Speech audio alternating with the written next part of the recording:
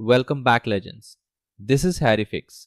Here we explore powerful Harry Potter what if stories and hidden magic.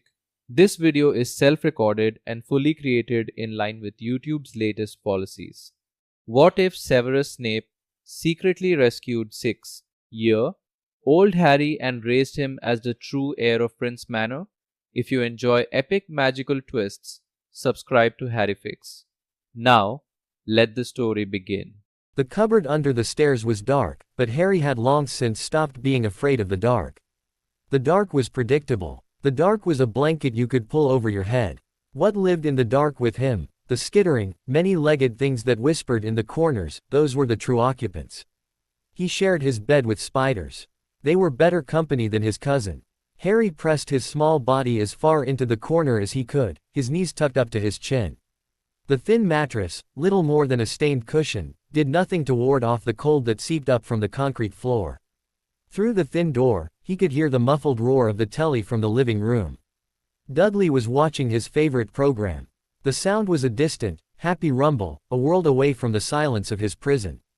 A thin strip of light bled under the door, and occasionally a large shadow would pass by it, making the darkness in the cupboard deepen for a second. He'd learned to tell whose shadow it was. The heavy, lumbering one was Uncle Vernon. The quick, bird-like darting was Aunt Petunia. The bouncy, erratic one was Dudley, usually followed by the heavy one, like a man chasing a runaway balloon. Today had been a bad day. They were all bad days, but some were worse than others. This one had started with Dudley finding a stray eyelash on Harry's cheek at breakfast. Freaks got eyelashes falling out, Dudley had jeered, his piggy eyes gleaming with the promise of sport. Maybe he's molting. Aunt Petunia had glanced over from the frying pan, her thin lips pursed. Don't touch him, Dudley, you don't know where he's been. He's been in his cupboard, Mummy, Dudley had said, as if this were the most pathetic thing in the world. And then, because Dudley's world was a simple one where boredom led to cruelty, he'd waited until his mother's back was turned and flicked a hot rasher of bacon fat at Harry's face. Harry had flinched, the hot grease stinging his cheek. He hadn't cried. He'd learned not to cry. Crying only made them worse. It was like blood in the water for sharks. He'd simply wiped his face with the back of his hand, the rough material of his oversized, threadbare jumper soaking up the grease. He'd been sent to his cupboard for breakfast anyway, for making a mess. That had been hours ago. Hours of counting the seconds by the thumping of his own heart. Hours of tracing the grain of the wood on the inside of the door. Hours of listening to the spiders weave their silent webs in the corners above his head. He was hungry. His stomach was a tight, hollow knot. He thought about the bacon fat on his cheek. He'd licked his lips afterwards, tasting the salt and smoke. It was the closest he'd get to food today.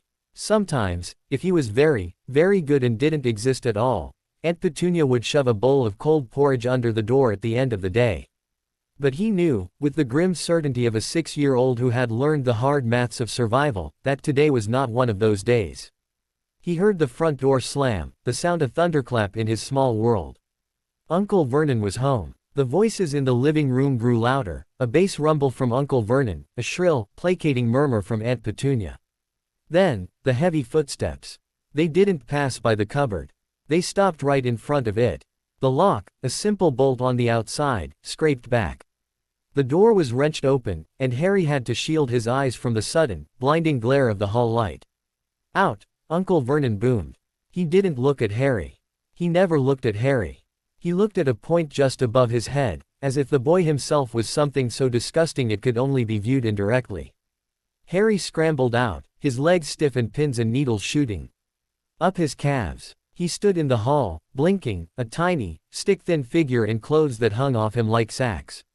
His glasses, held together with a bit of sticky tape on the bridge, sat crookedly on his nose. Uncle Vernon loomed over him, a giant of a man with a purple-tinged face and a walrus mustache. "We're having a quiet dinner," he said, his voice a low threat. "The Masons are coming. Important clients. If you so much as make a peep, if we even know you're here, it'll be the cupboard for a week. No food, no light." "Understood." Harry nodded, his eyes wide. He knew the Masons. They were the kind of people who looked at him like he was a stray dog that had wandered into their nice, clean house. He was to be seen and not heard. Better yet, not seen at all. Get in the kitchen. Finish the dishes. Then straight back in your hole, Aunt Petunia added, appearing behind her husband. She was holding a tea towel, wringing it in her hands. Her eyes were pale and watery, and they slid over Harry without ever really seeing him. Harry moved. He knew better than to hesitate. He scurried past them, a shadow in his own home, and into the kitchen. The room was warm and smelled of roasting meat and onion gravy. His stomach cramped painfully. On the sideboard, cooling on a wire rack, was a magnificent lemon meringue pie, the meringue peaked into golden brown swirls. He stared at it for a second too long. Eyes off, boy, Uncle Vernon roared from the hall. That's for guests, not for freaks. Harry's face burned. He turned to the sink, which was piled high with greasy pots and pans. He pulled over the rickety wooden stool, climbed onto it, and plunged his small hands into the scalding water. He scrubbed and rinsed, the repetitive motion a kind of meditation. The sounds of the house shifted around him. The clink of cutlery being laid on the dining table. The murmur of voices as his aunt and uncle prepared. The front doorbell chiming, a bright, cheerful sound that was foreign to this house. Then, the low hum of adult conversation, punctuated by Dudley's occasional loud, stupid laugh. Harry was invisible. He was nothing. He was the grime on the dishes he cleaned. When the last pot was dried and put away, he crept back towards the hall. The dining room door was firmly shut. Light spilled from underneath it, along with the sound of laughter and clinking glasses. They were happy in there. Happy in their world of roast beef and lemon pie, a world where he didn't exist. He paused by the cupboard door.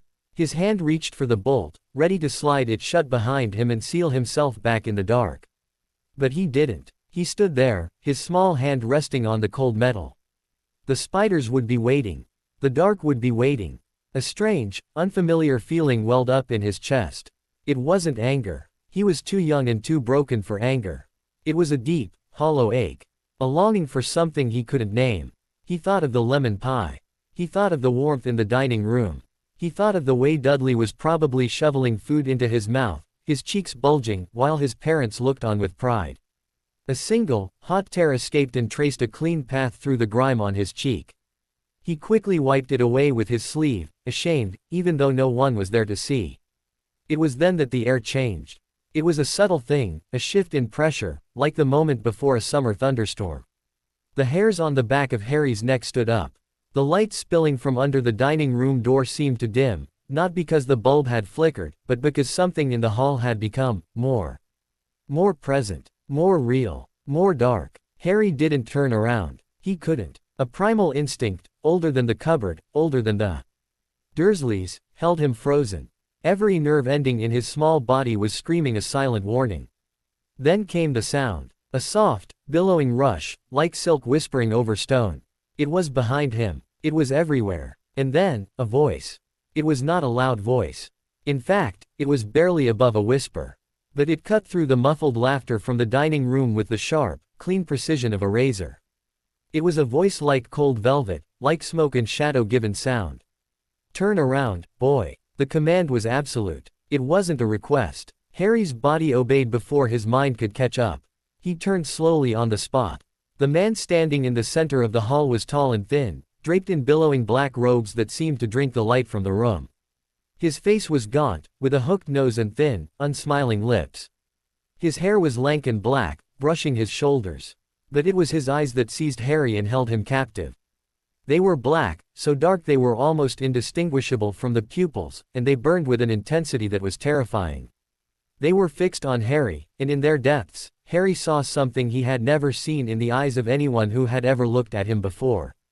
He saw focus. He saw intent. He saw himself, reflected in those dark pools, as if he were the only thing in the world that mattered. For a long, breathless moment, the man simply stared at Harry. The silence in the hall was absolute, a bubble of nothingness that seemed to block out the sounds of the house. The man's gaze roamed over him, from the two large, patched trainers on his feet, up the spindly legs in their faded jeans, over the threadbare jumper with its holes at the elbows, and finally to his face. He stared at the crooked glasses, the tangled black hair, and the faint, fading red mark on his cheek where the bacon fat had struck him. Something flickered in the man's eyes. It was gone in an instant, replaced by the same cold, intense scrutiny. But Harry had seen it. It looked like pain. "What is your name?" the man asked. His voice was low, almost a monotone, yet it vibrated with a suppressed power that made the air hum.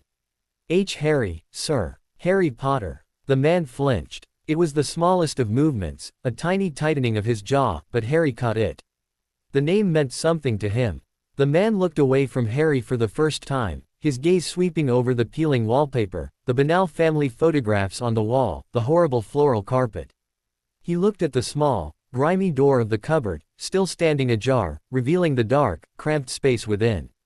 When his eyes returned to Harry, the fire in them had banked into something colder, harder, and infinitely more dangerous. It was the look of a man who had just confirmed his worst suspicions and found the world wanting.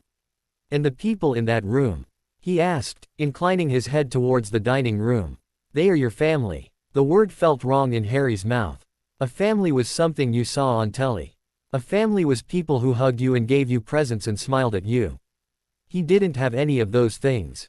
But he didn't know any other word for them. "My aunt and uncle," he whispered. "And my cousin, Dudley." The man's thin lips curled into something that was not a smile. It was a snarl of pure, undiluted disgust. "I see." From within his flowing robes, he produced a wand. It was thin, dark, and unremarkable, but the moment it appeared, the air in the hall seemed to crackle with energy. Harry stared at it, mesmerized. He didn't know what it was, but he knew, with every fiber of his being, that it was important. That it was powerful. The man pointed the wand at the dining room door. He didn't speak a word, but Harry felt a pulse, a silent wave of force, pass through him. It wasn't painful. It was like being washed with pure silence. The already muffled laughter from the dining room ceased entirely. Not faded, not quietened. It just stopped, as if someone had simply switched the world off. The man then turned the wand on the cupboard. There was a soft whooshing sound, and from its dark interior, a cascade of spiders began to pour out.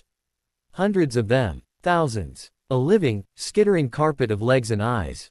They flowed over the threshold and scattered in all directions, disappearing into the skirting boards, under the staircase, into the cracks of the floor, fleeing as if their very lives depended on it. In seconds, they were gone. The cupboard was clean. Harry watched, his breath catching in his throat. He wasn't scared. He was amazed. The spiders, his only constant companions, were running away. From this man, or from what he could do. The man lowered his wand and looked back at Harry. The intensity in his eyes had not lessened, but there was something else there now. A decision had been made. "You will come with me," the man said. It was not a question. Harry blinked. I have to go to my cupboard." Uncle Vernon said. "Your uncle," the man interrupted, his voice dripping with contempt, "is a fat, ignorant fool who wouldn't know value if it bit him on his ample backside. Your aunt is a bitter, jealous woman who has spent her life lying to herself and to you. They are not your family. They are your jailers. And this," he gestured at the house, the cupboard, the whole miserable world. "This is your prison." He took a step closer, and Harry had to crane his neck to look up at him. The man smelled of something strange and pleasant, like herbs and wood smoke in old potion bottles. "My name is Severus Snape," he said, the words falling like stones into still water. "I knew your mother. And I am here to take you away from this place. Tonight. Now." Harry's world tilted on its axis. His mother. The word was a phantom, a ghost that lived in the whispers of his own imagination. Aunt Petunia had told him she and his father had died in a car crash. A stupid, careless accident. That was the story. That was all he had. A car crash. But the way this man, Snape, said the word, mother. It wasn't just a fact. It was a wound. It was a confession. "My mum." Harry's voice was tiny, even to his own ears. Snape's gaze didn't waver. For a second, the cold mask slipped, and Harry saw a raw, aching grief in those black eyes. It was so profound, so adult and complex, that it frightened Harry more than the floating man or the fleeing spiders had. "Yes," Snape said, his voice rough. "Lily. The brightest witch I ever knew. And she would be appalled to see you living like this." He looked away, composing himself. When he looked back, the mask was firmly in place. "I made a promise. A long time ago. One I have failed to keep for 6 years. I am here to rectify that failure." He extended a long-fingered hand towards Harry. It was pale and steady. Harry stared at it. It was an offer. A choice. He could take that hand and walk out into the night with this terrifying, intense stranger, or he could go back into his spider-free cupboard, back to the cold and the hunger and the nothingness, and wait for the Dursleys to remember he existed tomorrow. His heart was hammering against his ribs. Every survival instinct he'd honed in this house screamed at him to stay put, to be quiet, to be invisible. Strangers were dangerous. Strangers meant punishment. But this man wasn't a stranger, was he? He had known his mother. His mother, who was more than a car crash. His mother was a witch. The brightest witch he ever knew. The word echoed in his mind. Witch. It sparked something deep within him, a tiny flicker of recognition, of belonging. It was a word that felt like coming home. Slowly, his small, grimy hand reached out and placed itself in Snape's palm. Snape's fingers closed around it. They were cool and surprisingly gentle. A look of profound, almost unbearable sadness crossed Snape's face as he looked down at the tiny hand in his. Then it was gone, replaced by grim determination. Hold tight, he instructed. And then the world dissolved. There was no floor under Harry's feet. No hall. No light. There was only a crushing, suffocating pressure, as if he were being pushed through a tube of tight, black rubber. He couldn't breathe. He couldn't see. He couldn't scream. He was nothing but a point of terrified consciousness, held together only by the cool, firm grip on his hand. He felt as though he were being stretched and squeezed and spun all at once.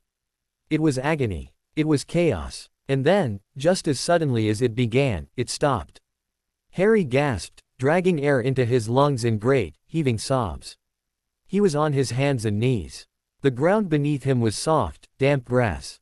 He could smell earth and night air and something sweet, like night-blooming flowers. He looked up. He was in a vast, shadowy garden. Before him loomed a house, but it was like no house Harry had ever seen. It was old, built of dark, mottled stone, with tall, narrow windows and a steeply pitched roof that jutted against the star-scattered sky. Ivy crawled up one side. It looked grand, mysterious, and slightly forbidding. It looked like a castle from one of the fairy tales Aunt Petunia never read to him. Beside him, Snape was adjusting his robes, his breath coming in slightly controlled pants. Apparition was clearly not a pleasant experience, even for the one in control. He looked down at Harry, who was still trembling on the ground. "We are home," Snape said quietly.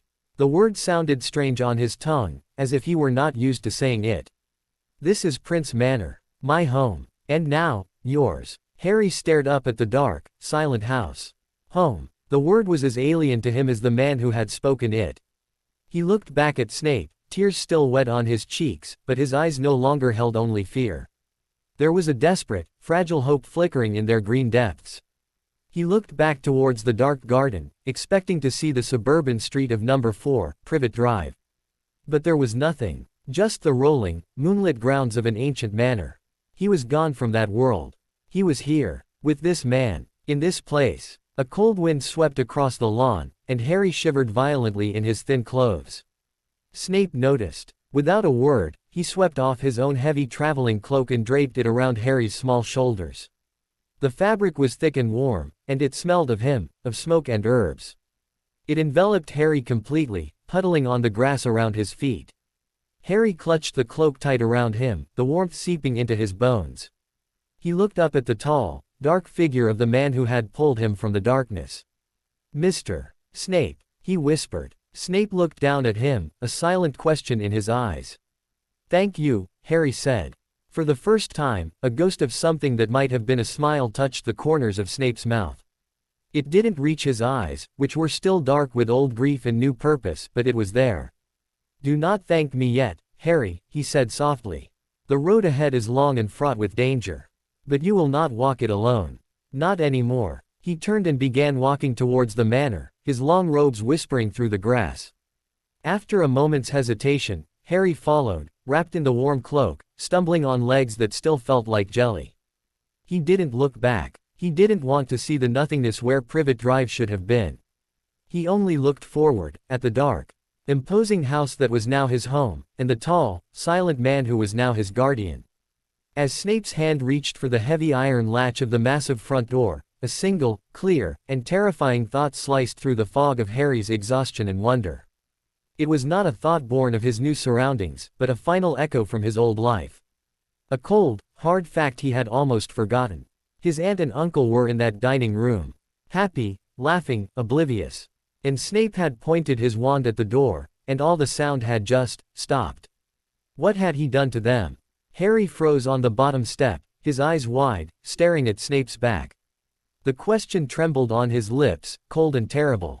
But before he could give it voice, the great door swung open on silent hinges, revealing a pool of warm, golden light from within the manor, and Snape turned, his dark silhouette framed in the glow. "Come, Harry," he said. "It is time you learned the truth." The great door swung shut behind them with a sound like a distant thunderclap, sealing Harry off from the night and from everything he had ever known. He stood in the entrance hall of Prince Manor, his small frame drowning in Snape's cloak, and tried to make sense of what he was seeing.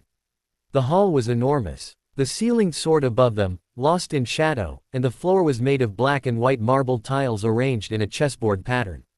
A grand staircase curved up into the darkness, its banisters carved from dark wood into shapes that might have been serpents or dragons, Harry couldn't tell which. Tapestries hung on the stone walls, their colors faded with age, depicting scenes of people in old-fashioned robes doing strange things. One showed a woman pointing a stick at a man who had turned into a pig. Another showed a group of figures standing around a cauldron, green smoke rising in curling spirals. But it was the portraits that made Harry's skin crawl. All along the walls, in gilded frames of various sizes, people were watching him. Not painted people who looked real, actual people, moving and breathing and turning their heads to stare. An old man with a long white beard leaned forward in his frame, his eyes narrowing as they fixed on Harry. A severe-looking woman in a high collar whispered something to her neighbor, a fat bald man who was openly gaping. Their whispers were like rustling leaves, too faint to understand, but their meaning was clear enough. He didn't belong here. Snape swept past him, his robes billowing slightly despite the absence of any breeze. He seemed utterly unconcerned by the watching portraits, and Harry hurried to keep up, the hem of the borrowed cloak trailing behind him like a bridal train. "Pay them no mind," Snape said without turning. "They have been starved of novelty for decades. You are the most interesting thing to happen to this house since the war." Harry didn't know what war he meant, and he was too overwhelmed to ask. He simply followed, his eyes darting everywhere at once. They passed through a doorway into a long corridor lined with doors, all of them closed. Snape stopped before one near the end and pushed it open. "This will be your room for tonight," he said. "Tomorrow, we will discuss more permanent arrangements." Harry stepped past him into the room and stopped dead. It was larger than the entire ground floor of number 4. A massive 4-poster bed dominated the space, draped in heavy velvet curtains the color of midnight. A fireplace big enough to stand in was already crackling with warm firelight, casting dancing shadows across a ceiling painted with stars and moons and swirling clouds. There was a wardrobe carved from dark oak, a writing desk with a brass lamp, and a window that stretched from floor to ceiling, showing a glimpse of the moonlit grounds outside. But what caught Harry's attention most was the shelf. It was built into the wall beside the fireplace, and it was filled with toys. Not the plastic, garish toys Dudley hoarded, but beautiful, old-fashioned things. A wooden dragon with articulated wings. A set of tin knights on horseback. A rocking horse with a real mane of white hair. A collection of glass marbles that glowed faintly from within. A stuffed owl with enormous amber eyes. Harry approached the shelf slowly, as if the toys might bite. He reached out a tentative finger and touched the dragon's wing. It moved under his touch, smooth and perfect. "They were yours," Snape said from the doorway. Harry turned, confused. "Your mother's," Snape clarified. "She grew up in a house much like the one you left tonight. Muggles, her family. They didn't understand what she was. But when she came here, to this world, she left those things behind. I acquired them years ago. I thought you might want them someday." Harry looked back at the toys. They were old, clearly well loved, but carefully preserved. His mother had touched these things. His mother had played with this dragon, had rocked that horse. A lump formed in his throat, hard and painful. Was she happy? He whispered. "My mum." The silence stretched behind him. When Snape finally spoke, his voice was stripped of its usual coldness, leaving something raw and exposed. "She was the happiest person I ever knew. Despite everything. Despite a sister who resented her, despite a world that feared her, despite," he trailed off, and Harry heard him take a breath. She found joy in the smallest things. A flower blooming out of season. A perfect snowflake. A friend's smile. She collected happiness like others collect stamps. Harry turned to look at him. Snape was standing in the doorway, his face half in shadow, but his eyes were fixed on some point in the past that Harry couldn't see. What happened to her? Harry asked. It was the question he had never been allowed to ask, the mystery that had haunted every empty night in his cupboard. Snape's gaze snapped back to the present, and the mask slid back into place. But not before Harry saw the flash of pain, raw and bleeding. Tonight is not the night for that story, Snape said flatly. You are exhausted, hungry, and overwhelmed. There will be time enough for difficult truths in the days to come. He moved to the door, pausing with his hand on the handle. There is a bathroom through that door. I will have food sent up. Eat, bathe, sleep. We begin your education in the morning. Mr. Snape. Harry's voice stopped him. The Dursleys. In the dining room. What did you do to them? Snape turned back, and for a moment, his expression was unreadable. Then something cold and satisfied flickered in his dark eyes. I gave them a small taste of what they have given you, he said softly. A memory of emptiness. A few hours of believing that they have lost something precious, without ever knowing what. When they wake tomorrow, they will remember nothing of you. You will be a photograph faded beyond recognition, a name they cannot quite recall. You will cease to exist for them, just as they wished you to cease to exist for the world. Harry stared at him. They'll forget me. They will forget they ever had a nephew. They will forget the cupboard under the stairs. They will forget every cruelty they inflicted. And in that forgetting, they will receive the only punishment that truly fits their crime. They will never know what they lost. Snape's hand tightened on the door handle. It is more mercy than they deserve. Good night, Harry. The door closed behind him with a soft click, and Harry was alone. He stood in the middle of the magnificent room, surrounded by his mother's toys, wrapped in a stranger's cloak, and tried to process what had just happened. His entire life had been upended in the space of an hour. The people who had raised him, if you could call it raising, would wake tomorrow with no memory of his existence. And he was here, in this impossible house, with this impossible man who spoke of witches and wands and worlds Harry had never known existed. A soft knock at the door made him jump. It opened to reveal a small creature unlike anything Harry had ever seen. It had large, bat-like ears, enormous tennis ball eyes, and a snub nose. It was wearing what looked like a tea towel, and it was carrying a tray piled high with food. Master Harry, sir, the creature squeaked, waddling into the room. Tilly is bringing dinner for the young master. Tilly apologizes for the delay, but the kitchen has not been used for proper meals in many years, and Tilly had to dust off the pots and find the good silver and she, Harry thought it was a she, kept talking as she set the tray on the writing desk, but Harry was staring at the food. There was a roasted chicken, golden and glistening. Mashed potatoes with butter melting into them. Gravy in a silver boat. Bright green peas. A roll still steaming from the oven. And a tall glass of pumpkin juice, whatever that was. Sit, Master Harry, sir, Tilly urged, pulling out the chair. Eat. You are skin and bones, you are. Tilly has seen healthier looking garden gnomes. No offense meant, sir. Harry sat. He picked up the fork. It felt heavy in his hand, unreal. He looked at Tilly, who was watching him with an expression of such anxious concern that it made his chest ache. Are you, he started. What are you? Tilly's ears drooped slightly. Tilly is a house elf, sir. Tilly belongs to Prince Manor. Has belonged for generations, sir. Tilly's great-great-grandmother served the first Lord Prince, and Tilly serves the last. The last. Master Snape, sir, Tilly said, her voice dropping to a whisper. The last of the Prince line. A great and terrible honor, it is, serving the last. Tilly takes her duties very seriously, sir. Very seriously indeed. Harry looked at the food, then back at Tilly. Will you eat with me? Tilly looked horrified. Oh no, sir. House elves do not eat with the family, sir. It would not be proper. Tilly will be in the kitchen if the young master needs anything. Anything at all. And with a pop that made Harry flinch, she vanished. Harry sat alone with the food. He picked up the chicken leg with his fingers and took a bite. It was the most delicious thing he had ever tasted. He ate until he thought he would burst, and then he ate a little more. When he finally pushed the tray away, he was drowsy and warm and fuller than he could ever remember being. He found the bathroom through the door Snape had indicated. It was almost as grand as the bedroom, with a clawfoot tub big enough to swim in.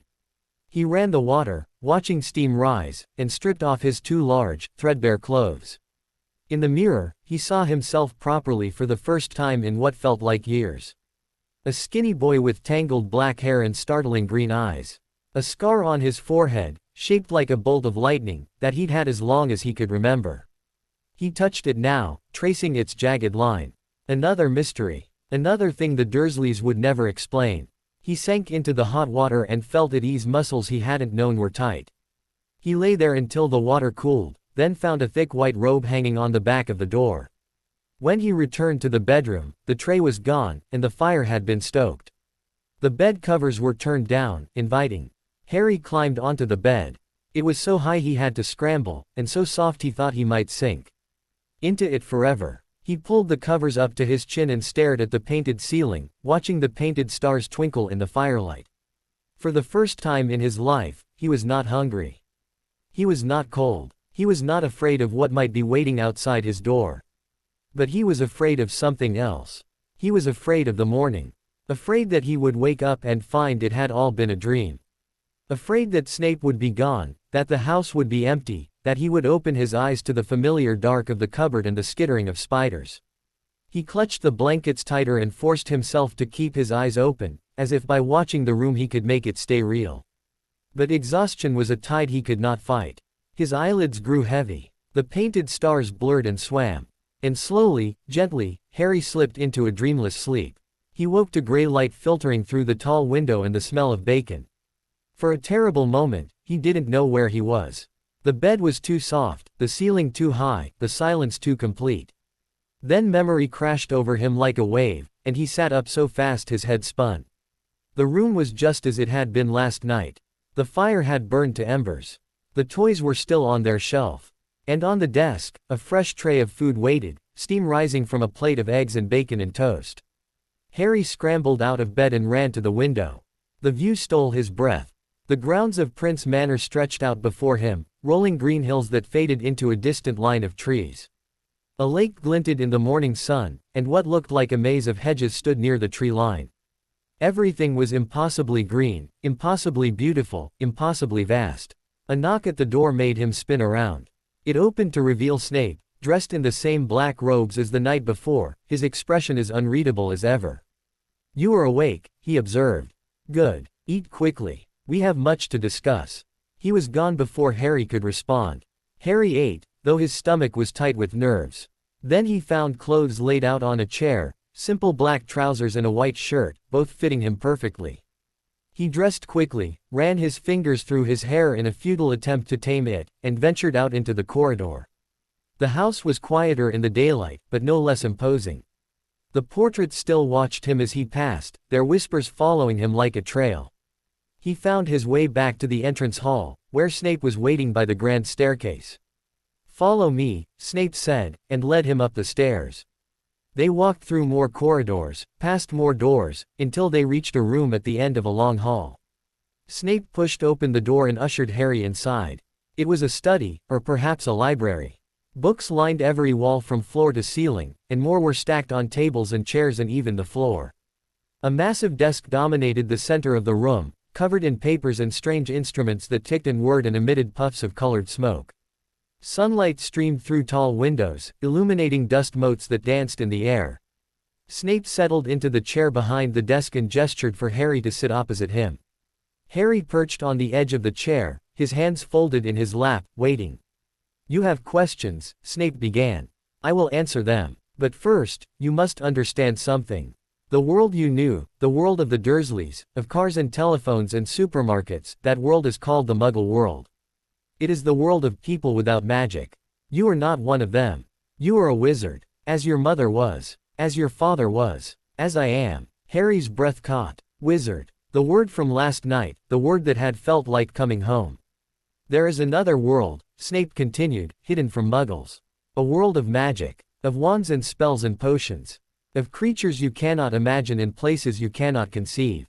That world is your birthright. That world is where you belong." "But why did the Dursleys," Harry started. Because they feared you, Snape cut across him, his voice hard. They feared what you are, what you represent. Your mother was a witch, born to Muggle parents. Her sister, your aunt, was not.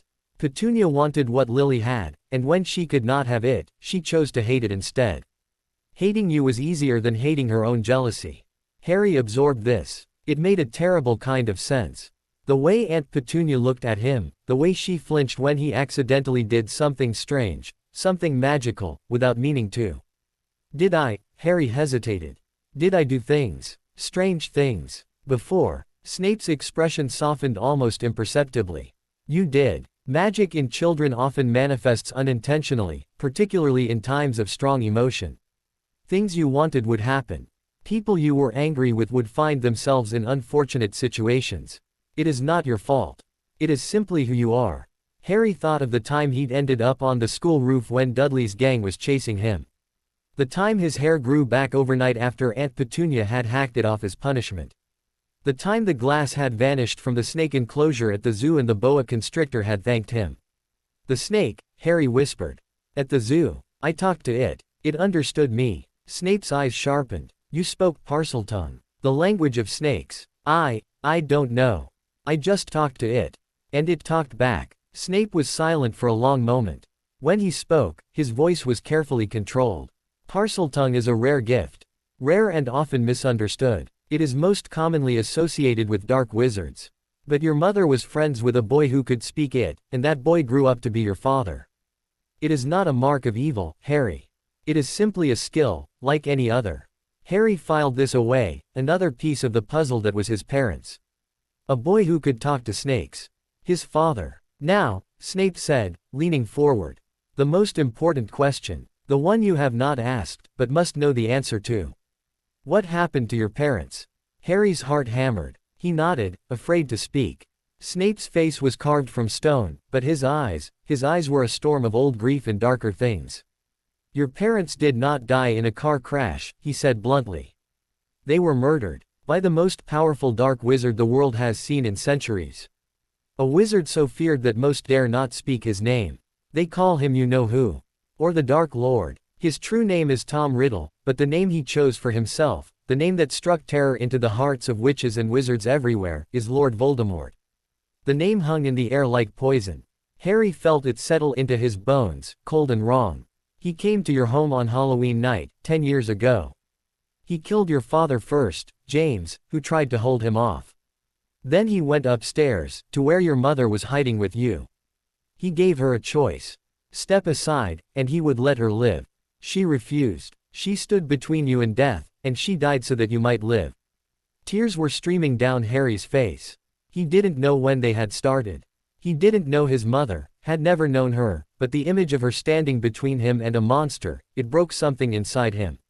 Her sacrifice, Snape continued, his voice rough, was ancient magic.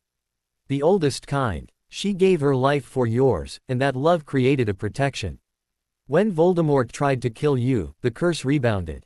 It destroyed his body, ripped his soul from his flesh, and left him a wraith, less than a ghost, barely alive. And, you, he stopped, his gaze fixed on Harry's forehead. You were left with that. Harry touched his scar, the lightning bolt, the mark of his survival. He gave you that scar, Snape said quietly. And in doing so, he marked you as his equal. His defeat made you a legend in our world. You are famous, Harry Potter, whether you want to be or not. The boy who lived. The boy who lived. The words meant nothing to Harry. He was just a boy. A boy who had lived in a cupboard. A boy whose mother had died for him. A boy whose father had tried to fight a monster. A boy with a scar and a destiny he had never asked for. Why didn't anyone come for me? Harry asked, his voice cracking. If I'm famous, if people knew what happened, why did the Dursleys get to keep me? Why did I have to live in a cupboard for 6 years while everyone in this magical world just forgot about me? Snape's jaw tightened. That is a question I have asked myself every day for the past 6 years. The answer is complicated and unsatisfying.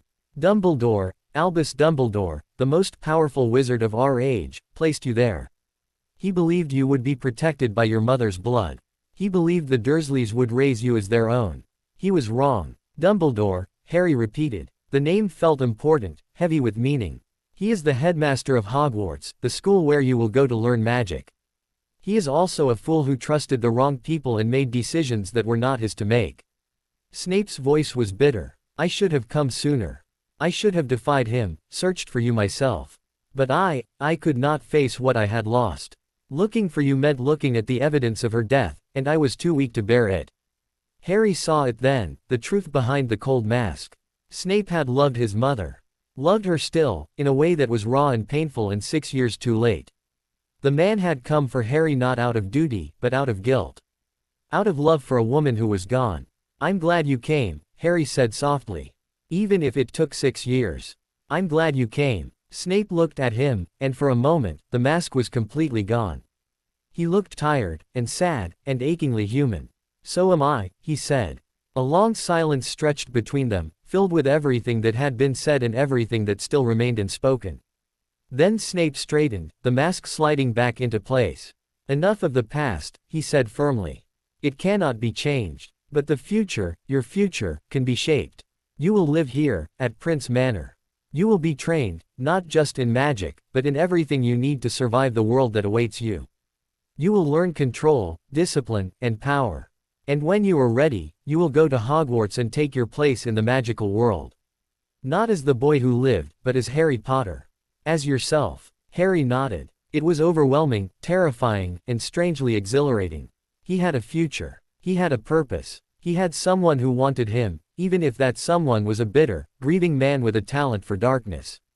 There is one more thing, Snape said slowly. Something you must know, though it will frighten you. Harry braced himself. After everything else, what could possibly be worse? Voldemort is not dead, Snape said. He was destroyed, but not killed. His spirit lingers somewhere in the world, waiting, growing stronger. The protection that saved you as a baby will not last forever. One day, he will return. And when he does, he will come for you. The words landed like stones in still water. Harry felt the fear rise, cold and choking. A monster was out there, waiting to finish what he had started. A monster who had already killed his parents. But you will be ready, Snape said, and his voice was iron. I will make sure of it. You will learn to fight, too. Defend yourself, to wield magic in ways that would make your parents proud. You will not face him alone. You have me. You will have friends, allies, teachers. And you have something he does not. What? Harry whispered. Snape leaned forward, his dark eyes burning into Harry's green ones. You have love. Your mother's love, protecting you still. The capacity to love, to care, to sacrifice. He does not understand love. He never has. It is your greatest weapon and his greatest weakness. Never forget that. Harry sat in the sunlit study, surrounded by books and strange instruments, and felt the weight of his new life settle onto his shoulders. It was heavy. It was terrifying. But for the first time, it was his. Outside the window, the grounds of Prince Manor stretched on, full of secrets and possibilities. Somewhere in the world, a dark lord waited, patient and hungry. And in this room, a bitter man and a frightened boy looked at each other across a desk and made a silent pact. They would be ready. Snape rose, his robes settling around him. Come, Tilly will have lunch prepared. Then we begin. There is much to do and little time to waste. Harry slid off his chair and followed Snape to the door. As they walked through the corridors of the ancient manor, past whispering portraits and echoing halls, Harry felt something he had never felt before. He felt like he was finally coming home. But as they reached the top of the grand staircase, a sudden chill ran through him, so sharp and unexpected that he stumbled. For just a second, he felt a presence, cold, vast, and hungry, brushing against the edges of his mind. He heard a whisper, high and terrible, like wind through dead trees. Harry Potter. He gasped, grabbing the banister for support. Snape turned sharply, his wand appearing in his hand as if by magic. What is it? Harry blinked, and the feeling was gone. The corridor was warm again, the sun streaming through a nearby window. Nothing, he said, his voice shaky. I thought I felt something. Snape's eyes narrowed, scanning the empty air around them. He didn't lower his wand. What did you feel? Harry hesitated. Cold. And a voice. It said my name. Snape's face went pale beneath its usual sallow complexion. He stared at Harry for a long, terrible moment. From now on, he said quietly, you will tell me immediately if that happens again. Immediately. Do you understand? Harry nodded, his heart pounding. Snape lowered his wand, but his eyes remained troubled. He looked at Harry as if seeing him for the first time, and what he saw clearly worried him. Come, he said again, but the word had lost its earlier firmness. Now it sounded almost like a plea. As they descended the stairs together, Harry couldn't shake the feeling that something had changed. The presence, the voice, it had felt real. It had felt like a warning.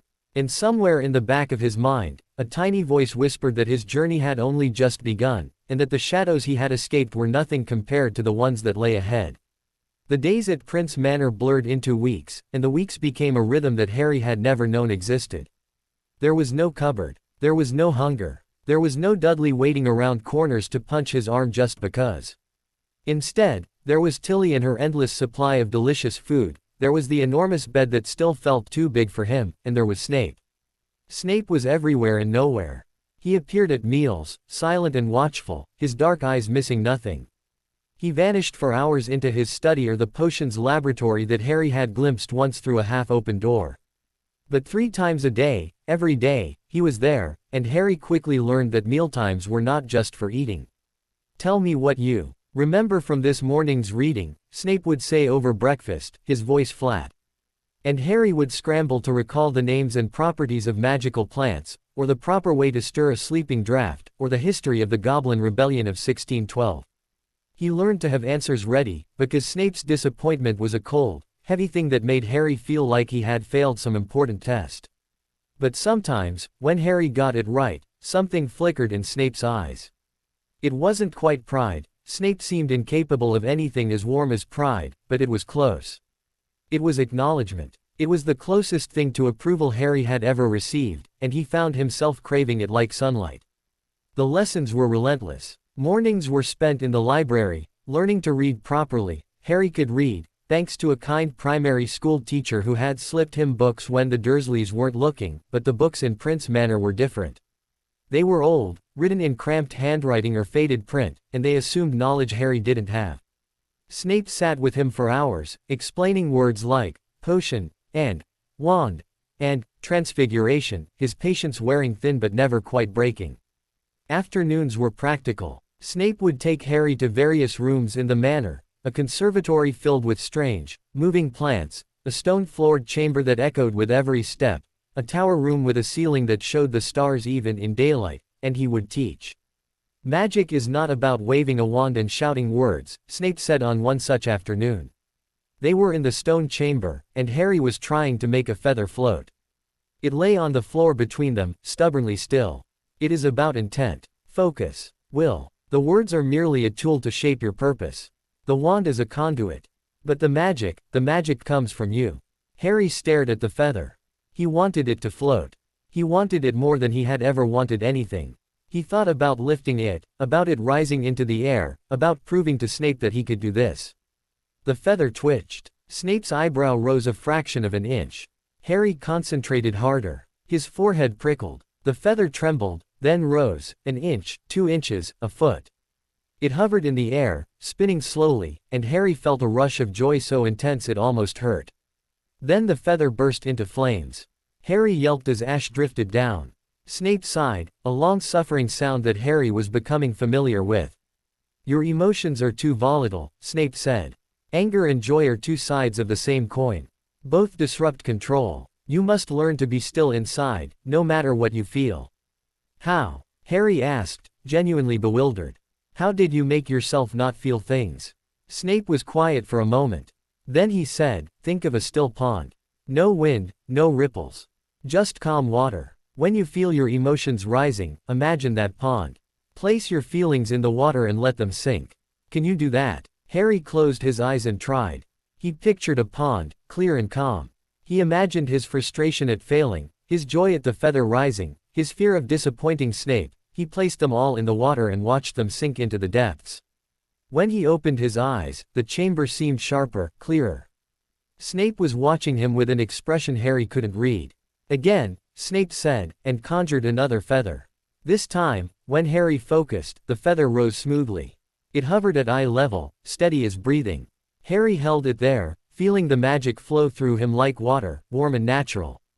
Snape nodded once. It was the most praise Harry had ever received from him, and it felt better than the feather ever could. As the weeks passed, Harry learned more than just magic. He learned about the house itself. Prince Manor was ancient, built sometime in the 12th century by the first Lord Prince, a sorcerer of considerable power. The manor had grown over the centuries, wings added and removed, rooms appearing and disappearing depending on the needs of its inhabitants.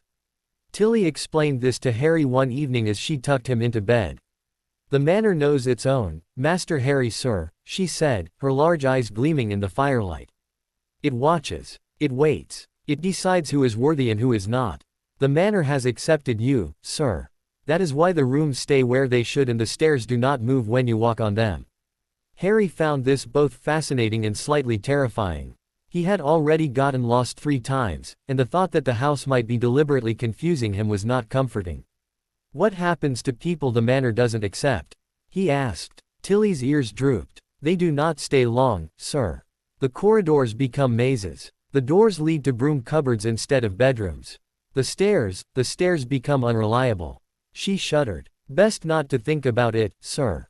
The manor likes you. That is what matters." Harry wasn't sure he wanted to be liked by a house, but he supposed it was better than the alternative. One evening, about 2 months into his new life, Snape summoned Harry to his study after dinner.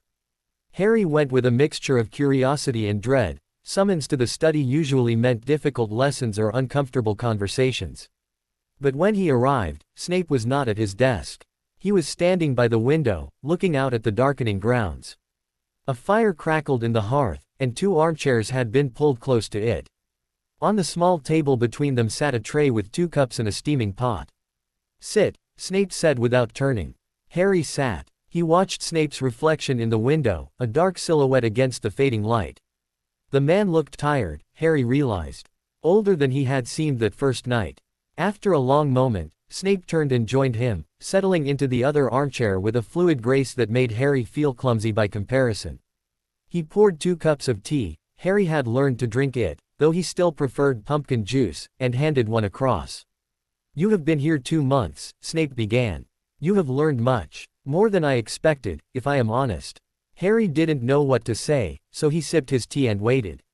"Your mother," Snape said, and the words seemed to cost him something, "was the quickest learner I ever knew. She absorbed knowledge like a sponge, but more than that, she understood it. She didn't just know facts, she felt them, deep in her bones. You have that same quality." Harry's heart swelled. His mother. Snape almost never spoke of her, and when he did, it was in fragments, pieces of a puzzle Harry was desperate to complete. "What was she like?" Harry asked. "I mean, really like. Not just the stories." "Her." Snape stared into the fire for so long that Harry thought he wouldn't answer. The flames danced in his dark eyes, casting shadows across his gaunt face. "She was kind," Snape finally said. "Not the performative kindness of those who seek approval, but genuine kindness. She helped without expecting thanks. She defended without seeking glory. She saw good in people who had given up on seeing it in themselves." His voice dropped, barely above a whisper. "She saw good in me. Merlin knows there was little enough to see, but she found it. She believed in it. And for a while, because she believed, I believed too." Harry listened, barely breathing.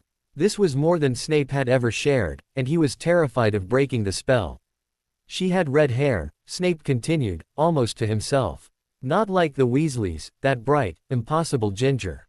Hers was deeper, auburn, like autumn leaves. And her eyes," he stopped, his gaze snapping to Harry with an intensity that made him flinch. "Her eyes were exactly like yours. That particular shade of green. I have never seen it in anyone else." Harry touched his own face, as if he could feel the color of his eyes. "I failed her," Snape said quietly. "I made choices, terrible choices, that led to her death. Not directly. Not intentionally. But I walked a path that put her in danger, and by the time I realized what I had done, it was too late." "Mr. Snape," Harry started. "No." Snape's voice was sharp. "You deserve the truth. Not pretty lies. Not comfortable fictions. You deserve to know that the man who rescued you is the same man who helped put you in danger in the first place."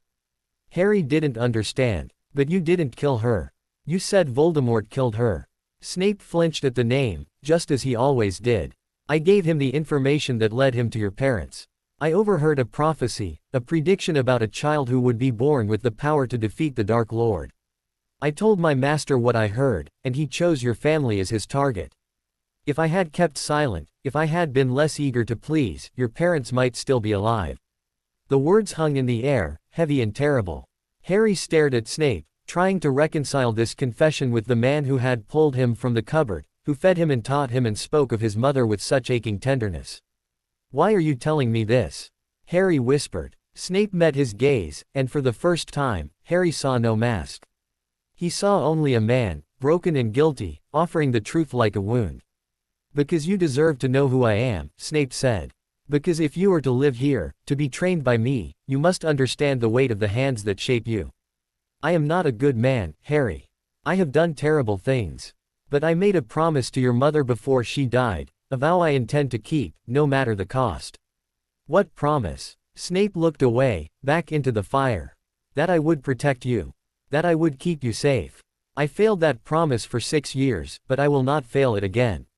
Whatever else I am, whatever else I have done, that, I swear to you. Harry sat in the warm glow of the fire, holding his cup of tea, and tried to process what he had just heard. The man who had rescued him had also, indirectly, caused his parents' death. But the same man had spent the last 2 months teaching him, feeding him, watching over him with an attention that bordered on obsessive. The same man spoke of Harry's mother with a love so raw it was painful to witness. I don't know what to think, Harry admitted. Snape nodded, as if he had expected this. Nor should you. Thought takes time. Feeling takes longer. I did not tell you this to hurt you, or to earn your forgiveness, or to ease my own conscience.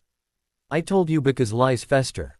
Secrets poison. And you have been lied to enough for one lifetime. He set down his cup and rose, moving towards his desk. From a drawer, he withdrew a small, worn photograph and brought it back to Harry.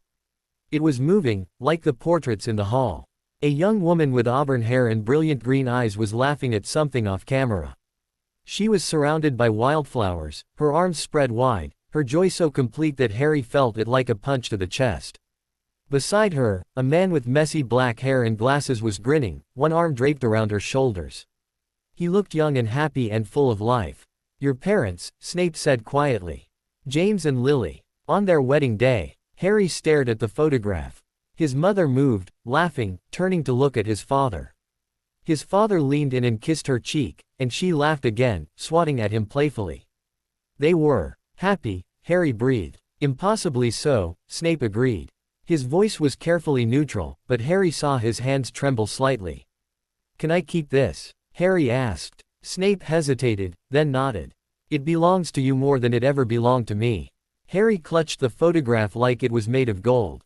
His parents. Moving, laughing, alive. He had never had a photograph of them before, the Dursleys had made sure of that. Now he had this. Thank you, he whispered. Snape turned away, but not before Harry saw the glisten in his eyes. It is late. You should sleep. Harry rose, still holding the photograph. At the door, he paused and looked back. Snape was standing by the fire, his silhouette dark against the flames, looking more alone than anyone Harry had ever seen. Mr. Snape. Snape didn't turn. What? I don't forgive you, Harry said. I don't even understand what there is to forgive. But I'm glad you told me. And I'm glad you came for me. He left before Snape could respond, but as he walked through the dark corridors towards his room, he felt lighter than he had in weeks. The truth was heavy, yes, but so was lies. At least this weight was his own. That night, Harry dreamed. He was in a dark place, cold and vast. He couldn't see anything, but he could feel a presence, huge and hungry, pressing against him from all sides. It wanted something. It wanted him. Harry Potter. The voice was the same one he had heard on the stairs weeks ago. High and cold and terrible. Come to me. No, Harry said, though his voice was tiny in the darkness. The presence laughed, a sound like breaking glass. You cannot hide from me, boy. I am in your blood. I am in your scar. I am part of you now, and you are part of me. Harry's forehead burned. He clutched his scar, and it was hot, so hot, like someone had pressed a brand to his skin. Your mother tried to protect you, the voice hissed. She died screaming. Did you know that? She begged. She pleaded. She offered her life for yours, and I took it. I took it and I enjoyed it. No, Harry screamed. You're lying. Am I? The presence coiled around him, cold and suffocating. I can show you. I can show you everything. Her last moments. Her fear. Her pain. Would you like that, boy? Would you like to see your mother die? Harry couldn't breathe. The darkness was crushing him, filling his lungs, his mouth, his eyes.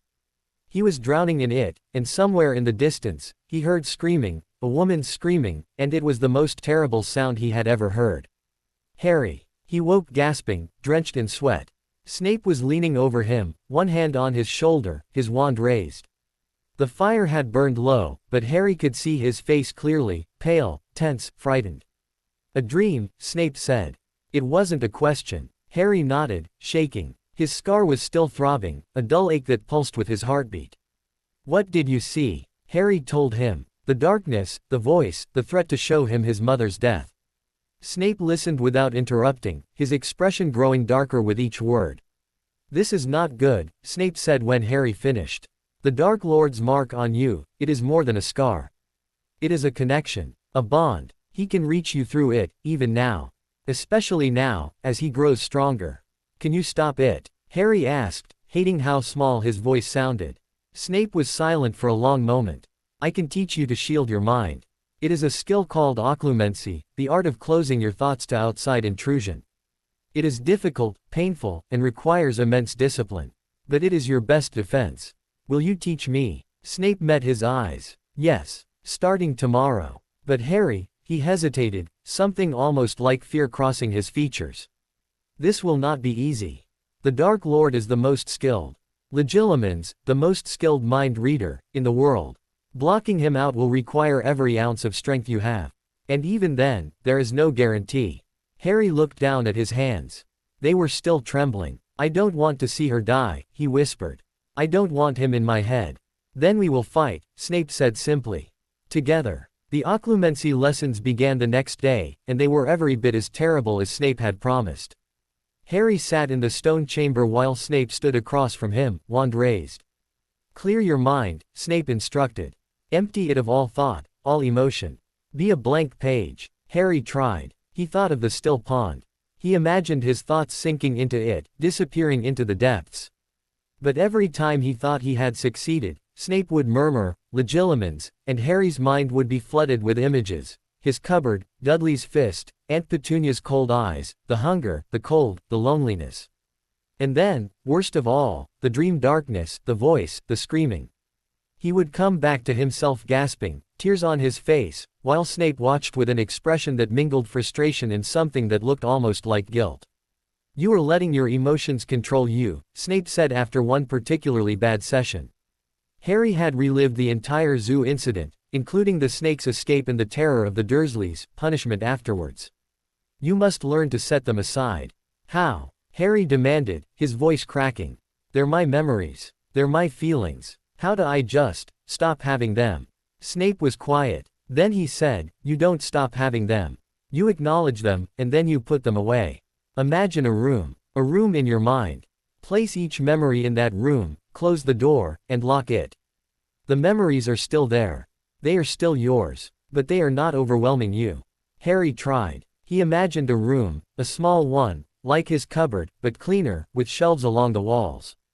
He imagined placing his worst memories on those shelves. The hunger, the cold, Dudley's fists, Aunt Petunia's silences, Uncle Vernon's rages. He placed them all on the shelves, one by one, and then he backed out of the room and closed the door. When Snape next tried to enter his mind, the memories were still there, but they were contained. Harry felt them, but they didn't drown him. He held the door closed, and Snape's probe slid off him like water. Snape lowered his wand, something like surprise on his face. Again, he said. They practiced until Harry's head ached and his scar throbbed with a dull, persistent pain. But by the end of the session, he could hold Snape out for nearly a minute before his concentration broke. You are progressing, Snape admitted, which from him was high praise. But this is only the beginning.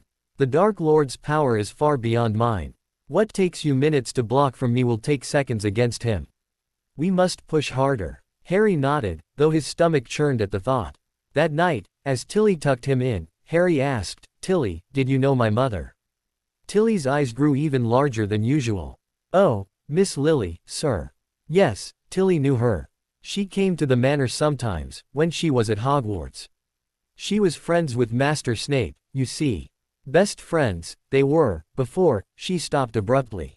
"Before what?" Tilly wrung her hands. "Tilly should not say, sir. It is not her place. Master Snape would be very angry. Please, Tilly." Harry used the tone he had learned worked best on her, soft, a little sad, hopeful. "I just want to know about my mum." Tilly's resolve crumbled. She glanced at the door, then leaned closer, lowering her voice to a whisper. "Before the fighting, sir. Before Master Snape went with the bad people. He was not always," she gestured vaguely, as if searching for the right word. "He was not always like he is now. He was brighter, happier. Miss Lily made him happy. And then there was a fight, a terrible fight, and words were said that could not be unsaid, and Master Snape, he chose wrong, sir. He chose the wrong path, and by the time he found his way back, it was too late." Harry absorbed this. So Snape hadn't just given Voldemort information, he had actually been one of his followers. A Death Eater. The term came back to him from one of the history books Snape had made him read. "He was a Death Eater," Harry said. Tilly flinched. "Yes, sir, he was. But he changed, sir. He changed before Miss Lily died. He went to Dumbledore, told him everything, begged for help. And Dumbledore," her voice hardened slightly. "Dumbledore used him, used his guilt, his grief. Made him a spy, sent him back into the darkness to pretend he still belonged there. It broke something in him, sir. It broke him, and he has never quite put the pieces back together." Harry thought about this. The man who taught him, who fed him, who had given him his parents' wedding photograph, that man had been a Death Eater. Had served the monster who killed his parents. Had changed, but too late. And yet Snape had come for him. Had pulled him from the cupboard and brought him here. Had confessed his sins without being asked. Had looked at Harry with eyes full of guilt and grief and something that might have been love. "Tilly," Harry said slowly, "do you think he's a good person?" Tilly considered this for a long moment. "Tilly thinks," she said carefully, "that good and bad are not always simple, sir. Master Snape has done terrible things. He has also done brave things. He has saved lives and ruined them. He has loved and lost and loved still, even when loving cost him everything. Tilly does not know if he is good. But Tilly knows he is trying. And sometimes, sir, trying is the best any of us can do." She patted his hand, a gesture so unexpectedly tender that Harry felt his eyes sting. "Sleep now, Master Harry," she said softly. "Tomorrow is another day." She left, and Harry lay in the dark, staring at the painted stars. He thought about his mother, laughing in the photograph. He thought about Snape, alone by the fire. He thought about the dark presence in his dreams, waiting, hungry. And he thought about what Tilly had said. Trying is the best any of us can do. He would try. He would try so hard. He would learn to close his mind, to control his magic, to become strong enough to face whatever was coming. He would make his mother proud. He would make Snape proud. He would become someone worth rescuing. As he drifted towards sleep, a thought flickered through his mind, a memory of the voice in his dream, cold and terrible, promising to show him his mother's death. The thought sent a shiver through him, but he pushed it away, into the room in his mind, and closed the door. He would be ready. But even as he slept, the darkness waited. And in a forgotten corner of Europe, in a forest of shadows and whispers, something stirred. Something hungry. Something that remembered the boy with the lightning scar and dreamed of the day it would finally finish what it had started. The serpent was waking. And it wanted its prey. 3 years passed at Prince Manor like water through cupped hands, impossible to hold, impossible to forget. Harry grew. Not just in height, though he had shot up several inches and now had to have his robes replaced twice. He grew in knowledge, in skill, in the quiet confidence that came from mastering things that had once seemed impossible. He could brew potions that would have made his 10-year-old self's head spin. He could transfigure matches into needles and beetles into buttons. He could levitate feathers for hours without breaking concentration, and he had even started on basic shielding charms. But more than that, he grew in understanding. He understood now why Snape was the way he was. The man was a fortress, walls built of grief and guilt and years of hard choices. He rarely smiled. He never laughed. But he was there, always there, at meals and lessons and the quiet evenings by the fire when he would read while Harry practiced his writing or studied for the next day's lessons. They had developed a rhythm, the two of them. Mornings were for theory, history, potion ingredients, magical theory so dense it made Harry's head ache. Afternoons were practical, often in the stone chamber or the conservatory or the potions laboratory.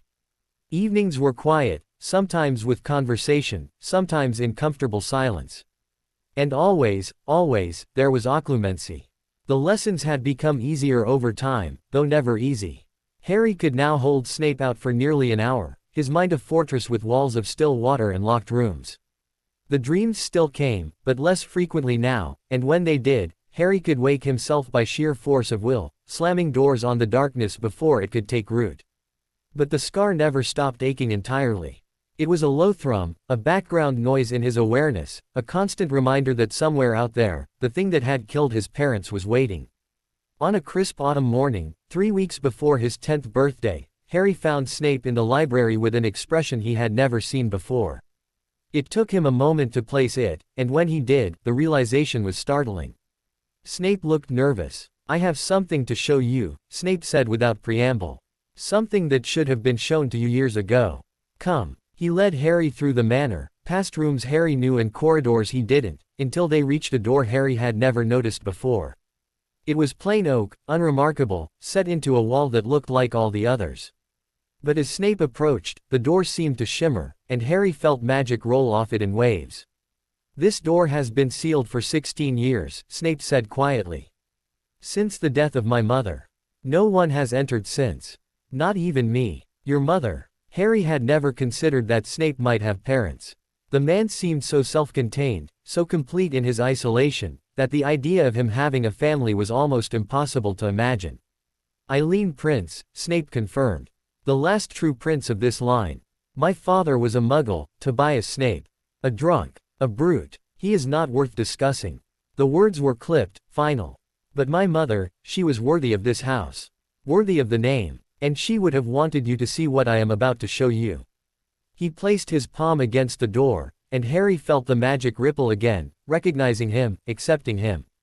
The door swung open on silent hinges. Beyond was a bedroom. It was clearly a woman's room, decorated in soft greens and golds. A 4-poster bed stood against one wall, its curtains drawn back to reveal pristine white sheets. A vanity table held silver brushes and crystal bottles, their contents long since evaporated. Bookshelves lined the walls, filled with volumes that looked even older than those in the library. And everywhere, on the walls, on the shelves, on the small desk by the window, were photographs. Moving photographs. Harry stepped inside slowly, drawn to the images like a moth to flame. They showed a woman with dark hair and Snape's sharp features, but softer, warmer. She smiled in the photographs, laughed, waved at the camera. In one, she was young, no older than Harry was now, sitting on a broomstick and grinning with pure joy. In another, she was older, holding a baby with a shock of black hair and a confused expression. "Your mother," Harry breathed, pointing at the infant. "My mother and me," Snape confirmed. He had not entered the room. He stood in the doorway, a dark silhouette against the corridor's light, as if he did not feel worthy of crossing the threshold. Harry moved to the desk. More photographs there, a young Snape, maybe 11 or 12, looking awkward in brand new Hogwarts robes. A group of children, laughing, with Snape on the edge looking uncomfortable. And then, his breath caught. It was his mother, Lily Evans, young and beautiful, with her auburn hair and her brilliant green eyes. She was sitting on a stone wall somewhere, and beside her was Snape. Not the Snape Harry knew, all darkness and shadows, but a boy. A boy with hope in his eyes and a smile on his face, looking at Lily like she was the sun. "This was our 5th year," Snape said quietly. He had moved closer without Harry noticing, drawn by the same photograph. "Before everything went wrong. Before I made choices that cost me everything." Harry looked at the image, at the happiness on both their faces, and felt something twist in his chest.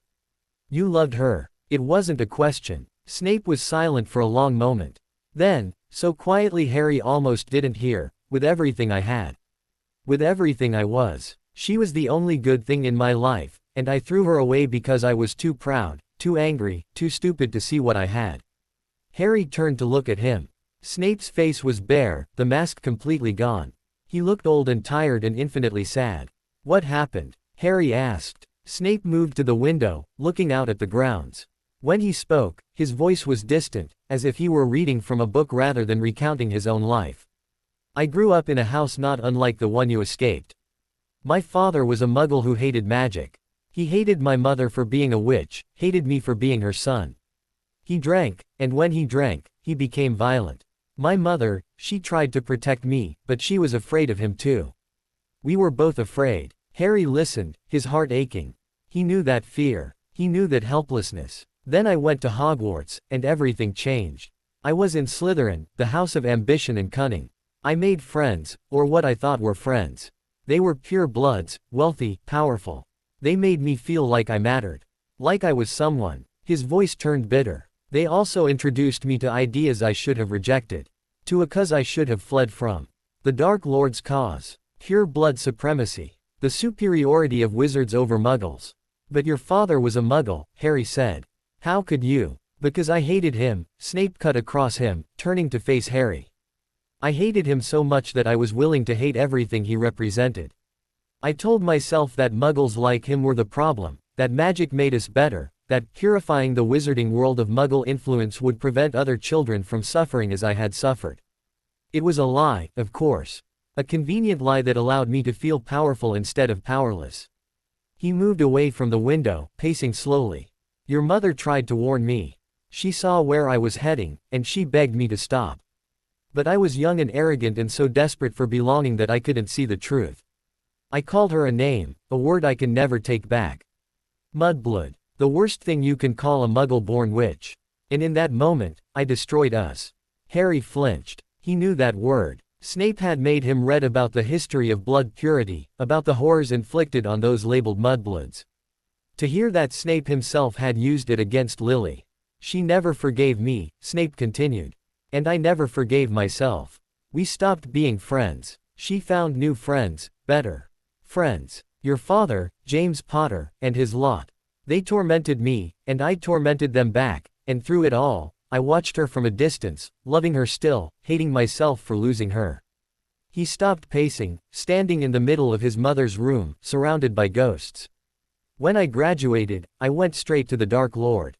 I wanted power. I wanted revenge on a world that had hurt me.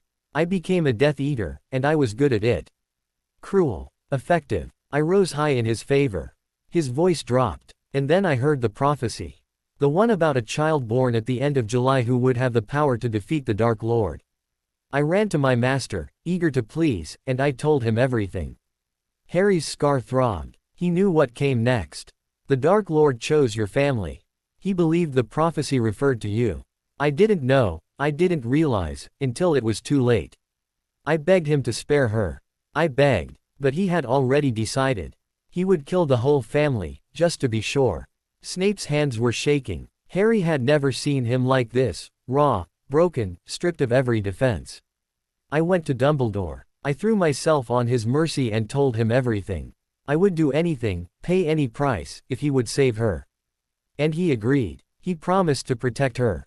Snape's voice cracked. But he couldn't. Or he wouldn't. I don't know which is worse. She died, and it was my fault, and I have carried that guilt every day since. Harry stood in the silence, the photographs moving around them, frozen moments of happiness that could never be recovered. He looked at the image of Snape and Lily on the stone wall, two children with their whole lives ahead of them, and felt tears prick his eyes. Why are you telling me this? He asked again, the same question he had asked 3 years ago. But this time, Snape's answer was different. Because you are not just Harry Potter, Snape said. You are also Lily's son. And I have spent 10 years hiding from that truth, from what it means, from what I owe her. But you deserve to know the whole story, not the sanitized version, not the comfortable lies. You deserve to know who I was, who I am, and why I will spend the rest of my life trying to keep you safe. Harry looked at the photograph one last time. Then he turned to Snape. You made terrible choices, he said. You did terrible things. But you also came for me. You saved me. You taught me. You gave me a home. He took a breath. I don't know if that makes up for anything. I don't know if it ever could. But I know that my mom, he looked at Lily's laughing face. I know she wouldn't want me to hate you. She loved you once. That must mean something. Snape stared at him, and for the first time, Harry saw tears in those dark eyes. They didn't fall. Snape was too controlled for that, but they were there, glistening, real. Your mother, Snape said hoarsely, was the best person I ever knew. And you, he stopped, swallowed. You were more like her than you know. They stayed in Eileen's room for hours after that.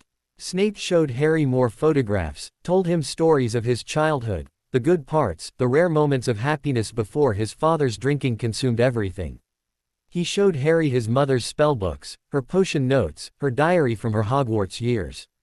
The diary was fascinating. Eileen Prince had been brilliant, ambitious, and fiercely independent. She had invented potions that were still used today, though few knew her name. She had been a champion dueler in her youth, and there were photographs of her holding trophies, her smile bright with victory. She could have been anything, Snape said quietly. She could have been Minister for Magic, if she'd wanted.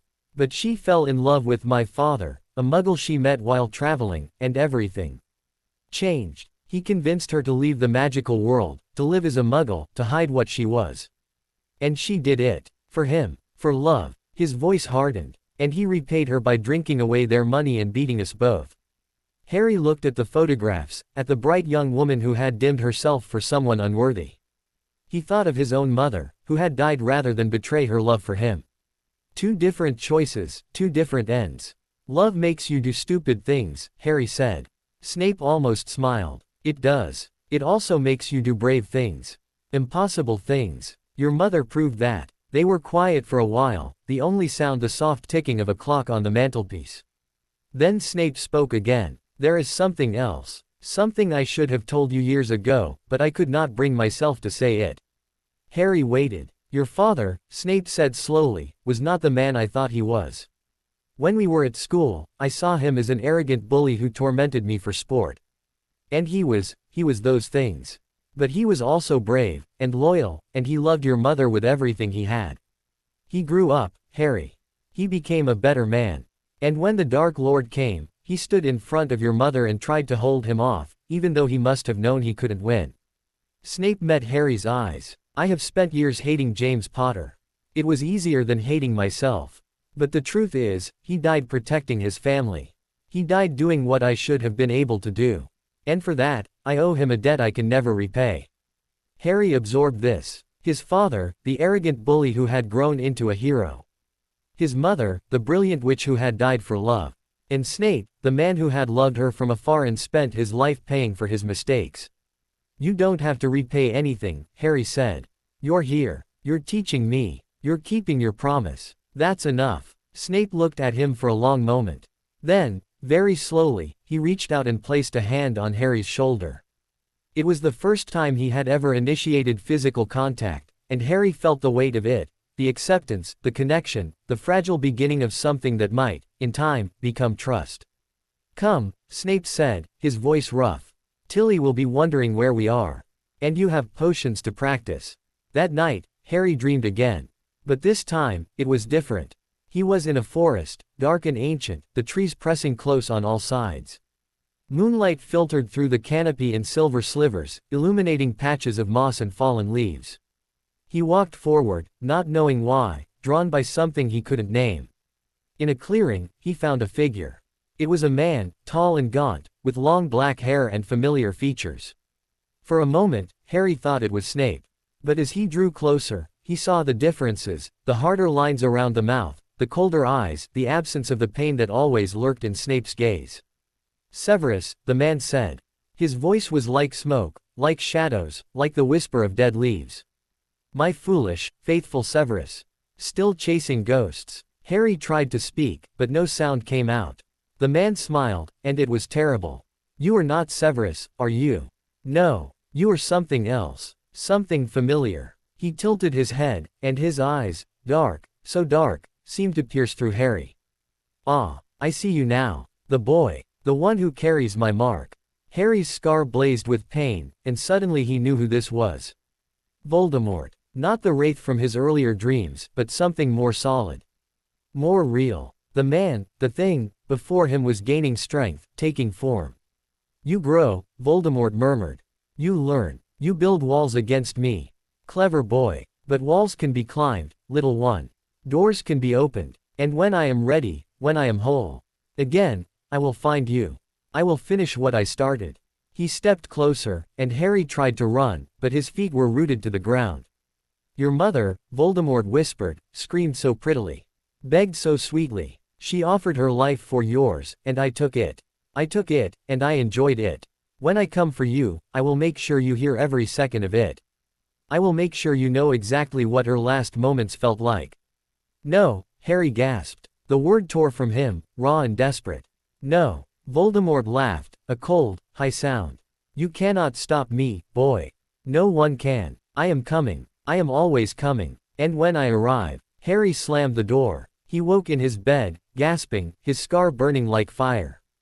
The room was dark, the fire low, but he was alone. He clutched his forehead, waiting for the pain to fade, waiting for his heart to stop hammering. When he could breathe again, he looked at the window. The moon was high, silver and cold, just as it had been in his dream. He thought about what Voldemort had said. He thought about his mother, screaming, begging. He thought about Snape, carrying that guilt for 10 years. And he thought about the look in Voldemort's eyes, the hunger, the certainty, the promise. He was coming. Someday, somehow, he was coming. Harry got out of bed and walked to the window. The grounds of Prince Manor stretched out before him, beautiful and peaceful in the moonlight. Somewhere in that darkness, Tilly was sleeping in her kitchen. Snape was in his rooms, probably awake, probably staring at his own ceiling and thinking about Lily. Harry pressed his hand to the cold glass. I'll be ready, he whispered to the night. I'll be ready. But even as he said it, he felt the weight of the promise, the impossibility of it. How did you prepare to face a monster? How did you fight something that had already killed the best witch and wizard of their age? He didn't know. But he knew one thing with absolute certainty. He would not go down without a fight. The next morning, Harry found Snape in the potions laboratory, brewing something complex that filled the room with sharp, medicinal smells. He looked up when Harry entered, and his eyes narrowed immediately. You had another dream. It wasn't a question. Harry nodded. He told Snape everything, the forest, the figure, the words. He left nothing out, not even the part about his mother screaming. When he finished, Snape was very still. The potion he had been brewing hissed softly, forgotten. He is gaining strength, Snape said finally. Faster than I hoped. Faster than Dumbledore predicted. What do we do? Snape was silent for a long moment. Then he straightened, his expression hardening into something Harry recognized, the look of a man who had made a decision. We accelerate your training. Occlumency every day, twice a day.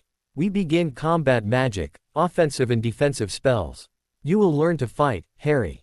Not just to block, but to strike. To defend yourself and others. And when you are ready, he paused. When you are ready, we will go to Hogwarts. Hogwarts. Harry's heart leapt. He had read about Hogwarts, dreamed about it, imagined it in vivid detail. The school of witchcraft and wizardry, the place where his parents had met, where Snape had fallen in love with Lily, where magic was taught in all its forms. You are almost 11, Snape said. The Hogwarts letters go out in the spring. You will receive one. You are already on the registry, as all magical children are. But when you go, you will not go as the boy who lived. You will go as Harry Potter, student. Nothing more, nothing less. And Dumbledore? Harry asked. He had read about Dumbledore too, the great Albus Dumbledore, headmaster of Hogwarts, the only wizard Voldemort had ever feared. But after what Snape had told him, after what Tilly had implied, Harry wasn't sure what to think of the man. Dumbledore is. Snape hesitated, choosing his words carefully. Dumbledore is complicated. He does what he believes is right, even when it costs others dearly. He will want to meet you. He will want to control your narrative, to use you as a symbol. We must be prepared for that. You'll be there, though? Harry asked. At Hogwarts. Snape's expression softened almost imperceptibly. I am the potions master. I have been for years. I will be there. Harry felt a rush of relief so intense it surprised him. Hogwarts was huge, intimidating, full of strangers. But Snape would be there. Snape, who had rescued him, taught him, confessed his darkest sins to him. Snape, who had loved his mother and was trying, in his broken way, to honor that love. Okay, Harry said. I'll work harder. I'll learn everything. I'll be ready. Snape nodded slowly. I know you will. You are your mother's son. He turned back to his potion, but not before Harry saw something in his eyes, something that looked almost like pride. That evening, Harry returned to Eileen's room. He didn't know why, exactly. Something drew him there, the same something that had drawn him to the photographs, to the stories, to the fragments of a past that was not quite his but felt connected to him in ways he couldn't explain. He sat at the desk and opened her diary to a random page. The entry was dated 1958, the year she would have been about his age. Father says I must focus on my potions if I am to continue the family tradition. The princes have been brewers for centuries, and he expects me to carry on the work. But I cannot stop thinking about transfiguration.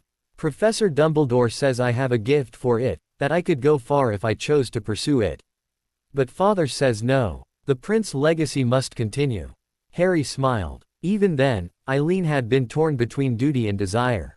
Just like Snape. Just like, he realized with a start, just like himself. He flipped forward a few pages. Met a boy today. A Muggle boy, from the village. He was kind. Brought me flowers and asked my name. I should not encourage him, Father would be furious, but he was so sweet, so earnest. His name is Tobias. Harry's heart clenched. Tobias Snape. The man who would become Snape's father, who would drink and rage and destroy everything good in Eileen's life. But here, in these pages, he was just a boy with flowers and a kind smile. He does not know what I am. I cannot tell him, but when I am with him, I feel normal. Not a prince, not a witch, not an heir. Just a girl. Just Eileen. Harry closed the diary gently. He understood now, in a way he hadn't before. The weight of legacy, the pull of love, the choices that seemed small at the time but changed everything forever. He looked around the room, at the photographs and books and carefully preserved memories of a woman who had given up everything for love and lost. I'll make it mean something, he whispered to her ghost. I'll make your legacy mean something. A breeze stirred the curtains, though the window was closed. For just a moment, Harry felt a warmth, a presence, something like approval, something like blessing. Then it was gone, and he was alone in the quiet room, with nothing but the photographs and the memories and the weight of all that had come before. The next 3 months were the most intense of Harry's life. Snape pushed him harder than ever before. Occlumency twice daily, sometimes 3 times. Combat spells until his arm ached and his wand hand cramped. Potions that required perfect timing and absolute precision. Theory until his eyes blurred and his head throbbed. But Harry didn't complain. He couldn't. Every time he wanted to stop, he thought of Voldemort's eyes in that dream, cold and hungry and certain. He thought of his mother, screaming, begging. He thought of Snape, carrying his guilt for 10 years, trying to make amends. So he kept going. He practiced until he couldn't stand, then practiced some more. He learned to cast shields that could deflect minor curses. He learned to brew potions that could heal and potions that could harm. He learned to close his mind so completely that even Snape, after long minutes of trying, could not find a way in. And slowly, surely, he felt himself changing. The skinny boy from the cupboard was still there, but he was growing stronger, more confident, more capable. The magic that had once burst out of him in uncontrolled bursts was now a tool, a weapon, a part of him that he could shape and direct. He was becoming what Snape had promised he would become. Ready. On the last day of July, Harry turned 11. He woke to find Tilly standing by his bed with a tray of presents, actual presents, wrapped in gold paper and tied with ribbons. He stared at them, unable to speak. "Happy birthday, Master Harry, sir." Tilly squeaked, her eyes bright with happiness. "Master Snape said to wake you early. There is much to do today." Harry opened the presents slowly, savoring each one. A set of fine quills from Tilly, clearly chosen with care. A book on advanced defensive magic from Snape, with notes in the margins in Snape's own handwriting. A small, beautifully carved wooden snitch that fluttered around the room when he touched it. And finally, a photograph in a simple silver frame. It was his parents. Not their wedding day this time, but a casual moment, Lily laughing at something, James grinning, both of them young and alive and full of love. On the back, in Snape's cramped handwriting, for Harry, on his 11th birthday. They would be proud. Harry held the photograph for a long time, tears streaming down his face. Tilly pretended not to notice, busying herself with straightening his already straight blankets. At breakfast, Snape was waiting in the dining room. On the table beside Harry's usual place was a small, flat package. "Open it," Snape said, his voice carefully neutral. Harry unwrapped it to find a letter, written on heavy parchment and sealed with a crest he didn't recognize. He broke the seal and read, "Hogwarts School of Witchcraft and Wizardry. Headmaster, Albus Dumbledore. Order of Merlin, First Class, Grand Sorc, CHF. Warlock, Supreme Mugwump, International Confed, of Wizards. Dear Mr. Potter, we are pleased to inform you that you have been accepted at Hogwarts School of Witchcraft and Wizardry. Please find enclosed a list of all necessary books and equipment. Term begins on the 1st of September. We await your owl by no later than the 31st of July." Harry looked up, his heart pounding. "I'm in. I'm really in." Snape nodded, and this time, the pride in his eyes was unmistakable. "You are. And you are ready, Harry. More ready than any first year in recent memory." Harry grinned, the first real grin in weeks. Hogwarts. His parents' school. A place where he could learn, grow, become the wizard he was meant to be. But as he looked at Snape, at the man who had given him everything, the grin faded slightly. "You'll write to me?" Harry asked. "While I'm there." Snape's expression flickered, surprise, perhaps, or something softer. "If you wish. I do wish." Snape inclined his head, a tiny gesture that Harry had learned to read as agreement. "Then I will write." Harry looked back at his letter, at the words that opened a door to a future he had never dared to imagine. Hogwarts. He was going to Hogwarts. Outside the window, the grounds of Prince Manor stretched on, beautiful and familiar. But beyond them, a world waited, a world of magic and mystery, of friends and enemies, of challenges he could not yet imagine. And somewhere in the shadows, a monster waited too. Harry touched his scar. It was warm, but not painful. A reminder, not an attack. He thought of his mother's photograph, of her laughing face. He thought of Snape's pride, hard-won and precious. He thought of the legacy of the princes, the weight of his parents' sacrifice, the promise of a future he would fight to protect. "Ready as I'll ever be," he murmured. Snape heard him. For once, he didn't offer a correction or a critique. He simply nodded, and for a moment, in the warm light of the dining room, they were not teacher and student, not guardian and ward, but something simpler. They were family. The first day of September arrived with a gray sky and a light drizzle that misted the windows of Prince Manor. Harry had been awake since dawn, his stomach a knot of excitement and nerves that no amount of Tilly's excellent breakfast could calm. His trunk stood packed by the door, leather, old, with the initials EP stamped in gold on the lid. Eileen Prince's trunk, refitted and refreshed for her grandson by circumstance to carry to Hogwarts. Inside were robes and books, cauldron and quills, and a small box containing the things Harry could not bear to leave behind. His parents' wedding photograph, the moving image of them laughing in a field, and the silver-framed picture Snape had given him for his birthday. Snape appeared in the doorway, his traveling cloak already on. "It is time." Harry nodded, took a deep breath, and followed him out. The journey to King's Cross was strange and wonderful. They traveled by flow from Prince Manor's grand fireplace to the leaky cauldron in London, Harry's first time using the green powder, his first experience of spinning through fire and soot to emerge in a warm, crowded pub. The owner, an old man named Tom, greeted Snape with nervous deference and Harry with curious, searching looks that made Harry's scar prickle. From there, they walked through the hidden entrance into Diagon Alley. Harry's breath caught. He had read about this place, studied it in books, but nothing could have prepared him for the reality. Shops upon shops, stacked haphazardly together, selling everything from cauldrons to broomsticks to live owls. Witches and wizards bustled past in robes of every color, their conversations a hum of background noise. A goblin-led bank loomed at one end, white and imposing. A menagerie of magical creatures called out from window cages. Harry wanted to stop and stare at everything, but Snape kept a steady pace, his hand occasionally guiding Harry's shoulder through particularly crowded patches.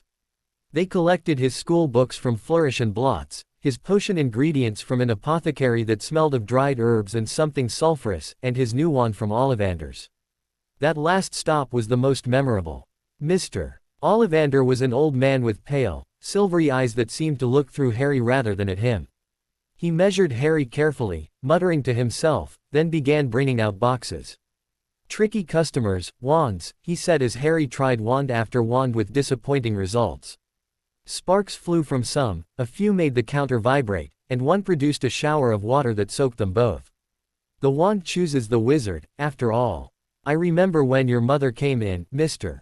Potter. Willow, 10 1/4, swishy. Excellent for charm work." Harry's heart clenched at the mention of his mother. Beside him, Snape went very still. "And your father," Ollivander continued, oblivious, "used a mahogany wand, 11 inches, pliable. A little more power than finesse, but a fine wand for a duelist." Finally, after what felt like hours, Ollivander paused. "I wonder," he murmured, and disappeared into the back of the shop.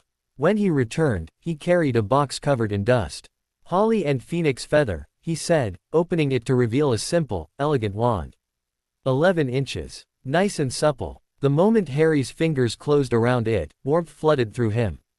Golden sparks cascaded from the tip like fireworks, and Ollivander's eyes widened. "Curious," he breathed. "Very curious." "What's curious?" Harry asked. "Mr. Ollivander fixed him with those unsettling pale eyes.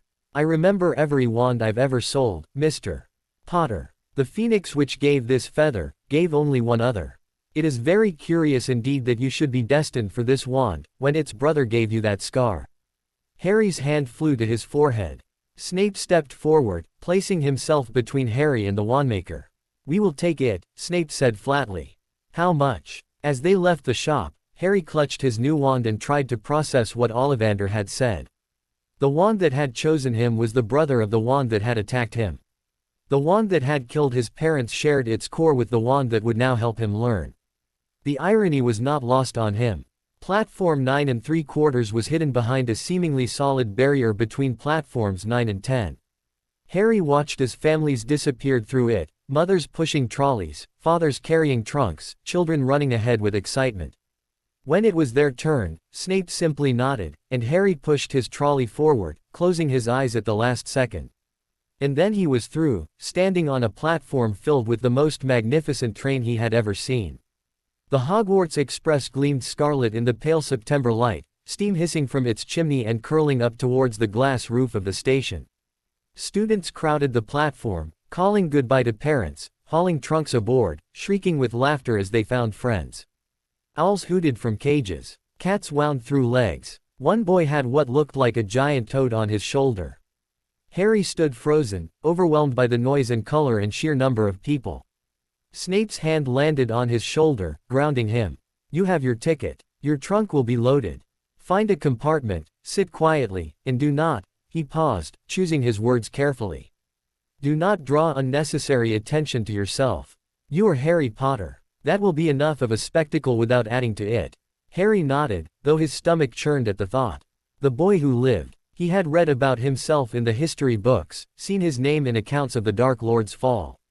But being a name on a page was different from being a person on a train full of strangers who might all know who he was.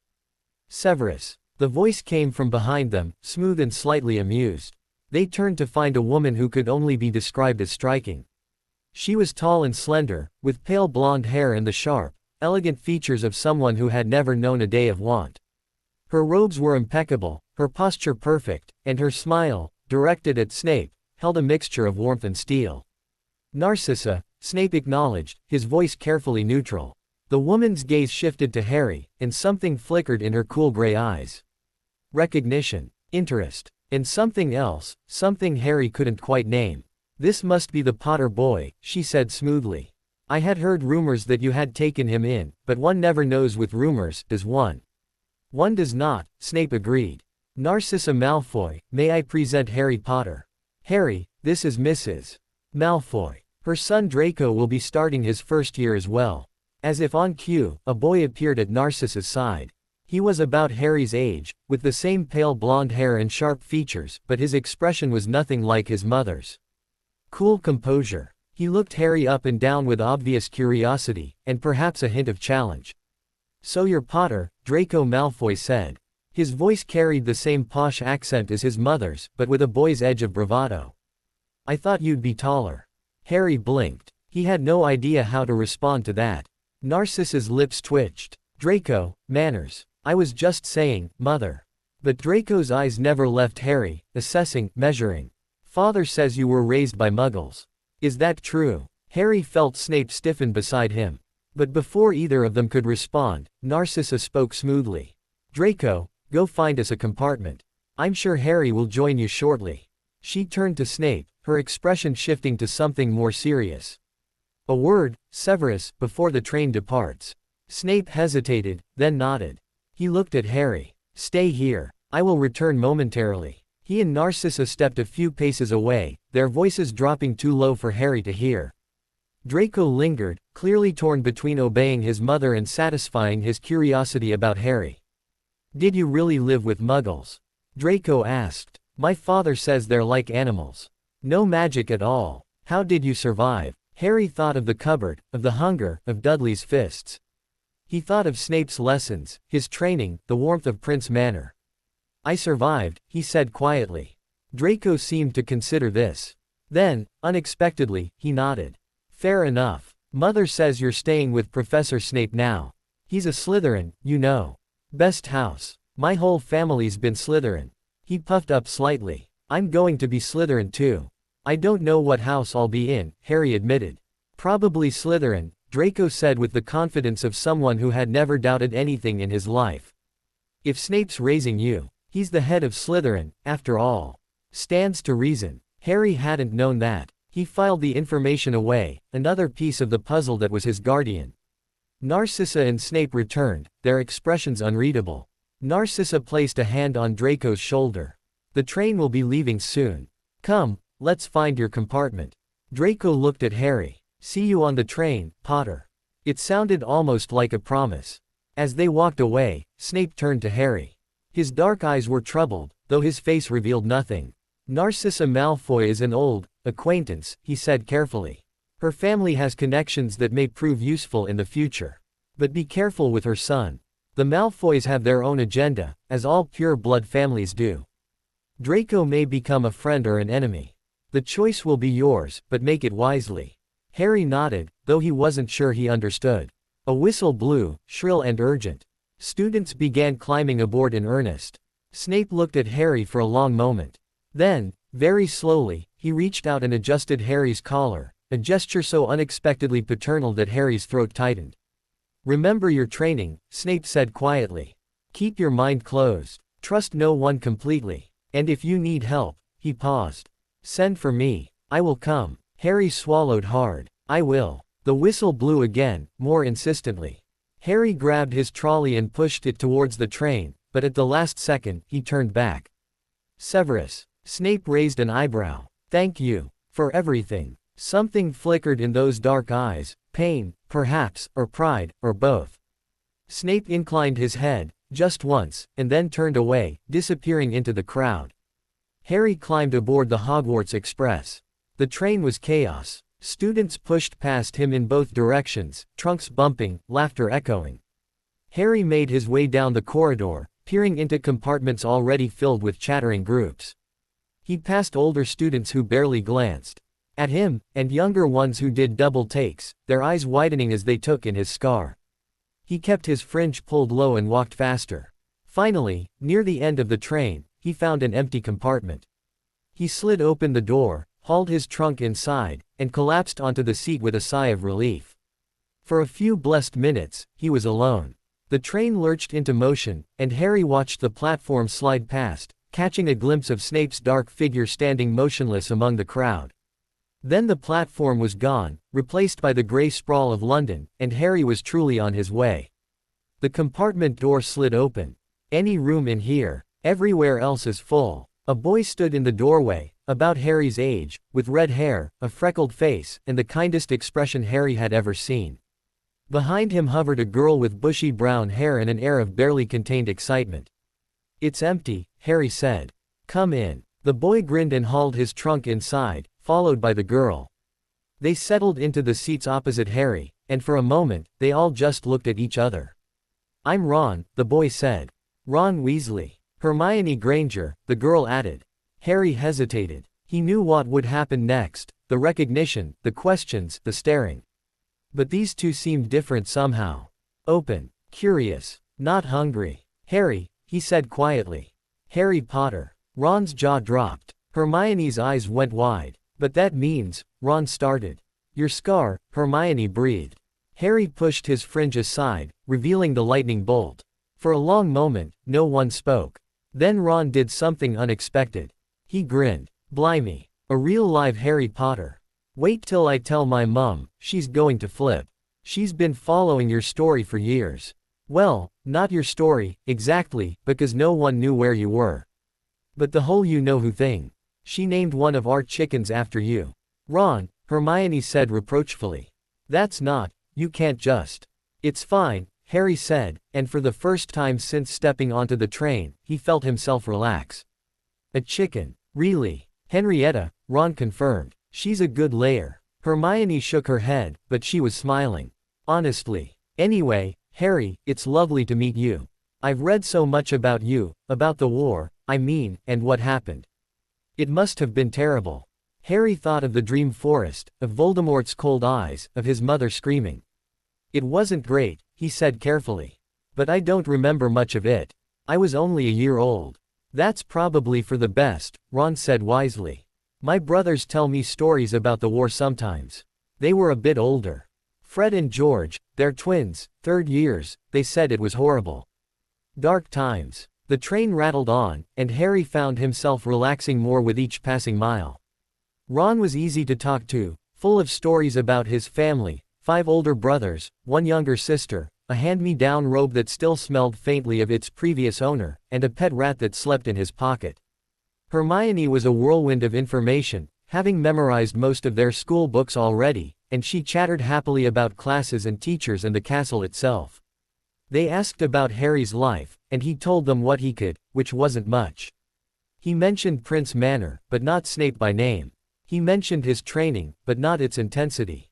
He mentioned his parents, but not the full story of their deaths. It felt strange, holding back.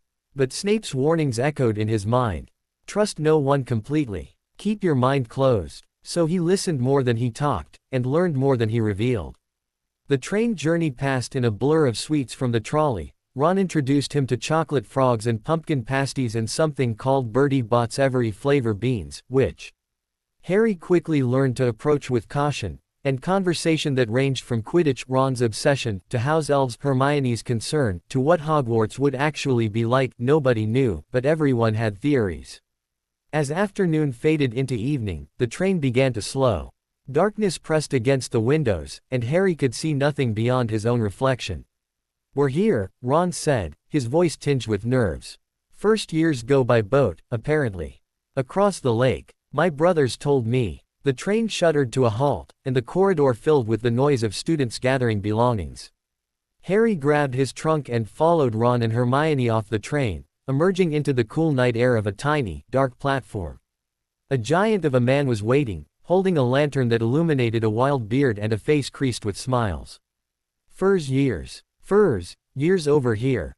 He bellowed. Come on, follow me, mind your step, that's it. Harry found himself swept along with the crowd of first years, down a steep, narrow path towards a fleet of small boats waiting on the shore of a vast, dark lake. The water was black and still, reflecting the pinprick lights of a castle in the distance, a castle that grew larger and more magnificent with every stroke of the oars. Hogwarts. Harry stared up at it as they approached, his heart pounding. Towers and turrets rose against the starry sky, their windows glittering with warm light. The whole structure was impossibly huge, impossibly ancient, impossibly magical. First time, the boy next to him in the boat, a nervous-looking lad with mousy hair, whispered.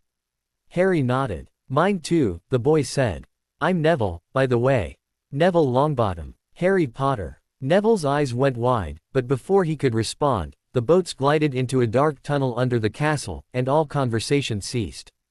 They emerged into a vast, echoing cavern that served as the Hogwarts boathouse, and were led by the giant, Hagrid, they learned, the keeper of keys and grounds, up a steep staircase and into the castle proper. Harry's first impression of Hogwarts was warmth. After the chill of the lake, the entrance hall was blessedly warm, lit by flaming torches and bustling with students. A stern-faced witch with her hair pulled into a tight bun stood waiting, a scroll in her hands. "First years, with me," she said crisply. "Welcome to Hogwarts. The start of term banquet will begin shortly, but first you will be sorted into your houses.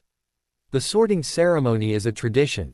She led them into a small side chamber, where they waited in nervous clusters while older students filed past into the great hall beyond. Harry could hear the hum of hundreds of voices, the clatter of cutlery, the occasional burst of laughter. "The sorting," Hermione whispered, clutching a book she had somehow brought with her. "It says here we have to try on the sorting hat, and it decides which house we belong to. Gryffindor, Hufflepuff, Ravenclaw, or Slytherin." "Slytherin's where the dark wizards come from," Ron muttered. "My brothers say it's full of snakes." Harry thought of Snape, head of Slytherin. He thought of Draco Malfoy, confident that he would be sorted there. He thought of his parents, both Gryffindors, according to the books. Where did he belong? The door to the Great Hall swung open, and the first years were led inside. Harry's breath caught. The hall was enormous, lit by thousands of floating candles that cast a warm glow over 4 long house tables packed with students. The ceiling was enchanted to look like the night sky, a perfect, star-scattered dome that made Harry feel like they were dining outdoors. At the far end sat the staff table, a line of professors in black robes watching the new students file in. And among them, Harry spotted Snape. Their eyes met for just a moment. Snape gave an almost imperceptible nod, then looked away. The sorting began. Names were called in alphabetical order, students stepping forward to sit on a stool while the sorting hat, an ancient, patched thing, was placed on their heads. It shouted out houses one by one, and the tables erupted in cheers. "Granger, Hermione." Hermione walked forward, pale but determined. The hat barely touched her head before shouting, "Gryffindor." And she hurried to the table erupting in red and gold, looking both thrilled and terrified. "Longbottom, Neville." Neville tripped on his way to the stool, and Harry's heart went out to him. The hat sat on his head for a long moment, considering, before finally calling, "Gryffindor." And Neville stumbled to join Hermione. "Malfoy, Draco." Draco strode forward with the confidence of someone who had never doubted his destiny. The hat barely brushed his hair. "Slytherin," it shouted, and the green and silver table cheered loudly. "Potter, Harry." Silence fell. Harry walked forward on legs that felt like they belonged to someone else. The hall was utterly quiet, hundreds of eyes fixed on him. He sat on the stool, and the hat descended over his eyes, plunging him into darkness. "Well, well, well." A voice spoke in his mind, soft, ancient, curious. "The sorting hat. Harry Potter. I've been waiting to meet you." Harry didn't know if he should speak aloud or think his response. He thought, "Hello. Very good. Telepathic communication works best. Now, let's see what we have here." He felt the hat shifting, probing, exploring. "Courage. Yes, plenty of that. Loyalty too. A sharp mind, though you hide it well. And ambition. Oh yes, there's ambition. You want to prove yourself. You want to be worthy of your parents, of the man who raised you. You want to be ready for what's coming." Harry's scar prickled. "Ah," the hat murmured. "I see. The mark. The connection. You carry a piece of him, don't you? Not his soul, no, not that, but something. A fragment. A shadow. It will make things complicated." "Where do I belong?" Harry asked. "That is the question, isn't it? You have the bravery of your father, the heart of your mother. But you also have the cunning of the man who raised you, the ambition of the Prince line. You could do well in Gryffindor. You could do well in Slytherin." Harry thought of Snape, watching from the staff table. He thought of Draco's confidence, Ron's warning, the weight of expectation. "What do you want?" the hat asked quietly. Harry thought about it. He thought about the cupboard, the hunger, the cold. He thought about Snape's lessons, the long hours, the hard-won pride. He thought about Voldemort's eyes in his dream, cold and hungry, promising to finish what he started. "I want to be ready," Harry thought. "I want to be strong enough to face him. I want to make them proud, my parents, Snape, everyone who believed in me. I don't care what house I'm in, as long as I can become what I need to become."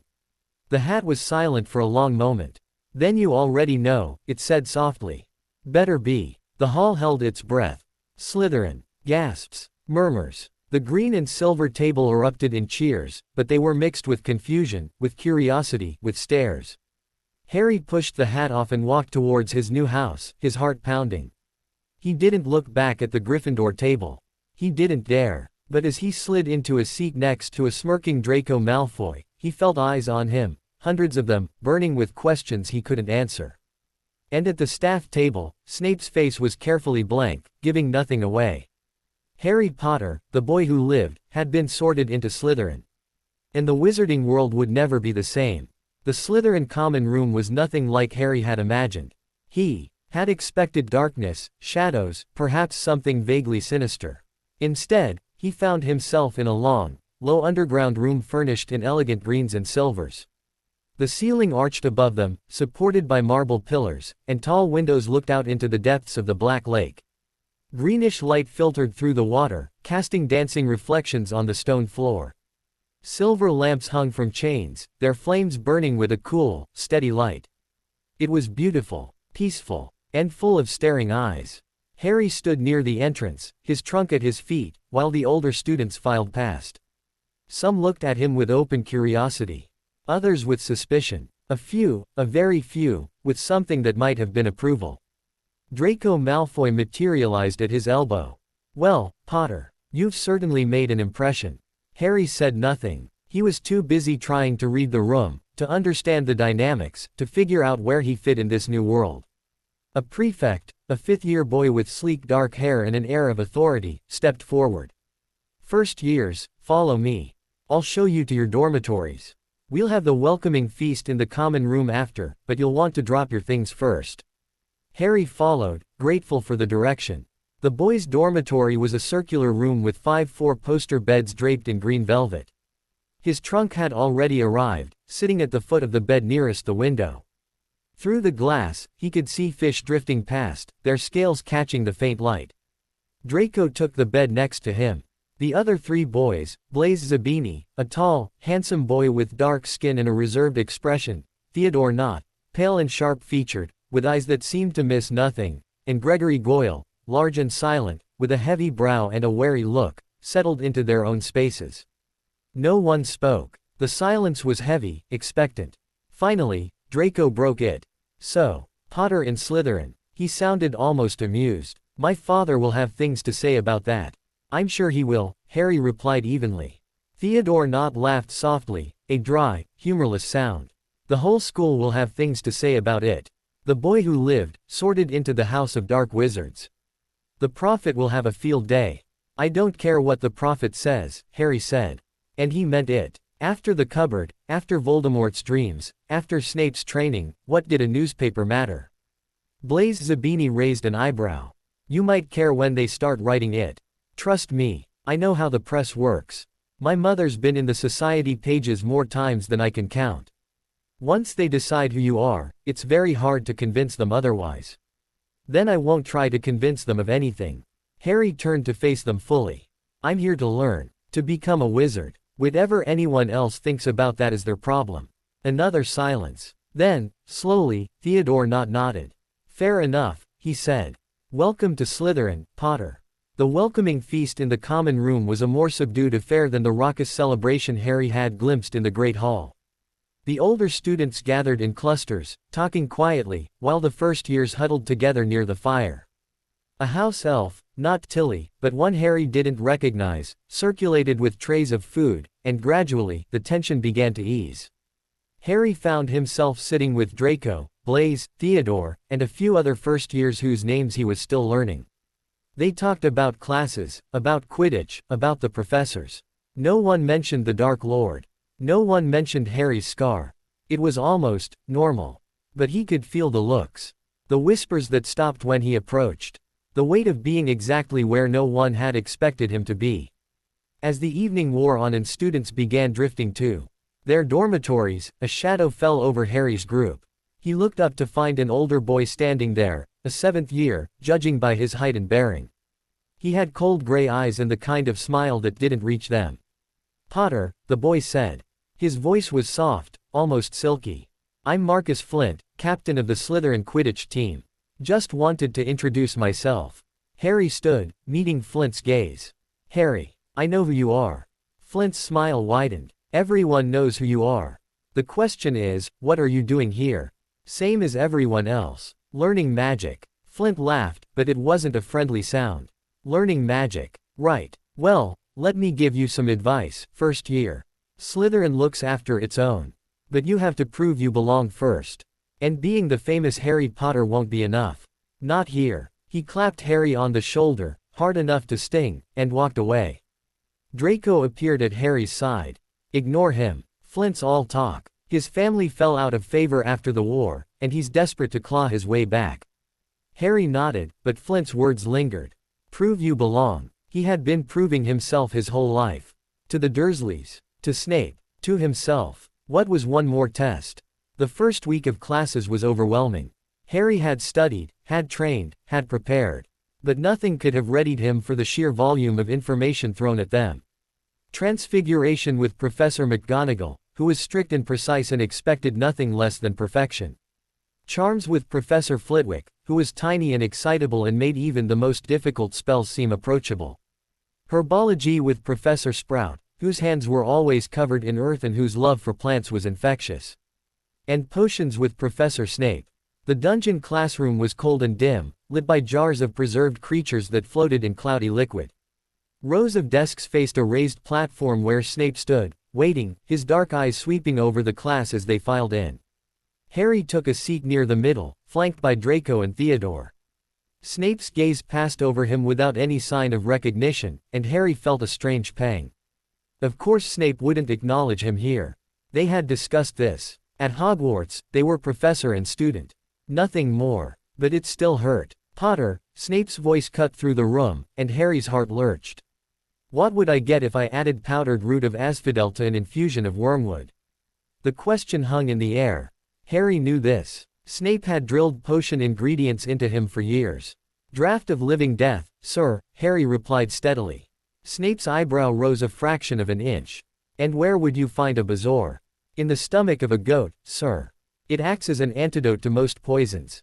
A murmur ran through the class. Harry kept his expression neutral, meeting Snape's gaze without flinching.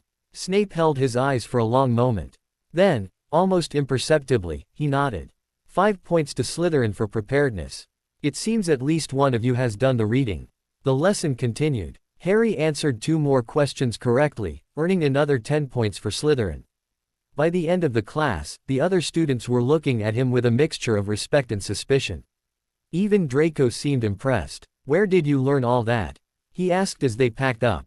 I had tutors, and I didn't know half of it.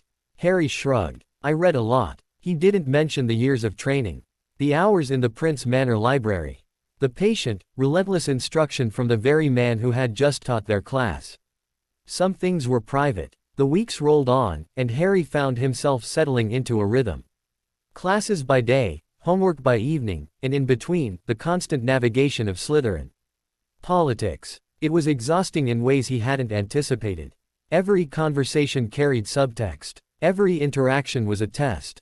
The older students watched him constantly, waiting for him to slip, to prove that he didn't belong. The younger ones were divided, some eager to befriend the famous Harry Potter, others wary of the attention he brought. And then there were the letters. Snape wrote every week, short notes tucked into books returned to the library or left on Harry's pillow by a house elf Harry never quite caught. They were practical, mostly, reminders to practice occlumency, warnings about upcoming lessons, occasional critiques of Harry's performance in class. But sometimes, tucked between the lines, Harry caught glimpses of something warmer. Concern, pride, a connection that distance couldn't diminish. Harry wrote back, short notes of his own. He told Snape about his classes, about his housemates, about the small triumphs and failures of each day. He didn't mention the loneliness, the way it felt to walk through corridors full of people and still feel separate.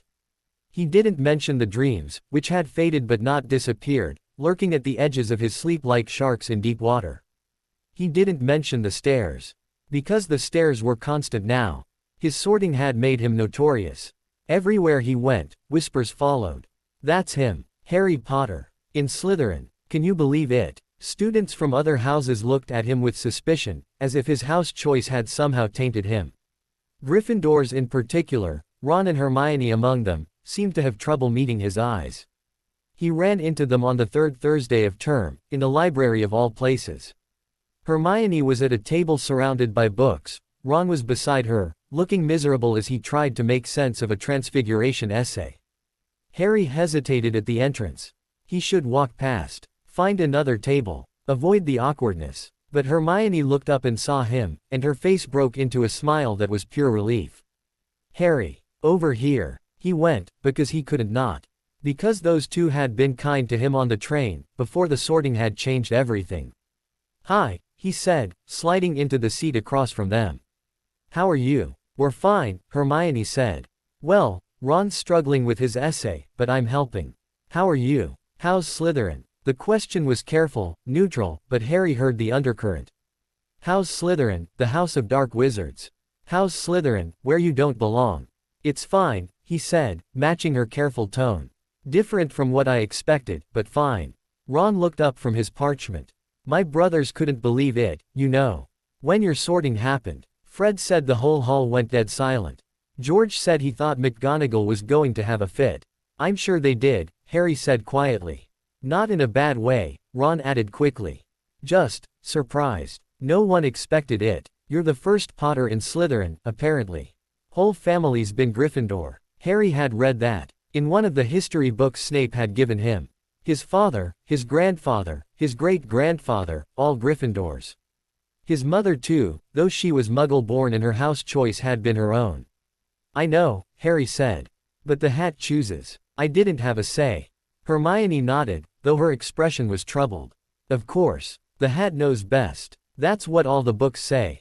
There was a pause. Then Ron, with the tactlessness that Harry was beginning to recognize as simply Ron, blurted out, so what's it like? Slytherin, I mean, are they all evil? Ron. Hermione hissed. What? I'm just asking. Harry almost laughed. Almost. They're not evil, he said. They're just different, ambitious, cunning. They look out for each other. It's not like the stories. Ron looked skeptical but nodded. Hermione changed the subject to homework, and for a while, they talked about classes and professors and the growing mountain of assignments. It was almost like the train journey, easy and natural. But when Harry left, walking back through the darkening corridors towards the Slytherin dungeons, he felt the weight of the distance between them. They were friends, maybe. But not the kind of friends who shared everything. Not the kind of friends who understood. Only Snape understood. And Snape was a professor now, unreachable except in stolen moments and careful letters. October brought rain and wind and the first Quidditch match of the season. Slytherin versus Gryffindor. Harry went, because everyone went, because Quidditch was the lifeblood of the school.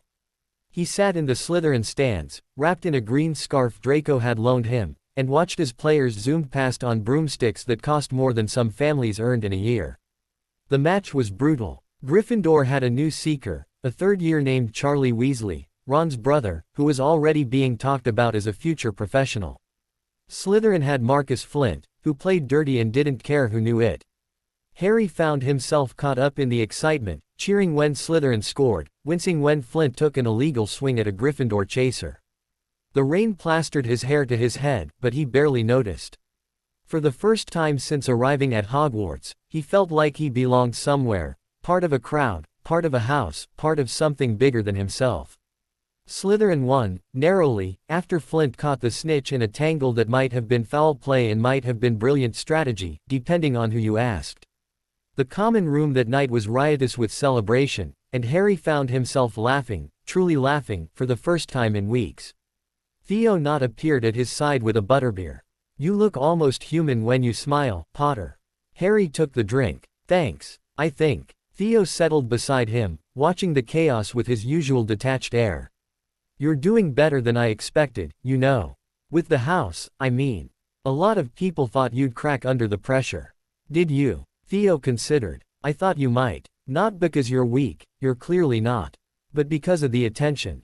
The expectations. It's a lot for anyone, let alone someone who grew up outside all this. Harry took a sip of his butterbeer. I grew up with different pressures. This is just a different kind of pressure. The cupboard under the stairs, Theo said quietly. Harry froze. Everyone knows, Potter. It's not a secret. The Prophet ran a piece last week, Someone's been digging into your childhood. They didn't name names, but the implication was clear. You were hidden with muggles, and they didn't treat you well. Harry's scar prickled. He hadn't known. Snape hadn't mentioned it in his letters. But then, Snape probably didn't read the prophet. It doesn't matter, Harry said, though his voice was rough. It matters to some people, Theo replied. The ones who want to use it against you. Or use it to champion you. Either way, it's information. And information is power. Harry looked at him. In the flickering firelight, Theo's pale face was unreadable. Why are you telling me this? Theo shrugged. Because you're my housemate. Because I'd rather have you as an ally than an enemy.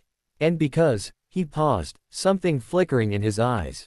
Because I know what it's like to have people use your past against you. My father was a Death Eater.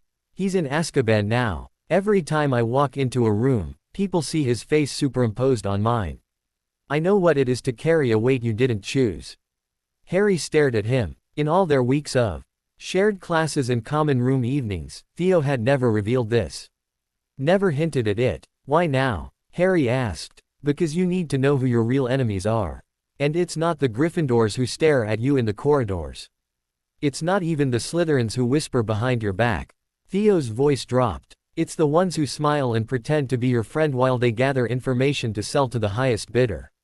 It's the ones who see you as a tool, not a person. He stood, brushing off his robes. Watch yourself, Potter. The war might be over, but the battlefield never really goes away. It just changes shape. He walked off into the crowd, leaving Harry alone with his butterbeer and his thoughts. That night, the dreams returned. Harry stood in a dark forest, the trees pressing close, their branches like grasping fingers. The moon was full and cold, casting silver light through the canopy. He walked forward, drawn by a force he couldn't resist, until he reached a clearing. A figure waited there, not the wraith from before, but something more solid, a man in dark robes, with a face like carved bone and eyes that burned red in the moonlight. Harry Potter, Voldemort hissed. You grow stronger. I can feel it. The walls you build, the power you accumulate, all of it feeds me. All of it makes me more real. No, Harry said, but his voice was faint, swallowed by the darkness. Yes, every time you practice your occlumency, you sharpen the connection between us. Every time you cast a spell, you echo the magic that flows through my veins. We are bound, you and I. Bound by blood and magic and fate. Voldemort moved closer, and Harry saw that he was holding something, a wand, dark and terrible, pointed directly at him. I cannot reach you yet. Your guardian's walls are too strong, your mother's protection too deep. But I am patient. I have waited 10 years. I can wait a little longer. The wand began to glow. And when I finally come for you, boy, I will make you understand what true power looks like. I will show you the depths of your own weakness. And then, Harry slammed the door. He woke gasping, his scar blazing, his sheets soaked with sweat. The dormitory was dark and quiet, his roommates sleeping peacefully. Through the window, the lake water shifted gently, moonlight filtering through in silver ribbons. Harry sat up, clutching his scar, waiting for the pain to fade. It took longer than usual. Much longer. When he could breathe again, he reached for the small box beside his bed. Inside was his parents' photograph, the one Snape had given him. Lily laughed, James grinned, and for a moment, Harry felt less alone. But the dream lingered. Voldemort's words echoed in his mind. We are bound, you and I. Was it true? Was the connection between them strengthening, not weakening? Was his training making things worse instead of better? He didn't know. And that uncertainty was almost worse than the fear. The next morning, Harry found a note on his pillow. It was written on plain parchment, in handwriting he didn't recognize. The library. Restricted section. Tonight, after curfew. Come alone. Come quietly. There are things you need to know. No signature. No hint of who had left it. Harry showed the note to no one. He went to classes, ate his meals, laughed at Draco's jokes and nodded at Theo's observations. But inside, he was churning. Who had left the note?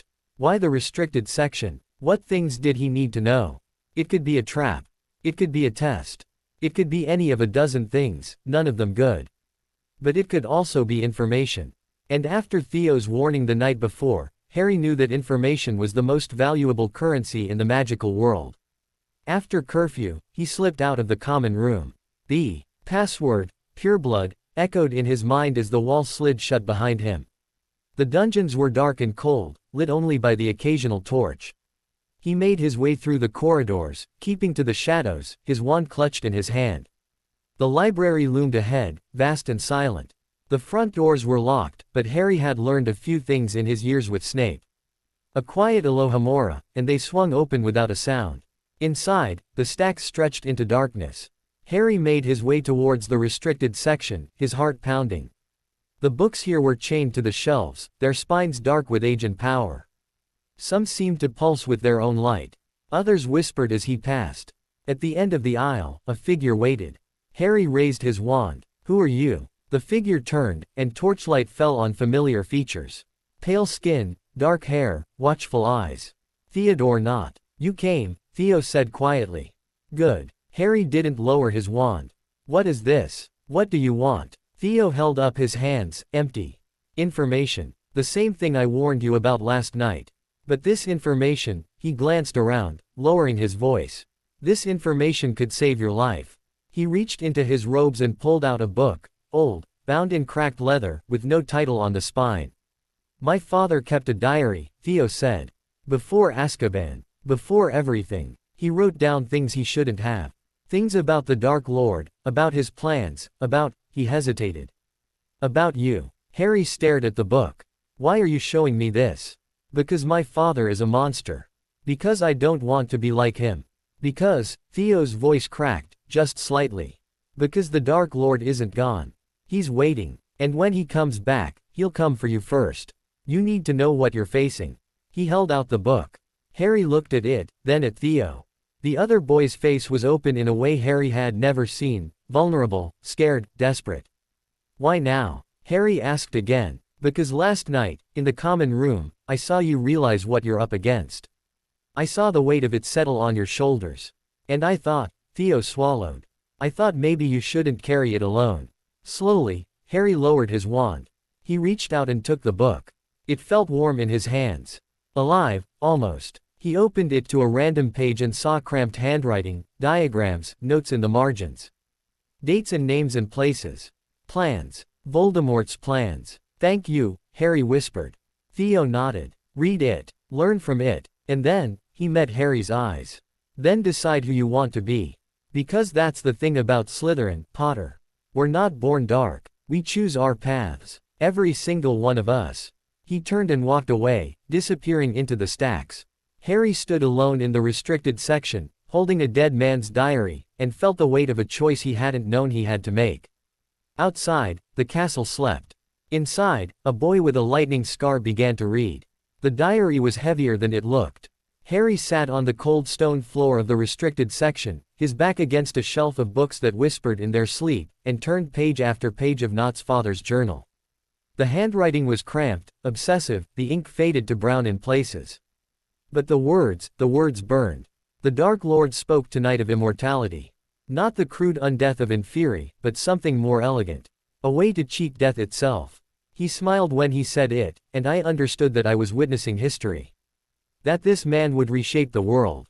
Harry's scar prickled. He read on. "The Potter child. The Dark Lord is obsessed with the prophecy, though he will not share its full contents.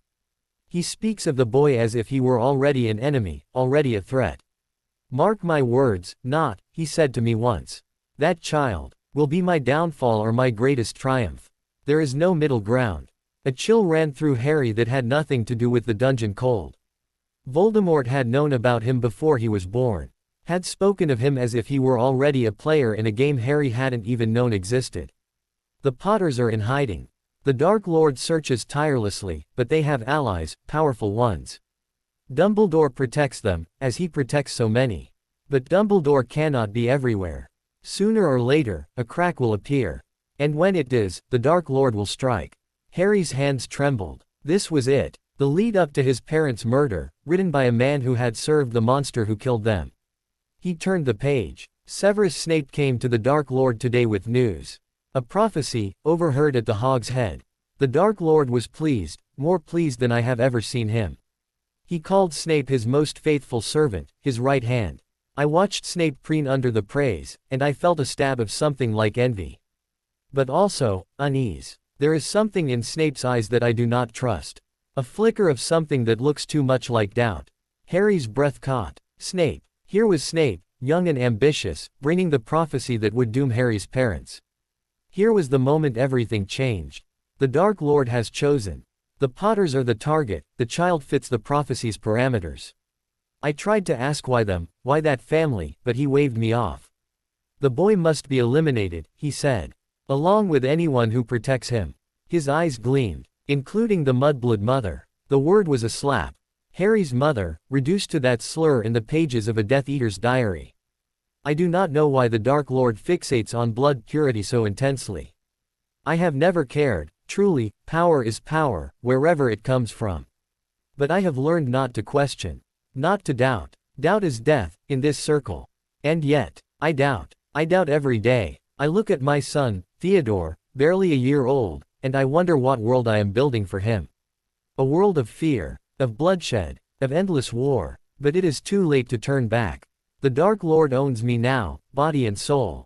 There is no escape. Harry read on, page after page, until his eyes burned and his scar throbbed with a dull, persistent ache. He read about meetings in dark places, about rituals that made his stomach turn, about the slow corruption of men who had once been merely ambitious and became monsters through small, daily choices. He read about the night it all fell apart. The Dark Lord is gone. I can barely write the words. He went to the Potter's hiding place. How he found it, I do not know, and he never returned. His body was destroyed. His spirit, if such a thing can be said to exist, fled. We felt it, all of us who bore his mark. A sea lie, a tearing, as if part of our own souls had been ripped away. The boy lived. The Potter child survived. And in surviving, he destroyed our master. I am afraid. We are all afraid. The Aurors are coming. Dumbledore is coming. And we have nowhere to hide. The entries grew shorter after that, more frantic. In hiding, Theodore cries constantly, he misses his mother. I miss her too. I should never have brought her into this life. I should have protected her from my choices. The Aurors found Dolohov today. He's been taken to Azkaban. I hear the Dementors are worse than death. I wonder if that's what awaits me. I have decided. I will not fight. I will not run. But I will not let them take my memories, not all of them. I am writing this diary for Theodore. When he is old enough, he will read it. He will know what I did, and why. He will know the truth, and then he can decide what kind of man he wants to be. Better or worse than his father. The choice will be his. The last page was blank. Harry closed the diary slowly, his mind reeling. He had learned so much, about Voldemort, about the prophecy, about Snape's role in everything. But he had also learned something else, something he hadn't expected.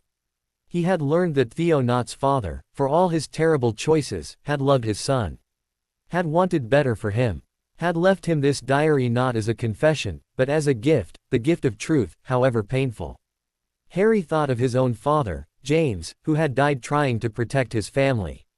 He thought of his mother, Lily, who had stood between Harry and death. He thought of Snape, who had made terrible choices and spent the rest of his life trying to atone. Every parent, it seemed, left their children something. A legacy. A burden. A choice. What would Harry leave? The sound of footsteps broke his reverie. Harry shoved the diary into his robes and pressed himself against the shelves, heart pounding.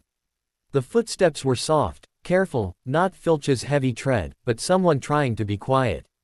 Someone who knew how to move in darkness.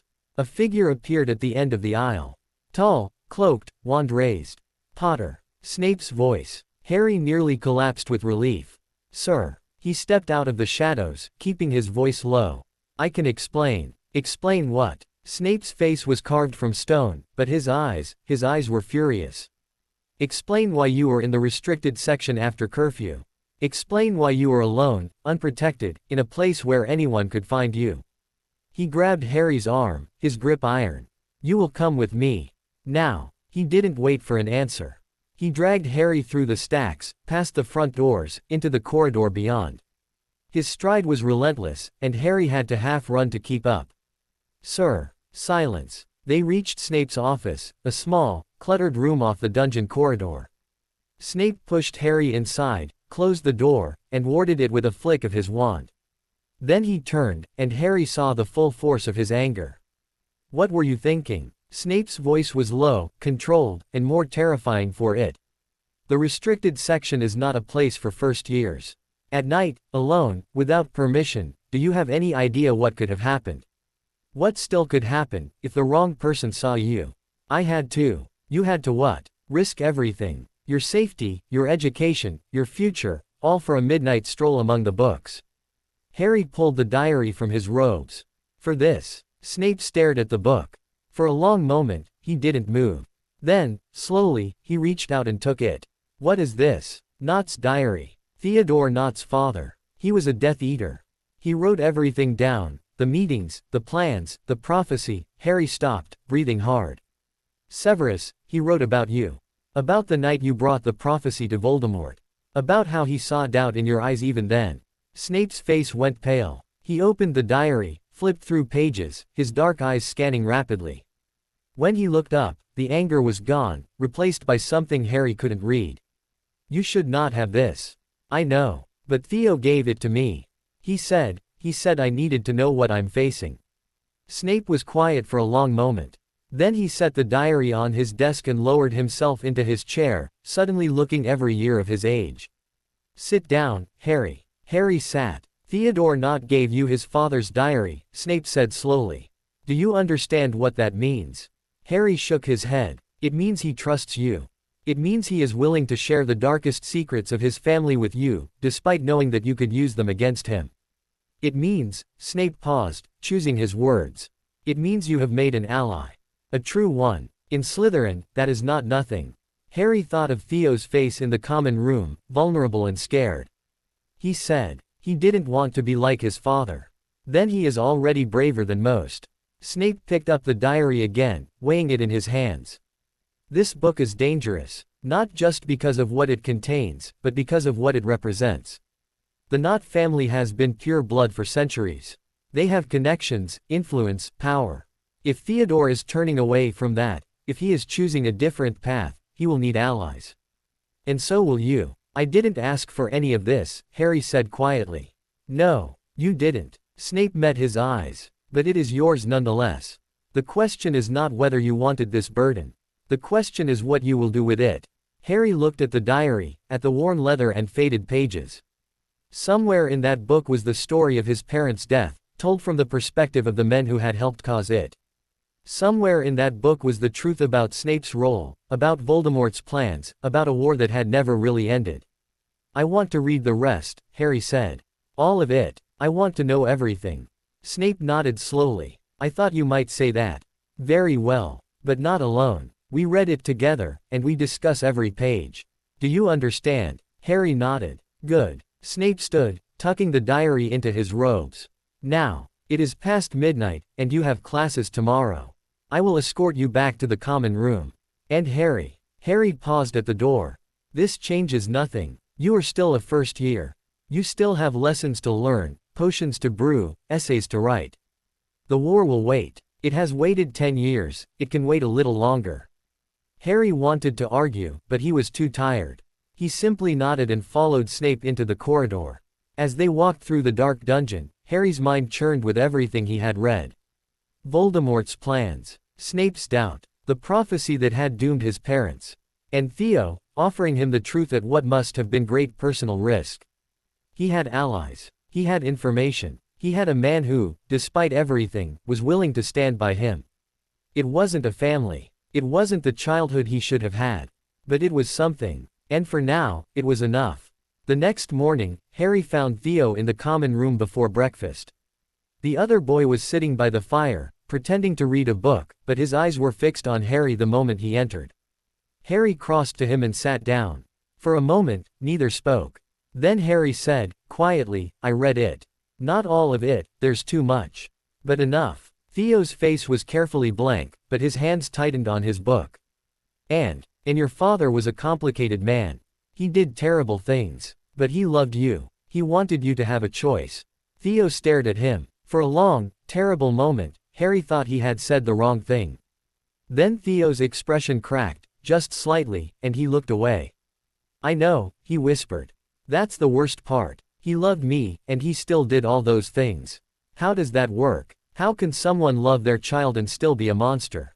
Harry thought of the Dursleys, who had claimed to be family and had treated him like dirt. He thought of Snape, who had made terrible choices and was trying to atone. He thought of his own parents, who had died for love. I don't know, Harry said honestly. But I think people are complicated. Good and bad don't always come in separate packages. Sometimes they're all mixed up together. Theo was quiet for a long moment. Then he said, so softly Harry almost didn't hear, does that mean I'm mixed up too? Part of him, part of his choices, whether I want to be or not. Harry remembered the Sorting Hat's words. You carry a piece of him, don't you? Not his soul, no, not that, but something. A fragment, a shadow. No, Harry said firmly. You're not your father. You're you. And you get to choose who that is. Every day, you get to choose. Theo looked at him then, really looked, and something passed between them. An understanding, a connection, the beginning of something that might, in time, become friendship. Thank you, Theo whispered. Harry nodded. Any time. Breakfast in the Great Hall was its usual chaos.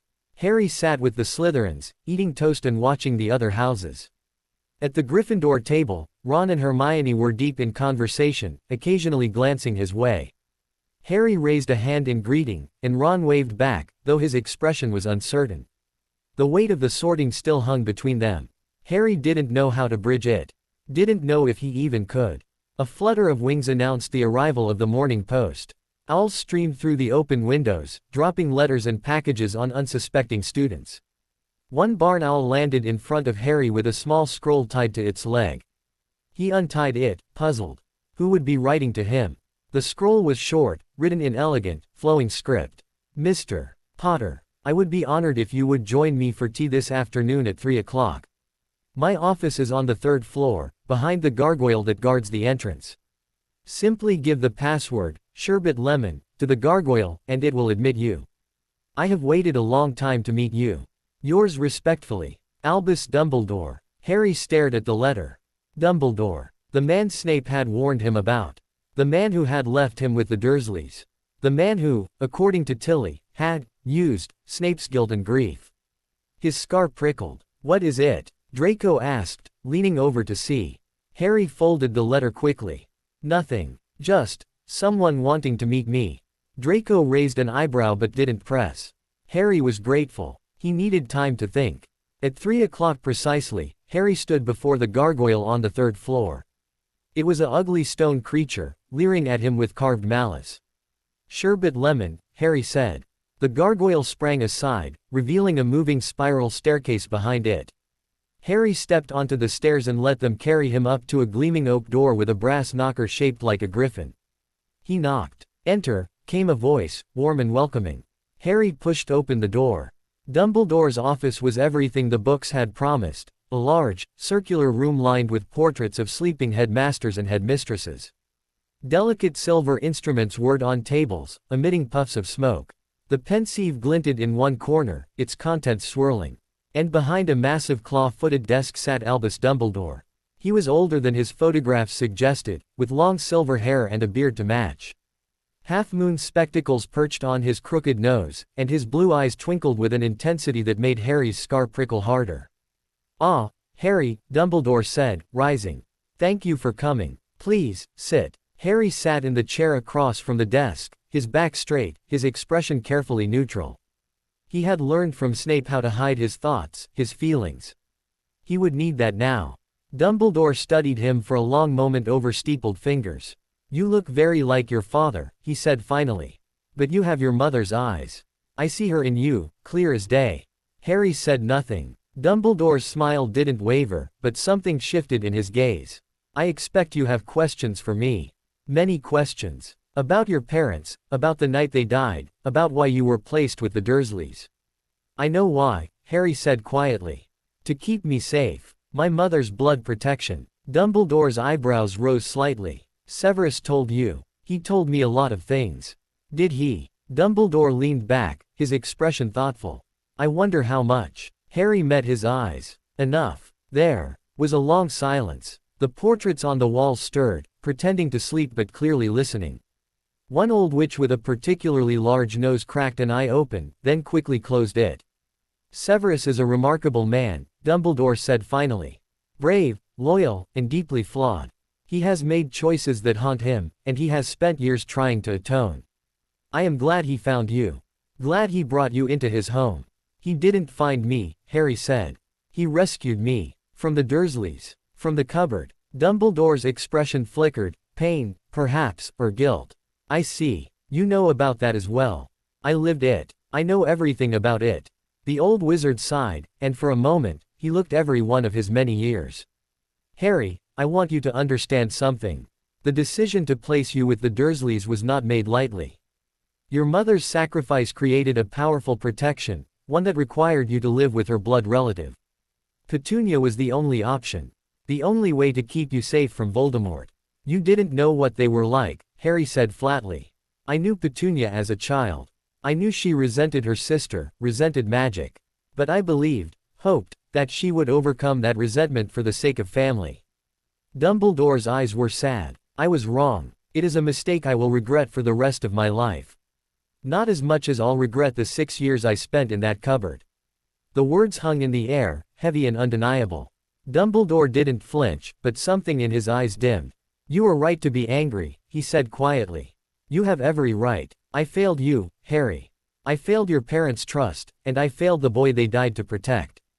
I can only offer my apology and my promise to do better in the future.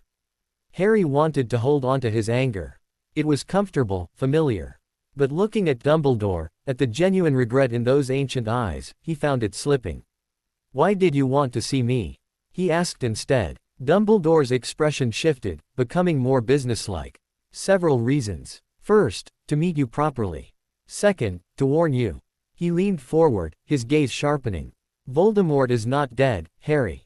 You know this. But what you may not know is that he is growing stronger. His followers, those who escaped Azkaban, those who remained free, are gathering. They feel his presence, his power. They are waiting for his return. Harry's scar throbbed. I know. Then you also know that he has a particular interest in you. The prophecy that doomed your parents also marked you as his equal. He cannot rest while you live. And when he returns, Dumbledore paused. When he returns, he will come for you. I'll be ready. Dumbledore studied him for a long moment. Severus has trained you well. I can see it in your bearing, in your eyes. But training is not enough, Harry.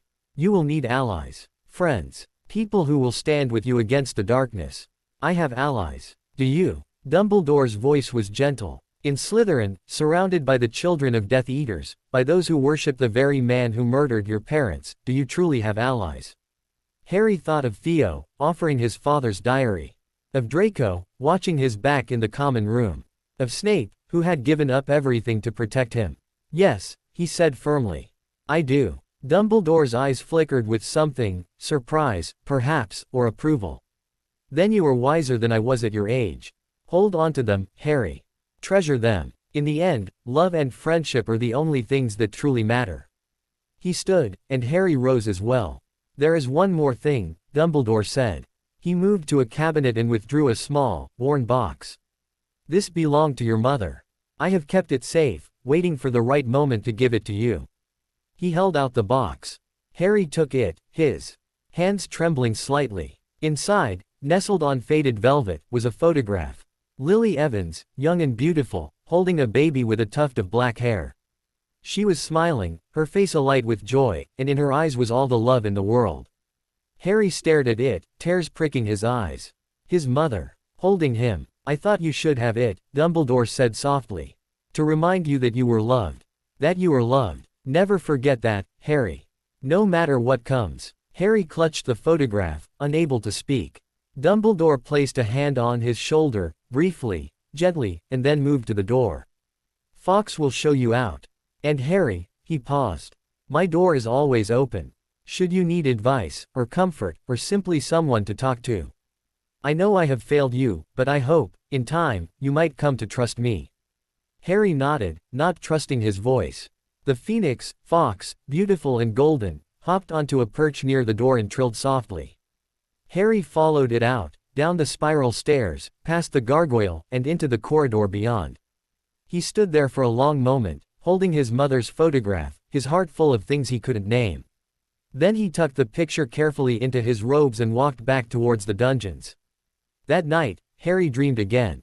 But this time, it was different. He stood in a green field, sunlight warm on his face, flowers blooming at his feet. A woman sat on a blanket nearby, her auburn hair gleaming, her green eyes bright with laughter. She was reading a book, occasionally glancing up at a man who was chasing a small child through the grass. The man had messy black hair and glasses. The child was barely a year old, giggling as he was scooped up and tossed into the air. Harry watched, his heart aching. His parents, his family, whole and happy and alive. The woman, his mother, looked up and saw him. Her smile widened, and she patted the blanket beside her.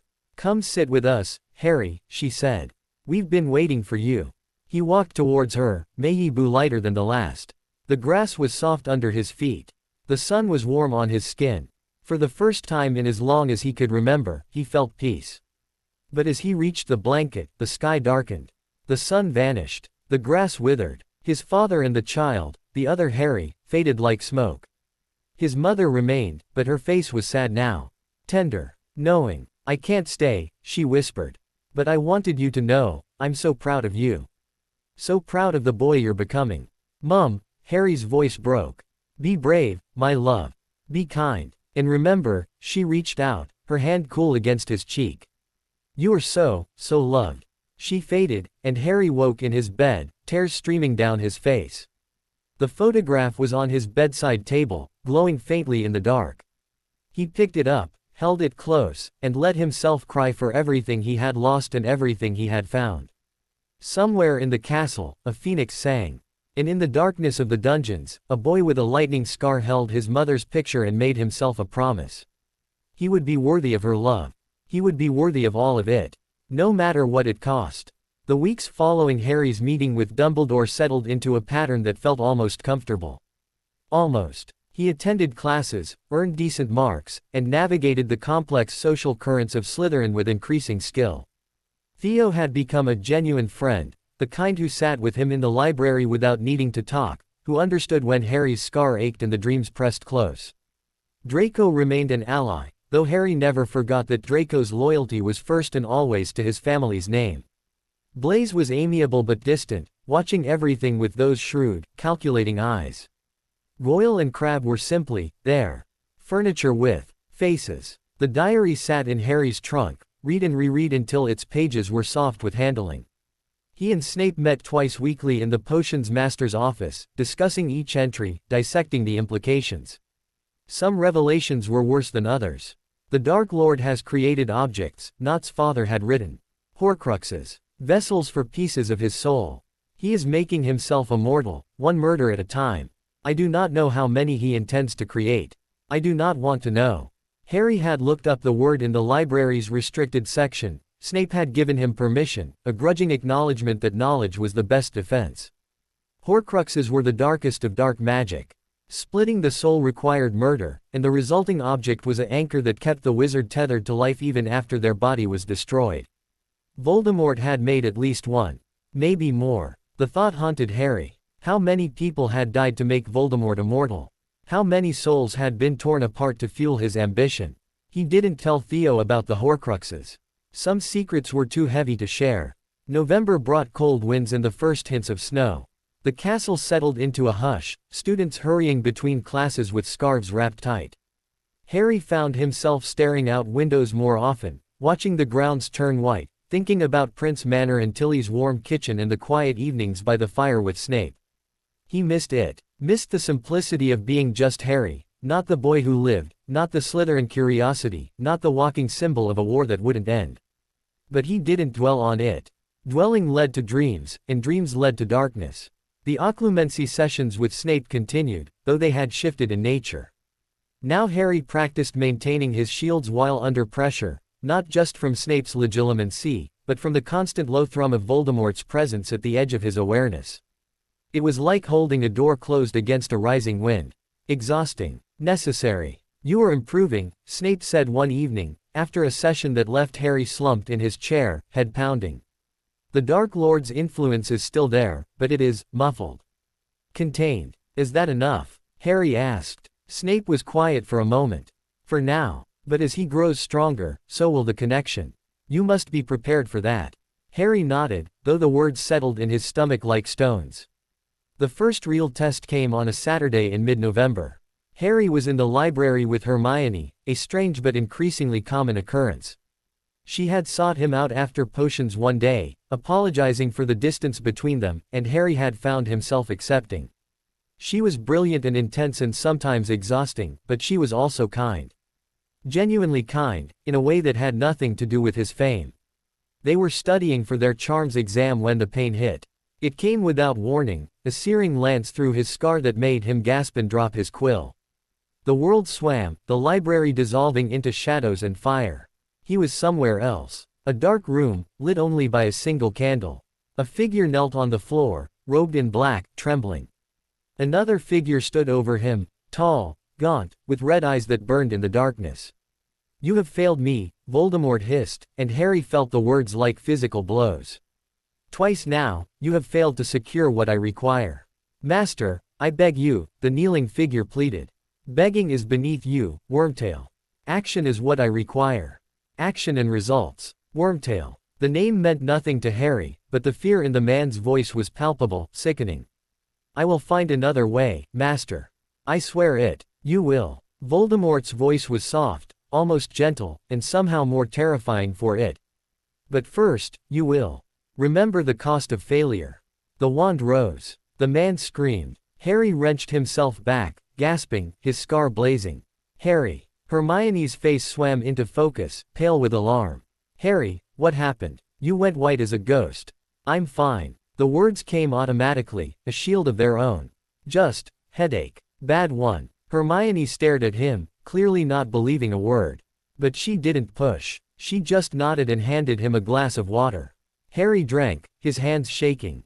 He had seen Voldemort, had heard him speak, had felt his presence like a physical weight. The connection was growing stronger, just as Snape had warned. And there was a name. Wormtail. Someone who served the Dark Lord, who was trying to secure something for him. Something he needed. Harry had to tell Snape. He found Snape in his office, grading essays with an expression of profound boredom. That expression vanished the moment he saw Harry's face. What happened? Harry told him. Everything. The vision, the room, the kneeling man, the name. Snape went very still. Wormtail, he repeated. You are certain that was the name? Voldemort said it. Wormtail. Snape set down his quill slowly. Wormtail is a nickname. A coward's nickname, given by people who should have known better. His real name is Peter Pettigrew. The name meant nothing to Harry. Pettigrew was at school with your parents, Snape continued, his voice carefully controlled. He was part of their group, your father, your mother, Sirius Black, and Pettigrew. They were inseparable. Until the end. Harry's heart clenched. He was their friend. He was. Snape's eyes were dark with old anger. And he was their betrayer. Pettigrew was the secret keeper for your parents' hiding place. He told the Dark Lord where to find them. He sold them for his own worthless skin. The words hit Harry like a physical blow. Another friend. Another betrayal. How many people had his parents trusted, only to be destroyed by that trust? After the Dark Lord fell, Snape continued, Pettigrew faked his own death. Killed a dozen muggles and framed Sirius Black for the crime. Black was sent to Azkaban without trial. Pettigrew vanished. And now he's back, Harry whispered. Serving Voldemort again. It would seem so. Snape stood, pacing the small office. This is worse than I feared. If Pettigrew has found the Dark Lord, if he is helping him regain power, then the timeline accelerates. We have less time than we thought. What does Voldemort need? What is Pettigrew trying to get for him? Snape stopped pacing. I don't know. But I intend to find out. He turned to Harry, his expression grave. You did well to come to me immediately. And you did well to pull yourself out of the vision. That takes strength, more than you know. Harry nodded, though he felt anything but strong. His scar still throbbed, and his mind was reeling with the image of the kneeling man, the red eyes, the casual cruelty of Voldemort's voice. What do I do if it happens again? Exactly what you did today. Observe, learn, and withdraw before he can sense you. The occlumency is working, he didn't know you were there. That is our greatest advantage. Harry wanted to believe that. He wanted to believe that he could be a spy in Voldemort's mind, gathering information without being caught. But the fear was there, cold and constant. What if next time, he couldn't pull back? December arrived with a blanket of snow that transformed the grounds into something from a fairy tale. The castle grew quieter as exams approached, students bent over books in every available corner. Harry studied alongside the rest, grateful for the distraction. The visions continued. Not every night, but often enough that Harry learned to recognize the signs, the prickle in his scar, the faint pull at the edges of his mind. He would close his eyes, let himself drift, and watch. He saw Pettigrew again, always kneeling, always afraid. He saw other figures, hooded, shadowy, gathering in dark places. He heard fragments of conversation, plans within plans, a web of conspiracy that stretched across the country. And always, at the center, Voldemort. Growing stronger, more solid, more real. Harry documented everything in a journal Snape had given him, writing in a code they had devised together. The journal stayed in a charmed pocket of his robes, always on him, always hidden. He didn't tell anyone else. Not Theo, not Hermione, not Draco. This was between him and Snape. The weight of it was enough for two. The night before the Christmas holidays, a Slytherin prefect found Harry in the common room. "Potter, Professor Snape wants you in his office." Now, Harry's heart lurched. A summons at this hour, it could only mean one thing. He hurried through the dungeon corridors, his footsteps echoing in the silence. When he reached Snape's office, the door was slightly ajar. He pushed it open. Snape stood by the window, staring out at the dark lake. He didn't turn when Harry entered. "There has been a development," Snape said quietly. "Pettigrew has succeeded in whatever he was seeking. The Dark Lord has a body now, not his own, but a vessel. He is no longer a wraith." Harry's blood ran cold. "How do you know?" "Because the dark mark burned tonight. Every Death Eater felt it. He is summoning them, calling them back." Snape turned, and his face was carved from stone, but his eyes were afraid. "The war is beginning, Harry. Sooner than we hoped." Harry stood in the dim office, the weight of the words settling onto his shoulders. Voldemort had a body. He was calling his followers. The nightmare was becoming real. "What do we do?" Snape crossed to him, placing both hands on Harry's shoulders, a rare gesture of physical contact that spoke louder than words. "We prepare. We train. We gather allies. And we wait." His grip tightened. "But you must understand, Harry, from this moment on, everything changes. The Dark Lord will be searching for you. The connection between you will grow stronger, more dangerous. You must be more vigilant than ever." Harry nodded, though his throat was tight. "I will not let him have you," Snape said quietly. "I made a vow. I intend to keep it." For a moment, they simply looked at each other, guardian and ward, teacher and student, two people bound by love and loss and the shadow of a war that wouldn't end. Then Snape released him and stepped back. "Go. Pack. The train leaves tomorrow. When you return to Prince Manor for the holidays, we will begin the next phase of your training." Harry turned to leave, but paused at the door. "Severus. Yes. Thank you. For everything." Snape inclined his head, just once.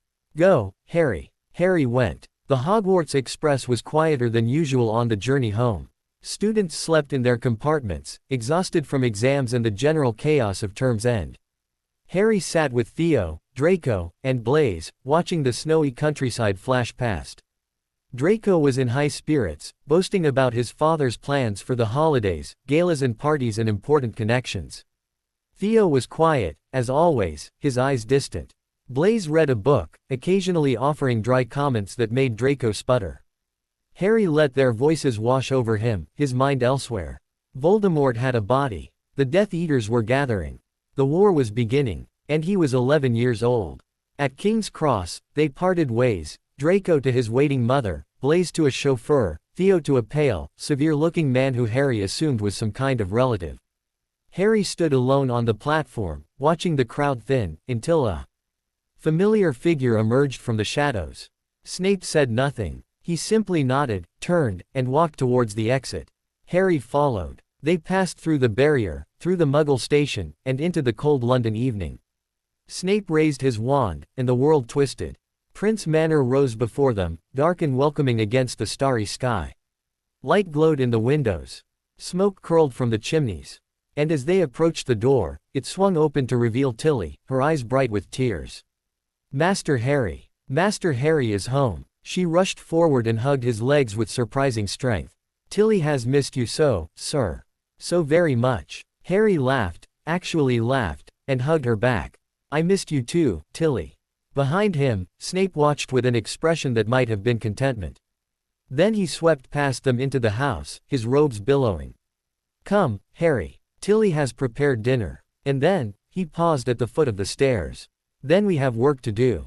Harry followed him in, Tilly chattering happily at his side. The door closed behind them, sealing out the cold, sealing in the warmth. For now, he was home. For now, he was safe. But in the darkness beyond the manor's grounds, something stirred. Something hungry. Something that remembered a prophecy and a boy and a debt that would one day come due. The war was coming, and Harry Potter would be ready. Christmas at Prince Manor was nothing like Christmas at number 4, Privet Drive.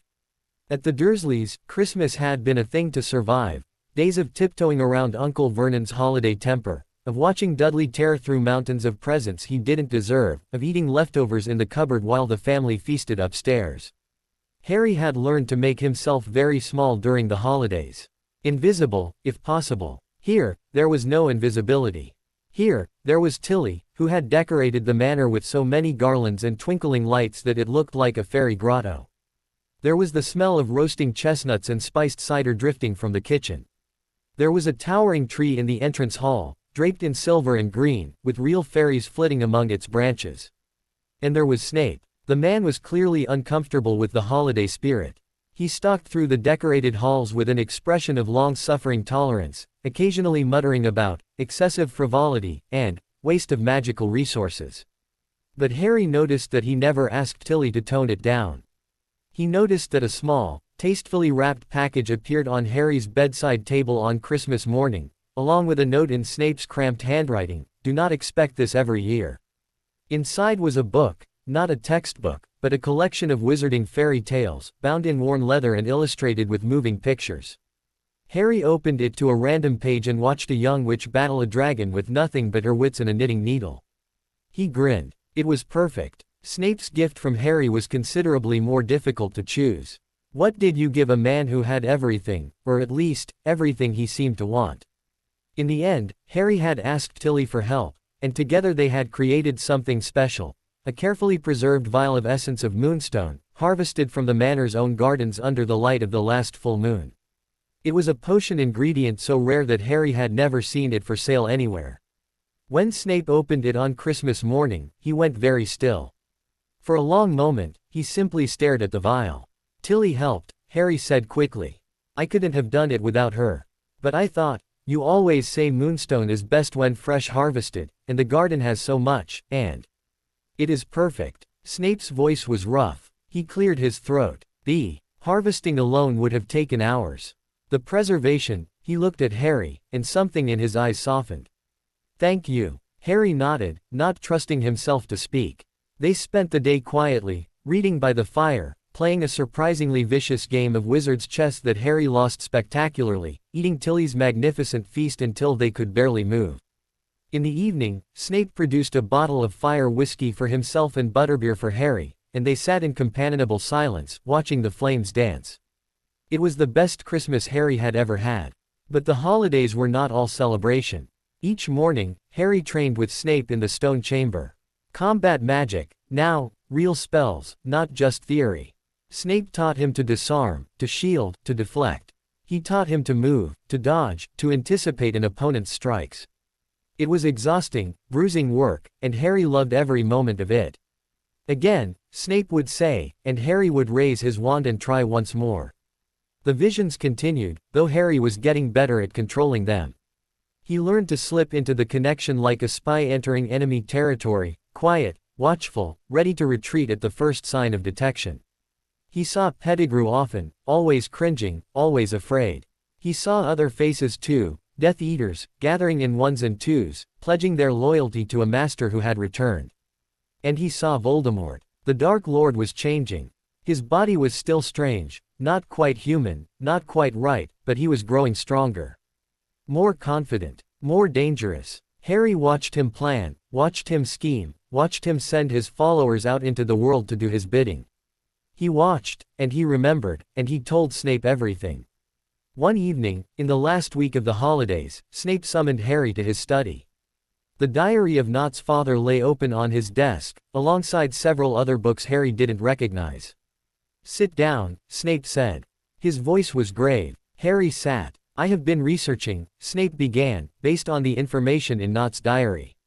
The references to Horcruxes. I believe I have found something." Harry's heart rate quickened. "What?" Snape gestured to the books. "The creation of a Horcrux requires a terrible act, murder, as you know. But it also requires a ritual, one that binds the fragment of soul to an object. The object becomes an anchor, keeping the wizard tethered to life. I know all this. Then you also know that a Horcrux is incredibly difficult to destroy. Most magic simply bounces off. The only known methods are fiendfire, which is uncontrollable and nearly always fatal to the caster, or the venom of a basilisk, which is rare and equally dangerous." Harry waited. There was more, he could see it in Snape's eyes. "The Dark Lord," Snape continued slowly, "is vain. Arrogant. He would not choose just any object for his Horcruxes. He would choose things that matter, things with history, with power, with significance to him." "Like what?" Snape opened one of the books and pointed to a page. It showed a drawing of a locket, ornate and beautiful, with a serpentine S worked into its design. "Salazar Slytherin's locket," Snape said. "A legendary object, passed down through generations. It disappeared years ago, but rumors persist that it was in the possession of the Dark Lord's family." Harry stared at the drawing. "You think he made that into a Horcrux?" "I think it's possible. Likely, even." Snape turned to another book, showing a golden cup adorned with a badger. "Helga Hufflepuff's cup. Also missing. Also rumored to have passed through dark hands. There could be more. There could be many more. The Dark Lord was obsessed with the Founders, with their legacy. If he created multiple Horcruxes," Snape's jaw tightened, "it would explain why. He survived the night he attacked you. His body was destroyed, but his soul remained, anchored to this world by the fragments he had hidden." Harry's mind raced. Pieces of soul, hidden in legendary objects. Voldemort, immortal because he had ripped himself apart again and again. "How do we find them?" Snape was quiet for a long moment. "I don't know. If the Dark Lord hid them well, they could be anywhere. And even if we found them, destroying them would be nearly impossible. But we have to try." "Yes." Snape met his eyes. "We have to try. But Harry," he paused, choosing his words carefully. "This changes things. The Dark Lord is not just a threat to be faced. He is a puzzle to be solved, a mystery to be unraveled. And you," his voice softened. "You are the key. The connection between you, the fragment of him in your scar, it may be our greatest weapon. It may also be our greatest danger." Harry touched his forehead, feeling the familiar ridge of the scar. A piece of Voldemort, lodged in his skin since he was a year old. A constant reminder of what had happened, what was coming. "I can use it," he said. "The connection. I can see what he sees, hear what he plans. You can. But every time you use it, you risk him seeing you back. Risk him finding a way through your shields." Snape leaned forward, his dark eyes intense. "You must be careful, Harry. More careful than you have ever been. The Dark Lord is the most skilled legilimens in the world. If he catches even a glimpse of you, he won't." Harry said it with more confidence than he felt. "I'll be careful. I'll be ready." Snape studied him for a long moment. Then, slowly, he nodded. "I believe you." The night before they returned to Hogwarts, Harry dreamed. He was in a dark place, a cave, perhaps, or a dungeon. Water lapped at stone somewhere nearby. The air was cold and damp, heavy with the smell of rot. A figure stood at the water's edge, robed and hooded. "Pettigrew." "Master," Pettigrew whimpered, his voice carrying in the darkness. "I have done as you asked. The locket, it is safe. Hidden where no one will find it." A second figure emerged from the shadows. Taller. Straighter. "Voldemort." "Safe," Voldemort repeated, the word dripping with contempt. "You understand nothing of safety, Wormtail. Safety is an illusion for the weak. I did not ask for safe. I asked for hidden. It is hidden, Master. In the cave, just as you instructed. The Inferi guard it. No one can reach it." Voldemort moved closer, and Harry saw his face fully for the first time. It was not the handsome features of Tom Riddle, nor the snake-like visage of legend. It was something in between, a face still forming, still becoming, red eyes burning with malice. The locket is one of many, Voldemort murmured. But it is precious to me. My mother's sister stole it, you know. Years ago. She thought I didn't know. She thought she could keep it from me. He laughed, a cold, terrible sound. She learned otherwise. Pettigrew trembled. The others, Master. The cup. The diary. Safe. Hidden. Waiting. Voldemort turned, his red eyes seeming to look directly at Harry. All waiting for the day I rise again. All waiting for the boy. Harry's scar blazed. He tried to pull back, to slam the door. But Voldemort's eyes held him. Pierced him. Saw him. Harry Potter. The voice was inside his head now, cold and triumphant. I feel you, boy. Watching from the shadows like a rat in the walls. You think your little shields can hide you. You think your pathetic training can protect you. Harry couldn't move, couldn't breathe. The red eyes consumed everything. I see you, Harry Potter. I see your fear, your weakness, your desperate hope that you can stop me. Voldemort smiled, and it was the most terrible thing Harry had ever seen. You cannot. No one can. I am coming for you, boy. Soon. And when I do, Harry screamed. He woke in his bed at Prince Manor, drenched in sweat, his scar burning like fire. The room was dark, the fire low, but he wasn't alone. Snape was there, leaning over him, his wand raised. Harry, look at me. Harry blinked, trying to focus. His head throbbed. His vision swam. He saw me, Harry gasped. Voldemort, he saw me. He knows. Snape's face went pale. What did you see? Tell me everything. Harry told him, the cave, the locket, the other Horcruxes. Voldemort's words, his eyes, the moment of connection. When he finished, Snape was very still. He knows you are watching, Snape said quietly. That changes everything. From now on, you cannot use the connection. It's too dangerous. But the information will mean nothing if he catches you. If he gets inside your mind, Harry, he will learn everything. About me. About the manor. About our plans. He will use that knowledge to destroy us. Harry wanted to argue, but the pain in his scar was fading to a dull ache, and with it went his resistance.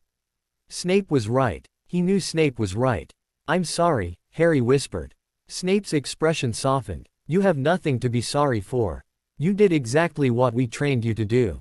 The Dark Lord is simply stronger than we anticipated. He sat on the edge of Harry's bed, a rare gesture of intimacy. But we will adapt. We will find another way. Harry nodded, though the fear still churned in his stomach. Voldemort had seen him, had spoken to him. The connection that had been their greatest weapon was now a vulnerability. What do we do now? Snape was quiet for a long moment. Then he said, we go back to Hogwarts. We continue your training. And we wait. Wait for what? For him to make a mistake. For an opportunity. The Dark Lord is arrogant, Harry. Arrogance breeds carelessness. Eventually, he will slip. And when he does, Snape's eyes hardened. We will be ready. Harry lay back against his pillows, exhausted. Snape stood, moving towards the door. Severus. Snape paused. Thank you. For coming. For, Harry struggled to find the words. For being here. Snape didn't turn around. But his voice, when he spoke, was softer than Harry had ever heard it. Where else would I be? The door closed behind him, and Harry was alone with the dying fire and the weight of everything he had seen. The train back to Hogwarts was subdued. Harry sat with Theo and Draco, watching the snowy landscape flash past, but his mind was elsewhere. Voldemort's eyes. His voice. The promise in his words. I am coming for you, boy. Soon. Theo must have noticed something in his expression, because he leaned close and murmured, You all right? Harry nodded, but the lie felt heavy on his tongue. He wasn't all right. He wasn't sure he would ever be all right again. But he couldn't tell Theo that. Couldn't tell anyone, except Snape. The burden was his alone to carry.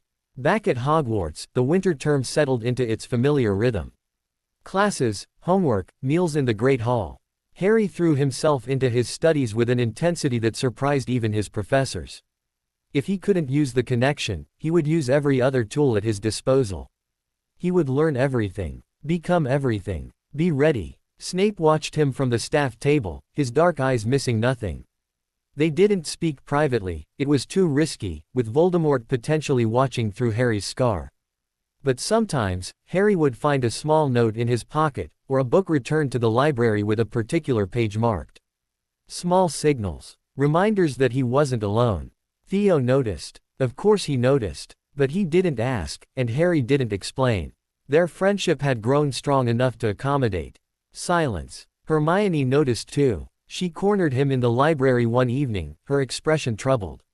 Harry, you've been different since the holidays. More intense. More, she searched for the word.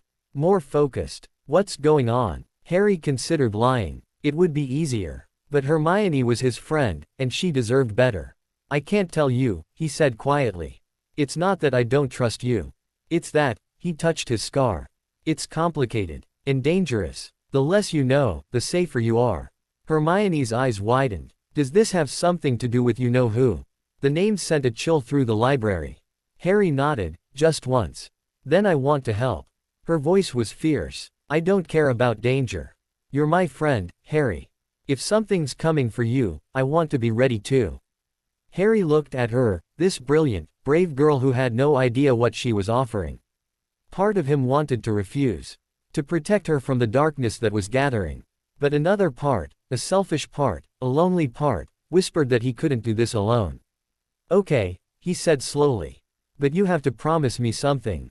If I tell you things, you keep them to yourself. No telling Ron, no telling professors, no writing to your parents. Some secrets are too dangerous to share.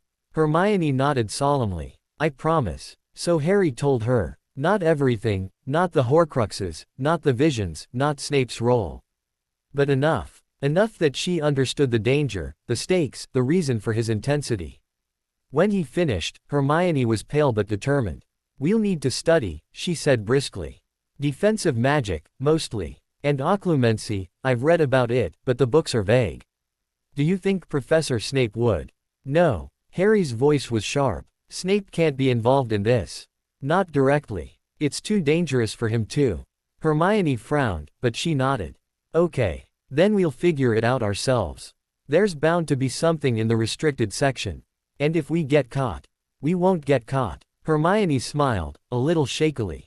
Famous last words. The weeks passed. Harry trained with Hermione in secret, practicing defensive spells in abandoned classrooms, researching occlumency in books that Hermione smuggled out of the restricted section. Theo joined them sometimes, his quiet competence a welcome addition.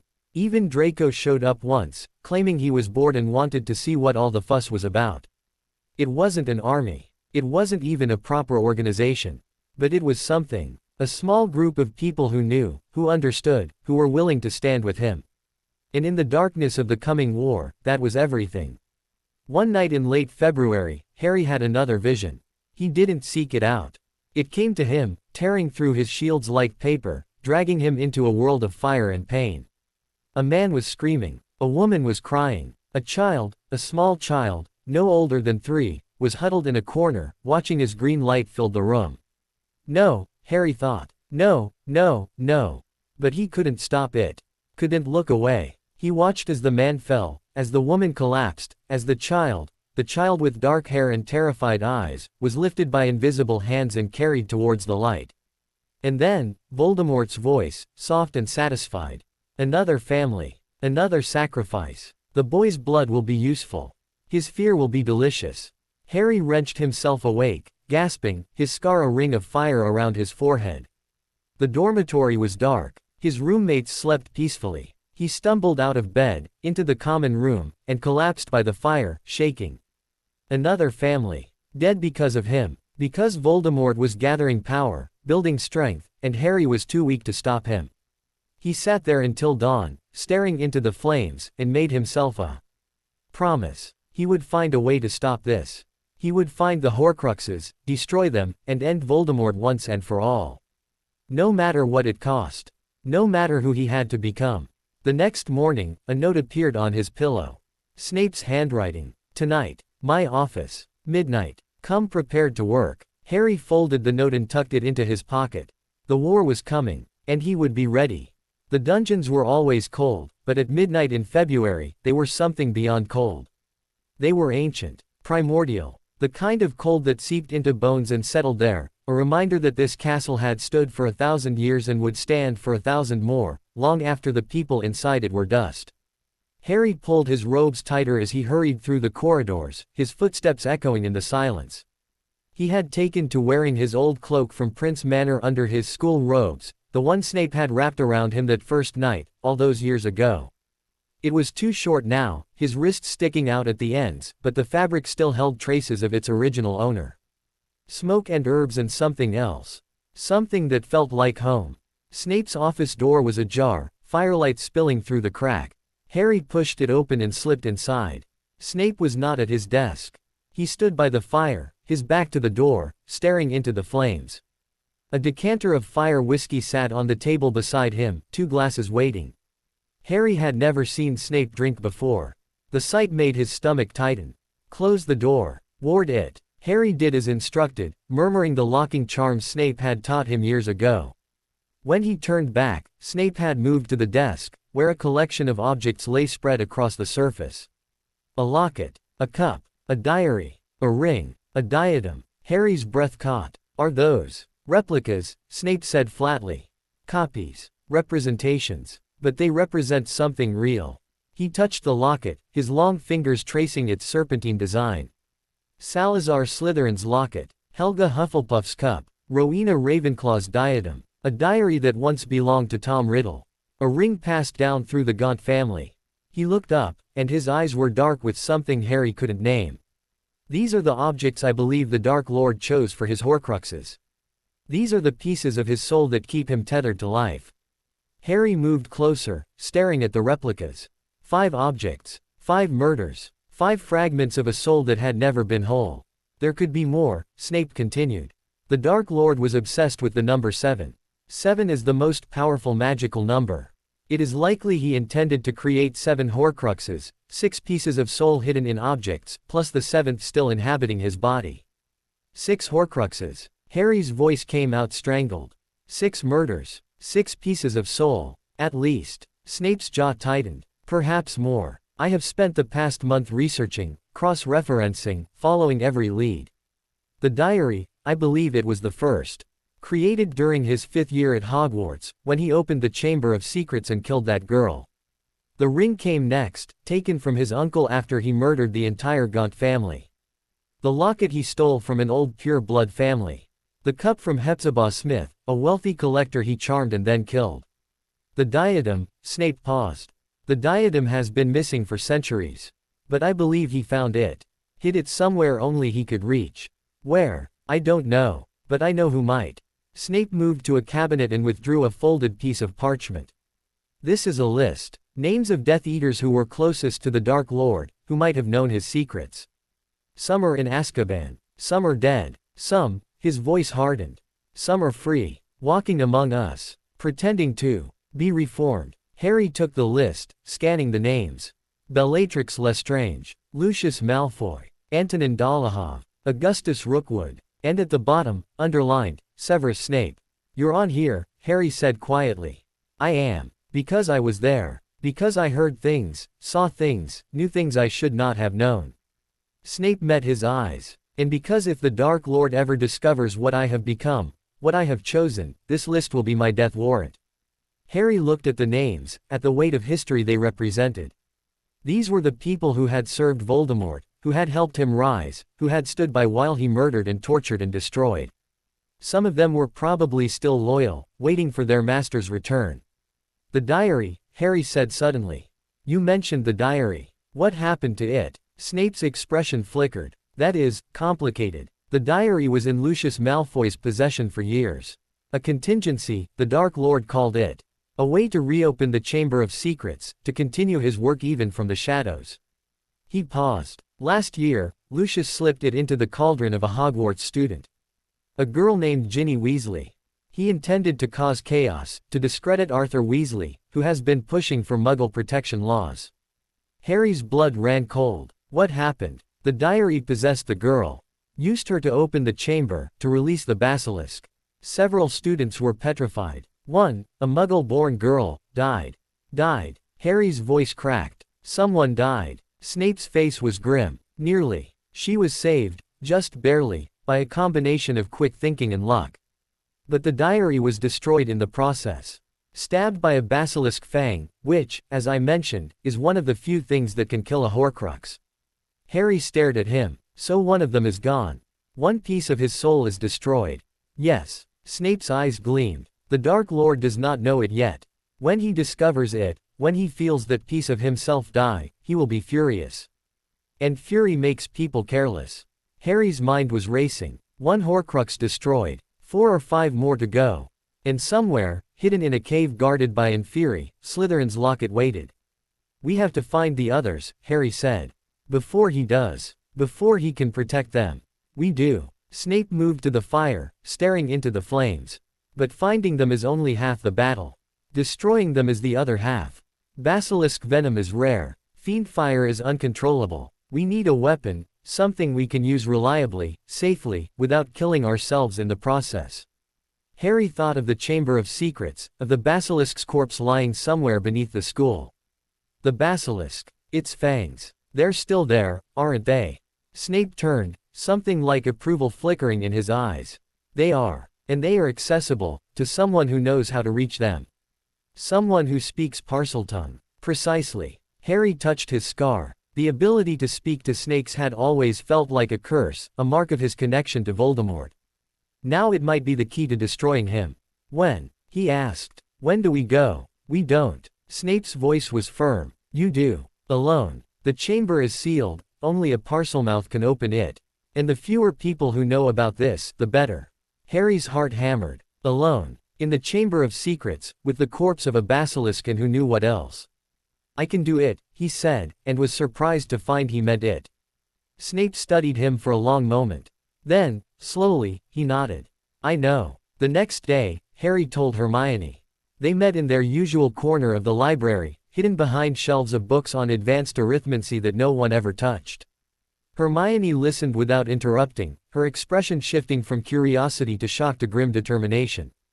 A Horcrux, she breathed when he finished. I've read about those. Harry, they're the darkest magic there is. Splitting your soul. I know. Harry kept his voice low. There are at least 5 of them. Maybe 6. One is already destroyed, the diary. But the others are still out there, hidden. And Voldemort is getting stronger. Hermione paled at the name but didn't flinch. The locket. In the cave. That's one. And the cup, the diadem, the ring, she shook her head. How do we even start looking? We start with what we know. The locket is in a cave, guarded by Inferi. That's specific, there can't be that many caves like that. If we can find it, destroy it, that's one less. And the basilisk fangs. You're going to get them. Harry nodded. Tonight. After curfew. I'm coming with you. No. Harry. No. His voice was sharper than he intended. Hermione, if something goes wrong, if I get caught, or worse, I need someone on the outside who knows what's happening. Someone who can tell Snape. Someone who can keep going if I can't. Hermione's eyes glistened, but she nodded. Okay. But you'd better come back. I will. She reached out and squeezed his hand, a brief, fierce gesture. Be careful. The entrance to the Chamber of Secrets was in Moaning Myrtle's bathroom. Harry had never been there before. It was, as expected, damp and gloomy, with cracked tiles and leaking pipes. Myrtle herself was floating near a stall, weeping loudly, until she noticed Harry and stopped mid-wail. A boy, she said, peering at him through thick glasses. A boy in my bathroom. How dare you? Then her eyes widened. You're the one. The Parselmouth. The one who opened the chamber before. That was a memory, Harry said quickly. A diary, possessing someone. It wasn't me. Myrtle floated closer, her expression curious. You sound like him, you know. The boy from 50 years ago. Tom Riddle. He used to come here and talk to me. Before, she trailed off, her face crumpling. Before he killed you, Harry finished gently. She nodded, sniffling. I'm sorry, Harry said. I'm sorry he did that to you. And I'm sorry for what I have to do now. Myrtle blinked. What do you have to do? Harry turned to the sink where, according to the stories, the entrance was hidden. He looked at the tiny snake carved into the copper tap. Open, he hissed in Parseltongue. The tap glowed white-hot and began to spin. Then, with a screech, the entire sink sank out of sight, revealing a vast, dark pipe, a slide into the depths. Harry looked back at Myrtle. Wish me luck, She stared at him, then, slowly, smiled. Good luck, boy who talks to snakes. Harry jumped. The slide was long and dark and ended with a jarring thump on something wet. Harry scrambled to his feet, wand raised, and looked around. He was in a tunnel, vast and ancient, lined with bones. Small bones, rats, probably, and larger ones that he didn't want to identify. The air was thick with decay, heavy and suffocating. He moved forward, his footsteps echoing, until the tunnel opened into a cavern. The Chamber of Secrets. It was enormous, stretching into darkness above and below. Massive stone pillars, carved with serpents, rose towards an invisible ceiling. A statue dominated the far end, an ancient, monkey-like face with a long beard, the likeness of Salazar Slytherin himself. And at the statue's feet, lying in a crumpled heap, was the basilisk. Harry approached slowly, his heart pounding. The basilisk was enormous, 60 feet at least, its scales a poisonous green, its eyes closed in death. A massive wound gaped in its side, the source of the stench that filled the chamber. Harry pulled out a fang. It was long as his forearm, sharp as glass, still glistening with venom. He wrapped it carefully in the cloth he had brought, then took another, and another. He would need more than one. He would need to be prepared. As he worked, he felt something, a presence, watching. He looked up, wand ready, but saw nothing. Just shadows. Just the dark. But the feeling persisted. Someone else had been here recently. Someone else had walked these tunnels. Harry finished collecting the fangs and turned to leave. But at the edge of the chamber, he paused. On the ground, half hidden in the debris, lay a small, worn shoe. A child's shoe. Ginny Weasley's, probably, dropped in her flight from the monster. He picked it up, turning it over in his hands. A girl had nearly died here. Had been possessed, used, almost killed. Because of a Horcrux. Because of Voldemort's ambition. Harry tucked the shoe into his pocket and climbed back towards the surface. He emerged from the pipe to find Myrtle waiting, her expression anxious. "You're back," she said. I thought maybe you wouldn't be." "I'm back." Harry showed her the fangs. "I got what I needed." Myrtle looked at the fangs, then at him. "The boy who killed me, Tom Riddle, he was like you know. Orphan. Clever. Alone." She floated closer. "But you're not like him. You're different." "How do you know?" She smiled, a little sadly. "Because you care. You asked about me. You said you were sorry." "He never did. He just used me. And when I was gone, he forgot I ever existed." Harry thought about that. About the difference between him and Voldemort. About the choices that made a person who they were. "Thank you," he said. "For your help." Myrtle nodded, then drifted back towards her stall. Harry left the bathroom, the fangs hidden in his robes, and made his way through the dark corridors towards the dungeons. He had taken 3 steps into the Slytherin common room when a voice stopped him cold. Well. Out for a midnight stroll, Potter." Draco Malfoy was sitting by the fire, alone, a book open in his lap. His gray eyes glittered in the firelight. Harry's heart raced, but he kept his expression neutral. Couldn't sleep, Draco repeated. In the girls' bathroom on the 2nd floor. Interesting choice for insomnia. He knew. Somehow, he knew. Harry moved closer, keeping his voice low. "What do you want, Draco?" Draco closed his book and stood, his expression unreadable. "I want to know what you're doing. I want to know why you've been sneaking around all term, meeting with Granger in the library, disappearing at odd hours. I want to know what's so important that you'd risk everything, your place here, your safety, for it." Harry studied him. Draco's face was carefully blank, but his eyes were curious. "Not hostile. Not yet. If I told you," Harry said slowly, "it would put you in danger." "Everything puts me in danger."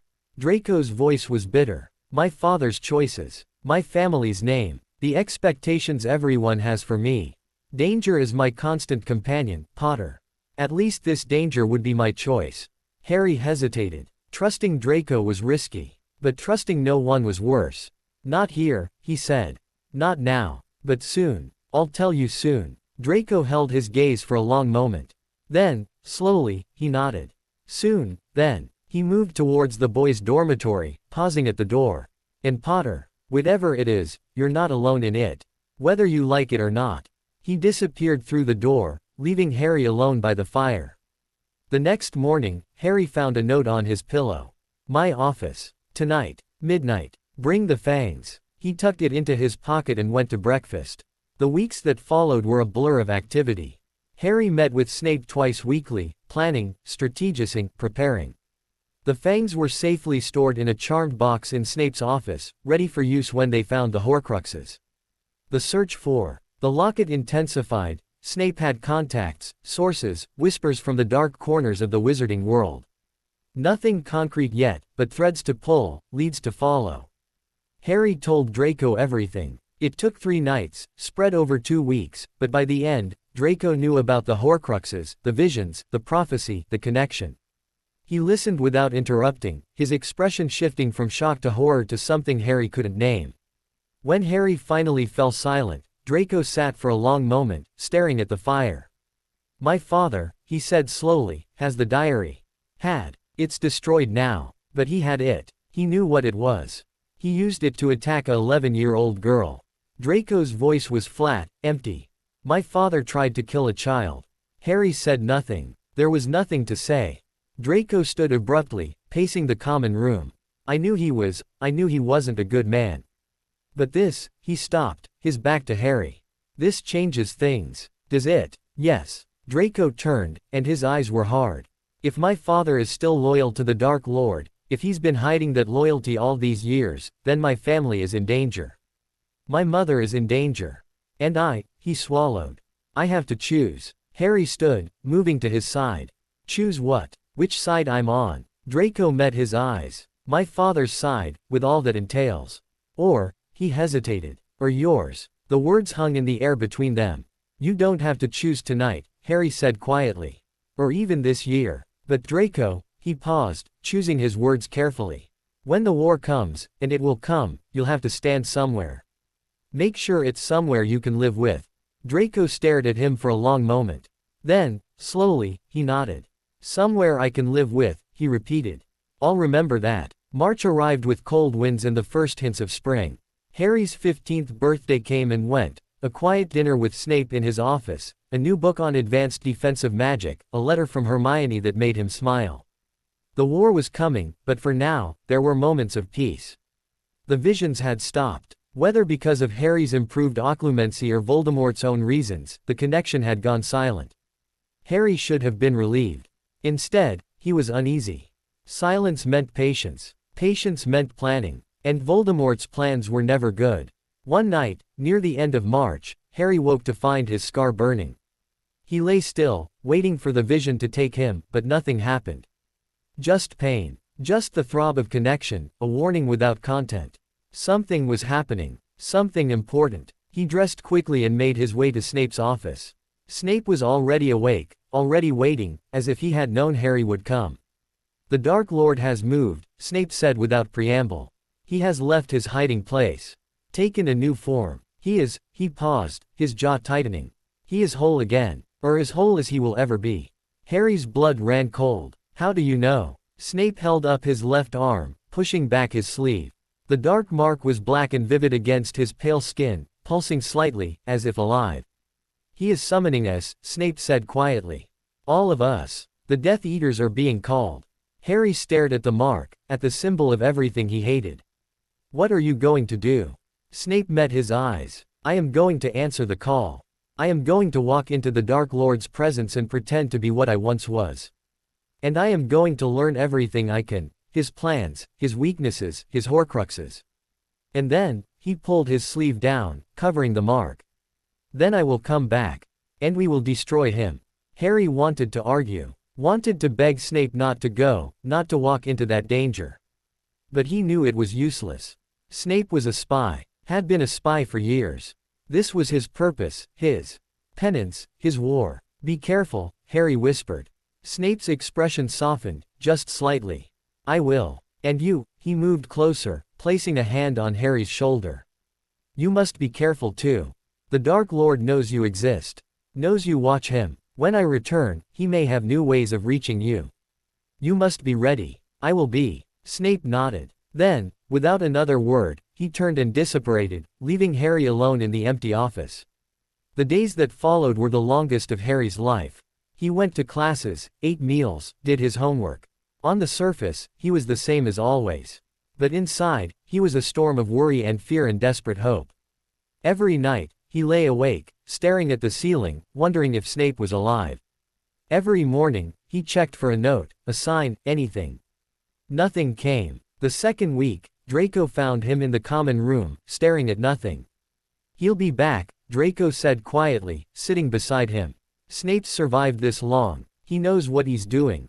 Harry nodded, but the knot in his chest didn't loosen. The third week, a letter arrived. No return address. No signature. Just 2 words in handwriting Harry knew as well as his own.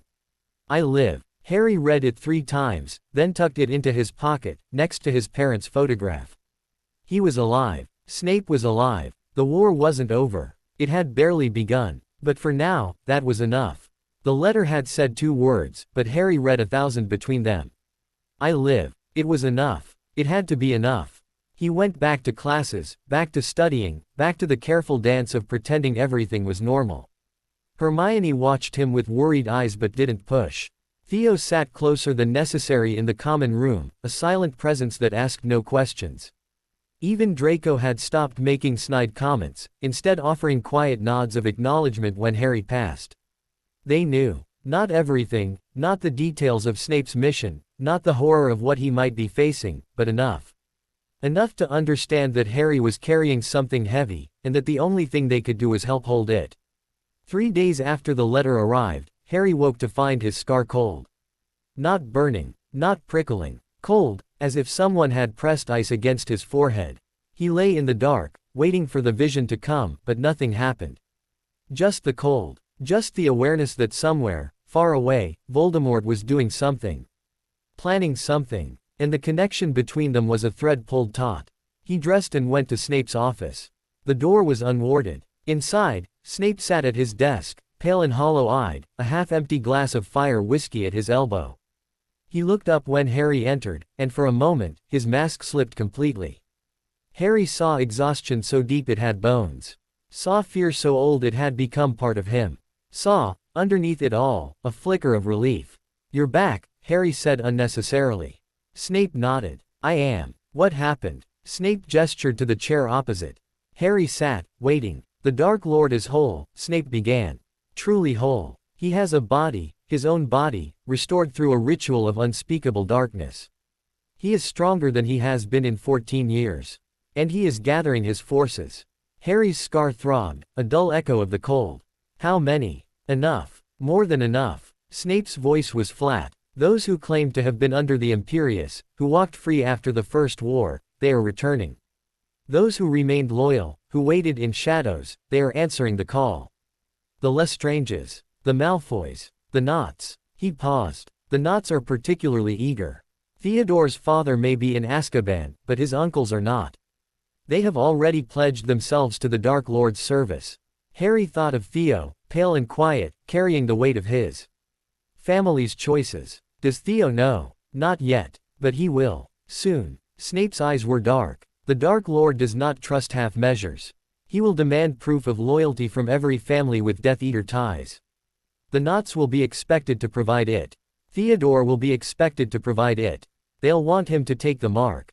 Yes. Harry's stomach turned. Theo, his friend, marked forever with the symbol of everything they were fighting against.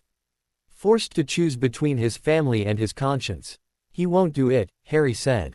"He's not like them." Snape's expression softened, just slightly. "I know. But knowing and doing are different things.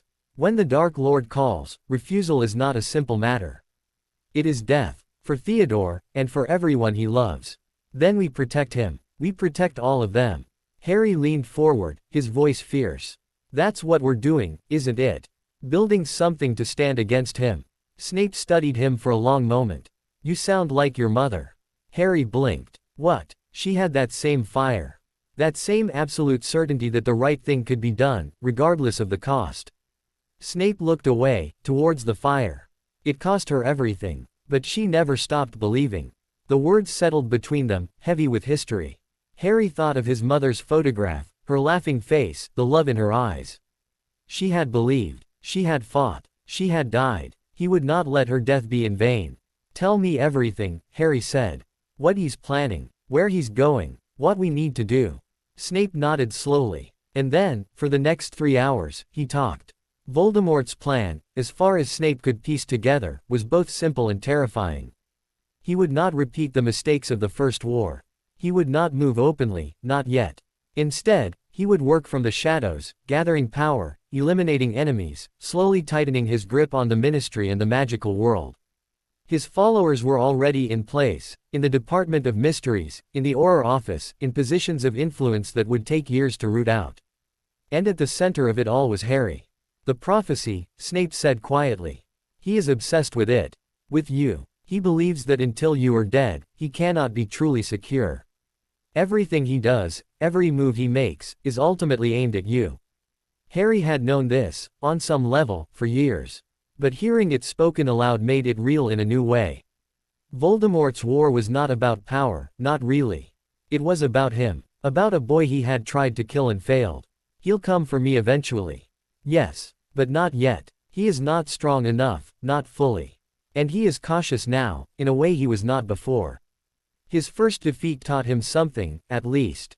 Snape's lip curled. He will wait. He will plan. And when he moves, it will be with overwhelming force. Then we have time. Maybe. A year. 2 at most. Time enough to prepare, if we use it wisely. Harry nodded, his mind already racing. A year. Maybe 2. It wasn't much, but it was something. We need to find the Horcruxes, he said. All of them. Destroy them before he realizes what we're doing. We do. Snape rose, moving to a cabinet and withdrawing a folded map. He spread it on the desk, a map of Britain, marked with tiny symbols Harry didn't recognize. I have narrowed down the possible locations for the locket. There is a cave on the coast of Cornwall, the same cave where the Dark Lord terrorized 2 children from an orphanage, decades ago. It matches the description in your vision. Harry leaned forward, studying the map. And the others. The cup, I believe, is with Bellatrix Lestrange. She guards it as if her life depends on it, which, in a way, it does. The ring is likely at the Gaunt Shack, where the Dark Lord's mother's family lived. The diadem, Snape hesitated. The diadem is the mystery. I have searched every record, followed every lead. Nothing. Could it be at Hogwarts? Snape's eyes sharpened. Why do you say that? I don't know. It just, Harry touched his scar. It feels right. He was here for years. He knew the castle better than almost anyone. If he wanted to hide something precious, somewhere only he could find it. Hogwarts would be the perfect place. Snape's expression was thoughtful. The castle has more secrets than any living wizard knows. It is possible. More than possible. Then we search. We have 2 years, we can cover every inch. Snape nodded slowly. We can. But carefully. The Dark Lord has spies everywhere, even here. If he suspects we are hunting his Horcruxes, he'll move faster. I know. Harry met his eyes. We'll be careful. April arrived, bringing rain and wind and the first real hints of spring. Harry threw himself into his mission with an intensity that surprised even himself. He researched with Hermione, searched with Theo, planned with Draco.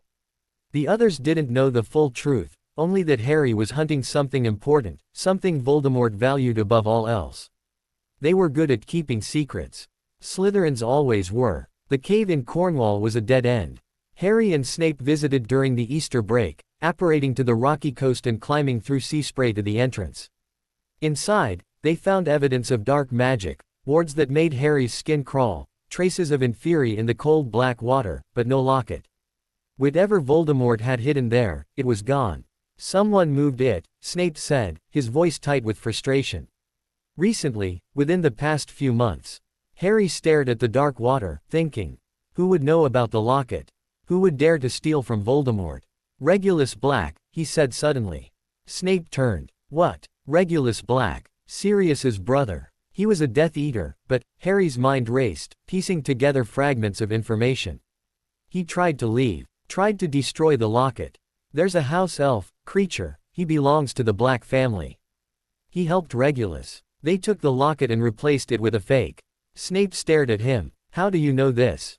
I don't. Not for sure. But it fits. Regulus died around the same time Voldemort fell the first time. What if he died trying to destroy the Horcrux? What if the locket is still out there, hidden somewhere else? Snape was quiet for a long moment. Then, slowly, he nodded. It's possible. The Black family has a history of complicated loyalties. Regulus was never as committed as his parents believed. He paused. If you're right, then the locket could be anywhere. But there is one place we might start. Where? Grimmauld Place. The Black family home. If Regulus hid something, he would have hidden it there. Harry nodded. It was a lead. A thin one, but better than nothing. They left the cave and apparated back to Prince Manor, the sea wind still cold on their faces. The end of term approached with its usual chaos. Exams loomed, and even Harry, with his private mission, had to focus on passing.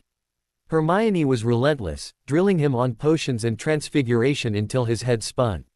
Theo helped with charms, Draco with history. It was almost normal. Almost. At night, Harry lay awake, staring at the canopy of his bed, thinking about Horcruxes and prophecies and a war that was coming whether he was ready or not.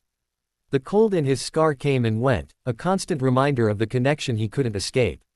He practiced occlumency every night, building walls, reinforcing doors. So far, Voldemort hadn't tried to break through. But Harry knew it was only a matter of time. The last day of term arrived with a burst of summer heat. Harry sat through his final exam, Defense Against the Dark Arts, his best subject, and emerged into the sunlight feeling lighter than he had in months.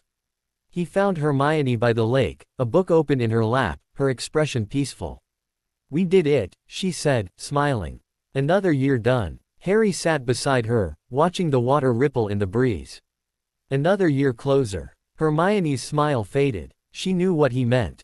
They all did. "What happens now?" she asked quietly. "Now, we go home. We train. We search." Harry picked up a stone, skipping it across the lake. "We get ready. And when it starts. The war, I mean. What do we do then?" Harry thought about it. About the faces he had seen in his visions, the terrified child, the screaming woman, the green light. About the weight of a prophecy that had marked him before he was born. "We fight," he said simply. "We protect the people we love. And we don't let him win." Hermione nodded slowly. Then she reached out and took his hand, squeezing once. "We won't," she said. "Because we're together. And together, we're stronger than he is." Harry looked at her, this brilliant, brave girl who had chosen to stand with him, who could have walked away but didn't. He thought of Theo, carrying the weight of his family's sins. Of Draco, torn between loyalty and conscience. Of Snape, risking everything, every day, to keep his promise. He wasn't alone. He had never been alone, not really. Together, he agreed. The train ride back to London was bittersweet. Harry sat with his friends, Hermione, Theo, Draco, watching the countryside flash past. They talked about summer plans, about Quidditch, about nothing at all. It was easy, comfortable, the way friendship should be. At King's Cross, they parted. Draco to his waiting mother, her face carefully blank. Theo to his uncles, their smiles not quite reaching their eyes. Hermione to her parents, waving cheerfully as she disappeared into the Muggle crowd. And Harry to Snape, waiting in the shadows, as he always was. They walked through the barrier together, into the Muggle station, and out into the London evening. Snape raised his wand, and the world twisted. Prince Manor rose before them, golden in the setting sun. Tilly was waiting at the door, her eyes bright with tears. "Welcome home, Master Harry. Welcome home." Harry hugged her, breathing in the familiar smell of home. Then he followed Snape inside, into the warmth, into the safety. For now, the summer was intense. Mornings were for training, combat magic, advanced defense, the kind of spells that most wizards never learned. Snape pushed him harder than ever, drilling until Harry's arm ached and his mind blurred. But Harry didn't complain, couldn't complain. Every spell he mastered was a weapon against the darkness. Afternoons were for research. The library at Prince Manor was vast, and Harry spent hours there, reading about Horcruxes, about dark magic, about the history of Voldemort's rise. Hermione sent letters almost daily, full of questions and theories and carefully worded suggestions. Theo wrote too, shorter notes that said little but meant everything. Evenings were quiet. Harry would sit with Snape by the fire, sometimes talking, sometimes just being. It was in those moments that he felt closest to the man who had raised him, the silences that needed no filling, the presence that asked nothing but offered everything. One night, near the end of August, Snape spoke. There is something I have not told you. His voice was quiet, careful. Something I should have told you long ago. Harry looked up from his book. What? Snape was silent for a long moment, staring into the fire. When he spoke, his voice was rough. Your mother and I, we were not just friends. Not just, he stopped, gathering himself. I loved her. You know this. But what you may not know is that she loved me too. Not the way I loved her, not romantically. But she loved me as a friend, as a brother, as someone worth saving. And when I threw that away, when I called her that word, when I chose the Dark Lord over her, I destroyed something that could never be rebuilt. Harry waited. He had heard some of this before, but never like this. Never so raw. After she died, I wanted to follow her. I wanted to die, Harry. I had nothing left, no purpose, no hope, no reason to live. But Dumbledore gave me one. He told me to protect you. To watch over you. To keep you safe. Snape's voice cracked. I failed at that too. For 6 years, I failed. I let you suffer in that cupboard while I hid in my guilt and my grief. I was a coward. A selfish, worthless coward. Severus, let me finish. Snape's eyes met his, dark and fierce. I need you to understand. I need you to know who I really am. Not the mask I wear, not the role I play. The man underneath. The man who made terrible choices and spent the rest of his life trying to atone. The man who loves you, he stopped, swallowing hard. The man who loves you like a son, even though he has no right to. Harry's heart clenched. He had known, on some level, that Snape cared for him. But hearing it spoken aloud, hearing that word, love, was something else entirely. You have every right, Harry said quietly. You saved me. You raised me. You taught me everything I know. He moved closer, sitting on the floor at Snape's feet, looking up at him. You're my family, Severus. The only family that matters. For a long moment, Snape simply stared at him. Then, slowly, his hand reached out and rested on Harry's shoulder. It was warm, solid, real. Thank you, he whispered. Harry leaned into the touch, just for a moment. Then he straightened, wiping his eyes. Now, he said, his voice firmer. Tell me about the next Horcrux. What do we know about the diadem? Snape's expression shifted, the mask sliding back into place. But his hand lingered on Harry's shoulder for just a moment longer. The diadem of Ravenclaw, he began. Lost for centuries. But there are rumors, whispers, that it was seen at Hogwarts, many years ago. A student claimed to have found it, hidden in a room full of junk. A room that appears only when someone needs it. Harry's heart skipped. The room of requirement. Exactly. Snape nodded. If the diadem is anywhere, it is there. And if the Dark Lord hid it, he would have chosen that room, a place only he knew, only he could access. Then that's where we start. When we go back. Snape nodded slowly. When we go back. The night before they returned to Hogwarts, Harry dreamed. He was in a forest again, but different from before. The trees were older, darker, their branches twisting against a blood-red sky. He walked forward, drawn by a force he couldn't resist, until he reached a clearing. Voldemort waited there. He was different now, more solid, more real. His face was still snake-like, still terrible, but there was something almost human in his eyes. Almost. Harry Potter, he hissed. You cannot hide from me forever. Harry stood his ground, meeting those red eyes. I'm not hiding. No. You're planning, plotting, scheming with your little friends, your traitorous guardian. Voldemort smiled, and it was terrible. You think I don't know. You think I cannot see. Harry's scar burned, but he didn't look away. I think you're afraid. The smile vanished. Afraid. Of a child. Of what that child represents. Of the prophecy. Of the possibility that you might lose again. Harry's voice was steady, calm. You're afraid, and that's why you're reaching out to me. You want to know what I know. You want to find a way to stop me before I stop you. Voldemort's eyes blazed. For a moment, Harry felt the full weight of his attention, the crushing pressure of that ancient, terrible mind trying to break through his shields. But the shields held. The doors stayed closed. You have grown, Voldemort admitted, his voice soft with something that might have been respect. Your guardian has trained you well. But it will not be enough. Nothing will be enough. In the end, you will fall, and I will rise, and the world will bow to me. Keep telling yourself that. Harry smiled, though his heart was pounding. Maybe someday you'll believe it. He slammed the door. He woke in his bed at Prince Manor, gasping, his scar blazing. But beneath the pain, there was something else. Something new. He had held Voldemort off. Had faced him, spoken to him, and held his ground. The walls he had built, the training he had endured, it had worked. He wasn't helpless. He wasn't just a victim waiting to be destroyed. He was a fighter, a warrior, a prince of an ancient line, raised by a man who had loved his mother and chosen to protect her son. And he was ready. The war was coming. Let it come. He would be waiting. The Hogwarts Express was louder than Harry remembered. Perhaps it was because he was listening differently now, not as an eager first year, but as someone who understood that every laugh, every whispered conversation, every casual glance might carry meaning. Might hide loyalty or betrayal. Might be the difference between life and death. He sat in a compartment with Theo, Draco, and Hermione, an unlikely foursome that had become, over the past year, something like a family. Blaise had joined them initially, but drifted off to sit with older students, leaving the four of them in a bubble of shared secrets and unspoken understanding. "You're doing it again," Hermione said quietly. Harry blinked. "Doing what?" Staring into space with that look. "Like you're calculating something terrible." Theo snorted. "That's just his face." Draco smirked, but the expression didn't reach his eyes. He had been quieter since the summer, since his father's involvement had become impossible to ignore.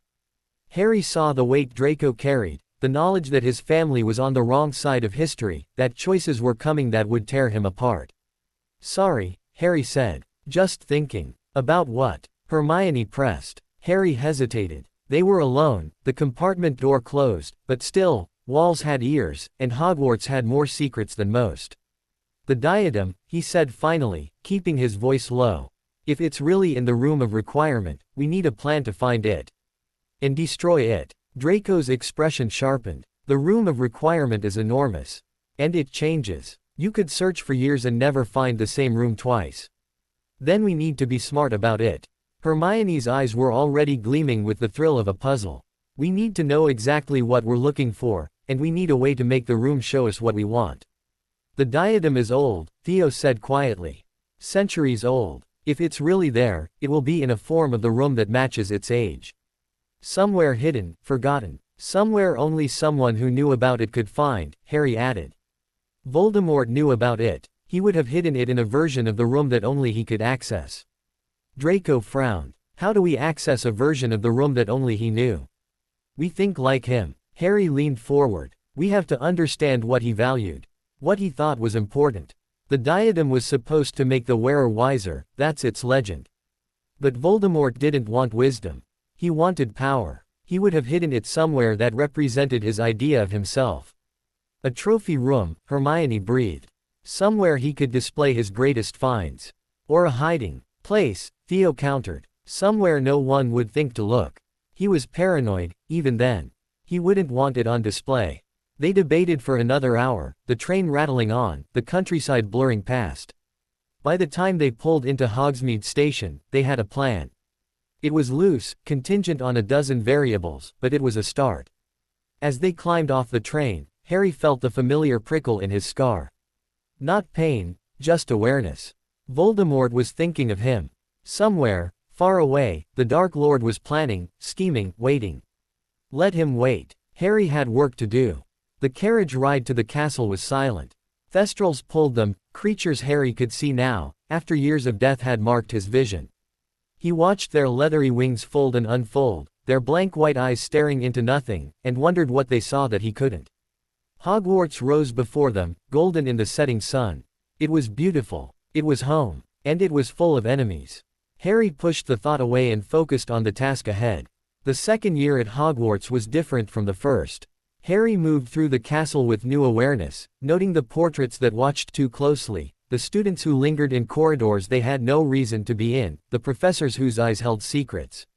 He trained with Hermione in abandoned classrooms, practiced defensive spells until his wand hand cramped, and spent long hours in the library researching everything he could find about the diadem of Ravenclaw. The information was frustratingly sparse. The diadem had been lost for centuries, stolen from Ravenclaw's daughter by a son who betrayed her trust. Legends said it granted wisdom to the wearer, but legends were unreliable. What mattered was that Voldemort had found it, and that he had turned it into a vessel for his soul. The breakthrough came in October, from an unexpected source. Harry was in the common room, late at night, when an older student approached him. A 7th year, tall and dark-haired, with the kind of face that gave nothing away. "Potter." The boy's voice was quiet. "I need to talk to you." Harry tensed, but kept his expression neutral. "About what?" "About something you're looking for. Something old. Something hidden." Harry's heart skipped. "I don't know what you mean." The boy smiled, but it wasn't a friendly expression. "Yes, you do. The diadem. I know where it is." The words hung in the air between them. Harry's scar prickled, not with pain, but with awareness. This could be a trap. It could be a test. It could be anything. "Why would you tell me?"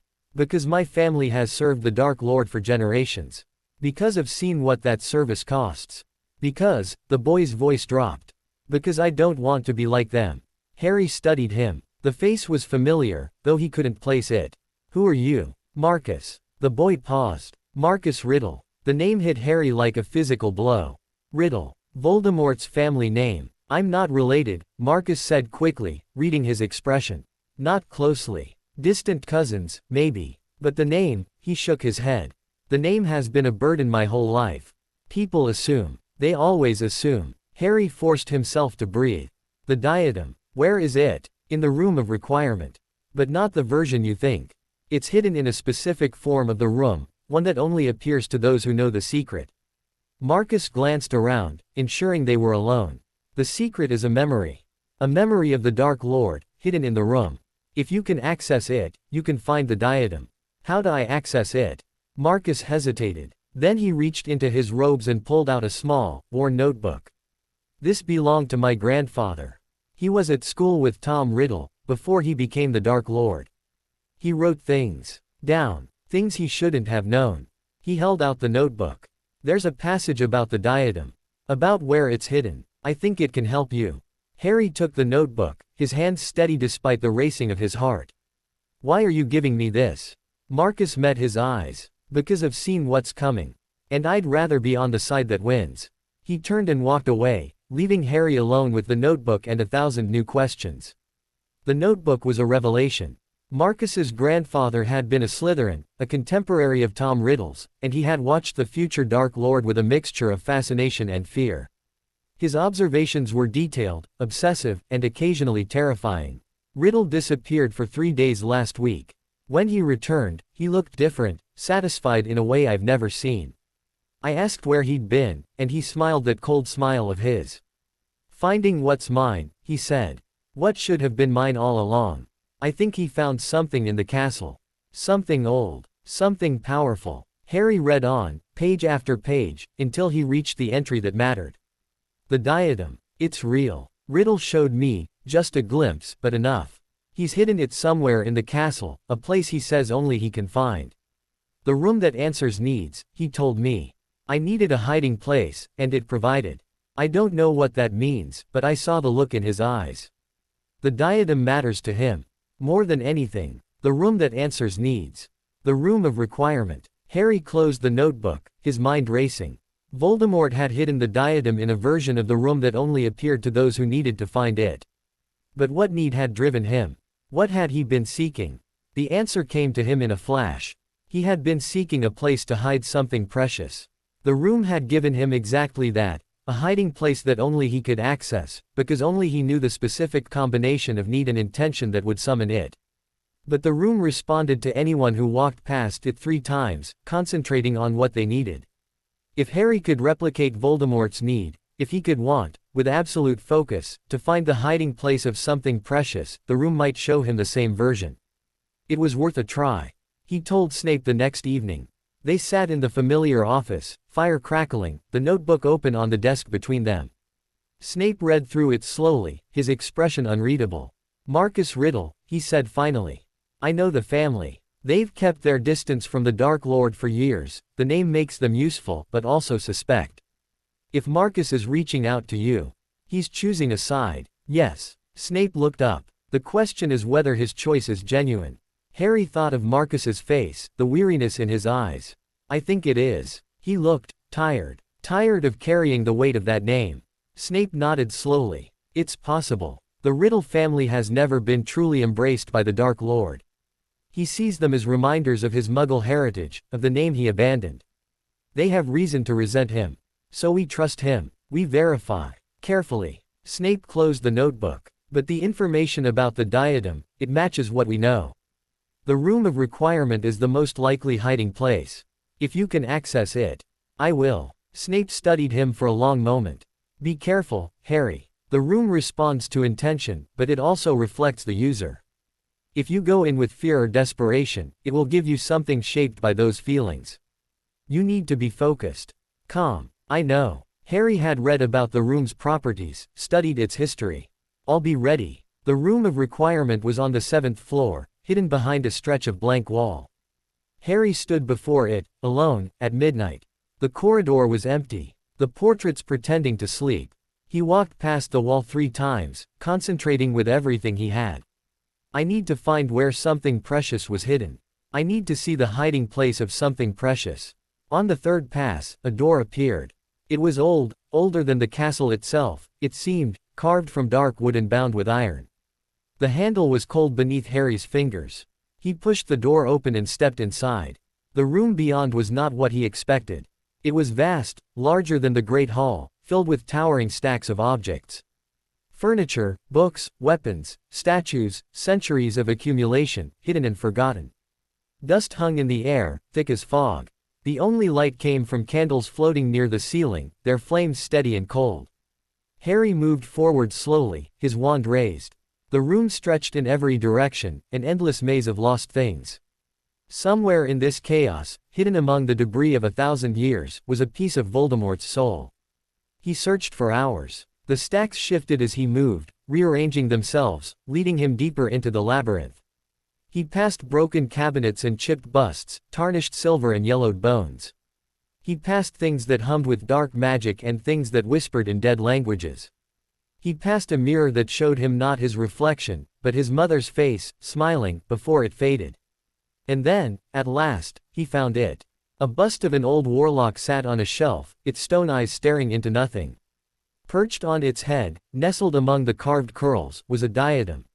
Tarnished silver, set with sapphires, marked with the eagle of Ravenclaw. Harry's heart stopped. He reached for it slowly, his hand trembling. The diadem was cold beneath his fingers, colder than it should be, colder than the air around it. As he lifted it, he felt a presence brush against his mind. Dark, ancient, hungry. Harry Potter. Voldemort's voice, but different, older, fainter, an echo of an echo. You think you can destroy me? You think this little trinket is my weakness? Harry's scar blazed. The diadem pulsed in his hands, and for a moment, he saw a young man, handsome, ambitious, standing before this very shelf. Tom Riddle, placing the diadem carefully on the bust's head, a smile of triumph on his face. Safe, Riddle whispered. Safe until I need it. Safe forever. Harry wrenched himself back to the present. The vision faded, but the presence remained, pressing against his shields, testing, probing. He shoved the diadem into his bag and ran. The room shifted around him as he fled, stacks moving to block his path, the floor tilting beneath his feet. He dodged and weaved, his heart pounding, until finally, he reached the door and burst through it into the corridor beyond. The door vanished behind him, leaving only blank wall. Harry leaned against it, gasping, his scar throbbing. The bag at his side felt heavy, wrong, as if it contained something alive. He had found it. The diadem. Another Horcrux. Now he just had to destroy it. Snape's face went pale when Harry showed him the diadem. You touched it. His voice was tight. You picked it up with your bare hands. It was on a shelf. I didn't have time to. Harry. Snape's eyes were dark with something that might have been fear. Horcruxes are not just objects. They are vessels for pieces of soul. They have power, corrupting power. The longer you are near one, the more it affects you. Harry thought of the vision, of Riddle's voice in his mind. I felt it. It spoke to me. Of course it did. Snape moved closer, studying the diadem where it lay on his desk. This thing contains a fragment of the Dark Lord's soul. It is him, in a way. And it will try to protect itself. Then we destroy it. Now. Snape hesitated. The basilisk fang. Still in your office. I'll get it. Harry retrieved the fang from its charmed box, his hands steady despite everything. When he returned, Snape was still staring at the diadem, his expression unreadable. "Are you sure you want to do this?" Snape asked quietly. "Once it's destroyed, the Dark Lord will know. He will feel it, the loss of that piece of himself. And he will be furious." "I know." Harry gripped the fang tighter. "But that's the point. Every Horcrux we destroy weakens him. Brings him closer to mortality." Snape nodded slowly. "Then do it." Harry raised the fang. The diadem seemed to pulse on the desk, aware of the danger, gathering itself for. He struck. The fang pierced the silver, sinking deep into the metal. For a moment, nothing happened. Then the diadem screamed. It was a terrible sound, high and thin and full of a pain that had no body, no voice, nothing but raw anguish. The silver blackened around the wound, spreading like rot. The sapphires cracked, their light dying. The scream rose higher, higher, until Harry thought his ears would bleed. And then it stopped. Silence rushed in to fill the void. The diadem lay on the desk, tarnished and broken, just metal now. Just an object. Empty. Harry stared at it, breathing hard. His scar throbbed, but differently now, not with the presence of Voldemort, but with the absence. Something had changed. Something fundamental. "It's done," he whispered. Snape placed a hand on his shoulder. "It's done." They burned the remains in the office fireplace, watching the flames consume what was left. Harry felt lighter, somehow. Cleaner. As if a weight he hadn't known he was carrying had been lifted. But even as the fire crackled and the last traces of the diadem vanished, a cold wind seemed to pass through the room. Harry shivered, his scar prickling. "He knows," he said quietly. Snape nodded. "He knows." The next morning, Draco found Harry in the common room before breakfast. His face was pale, his eyes shadowed. "My father," he said without preamble. "He's been summoned. The Dark Lord is furious about something lost. He's taking it out on everyone." Harry's stomach clenched. "Is your father? He'll survive. He always does." Draco sat heavily in the chair opposite. "But Potter, whatever you did, it's working. He's angry. Scared, even. I've never seen my father scared." Harry leaned forward, keeping his voice low. "One down. 4 to go." Draco's eyes widened. "You found one. Destroyed it. Last night. The diadem. It was in the castle, just like we thought." For a moment, Draco just stared at him. Then, slowly, a smile spread across his face, not his usual smirk, but something real. Something hopeful. "Keep going," he said quietly. "Keep destroying them. And when my father asks, when he wonders why the Dark Lord is weakening, I'll have nothing to tell him." Harry met his eyes. "You're choosing." Draco's smile faded, replaced by something more serious. "I'm choosing." That night, Harry dreamed. He stood in a dark room, lit only by a single candle. Voldemort was there, his red eyes blazing, his face twisted with fury.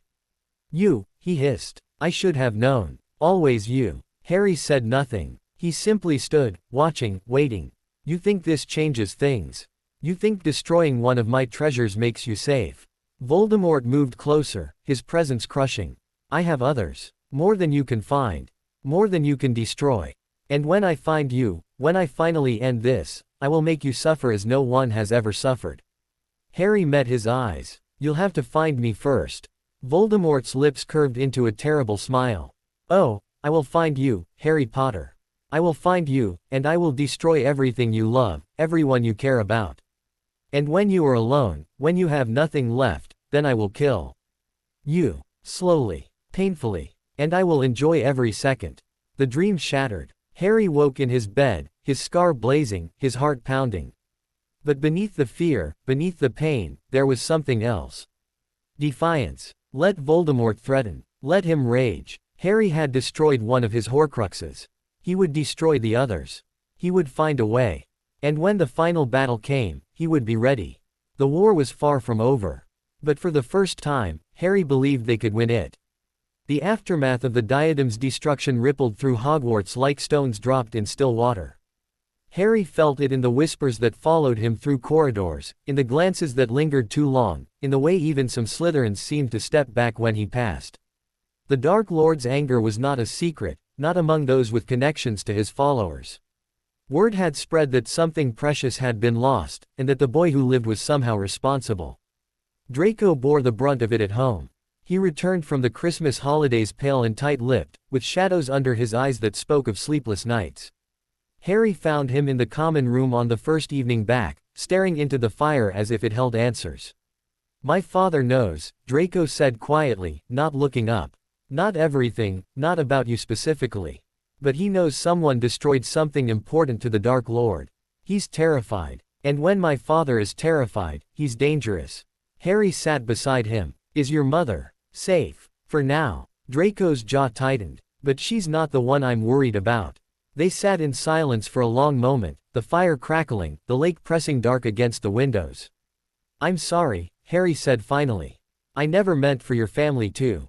"Don't." Draco's voice was sharp. "Don't apologize for fighting back. My father made his choices. He'll live with the consequences." He paused. "Or he won't. That's not on you." Harry wanted to argue, but he knew Draco well enough to understand that argument would be unwelcome. Instead, he simply sat, a silent presence, until Draco finally rose and disappeared into the dormitory. The search for the remaining Horcruxes continued. Hermione threw herself into research with characteristic intensity, spending hours in the library cross-referencing ancient texts and obscure histories. Theo contributed what he knew of his family's secrets, whispers he'd overheard, documents he'd glimpsed, names and places that might mean something. Even Blaise, who had kept his distance from their inner circle, began leaving anonymous notes with helpful information slipped under Harry's pillow. But the locket remained elusive. Harry returned to the cave in Cornwall during the Easter break, this time alone. He stood at the edge of the dark water, staring at the Inferi that lurked beneath the surface, and tried to feel for any trace of the Horcrux. Nothing. Whatever Regulus Black had done, wherever he had hidden the real locket, it wasn't here. Snape suggested Grimmauld Place again, but accessing the Black family home was complicated. Sirius Black, the rightful heir, was still in Azkaban, had been there for over a decade, his sanity slowly crumbling in the face of Dementors. The house itself was sealed, protected by ancient magic that would take months to unravel. "We need another way," Harry said, frustration bleeding into his voice. "There has to be something we're missing." Snape was quiet for a long moment. Then he said, "There is someone who might know. Someone who was there when Regulus made his choice." "Who?" "Creature. The Black family house elf." Harry stared at him. "A house elf? House elves are bound to their families, Harry. They see everything, hear everything, remember everything. If Regulus hid the locket, Creature likely knows where. And more importantly, Snape's eyes were dark. Creature was with Regulus when he went to the cave. He witnessed what happened. He may be the only living witness to the truth." Harry's heart pounded. "How do we reach him? The house is sealed. We don't need the house. We need the elf." Snape rose, moving to his bookshelf. "House elves can be summoned by those who know their names and have a connection to their family. You have a connection, through me, through your mother, through the blood that runs in your veins. It may be enough. What do I have to do?" Snape pulled down a heavy volume, its pages yellowed with age. "There's a ritual. Simple, but precise. If it works, Creature will appear. If it doesn't," he shrugged. "We try something else." The ritual required a quiet space, a candle, and a drop of Harry's blood. He performed it in Snape's office at midnight, the castle silent around them. The candle flickered as he spoke the words, ancient words, in a language he didn't understand but felt in his bones. When he finished, he waited, his heart pounding. For a long moment, nothing happened. Then, with a crack like breaking stone, a house elf appeared. He was old, ancient, even by elf standards, with huge bat-like ears, bulbous eyes, and a tangle of white hair sprouting from his head. He wore a filthy rag that might once have been a tea towel, and he glared at Harry with an expression of pure loathing. "You as the Potter boy," Creature croaked. "Creature knows you. Creature's mistress spoke of you. The blood traitors get, she called you. The half-breed who taints the noble house of Black." Harry kept his voice steady. "Creature. I need your help." Creature's eyes narrowed. "Help. Creature helps no one. Creature serves the noble and most ancient house of Black, and you," he spat on the floor. "You is not Black. You is nothing." Snape stepped forward, his presence dark and commanding. "Creature. You will answer the boy's questions." Creature's expression flickered, fear, perhaps, or recognition. "Professor Snape. Creature remembers you. You came to the house sometimes, before." He stopped, his eyes darting. "Before everything." "Yes." Snape's voice was calm, but Harry heard the steel beneath. "And now we need information. About Regulus. About what he did." Creature's face crumpled. For a terrible moment, Harry thought the elf might cry. But instead, he drew himself up, his expression hardening. "Master Regulus," he whispered. "Kind Master Regulus. The best of them all." Creature failed him. Creature watched him die, and could do nothing. Harry's heart clenched. "Creature, what happened? Please." The elf looked at him then, really looked, as if seeing him for the first time. Something shifted in those ancient eyes. Something that might have been hope. "The locket," Creature said slowly. Master Regulus took the locket. From the cave. From the dark water. He made Creature take it and leave, and then, his voice broke. Then the Inferi took him. They pulled him under, and Creature could not save him. Creature could not save his master. Harry moved closer, crouching to Creature's level. "The locket. Where is it now?" Creature's eyes filled with tears. "Safe." Creature hid it. Kept it from the Dark Lord, just as Master Regulus asked. "It is at Grimmauld Place, hidden where no one will find it." Harry's breath caught. "Can you get it? Can you bring it here?" Creature hesitated. Then, slowly, he nodded. "Creature will bring the locket. For Master Regulus." He looked at Harry again, and this time the hatred was gone, replaced by something raw and aching. "For the boy who asks." He disappeared with another crack, leaving Harry and Snape alone in the candlelit office. Creature returned an hour later, the locket clutched in his trembling hands. It was beautiful, golden, ornate, with a serpentine S worked into its surface. Harry took it carefully, feeling the weight of it, the wrongness. Even through the metal, he could feel the presence inside. The piece of soul. The fragment of Voldemort. "Thank you, Creature," he said quietly. Creature stared at him, tears streaming down his wrinkled face. Master Regulus wanted it destroyed. He wanted the Dark Lord to die. Creature could not do it. Creature tried, but he shook his head. "Creature is not strong enough. You were strong enough to save it. To keep it hidden." Harry met the elf's eyes. "That's more than anyone else did." Creature's lip trembled. Then, slowly, he bowed, a deep, formal bow, the kind given to family. "Creature will serve," he whispered. "Creature will help. For Master Regulus." He hesitated. "For the boy who speaks to Creature like he matters." Harry nodded, his throat tight. "Then stay. Help us. We're going to destroy it, the locket, and the others. We're going to end him." Creature's eyes blazed with something that might have been hope. "Creature will help. Creature will do anything." Destroying the locket was harder than the diadem. The moment Harry raised the basilisk fang, the locket began to shake. A voice emerged from it, cold, high, terrible, the voice of Voldemort himself. "Foolish boy. You think you can destroy me. I am immortal. I am eternal. I have seen empires rise and fall, and I will see yours too." Harry's scar blazed, but he didn't stop. "Your mother begged, you know. Begged for her life. Begged for yours. I watched the light fade from her eyes, and I enjoyed every moment." "Shut up," Harry growled. "You cannot silence me. I am in your blood, in your scar, in your very being. Kill this piece of me, and I will still remain. I will always remain." Harry struck. The fang pierced the locket, and the scream that followed was worse than the diadems, louder, longer, more agonized. The locket writhed in Harry's hands, black liquid seeping from the wound, the serpentine S melting into nothing.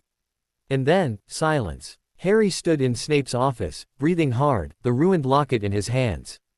His scar throbbed, but beneath the pain, there was something else.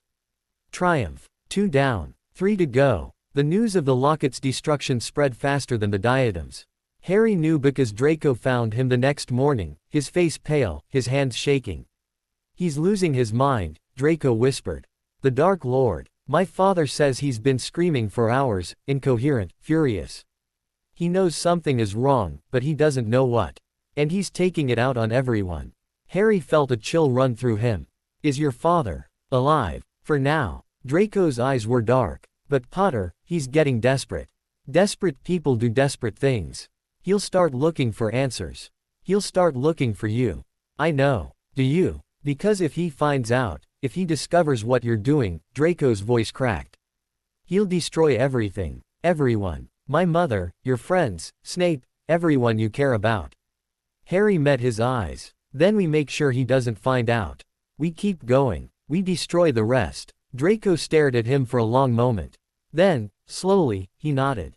Keep going, he agreed. The cup was next. Bellatrix Lestrange guarded it with her life, literally, as it turned out. The cup of Helga Hufflepuff sat in her vault at Gringotts, protected by the most powerful wards the goblins could devise. Getting to it would be nearly impossible. Nearly. Hermione spent weeks researching Gringotts' security, poring over books that most wizards didn't even know existed. Theo contributed information about the Lestrange family, their habits, their weaknesses, their secrets. Draco, despite the risk to his family, provided details about the Malfoy vault, which shared some of the same protections. The plan they devised was audacious, dangerous, possibly suicidal, but it was the only plan they had. The break-in happened during the summer, when Hogwarts was empty and Harry had the freedom to move without observation. Snape accompanied him to Diagon Alley, though he couldn't enter Gringotts, his cover as a Death Eater was too valuable to risk. Instead, he waited in the shadows, ready to intervene if things went wrong. Harry approached the bank alone, his heart pounding. The goblins watched him with suspicious eyes as he requested access to the Lestrange vault. He had documents, forged by Hermione, perfect in every detail, claiming to be acting on Bellatrix's behalf. The goblins examined them carefully, their sharp eyes missing nothing. Finally, the head teller nodded. Follow me. The cart ride through the underground tunnels was terrifying, worse than anything Harry had experienced before. The goblins drove like maniacs, careening around corners, plunging into darkness, emerging into caverns lit by strange fires. When they finally stopped, Harry's stomach was in knots. The Lestrange vault required a blood offering to open. Harry had come prepared, a vial of Bellatrix's blood, procured through means he didn't want to think about. He poured it on the door, and the metal melted away, revealing the treasure within. Gold. Mountains of it. Jewels, artifacts, dark objects that made his skin crawl. And there, on a pedestal in the center, the cup. Harry moved towards it, his heart pounding. The cup gleamed in the dim light, golden, two-handed, adorned with a badger. He reached for it, and the vault began to shake. The Geminio curse, he realized. The duplicates. Everything he touched would multiply, filling the vault, crushing him. He grabbed the cup and ran, gold replicas spawning in his wake, the floor rising beneath his feet. He burst through the door just as the vault filled completely, the metal grinding shut behind him. The goblins stared, their expressions furious. Thief! One of them shrieked. Stop him! Harry ran. The carts were useless, they'd never outrun the goblins on their own terrain. Instead, he did the only thing he could think of. He summoned the nearest dragon. The Ukrainian Ironbelly was chained in the cavern below, its eyes wild with pain and fury.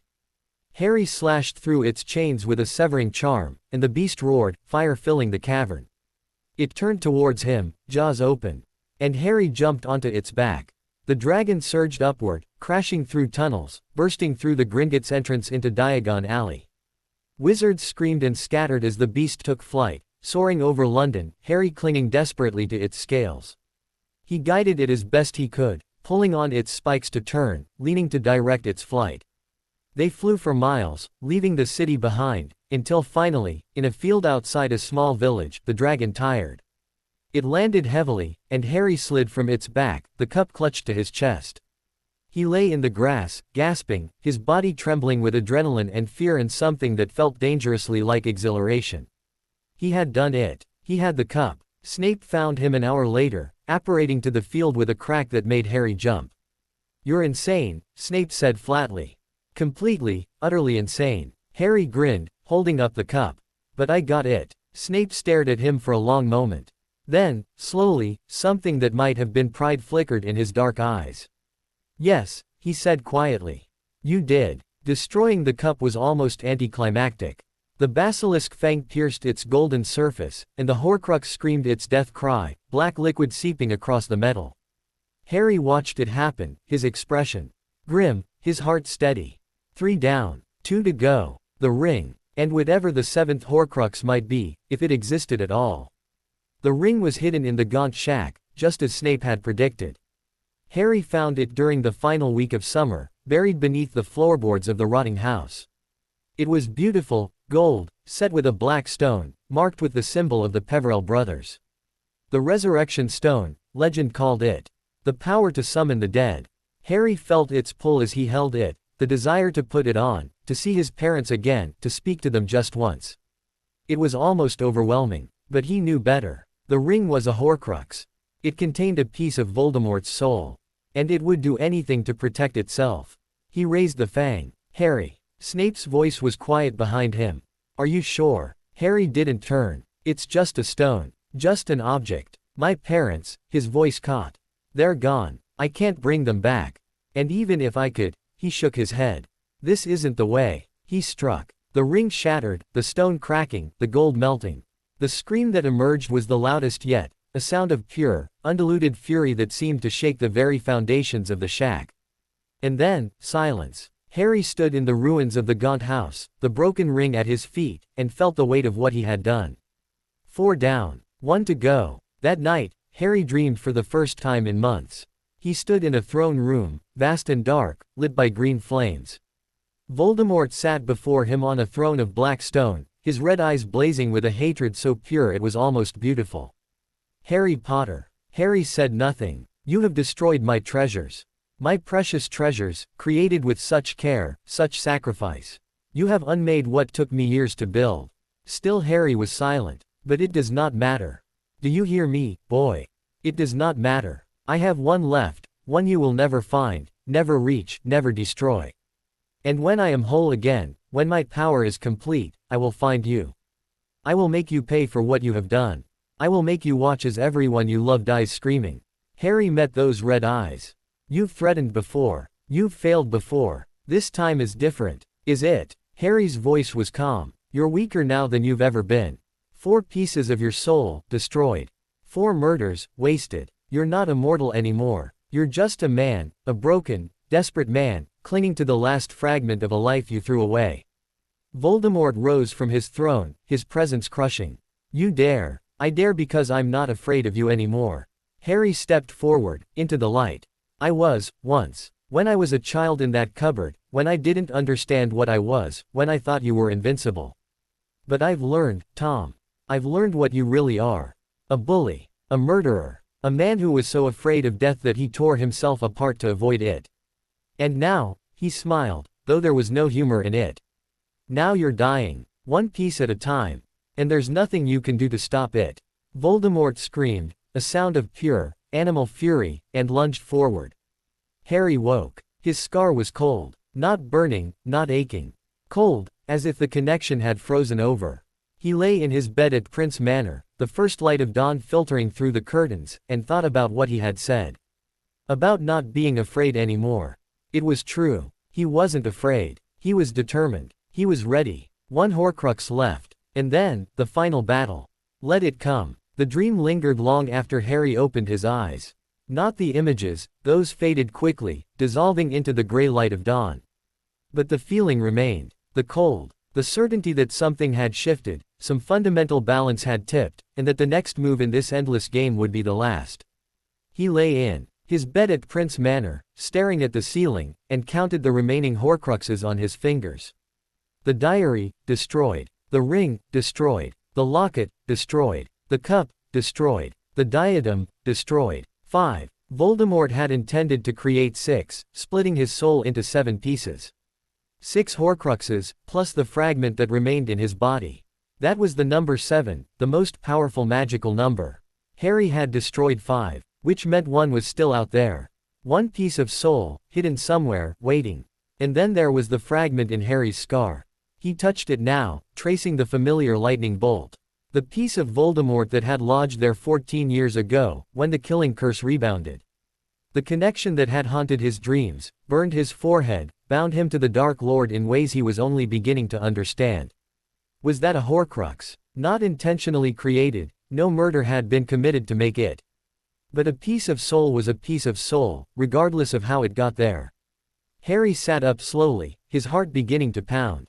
If he was a Horcrux, an accidental, unintended Horcrux, then destroying all the others wouldn't be enough. Voldemort would still have that fragment, still be tethered to life through Harry's own body. And the only way to destroy a Horcrux. He couldn't finish the thought. Wouldn't. He found Snape in the potions laboratory, brewing something complex that filled the air with sharp, medicinal smells. The man looked up when Harry entered, and his expression shifted immediately. What's wrong? Harry closed the door behind him, warding it with more force than necessary. He crossed to the workbench and stood there, not speaking, trying to find words for something that had no words. Harry. Snape set down his stirring rod. Tell me. The seventh Horcrux. Harry's voice came out rough. I think. He stopped, swallowed. I think I know what it is. Snape waited. Harry touched his scar. This. Me. The piece of him that's been in my head since I was a year old. The silence that followed was absolute. Snape's face went pale, paler than Harry had ever seen it, paler than death. No, Snape whispered. I'm a Horcrux. An accidental one, but, Harry's voice cracked.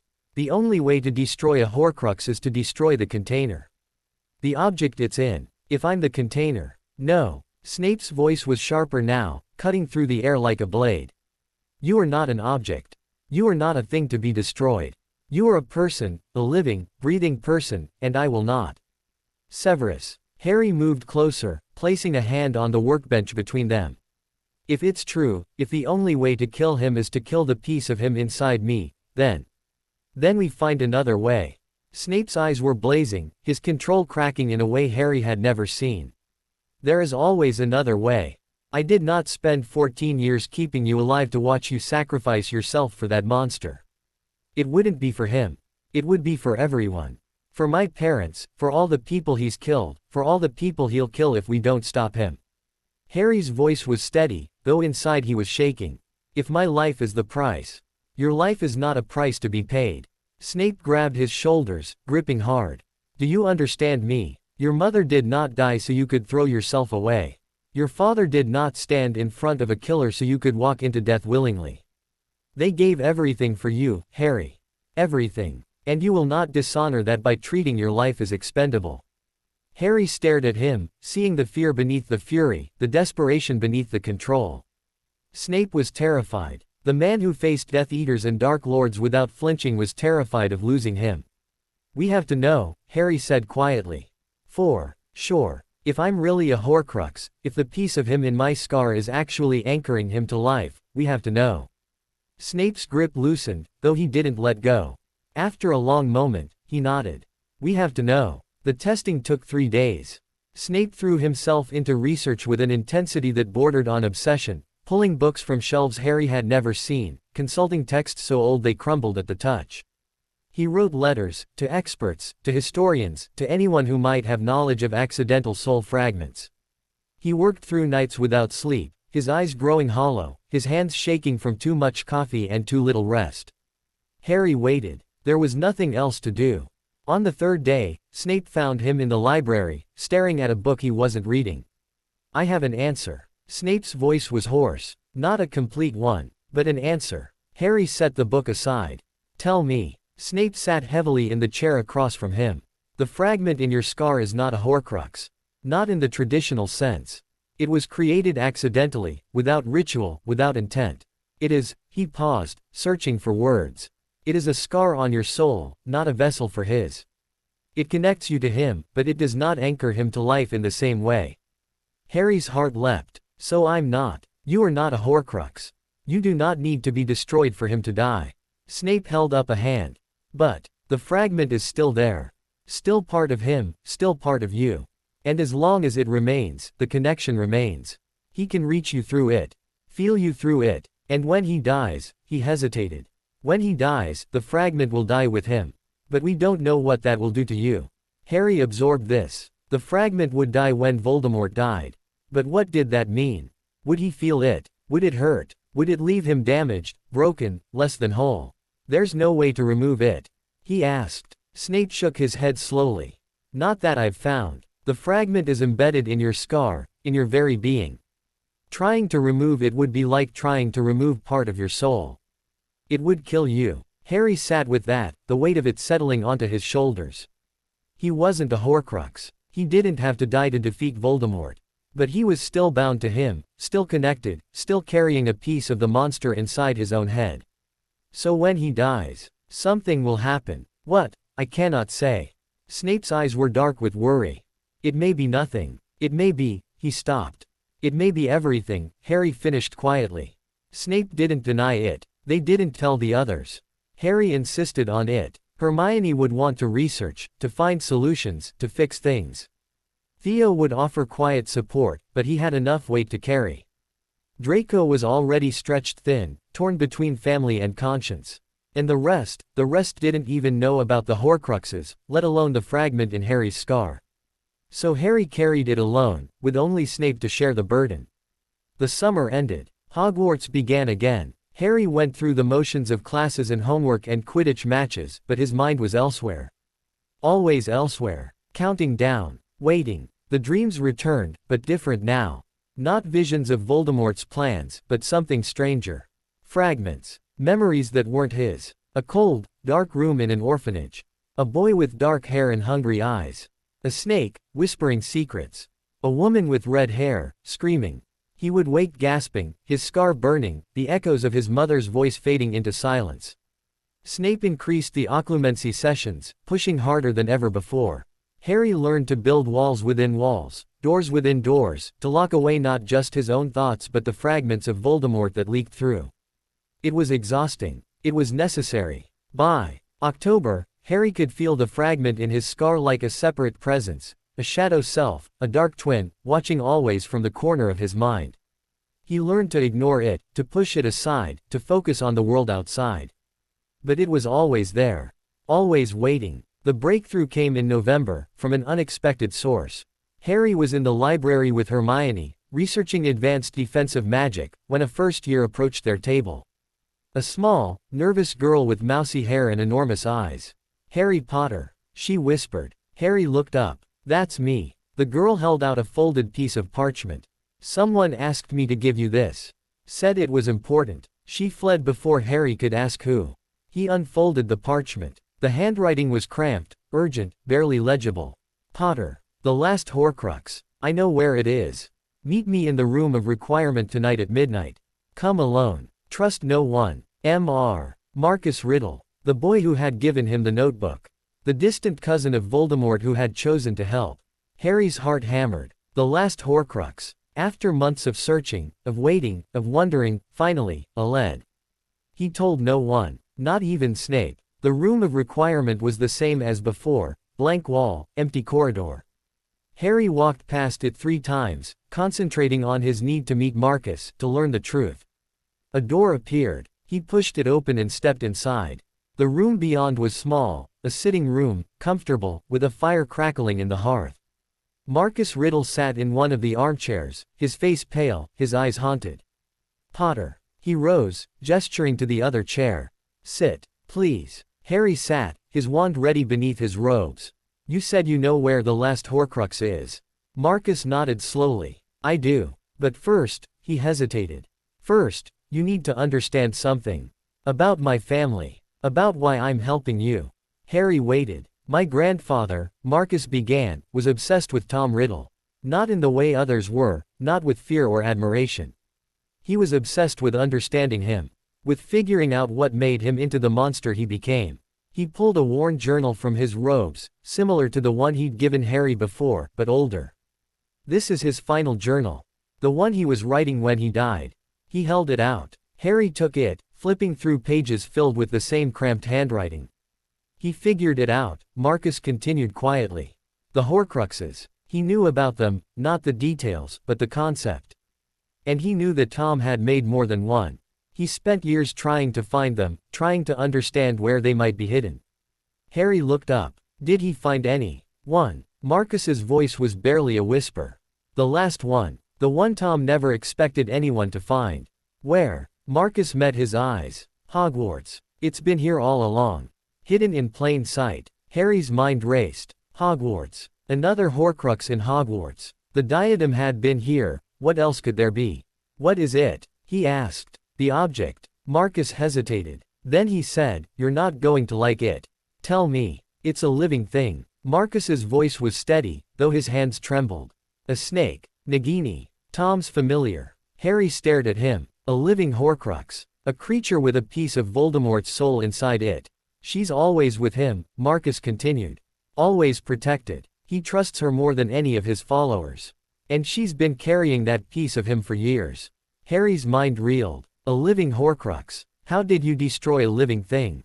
How did you kill a snake that was more than a snake, that carried the weight of a dark soul inside its scales? Thank you, he said finally, his voice rough. This changes everything. Marcus nodded. I know. And Potter, he leaned forward. Be careful. She's not just a snake. She's him, in a way. She'll know if you're coming. She'll be ready. Harry stood, the journal clutched in his hands. I will be too, he told Snape that night. The potion's master listened in silence, his expression growing darker with each word. When Harry finished, Snape sat motionless for a long moment. A living Horcrux, he said finally. I should have considered it. The Dark Lord's attachment to that creature, it always seemed excessive. Now I understand why. How do we destroy it? Harry asked. You can't stab a snake with a basilisk fang, it would just kill the snake. But the Horcrux would die with the host. Snape's eyes were distant, calculating. If the snake dies, the fragment of soul dies with it. The question is how to kill it. Nagini is no ordinary serpent. She is ancient, powerful, and protected by the Dark Lord's magic. Then we need something that can kill anything. Something that can overcome even his protection. Snape was quiet for a long moment. Then he said, there is a sword. The sword of Gryffindor. It is impregnated with basilisk venom, has been ever since the chamber was opened 50 years ago. It can destroy Horcruxes. Harry's heart leapt. Where is it? In Dumbledore's office. He keeps it there, in a display case. Snape's eyes met his. Getting it will not be easy. Nothing ever is. The sword of Gryffindor was exactly where Snape had said, mounted on the wall of Dumbledore's office, gleaming in the firelight. Harry stood before it, the headmaster's sleeping form visible through the open door of his private chambers, and reached for the hilt. The moment his fingers touched it, the sword seemed to hum, a vibration that ran up his arm and into his chest, filling him with something that felt like approval. Like welcome. He pulled it free and turned to leave. Harry. Dumbledore's voice. Quiet, calm, unsurprised. Harry turned. The headmaster stood in the doorway of his chambers, dressed in a long nightshirt, his silver hair tousled from sleep. His blue eyes, even at this hour, held their familiar twinkle. I thought you might come, Dumbledore said. Severus told me, some of it. Not all, I suspect. Enough. Harry gripped the sword tighter. You're not going to stop me. Stop you from doing what I should have done years ago. Dumbledore moved closer, his bare feet silent on the stone. No, Harry. I'm not going to stop you. I'm going to help you. Harry stared at him. Help me. You left me with the Dursleys. You let me suffer for 6 years. You. Yes. Dumbledore's voice was heavy with regret. I did all those things. And I have spent every day since regretting them. But Harry, he stopped, meeting Harry's eyes. I made mistakes. Terrible mistakes. But I never stopped caring about you. Never stopped wanting what was best for you. And if I can help you now, if I can do something to make amends, let me. Harry wanted to refuse. Wanted to hold on to his anger, his resentment, his pain. But looking at Dumbledore, at the exhaustion in those ancient eyes, the genuine remorse, he found he couldn't. What do you know? He asked instead. Dumbledore smiled, a little sadly. I know about the Horcruxes. I know about the fragment in your scar. I know about Nagini. He paused. And I know that you are planning something dangerous. Something that may cost you everything. The sword will help, but it is not enough. Dumbledore moved to his desk, retrieving a small, worn box. You will need this as well. He held it out. Harry opened it slowly. Inside, nestled on faded velvet, was a stone. Black, smooth, unremarkable, except for the symbol carved into its surface. The symbol of the Deathly Hallows. The Resurrection Stone, Dumbledore said quietly. It belonged to your father's family. To the Peverells, before them. It has the power to summon the dead, not truly, not as they were, but echoes. Shadows. Memories given form. Harry stared at the stone. Why would I need this? Because when you face Nagini, when you face the Dark Lord, you will need more than strength. You will need wisdom, courage, love. Dumbledore's eyes were bright. The dead cannot fight your battles, Harry. But they can remind you why you're fighting. They can give you strength when your own fails. Harry closed the box, tucking it into his pocket. Thank you. Dumbledore nodded. Go now. And Harry, he paused. Be careful. The path you're walking is narrow, and the fall is long. But I believe in you. I always have. Harry turned and left, the sword heavy in his hand, the stone warm against his chest. The confrontation came 3 nights later. Harry had tracked Nagini through the visions, fragments of Voldemort's consciousness that leaked through even his strongest shields. The snake was in Albania, coiled in the ruins of an old fortress, waiting. Always waiting. Snape wanted to come. Harry refused. This was his fight, his burden, his choice. He apparated to the Albanian mountains, the sword strapped to his back, the stone in his pocket. The fortress loomed before him, crumbling stone, broken towers, the ghosts of an ancient war. He moved through its shadows, his wand raised, every sense alert. He found her in the central hall. Nagini was enormous, 12 feet at least, her scales glittering in the moonlight that streamed through the broken roof. Her eyes were not Snake's eyes. They were Voldemort's eyes, red, aware, intelligent. Harry Potter. Her voice was a hiss in his mind, cold and triumphant. My master said you would come. He said you would be foolish enough to try. Harry drew the sword. He was right about one thing. I'm here. Nagini coiled, her body tensing to strike. You cannot kill me, boy. I am more than a snake. I am part of him, part of something eternal. When you die, your soul will be nothing. Mine will live forever. Nothing lives forever. Harry raised the sword. Not even him. Not even you. She struck. Harry moved, faster than he'd ever moved in his life, the years of training with Snape flowing through him like instinct. He dodged her fangs, rolled beneath her strike, and came up swinging. The sword bit deep. Nagini screamed, a sound that was part snake, part human, part something else entirely.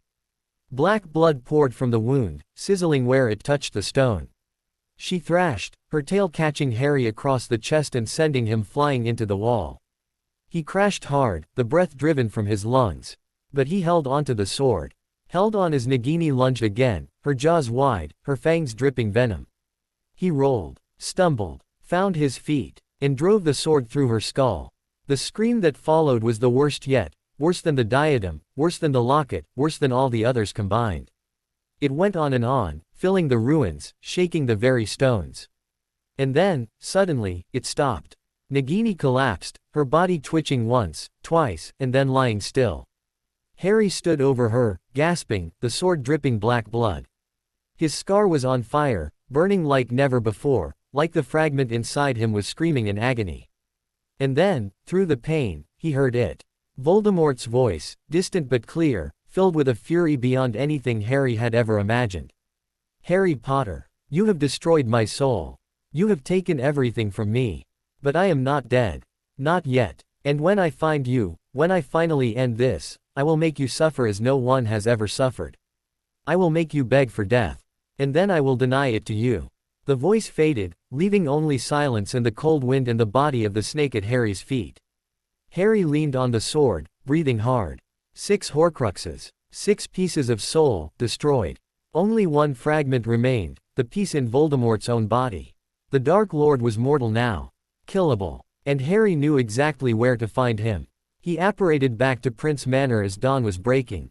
Snape was waiting in the entrance hall, his face pale, his eyes desperate. Harry. It's done. Harry's voice was hoarse. Nagini is dead. All the Horcruxes are destroyed. There's only him now. Snape stared at him for a long moment. Then, slowly, he crossed the hall and pulled Harry into an embrace. It was the first time he had ever done so, the first time he had held Harry like a son, like someone precious, like someone worth protecting. Harry leaned into it, too exhausted to be surprised, too relieved to question. You did it, Snape whispered.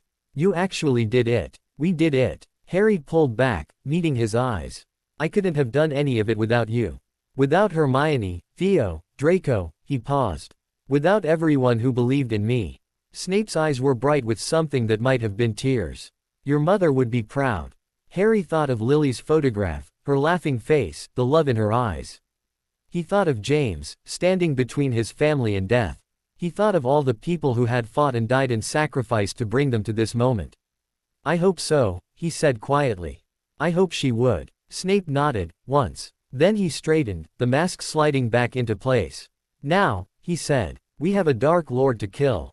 The morning of the final battle dawned gray and cold. Harry stood at the window of Prince Manor, watching the sun struggle through heavy clouds, and thought about all the mornings that had led to this one. The mornings in the cupboard, hungry and afraid. The mornings at Hogwarts, learning and growing. The mornings training with Snape, pushing himself past exhaustion. All of them had been leading here. To this day. To this moment. Snape appeared in the doorway, already dressed in his traveling robes, his expression carved from stone. But Harry had learned to read the man behind the mask, and he saw the fear there. The desperate hope that they might somehow survive this. The Dark Lord has gathered his forces at Hogwarts, Snape said quietly. He knows you're coming. He's waiting. Good. Harry turned from the window. Let him wait. They moved through the manor together, collecting what they needed. The sword of Gryffindor, cleaned of Nagini's blood and gleaming once more. The resurrection stone, warm in Harry's pocket. His wand, holly and phoenix feather, the brother of Voldemort's own. And in his heart, the faces of everyone he loved, Snape, Hermione, Theo, Draco, even Dumbledore with his complicated kindness. Tilly met them at the door, her eyes streaming tears.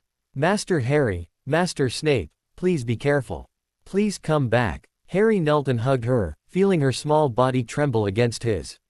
We will, Tilly. I promise. She sniffled, clutching him tighter. Tilly will have dinner waiting. A feast. The biggest feast ever. For when you come home. Harry smiled, though his throat was tight. We'll be hungry. He stood, meeting Snape's eyes. The older man nodded once, then raised his wand. The world twisted. Hogwarts rose before them, beautiful and terrible, its towers cutting into the gray sky. But something was wrong. The castle was dark, no lights in the windows, no movement on the grounds. The great lake lay still and black, and the forbidden forest loomed silent and threatening. They're here, Snape murmured. Inside. Waiting. Harry drew his wand. Then let's not keep them waiting. They moved towards the castle, side by side, their footsteps the only sound in the unnatural silence. The gates stood open, inviting. The doors beyond were cracked, light spilling through, green light, the light of dark marks and dark magic. Harry pushed them open and stepped inside. The great hall was transformed. Death Eaters lined the walls, their masks gleaming in the green torchlight. At the far end, on a raised platform where the staff table should have been, sat Voldemort. He was no longer the wraith-like figure of Harry's dreams. He was solid, real, terrible, his red eyes burning with ancient malice, his snake-like face twisted into a smile of triumph. Beside him stood Bellatrix Lestrange, her eyes wild, her wand ready. Lucius Malfoy, pale and trembling. The surviving Death Eaters, their masks hiding faces that Harry didn't care to see. And in the center of the hall, bound and kneeling, were his friends. Hermione, her face bruised, her eyes defiant. Theo, bloodied but unbowed. Draco, his expression unreadable, his gaze fixed on his father. And others, students Harry knew, teachers he respected, all captured, all waiting. Harry's heart clenched, but he didn't stop. He walked forward, Snape at his side, until they stood before Voldemort's throne. Harry Potter. Voldemort's voice filled the hall, cold and satisfied. At last. I knew you would come. I knew you could not resist. Harry met those red eyes. Let them go. This is between us. Oh, but it is. Voldemort rose, descending the steps of his throne. This has always been between us, Harry Potter. From the moment you survived my curse, we have been bound. Prophecy and fate and blood, all of it leading to this moment. He stopped a few feet away, close enough that Harry could see the veins in his temples, the slight twitch of his lip. You have destroyed my Horcruxes, Voldemort continued. All of them. I felt them die, each one a wound, each one a loss. But it does not matter. Do you know why? Harry said nothing. Because I am still here. Voldemort spread his arms, smiling. I am still alive, and as long as I live, I can make more Horcruxes. I can rebuild what you have destroyed. I am immortal, Harry Potter. Eternal. And you, his smile widened. You are just a boy. Harry looked at him, really looked, for the first time without fear. He saw the madness in those red eyes, the desperation beneath the confidence, the fear that lurked behind every word. You're wrong, Harry said quietly. You're not immortal. You're not eternal. You're just a man, a broken, twisted man who was so afraid of death that he destroyed himself to avoid it. And now, he drew the sword, its blade gleaming in the green light. Now you're going to die. Like everyone else. Like you should have died 14 years ago. Voldemort's face contorted with rage. Kill them, he hissed. Kill them all. The Death Eaters raised their wands. And Harry moved. The next minutes were chaos.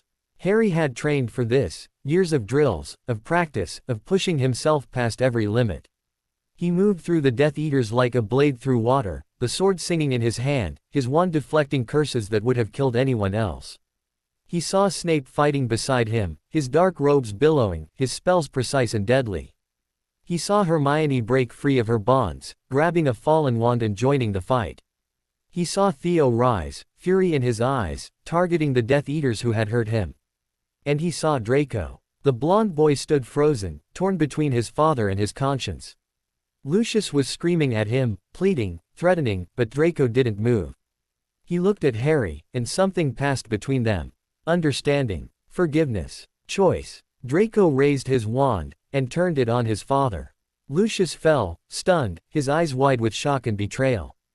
Draco stood over him, breathing hard, his face pale but determined. "I'm sorry," he whispered. "But I choose differently." Harry reached Voldemort. The Dark Lord was waiting, his wand raised, his red eyes blazing. Around them, the battle raged, but Harry barely noticed. There was only this. Only them. "Come then, boy." Voldemort's voice was soft, almost gentle. "Let us end this." They fought. Spells flew between them, killing curses and shielding charms, dark magic and light. Harry felt the fragment in his scar screaming, felt Voldemort's rage and fear and desperate hope bleeding through the connection. But he pushed it aside, focused on the moment, on the movement, on the need to survive.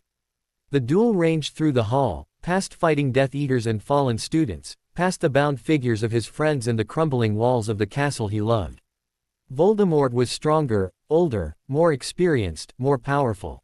But Harry was faster, more agile, more desperate, and he had something Voldemort didn't. Love. He thought of his mother, standing between him and death. He thought of Snape, sacrificing everything to keep a promise.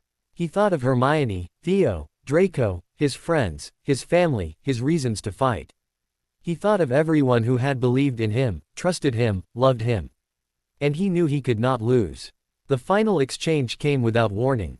Voldemort cast the killing curse, green light, deadly, aimed directly at Harry's heart. At the same moment, Harry lunged forward, the sword of Gryffindor extended, all his weight behind it. The curse struck him. The sword struck Voldemort. For a moment, everything stopped. Harry felt the killing curse hit, felt it tear through his defenses, his shields, his very being. He felt the fragment in his scar convulse, felt Voldemort's soul piece scream as it was destroyed by the same magic that had created it. He felt his body falling, his vision darkening, his heart stuttering. And then, nothing. He opened his eyes in a place that was not a place. White light, endless and soft. No ground beneath his feet, no sky above his head. Just light, and silence, and a peace so profound it ached. He was dead. He must be dead. But then he saw them. His mother first, Lily, with her auburn hair and her brilliant green eyes, smiling at him with all the love in the world. Beside her, his father, James, messy-haired and grinning, looking at Harry with pride so fierce it shone. Harry. Lily's voice was like music, like home, like everything he had ever wanted. "My brave, beautiful boy." "Mum." His voice broke. "Dad." They moved closer, surrounding him with warmth that had nothing to do with temperature. James clasped his shoulder, solid and real despite everything. "You did it," James said. "You finished what we started." Harry shook his head. "I don't understand. Am I dead?" Lily's smile turned sad. "The killing curse struck you. But you carried a piece of him inside you, a piece that took the brunt of it. The curse destroyed the fragment, not you." She touched his face, her hand cool against his skin. "You have a choice, Harry. You can stay here, with us, in this peace. Or you can go back." "Go back." Harry looked around at the endless light. "To what?" "To life. To your friends. To the people who love you." James's voice was firm. "The battle isn't over. Voldemort is wounded, but not dead. If you go back, you can finish it. You can end him forever." Harry thought of Snape, fighting alone. Of Hermione, Theo, Draco, still in danger, still fighting. Of all the people who had believed in him, trusted him, loved him. If I go back, he hesitated. Will I see you again? Lily's eyes filled with tears. Not for a long time, my love. But we'll be watching. Always watching. And when your time finally comes, when you've lived a long, full, happy life, we'll be here, waiting. Harry looked at them, his parents, finally real. Finally his. He wanted to stay. Wanted to sink into this peace and never leave. But he couldn't. Not yet. I have to go back, he whispered. They need me. Lily nodded, pride shining in her eyes. I know. That's why we're so proud of you. James pulled him into a hug, brief, fierce, perfect. Go on, then. Finish it. And Harry, he pulled back, meeting his son's eyes. We love you. Always have, always will. I love you too, Harry managed. Both of you. Always. The light began to fade. His parents' faces grew distant, their smiles still bright, still loving. Remember, Lily called, her voice fading. You are so loved. And then Harry was falling. He woke gasping, the sword of Gryffindor still clutched in his hand. He was lying on the floor of the Great Hall, surrounded by chaos.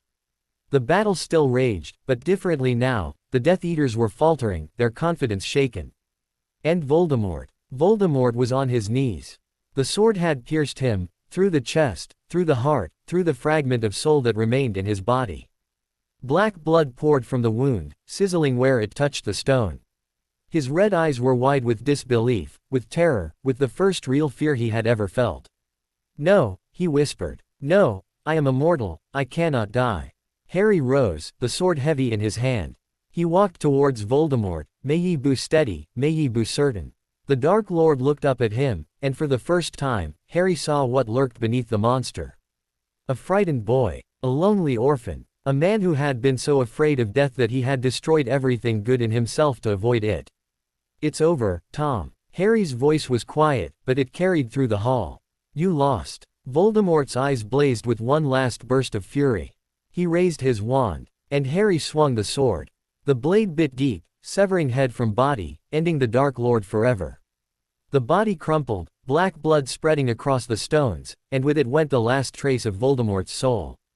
The fragment in Harry's scar convulsed one final time, and then was still. Silence fell. Harry stood over the body, breathing hard, the sword dripping. Around him, the battle froze, Death Eaters staring, disbelieving, as their master fell. Students and teachers alike held their breath, waiting, hoping. And then, slowly, the dark marks on the Death Eaters' arms began to fade. The bonds broke. The magic died. Voldemort was gone. A cheer erupted, tentative at first, then growing, swelling, filling the hall with sound. Harry barely heard it. He was staring at the body at his feet, at the end of 14 years of fear and pain and loss, at the final piece of a prophecy that had haunted him his whole life. It was over. It was finally over. He found Snape near the entrance to the hall, leaning against a pillar, blood seeping from a wound in his side. Harry's heart lurched. Severus. Flesh wound. Snape's voice was weak, but his eyes were alive, relieved, amazed, proud. You did it. We did it. Harry knelt beside him, pressing his hands to the wound. Don't move. We need to get you too. Harry. Snape caught his wrist. Look at me. Harry looked. I am proud of you. Snape's voice was rough, but steady. Your mother would be proud of you. Your father would be proud of you. He paused, swallowing. I am proud to have raised you. Proud to have called you son. Tears blurred Harry's vision. You're not dying. You're not allowed to die. Snape almost smiled. I have no intention of it. But I needed you to know, before anything else, that you are the best thing that ever happened to me. The only good thing I ever did. Harry gripped his hand, feeling the pulse beneath his fingers, weak, but there. Alive. You can tell me again later, he said fiercely. When you're not bleeding on the floor. Snape's lips twitched. As you wish. The healers came. The wounded were tended, the dead mourned, the victory celebrated. Harry moved through it all in a daze, accepting handshakes and hugs and tears, his mind still half in that white place with his parents. Hermione found him near midnight, sitting alone in an empty classroom, staring at nothing. Harry. She sat beside him, her voice gentle. Are you okay? He thought about it. About the battle, the vision, the sword, the body. About his parents, fading into light. About Snape, bleeding but alive. About the war, finally over. I don't know, he admitted. I think I will be. Eventually. Hermione nodded, taking his hand. We'll be here. All of us. Whenever you're ready. He leaned into her, grateful for her warmth, her steadiness, her friendship. Thank you, he whispered. For everything. She squeezed his hand. Always. The next morning, Harry returned to the Great Hall. The bodies had been removed, the blood cleaned, the damage repaired. It looked almost normal, except for the empty spaces where teachers and students should have been. Except for the weight of grief that hung in the air. He walked to the spot where Voldemort had fallen. The stones were clean now, but Harry could still see it, the body, the blood, the end of everything. A hand touched his shoulder. He turned to find Draco, pale and tired, but whole. My father is in the dungeons, Draco said quietly. Under guard. He'll stand trial, they all will. But Harry, he hesitated. Thank you. For giving me the chance to choose. Harry nodded. You chose well. Draco almost smiled. I had a good example. They stood together for a moment, two boys who had been through war and come out the other side. Then Draco clapped him on the shoulder and walked away, towards whatever future awaited him. Harry turned back to the empty space. I did it, he whispered. Mum, Dad, I did it. The air stirred, warm and gentle. For just a moment, Harry felt them, a presence, a blessing, a love that death could not diminish. Then it was gone, and he was alone. But not really. Never really. He walked out of the Great Hall, into the morning sun, towards the people who were waiting for him. Towards the life he had fought for. Towards the future he had earned. The war was over. And Harry Potter was finally, truly, free. Dawn broke over Hogwarts like a benediction.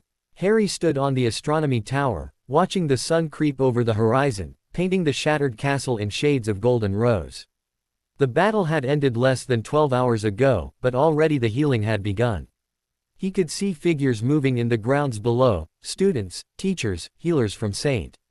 Mungo's, tending to the wounded, clearing the debris, beginning the long work of rebuilding. He should be down there helping. He knew that. But something had drawn him here, to this high place, this quiet space where he could breathe without the weight of 1,000 eyes upon him. Footsteps behind him. Familiar. Expected. You should be resting. Snape's voice was rough with exhaustion, but steady. You nearly died yesterday. So did you. Harry didn't turn. The healers said you lost half the blood in your body. They exaggerate. Snape moved to stand beside him, his dark robes billowing in the morning breeze. I've lost more in worse circumstances. Harry almost smiled. Almost. They stood in silence for a long moment, watching the sun rise over the mountains. Below them, the lake glittered, its surface smooth and calm. It was hard to believe that only hours ago, it had been churning with dark magic and death. I saw them, Harry said quietly. My parents. When the curse hit me. Snape went very still. I was in this place, not a place, really. Just light. Peace. And they were there. Harry's voice was soft, distant. Mum and Dad. They talked to me. Told me they were proud of me. He paused. Mum said she loved me. Dad hugged me. Snape said nothing, but Harry felt the tremor that ran through him. They gave me a choice, Harry continued. Stay with them, or come back. And he swallowed. I wanted to stay. So badly. It was so peaceful there. So perfect. No pain, no fear, no war. Just them. But you came back. I came back. Harry turned to face him. Because of you. Because of Hermione and Theo and Draco. Because of everyone who was still fighting, still needing me. I couldn't leave them. I couldn't leave you. Snape's eyes were bright, too bright, glistening in the morning light. He didn't speak, but his hand reached out and gripped Harry's shoulder. Tight, desperate, loving. Your mother, Snape said finally, his voice rough, would have wanted you to come back. She would have wanted you to live. I know. Harry covered Snape's hand with his own. She told me. She said. He paused, remembering. She said they'd be watching. Always watching. And when my time finally comes, when I've lived a long, full, happy life, they'll be waiting. Snape nodded slowly, a single tear escaping to trace a path down his pale cheek. He didn't wipe it away. Then we had better make sure you live that life, he said quietly. A long, full, happy one. It's the least we owe them. Harry smiled, a real smile, the first since the battle. We will. Together. They descended from the tower together, walking through corridors that still bore the scars of battle. Broken stone, scorched walls, the occasional dark stain that Harry tried not to look at too closely. But everywhere, there were signs of life. Students talking in hushed voices. Professors directing repairs. The ceaseless hum of magic at work. In the Great Hall, they found Hermione directing a group of younger students in reorganizing the house tables. She looked up when Harry entered, her face breaking into a smile that was mostly relief. Harry, you're awake. She hurried over, hugging him fiercely. I was so worried. The healers said you needed rest, but you just disappeared. I'm fine. He hugged her back, grateful for her warmth, her solidity. Really? I just needed some air. Hermione pulled back, studying his face with the sharp eyes that missed nothing. Whatever she saw there made her expression soften. Okay, she said simply. But next time, leave a note. We were worried. Harry nodded, a lump forming in his throat. These people, his friends, his family, they cared about him. Worried about him, loved him. After years of the cupboard, of loneliness, of believing he was worthless, it still felt like a miracle. Where are the others? He asked. Theo's with the healers, he took a curse to the arm, but they say he'll be fine. Draco's, Hermione hesitated. Draco's with his mother. She came as soon as she heard about Lucius. They're in the dungeons, talking. Harry nodded. He couldn't imagine what that conversation must be like. Draco, who had chosen against his father, facing the mother who had raised him. But Narcissa had always been different from Lucius. Kinder. More protective. If anyone could bridge that gap, it was her. I should talk to him, Harry said. Later. When he's ready. Hermione nodded. He'll want to see you. She paused, choosing her words carefully. He told me something, last night. After the battle. He said you gave him the courage to choose. That watching you fight, watching you refuse to give up, made him realize he could be more than his father's son. Harry's heart clenched. He was always more than that. He just needed to see it himself. That's what I told him. Hermione smiled. He didn't believe me. But he might believe you. Harry found Theo in the hospital wing, sitting propped against pillows with his arm in a sling. His face was pale beneath its usual olive tone, but his eyes lit up when Harry appeared. Potter. He almost smiled. You look terrible. Harry laughed, actually laughed, the sound surprising them both. You're one to talk. I heard you took a curse from Dolohov and kept fighting. Theo shrugged, wincing slightly. He's not as scary as he thinks. All flash, no substance. He paused, studying Harry. I heard what you did. Facing Voldemort alone, killing him with the sword. He shook his head. That's insane, but also incredible. I wasn't alone. Harry sat on the edge of the bed. You were there. Hermione, Draco, Snape, everyone who fought. We did it together. Theo was quiet for a moment. Then he said, my uncles are dead. Both of them. Killed in the battle. Harry's heart sank. Theo, I'm sorry. Don't be. Theo's voice was flat. They made their choices. They followed the Dark Lord, hurt innocent people, died fighting for a monster. I'm not sorry they're gone. He paused. But I am sorry for my mother. She loved them, despite everything. She's going to need. He stopped, swallowing. She's going to need someone. And I don't know if I can be that for her. Harry reached out, gripping his good shoulder. You can. You're stronger than you know. Theo met his eyes. Maybe. With help. With help, Harry agreed. The days that followed were a blur of activity. The ministry sent investigators, Aurors, officials of every stripe. They interviewed witnesses, catalogued evidence, prepared cases against the surviving Death Eaters. Harry was questioned repeatedly, about the Horcruxes, about the battle, about the moment he killed Voldemort.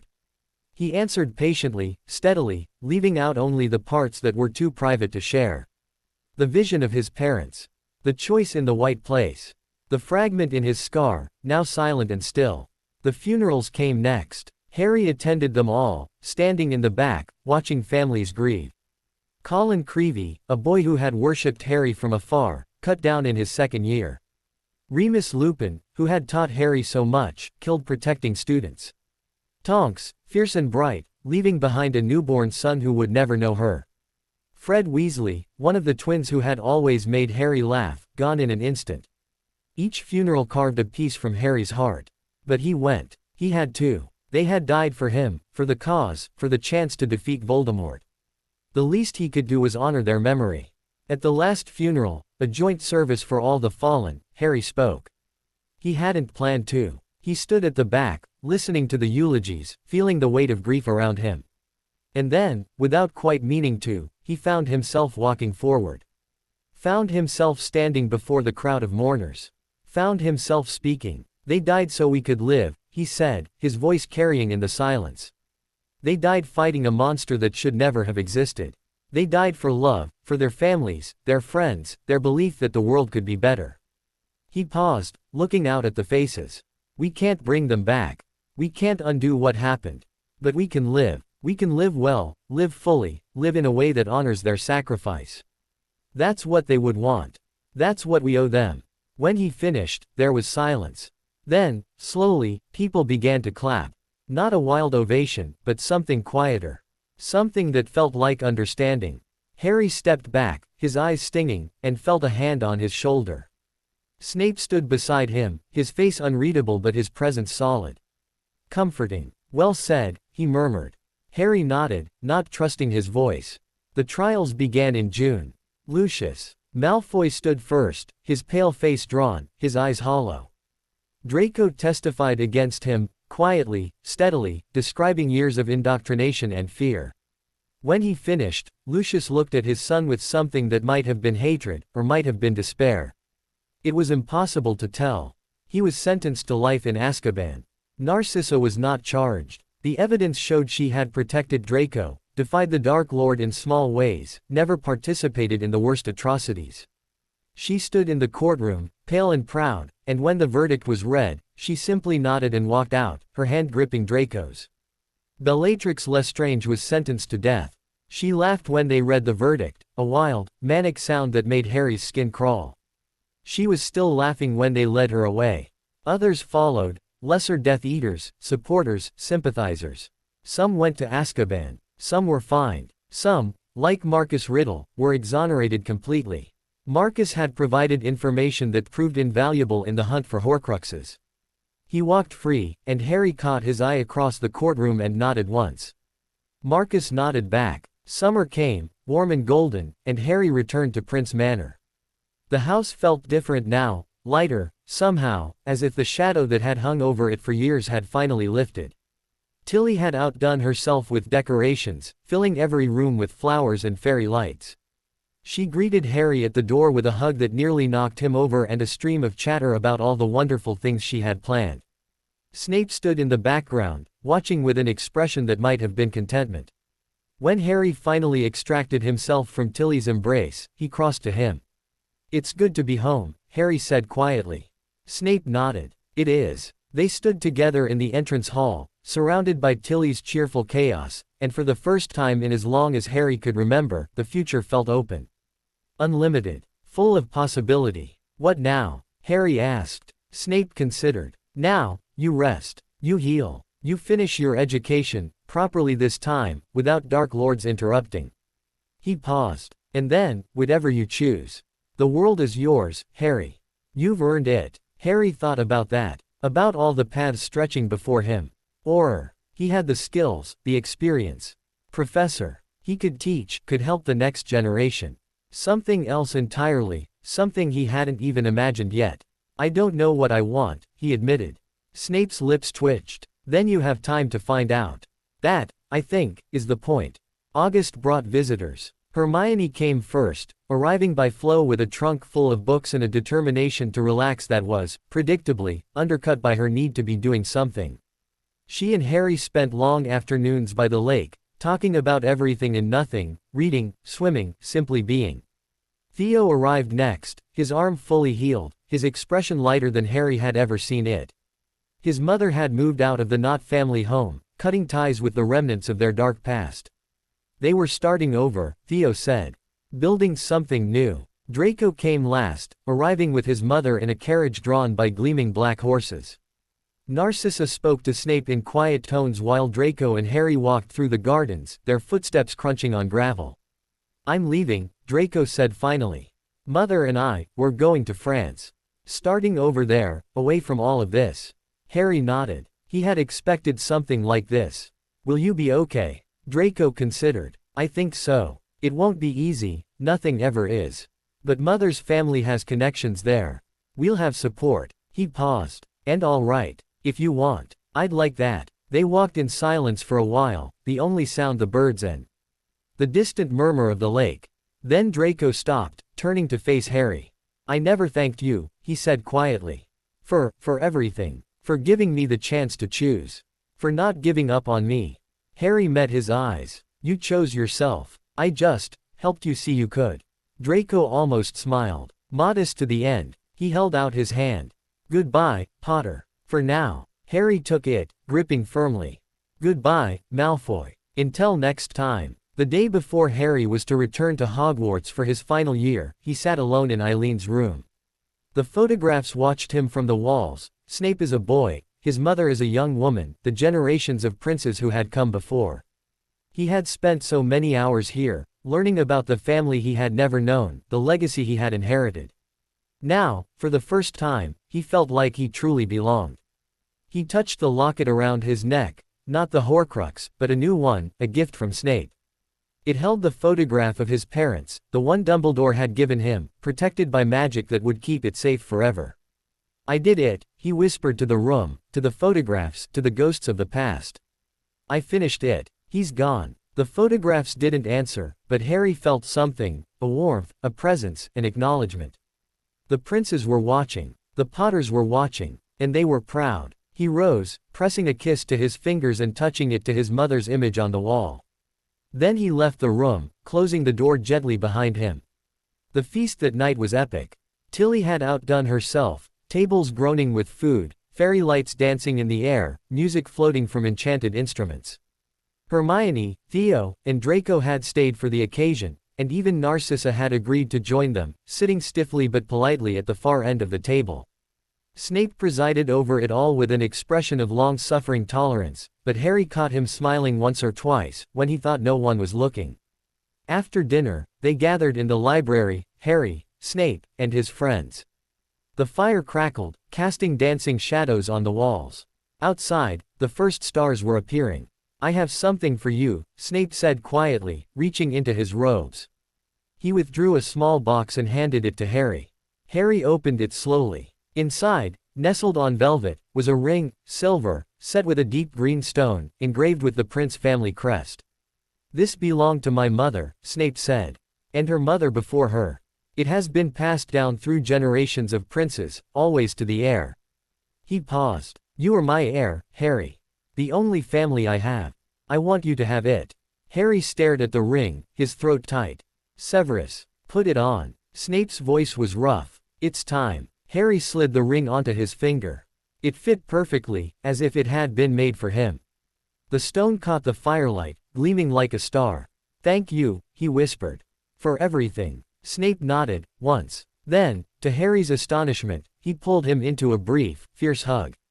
Always, he murmured. Later that night, Harry stood alone on the balcony outside his room, looking up at the stars. The ring was warm on his finger, a constant reminder of where he came from, who he was. He thought about his parents, watching from wherever they were. He thought about Snape, sleeping peacefully in his room down the hall. He thought about his friends, his family, his future. The war was over. Voldemort was gone. And Harry Potter, the boy who lived, the child of prophecy, the heir of Prince Manor, was finally, truly free. He smiled, looking up at the stars. Thank you, he whispered, to his parents, to Snape, to everyone who had helped him reach this moment. I won't waste it, I promise. A breeze stirred, warm and gentle, carrying the scent of night-blooming flowers. For just a moment, Harry felt them, Lily and James, watching, loving, proud. Then the moment passed, and he was alone with the stars and the night and the endless possibilities of tomorrow. He turned and walked back inside, ready for whatever came next. The Hogwarts Express had never felt so familiar. Harry sat in his usual compartment, watching the countryside blur past, and tried to remember what it had felt like to be 11 years old on this train. Terrified, excited, hopeful, despite everything. He had been so small then, so unaware of what awaited him. Now he was 16, and the world looked very different. Across from him, Hermione was deep in a book about advanced healing magic, her brow furrowed in concentration. Theo stared out the window, his expression peaceful in a way Harry had rarely seen. Draco was conspicuously absent. He was traveling separately, meeting them at the station, his final year at Hogwarts already complicated enough without the stares and whispers that would follow him. "He'll be fine," Theo said quietly, as if reading Harry's thoughts. "Draco's tougher than he looks." "I know." Harry pulled his gaze from the window. I worry. About all of you." Hermione looked up, her eyes softening. "Harry, we're fine. The war's over. We're all still here." That's more than a lot of people can say. It was true. The death toll had been devastating, but Harry's inner circle had survived. Snape, recovering slowly but surely. Hermione, Theo, Draco, battered but whole. Even Neville, who had fought like a lion in the final battle, was back at Hogwarts for his 7th year, carrying scars but also a new confidence that suited him. Harry thought of the faces that wouldn't be on the train. Colin Creevey, Remus Lupin, Tonks, Fred Weasley, so many others. The grief was still fresh, still raw, but it was also becoming something else. A reminder, a motivation, a reason to live well. "We should visit the Weasleys during the holidays," Harry said. "Make sure they're okay." Hermione nodded. "I was thinking the same thing. Molly's been writing to me, she's struggling, but she's strong." They all are. The train rattled on, carrying them towards a future that none of them could have imagined 4 years ago. Hogwarts rose before them, its towers intact, its windows gleaming. The damage from the battle had been repaired over the summer, stone mended, walls rebuilt, the Great Hall restored to its former glory. But Harry could still see the scars if he looked closely. The new stones that were slightly paler than the old. The places where the magic felt different, newer, less settled. He wondered if the castle itself remembered. If the stones mourned the blood that had been spilled on them. Probably. Hogwarts had been here for 1,000 years. It had seen worse. The welcome was overwhelming. Students crowded the entrance hall, cheering as Harry passed. He tried to smile, to wave, to be the hero they wanted him to be. But inside, he felt hollow. He hadn't fought for their approval. He had fought to survive, to protect, to end a nightmare. The adulation felt like it belonged to someone else. Snape was waiting in the shadows, as always. Their eyes met, and something passed between them, understanding, solidarity, love. Then Snape turned and walked away, disappearing into the depths of the castle. Harry followed his friends into the Great Hall. The sorting was different this year. The new first years filed in, nervous and excited, just as Harry had been. But when the sorting hat began to sing, its song was not the usual nonsense verse. It was something new, something that made the hall fall silent. For years I've sorted, year by year. The children who come to study here. I've seen the best and worst of you. Seen what you hide and what is true. But now I sing a different song. For after darkness comes the dawn. The war is done, the monster dead. And new paths lie ahead instead. So listen close to what I say. The houses now must find a way to stand together, side by side. And let the old divisions die. For Gryffindor's brave heart. For Slytherin's cunning art. For Ravenclaw's wisdom deep. For Hufflepuff's oaths to keep. All are needed, all are one. Now that the darkest days are done. The hall erupted in applause. Harry clapped along, but his mind was elsewhere. The old divisions dying. Houses standing together. It was a beautiful dream. He wondered if it could ever be real. The first weeks of term were strange. Harry had expected things to be different, but he hadn't expected this. Students who had avoided him now sought him out. Professors who had been distant now smiled. Even the ghosts seemed to nod at him with new respect. He hated it. Not the respect itself. He understood why people looked at him differently now. He had killed Voldemort. He had ended the war. That was worthy of respect. But the way they looked at him, like he was something other than human, something larger than life, that was harder to bear. He found himself spending more time in the room of requirement, alone, practicing spells he didn't need, thinking about things he couldn't share. The room provided what he needed, a quiet space, a comfortable chair, a fire that never burned out. He sat there for hours sometimes, just breathing, just being. Snape found him there, one evening in October. I thought you might be here. He moved into the room, settling into the chair across from Harry. Hiding from your admirers. Harry almost smiled. Something like that. Snape was quiet for a moment, studying him with those dark, perceptive eyes. You're struggling. It wasn't a question. I don't know how to be this, Harry admitted. The hero. The savior. I did what I had to do. What anyone would have done. No. Snape's voice was firm. Not anyone. You did what you did because of who you are, your courage, your determination, your love for the people around you. That is not something everyone possesses. Harry looked at him. You would have done the same. Snape was silent for a long moment. Then he said, quietly, perhaps. But I would have done it for different reasons. For guilt, for atonement, for a love that was already lost. He paused. You did it for hope. For the future. For the people who were still there, still fighting, still believing. That is a different kind of courage entirely. Harry thought about that. About the difference between fighting for the past and fighting for the future. About Snape's long years of service, driven by grief and regret. About his own choices, driven by love for the people around him. I couldn't have done it without you, Harry said quietly. Any of it. You taught me everything. You protected me. He stopped, swallowing. You were my father, in every way that mattered. Snape's eyes glistened. He didn't speak, but his hand reached out and gripped Harry's shoulder.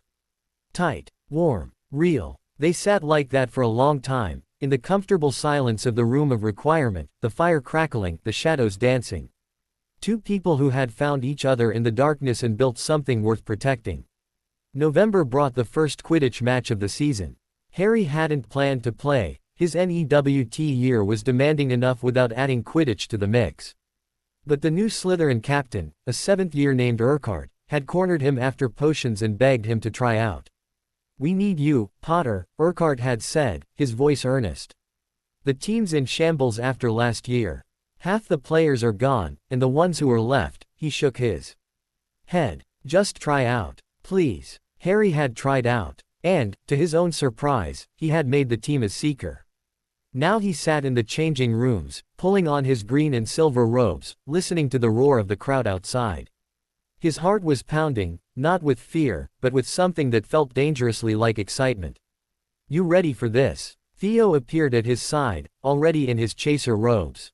He had made the team too, his speed and precision earning him a spot on the first string. I think so. Harry stood, tucking his wand into his robes. It's just Quidditch. Not like there's a Dark Lord waiting to kill me. Theo snorted. Low bar, Potter. Low bar. They walked out onto the pitch together, the crowd roaring their approval.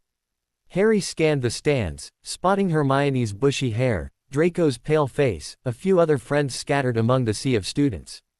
And there, in the teachers' section, a dark figure in black robes.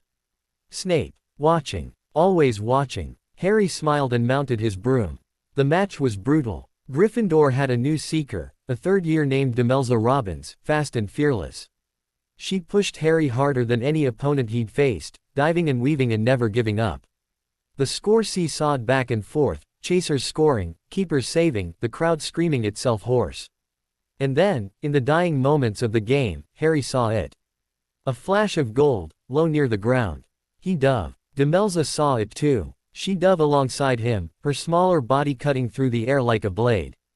The ground rushed up to meet them, too fast, too close, but Harry didn't pull up. He couldn't. The snitch was right there, inches from his fingers. His hand closed around it. He pulled up at the last possible second, his broom shuddering, his heart in his throat. Behind him, Demelza crashed into the ground, rolling, but already getting up, already grinning despite the mud and the loss. The crowd erupted. Slytherin had won. Harry landed, still clutching the snitch, and was immediately mobbed by his teammates. Theo grabbed him, laughing, spinning him around. Urquhart pounded him on the back hard enough to bruise. Even the reserve players were there, cheering, celebrating. It was the most normal thing Harry had done in years. Christmas at Hogwarts was quieter than usual. Many students had gone home, preferring to spend the holidays with family after a year of war and loss. But Harry stayed, along with Hermione, Theo, and a handful of others. The castle was peaceful in a way it rarely was during term, the corridors empty, the fires burning low. They celebrated in the common room on Christmas Eve. The Slytherins who remained gathered around the fire, exchanging small gifts and telling stories. Harry sat among them, feeling something he hadn't felt in a long time. Belonging. Theo had given him a book on advanced dueling techniques, inscribed with a note that made Harry smile. For when you need to save the world again. Try not to make it a habit. Hermione's gift was a beautifully bound journal, with a silver quill that never needed sharpening. For your thoughts, she had written. You have enough to carry without keeping it all inside. Even Draco had sent something, a small package from France, containing a silver cuff links engraved with the prince crest. The note was brief, but warm. Wear them in good health. We'll meet again soon. Harry sat by the fire that night, turning the cuff links over in his hands, and thought about how far they had all come. From enemies to allies. From strangers to family. The war had taken so much, but it had also given them this. Each other. The new year brought new challenges. NEWT preparation was relentless, even for someone who had faced Dark Lords and Horcruxes. Hermione threw herself into studying with her usual intensity, dragging Harry and Theo along with her. They spent long hours in the library, reviewing potions and transfiguration and charms, pushing themselves to master material that would have seemed impossible a few years ago. But there were other challenges too. The Prophet ran a series of articles about the war, about Harry's role, about the Horcruxes and the final battle. Harry's face was on the front page for weeks. His name was on everyone's lips. Everywhere he went, people stared, whispered, pointed. It was exhausting. Snape noticed, of course.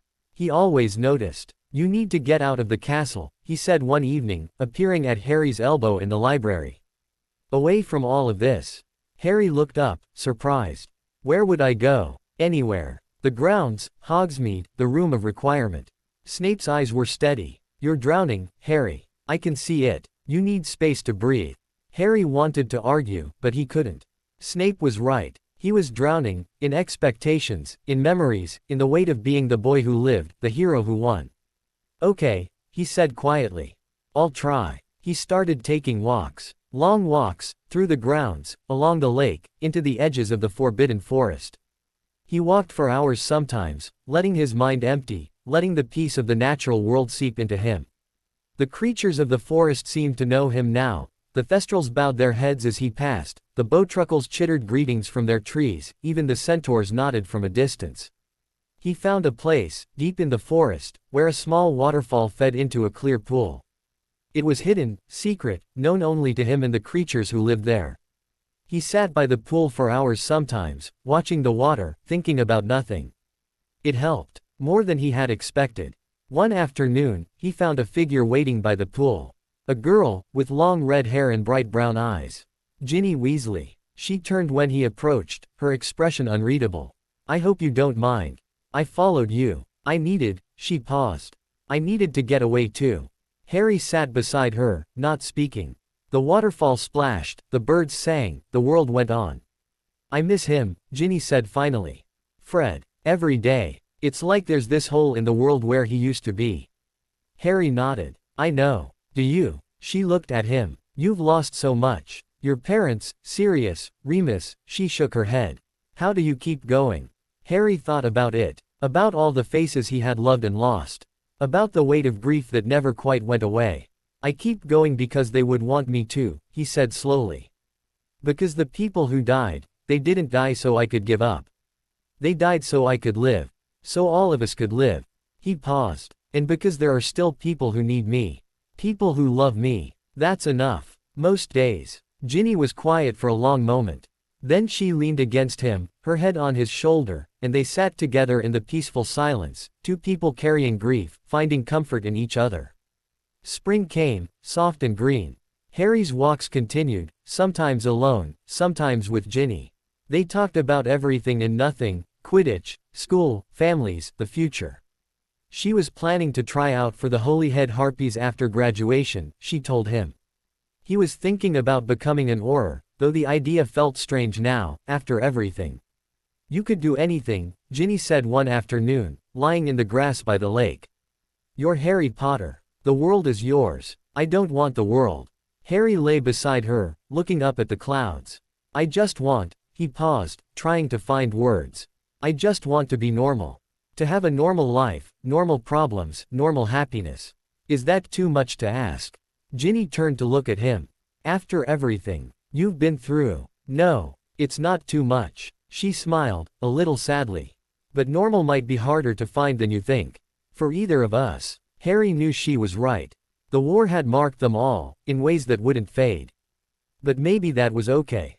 Maybe marked didn't mean broken. Maybe it just meant they had lived, had fought, had survived. Will you write to me?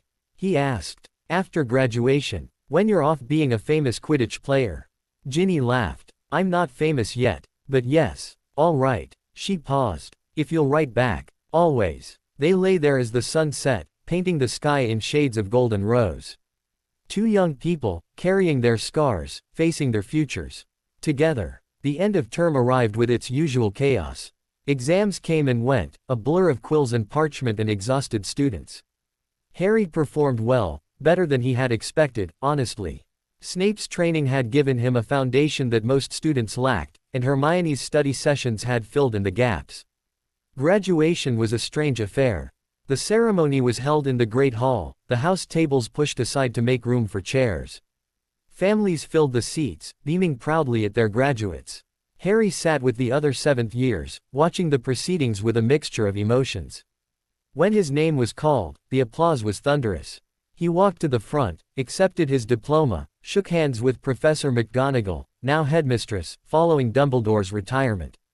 She smiled at him, her eyes bright. Well done, Mr. Potter. Your parents would be proud. Harry nodded, not trusting his voice. After the ceremony, he found Snape waiting in the entrance hall. The man looked older now, the years of war had taken their toll, but his eyes were warm as they rested on Harry. So, Snape said quietly. You're a graduate. I am. Harry smiled. Can you believe it? Snape almost smiled back. I can believe it. I always knew you would succeed. They stood together for a moment, watching the other graduates celebrate with their families. Then Snape spoke again. What now? Harry considered the question. He had options, Auror training, advanced studies, any number of paths. But none of them felt quite right. Not yet. I don't know, he admitted. I think I need some time. To figure out who I am, now that I'm not fighting for my life. Snape nodded slowly. That's wise. More wise than most your age would be. Will you be at the manor? If I come home, where else would I be? Snape's voice was soft. It's your home, Harry. It always will be. Harry hugged him then, right there, in the entrance hall, in front of everyone. Snape stiffened for a moment, then relaxed into it, his arms coming up to return the embrace. Thank you, Harry whispered. For everything. Snape's voice was rough when he answered. Always. That night, Harry sat alone on the astronomy tower, watching the stars. Graduation was over. School was done. The future stretched before him, open and unknown. He thought about his parents, watching from wherever they were. He thought about Snape, waiting for him at home. He thought about Ginny, off to chase her dreams. He thought about Hermione, Theo, Draco, his friends, his family, his reasons to keep going. The war had taken so much. But it had also given him this. This moment. This peace. This chance to choose his own path. He didn't know what came next. But for the first time in his life, that was okay. The future was his to make. And he was ready. The summer after graduation was the strangest of Harry's life. For the first time in 16 years, he had no schedule. No classes to attend, no Dark Lord to hunt, no prophecy to fulfill. The days stretched before him, empty and open, and he found himself adrift in a way he hadn't expected. He woke early, as always, old habits died hard. But instead of rushing to breakfast or training or some life or death mission, he lay in bed, watching the sunlight creep across the ceiling, and simply existed. Tilly fussed over him constantly, bringing trays of food he didn't ask for, straightening clothes he hadn't worn, chattering about village gossip and garden news and the latest antics of the manor's resident ghosts. Harry let her fuss. It made her happy, and after everything, he wanted the people around him to be happy. Snape was there too, though he gave Harry space. They ate meals together, sometimes talked, sometimes sat in comfortable silence. The old formality between them had dissolved, replaced by something easier. Something that felt like family. In the afternoons, Harry walked. The grounds of Prince Manor stretched for miles, rolling hills, ancient forests, a lake that reflected the sky like a mirror. He explored every inch of them, finding hidden glades and secret streams, watching the wildlife go about its business. The creatures seemed to accept him now, as if they knew he was part of this place. The deer didn't startle when he passed. The birds sang on, unconcerned. Even the old badger that lived beneath the oak tree would emerge when Harry appeared, snuffling hopefully for the treats he always brought. It was peaceful. It was healing. It was exactly what he needed. Hermione visited in July. She arrived by flow, tumbling out of the fireplace with a trunk twice her size and an expression of determination that Harry recognized immediately. "I've been accepted to the healer training program at St. Mungo's," she announced, brushing soot from her robes. "It's intensive, 3 years, with rotations through every department. I start in September." Harry hugged her. "That's brilliant, Hermione. You'll be amazing." She hugged him back fiercely. "I know. But I wanted to see you first. Before everything gets crazy." They spent the week exploring the grounds, talking for hours about everything and nothing. Hermione shared her fears about healer training, the long hours, the responsibility, the constant exposure to suffering. Harry listened, offered what comfort he could, and felt grateful for the simple gift of her presence. "You should think about what you want," Hermione said one evening, as they sat by the lake watching the sunset. "Really think about it. Not what people expect, not what you think you should do. What you actually want." Harry considered this. "I don't know yet. Is that okay?" "Of course it's okay." She bumped her shoulder against his. "You've spent your whole life reacting to things, the Dursleys, Voldemort, the war. Now you get to choose. Take your time. Figure it out." Harry nodded, watching the colors fade from the sky. "I will." Theo came in August. He arrived without warning, apparating to the manor gates and walking up the long drive as if he owned the place. Harry spotted him from the library window and hurried down to meet him. "Couldn't stay away?" Harry asked, grinning. Theo shrugged, but his eyes were warm. "My mother's remarrying. Some boring pure blood from France. I needed to escape before I died of politeness." They spent the week in comfortable companionship, reading in the library, swimming in the lake, occasionally dueling for old time's sake. Theo had decided not to pursue a career, at least not yet. He had money, he said. Time. He wanted to travel, to see the world, to figure out who he was without the weight of his family's name. "You should come with me," Theo said one night, as they sat on the balcony outside Harry's room. "We could go anywhere, see everything." Harry considered it. The idea was tempting, leaving it all behind, exploring new places, making new memories. But something held him back. "Not yet," he said finally. "I'm not ready to leave." Theo nodded, unsurprised. "I figured. But the offer stands. Whenever you're ready." Draco wrote regularly from France. His letters were formal at first, then gradually loosened as the months passed. He talked about his mother's recovery, about the friends he was making, about the strange freedom of being anonymous in a foreign country. He didn't mention his father. Harry didn't ask. In August, a package arrived, a beautiful leather journal, bound in green, with Harry's initials stamped in gold on the cover. The accompanying note was brief but warm. "For your thoughts. Write them down. It helps. D." Harry started writing that night. Not a diary, exactly, more a record of his days, his thoughts, his slowly evolving sense of himself. He wrote about the war, about his parents, about Snape and his friends and all the people who had shaped him. He wrote about his fears and his hopes and his dreams for the future. It did help, more than he had expected. Ginny came in late August, just before the summer ended. She apparated to the gates without warning, striding up the drive with the confidence of someone who had never doubted her welcome. Harry saw her from the window and felt his heart lift in a way that surprised him. "Hope you don't mind the intrusion," she said when he opened the door. "I was in the neighborhood." "Well, not really. But I wanted to see you before tryouts start." Harry pulled her into a hug. "You're always welcome. You know that." They walked through the gardens, talking about Quidditch and family and the strange limbo of post-war life. Ginny had been offered a spot on the Holyhead Harpies reserve team, a dream come true, but also terrifying. She would be living on her own for the first time, far from her family, facing the pressure of professional sports. "I'm scared," she admitted quietly. I know I shouldn't be, I've faced Death Eaters, for Merlin's sake. But this is different. This is my dream. What if I'm not good enough? Harry stopped, turning to face her. Ginny, you're the best seeker I've ever seen. You're brave and talented and you don't give up. The Harpies are lucky to have you. She looked at him for a long moment. Then, slowly, she smiled. You really believe that? I really do. She leaned in and kissed him. It was soft, brief, surprising. When she pulled back, her cheeks were flushed, but her eyes were steady. I've wanted to do that for a while, she said quietly.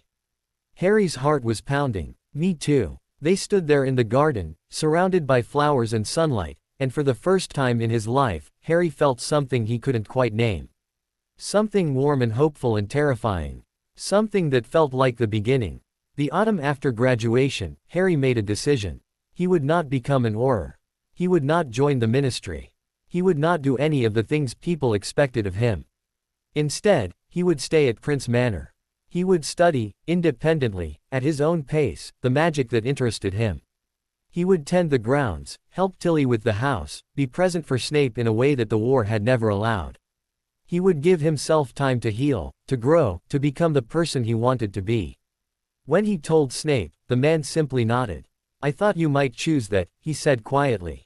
It's wise. You're not disappointed. Snape's eyes softened. Harry, I could never be disappointed in you. Whatever path you choose, I will support you. That is what family does. Harry felt a weight lift from his shoulders. Thank you. For everything. Snape inclined his head. Always. The months passed in a gentle rhythm. Harry rose early, breakfasted with Snape, then spent the morning in the library or the potions laboratory, studying whatever caught his interest. Afternoons were for the grounds, walking, gardening, simply being present in the beauty of the manor. Evenings were for letters, to Hermione, Theo, Draco, Ginny, or for quiet conversation by the fire. He wrote in his journal every night, recording his thoughts, his feelings, his slowly evolving sense of himself. The words came easier now, flowing onto the page without the hesitation that had marked his early entries. He was learning to name his emotions, to understand them, to let them exist without drowning in them. Tilly fussed over him constantly, bringing treats and blankets and endless cups of tea. He let her, grateful for her simple, unwavering love.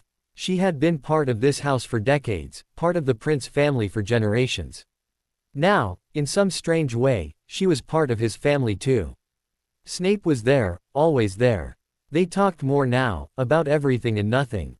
Snape shared stories of his own youth, the good parts, the rare moments of happiness before his father's drinking consumed everything. Harry shared memories of his parents, pieced together from photographs and letters and the fragments Snape had given him. They were building something, the two of them. A history. A family. A future. Christmas at Prince Manor was magical. Tilly outdid herself with decorations, garlands and fairy lights, a towering tree in the entrance hall, wreaths on every door. The house smelled of pine and cinnamon and something sweet baking in the kitchen. Hermione came, bringing news of her healer training and a trunk full of books. Theo arrived with stories of his travels. He had visited Egypt, seen the pyramids, explored ancient tombs. Draco sent a package from France, full of expensive gifts and a letter that made Harry smile. And Ginny came, her eyes bright, her laughter warm, and stayed for the entire holiday.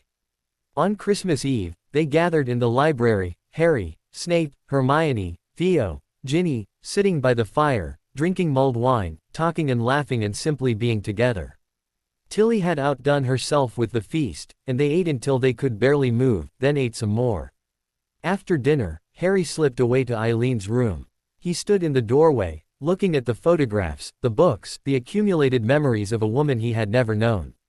The ring was warm on his finger, Snape's ring, the Prince ring, his now. I'm okay, he whispered to the room, to the photographs, to the ghosts. I'm happy. Finally. The air stirred, warm and gentle. For just a moment, Harry felt her, Eileen, watching, approving, proud.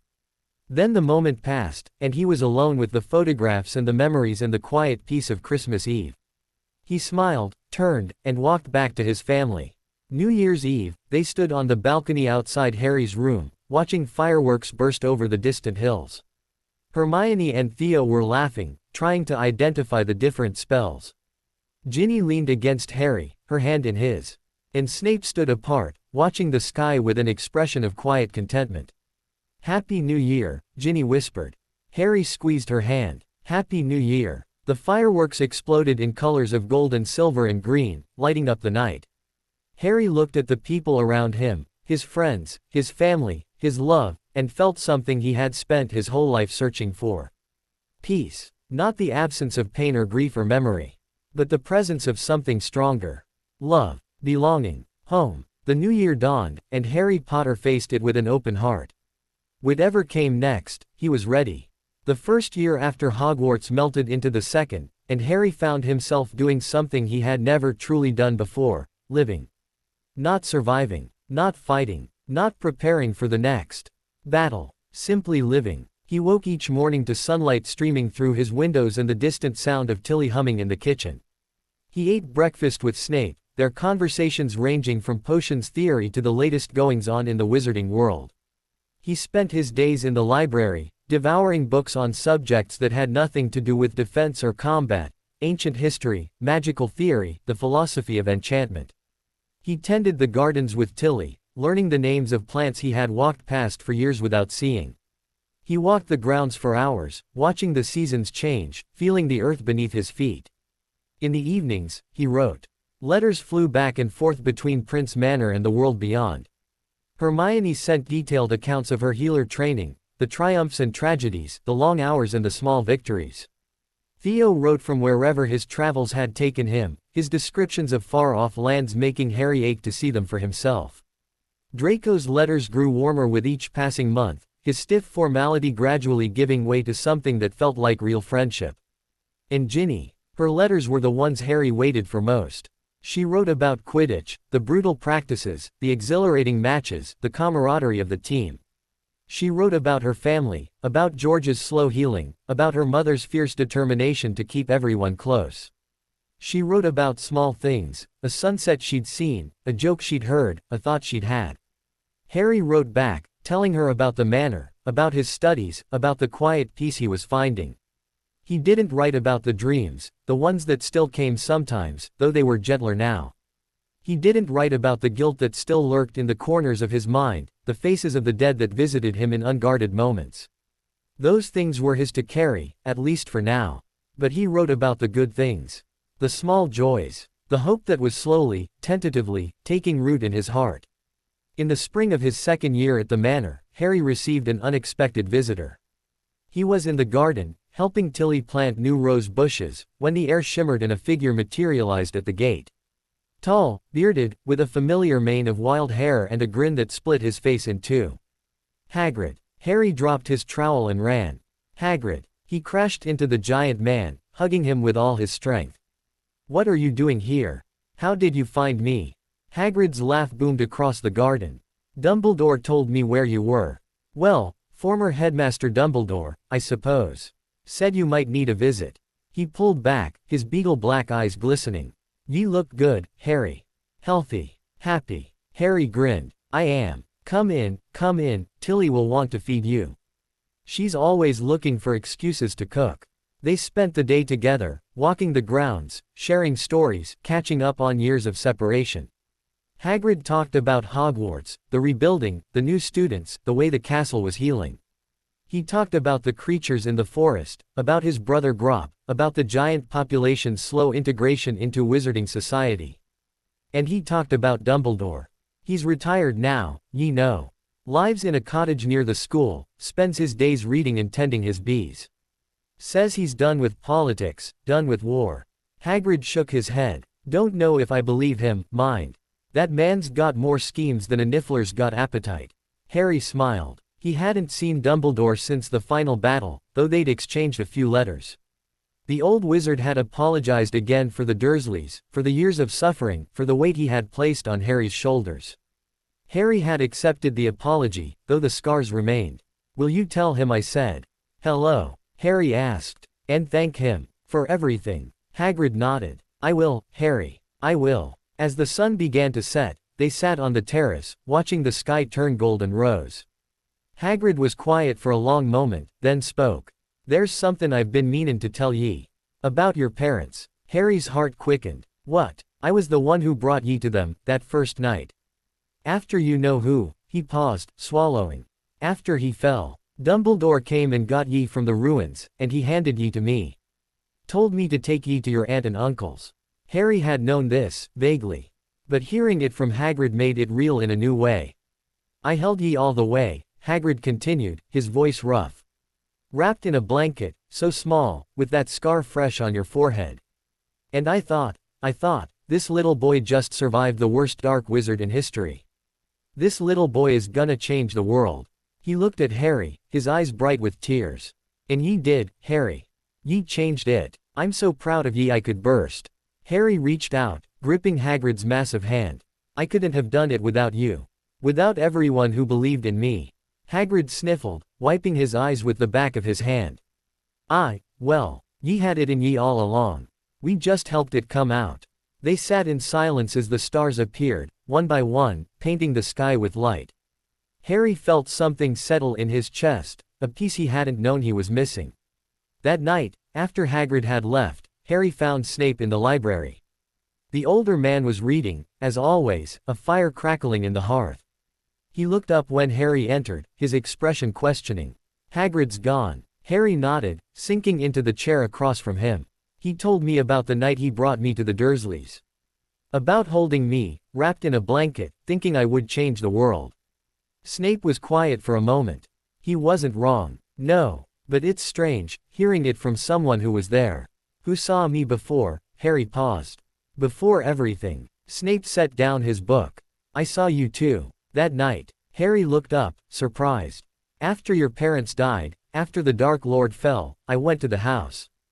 Snape's voice was carefully controlled. I don't know why. I couldn't stay away. I had to see, I had to know. He stopped, gathering himself.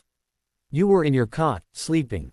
Unharmed, despite everything. And I thought, his voice cracked. I thought, she saved him. She gave her life for him, and he survived. That has to mean something. Harry's throat tightened. You never told me. There are many things I never told you. Some because they were too painful, some because you weren't ready. Snape met his eyes. But I want you to know now. I saw you that night, and I made a decision. Whatever it took, whatever it cost, I would protect you. I would keep you safe. I failed that promise for 6 years, but I never stopped trying to find a way. Harry moved to kneel beside Snape's chair, looking up at him. You didn't fail. You came for me. You saved me. You raised me. He gripped Snape's hand. You're my father, Severus. In every way that matters. Snape's eyes glistened. He didn't speak, but his hand tightened on Harry's, and that was enough. The summer of Harry's 3rd year at the manor brought another visitor. Ginny arrived on a warm June afternoon, apparating to the gates with a trunk and a grin. She had a month between Quidditch seasons, she explained, and she wanted to spend it somewhere peaceful.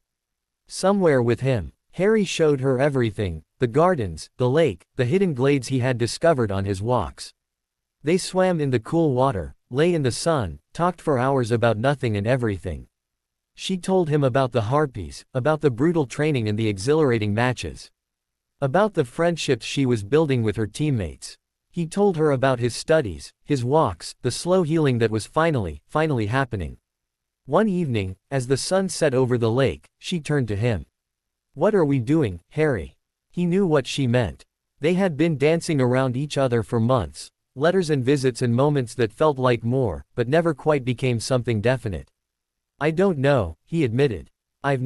He paused, searching for words. I've never done this before.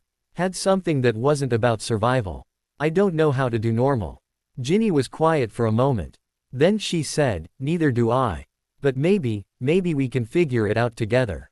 Harry looked at her, her bright eyes, her fierce smile, her unwavering presence. She had been through war, had lost a brother, had faced horrors that would break most people. And yet here she was, whole and strong and brave. I'd like that, he said quietly. I'd like that a lot. She leaned into him, and they watched the stars appear together, the future stretching before them, unknown but no longer frightening. The years passed, gentle and full. Harry continued his studies, gradually finding his focus. He was drawn to the ancient magic, the old spells, the forgotten lore, the enchantments that had been lost to time. He spent months in the Prince Manor library, then traveled to other collections, the Hogwarts library with Hermione's help, the restricted section at the ministry with special permission, even the private libraries of old pure blood families who owed him favors. He became something of an expert, though he would never have called himself that. People wrote to him with questions about obscure magic, about Horcruxes, about the war. He answered when he could, referring them to others when he couldn't. His reputation grew, quietly, without him seeking it. But he never sought the spotlight. Never gave interviews, never wrote memoirs, never cashed in on his fame. When the prophet asked for an exclusive, he declined. When publishers offered fortunes for his story, he refused. He had lived through the war. He didn't need to relive it for public consumption. Instead, he lived, truly lived. He watched Theo return from his travels, older and wiser, ready to settle down. He watched Hermione rise through the ranks at St. Mungo's, becoming one of the youngest senior healers in the institution's history. He watched Draco rebuild his life in France, eventually marrying a French witch with kind eyes and a gentle laugh. And he watched Ginny. Her career soared. The Holyhead Harpies won 3 consecutive league championships, with Ginny as their star seeker. She was written about in every Quidditch publication, celebrated as one of the best to ever play the game. But when she came to the manor, which she did, as often as she could, she was just Ginny. The girl who laughed at his jokes, who challenged his assumptions, who loved him with a steadiness that still amazed him. They married on a warm June day, 4 years after her first visit to the manor. The ceremony was small, just family and close friends, held in the gardens where they had first kissed.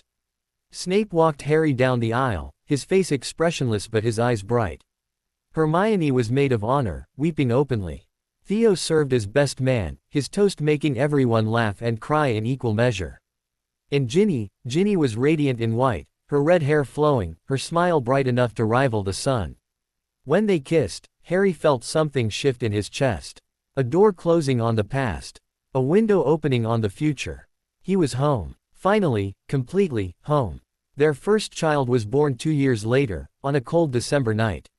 Lily Snape Potter arrived screaming, as if she wanted the world to know she had arrived. Harry held her in his arms, this tiny, perfect creature with her mother's red hair and his mother's name, and felt his heart crack open in ways he hadn't known were possible. "She's beautiful," Ginny whispered, exhausted but glowing. "She's perfect." Harry nodded, unable to speak past the lump in his throat. He looked at Snape, standing in the corner of the room, his face wet with tears he wasn't bothering to hide. "She has your mother's eyes," Snape said quietly. "Lily's eyes." "Exactly." Harry looked at his daughter, at those green eyes blinking up at him, and felt the presence of all the Lilies who had come before. His mother, watching from somewhere. Eileen, watching from somewhere. All the women who had loved and lost and loved again, their legacy carried forward in this tiny, perfect being. "Hello, Lily," he whispered. "I'm your dad, and I'm going to love you forever." The baby yawned, unimpressed, and Harry laughed. James followed 2 years later, a boy with his father's messy hair and his mother's fierce determination. He was born laughing, according to the healers, and he never really stopped. He was curious and brave and endlessly energetic, wearing his parents out with his constant motion and endless questions. Albus came last, 3 years after James. He was quiet where James was loud, thoughtful where James was impulsive. He had Snape's dark eyes and Harry's gentle nature, and from the moment he was born, he was his grandmother's favorite. Snape doted on him in ways that surprised everyone, including himself. Harry watched his children grow, saw them become themselves, and marveled at the miracle of it. These small people, half him and half Ginny, carrying forward the legacy of all those who had come before. Potters and Princes and Weasleys, mingled together into something new. They visited the Dursleys once, when Lily was 5. Harry felt he owed it to himself, owed it to that small boy in the cupboard, to see them, to prove to himself that he was free. The visit was brief and strange. Dudley was married, with children of his own, magical children, it turned out, much to his horror. Petunia was old now, diminished, her bitterness faded to something that looked almost like regret. Vernon was dead, his heart finally giving out after years of rich food and bad temper. Petunia looked at Harry's children, at Lily, with her green eyes and red hair, and something cracked in her face. "She looks like her," Petunia whispered. Like Lily. Harry nodded. She does. Petunia was quiet for a long moment. Then, slowly, she reached out and touched Lily's hair.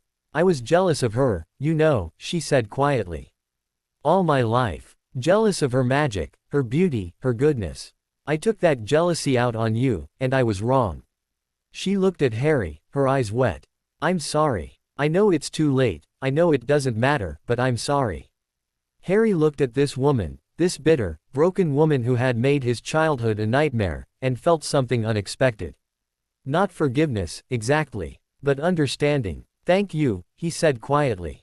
For saying that. They left soon after, and Harry never saw the Dursleys again. But something had shifted, some old wound had closed, and he found himself lighter for it. Snape grew old. It happened slowly, then all at once. One day he was the same man who had rescued Harry from the cupboard, dark and intense and eternal. The next, he was gray-haired and slower moving, his sharp edges softened by time and peace. He never stopped brewing potions, it was in his blood, he said, the prince legacy, but he spent more time in the garden now, more time with the grandchildren. Lily called him, grandfather, in a way that made his eyes misty. James tried to get him to play Quidditch, with limited success. Albus sat with him for hours, reading old books, asking endless questions. You've given them something I never had, Harry said one evening, watching Snape with Albus in the library. A grandfather. A family. Snape looked up, his dark eyes warm. You gave me something I never had. A son. A reason to live beyond guilt and duty. They sat in comfortable silence, the fire crackling, the night peaceful. I love you, Harry said quietly. I don't say it enough. But I love you. Snape's hand reached out and gripped his. I love you too, Harry. More than I ever thought possible. The end came on a spring morning, peaceful and quiet. Snape had been failing for months, his body finally surrendering to the years of war and hardship. He had made his peace with it, he told Harry. He was ready. Harry sat by his bed, holding his hand, as the sun rose over the manor. Gin waited in the doorway, tears streaming down her face. The children were asleep, too young to understand, too precious to witness this. Tell them about me, Snape whispered. Tell them who I was. The good and the bad. Don't let them remember a lie. I'll tell them everything, Harry promised. I'll tell them you were the bravest man I ever knew. Snape almost smiled. Your mother would be proud of you. Of the man you've become. He paused, his breath catching. I'm proud of you. Harry squeezed his hand, tears falling freely. Don't go. Please. Have to. Snape's eyes were closing. Tired. So tired. A pause. Tell Tilly, dinner was perfect. His hand went slack. His chest stopped moving. And Severus Snape, the man who had rescued a 6-year-old from a cupboard, who had loved Lily Potter across decades and death, who had raised her son as his own, was gone. Harry held his hand for a long time after, the sun climbing higher, the world continuing on. He held his hand and wept for the father he had found, the father he had lost, the love that would never die. They buried him in the garden, beneath the oak tree where he used to sit with Albus. The whole family came, Hermione and her husband, Theo and his, Draco and his wife and children. Even Hagrid came, his massive frame somehow fitting into the small space, his tears falling like rain. Harry spoke at the funeral. He told them about Snape, not the spy, not the professor, but the man. The man who had loved his mother from afar, who had carried guilt like a stone for decades, who had given everything to protect a boy who wasn't his. The man who had taught Harry to brew potions and close his mind and fight for what mattered. The man who had become his father. When he finished, there wasn't a dry eye in the garden. Ginny came to him afterward, holding him as he cried.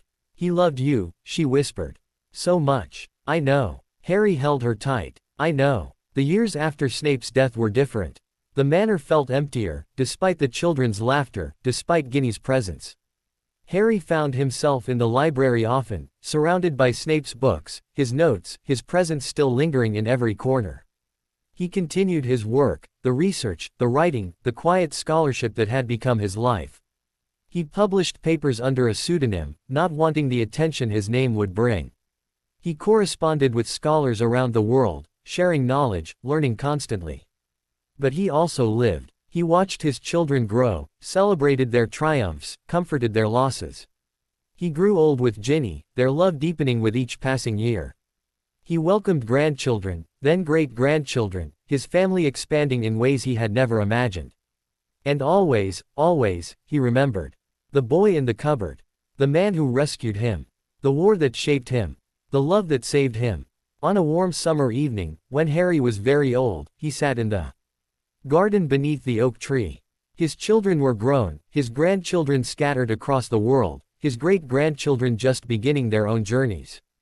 Ginny had passed 5 years ago, her loss a wound that would never fully heal. But he carried on, as she would have wanted, as Snape would have wanted, as all of them would have wanted.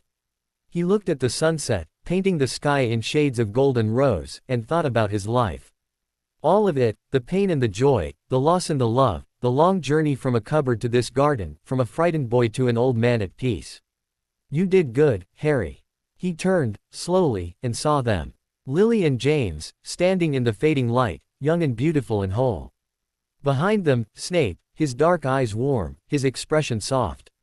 And beyond them, others, Sirius, Remus, Tonks, Fred. All the faces he had loved and lost, gathered in the garden, waiting. Harry smiled. Am I dreaming? He asked. No, love. Lily moved closer, her hand reaching for his. It's time. Time to come home. Harry looked at the manor, at the lights in the windows, at the life he had built. Then he looked at his parents, at Snape, at all the people who had gone before. He took his mother's hand. I'm ready, he said. The sun set, painting the sky in fire. And Harry Potter, the boy who lived, the man who loved, walked into the light, surrounded by family. Behind him, the manor stood peaceful in the twilight, waiting for the next generation to carry on. The story never really ends. It just passes to new hands, new hearts, new lives. And somewhere, in a garden beneath an oak tree, love remained. Always. Always. The morning of September 1st dawned bright and golden over Prince Manor.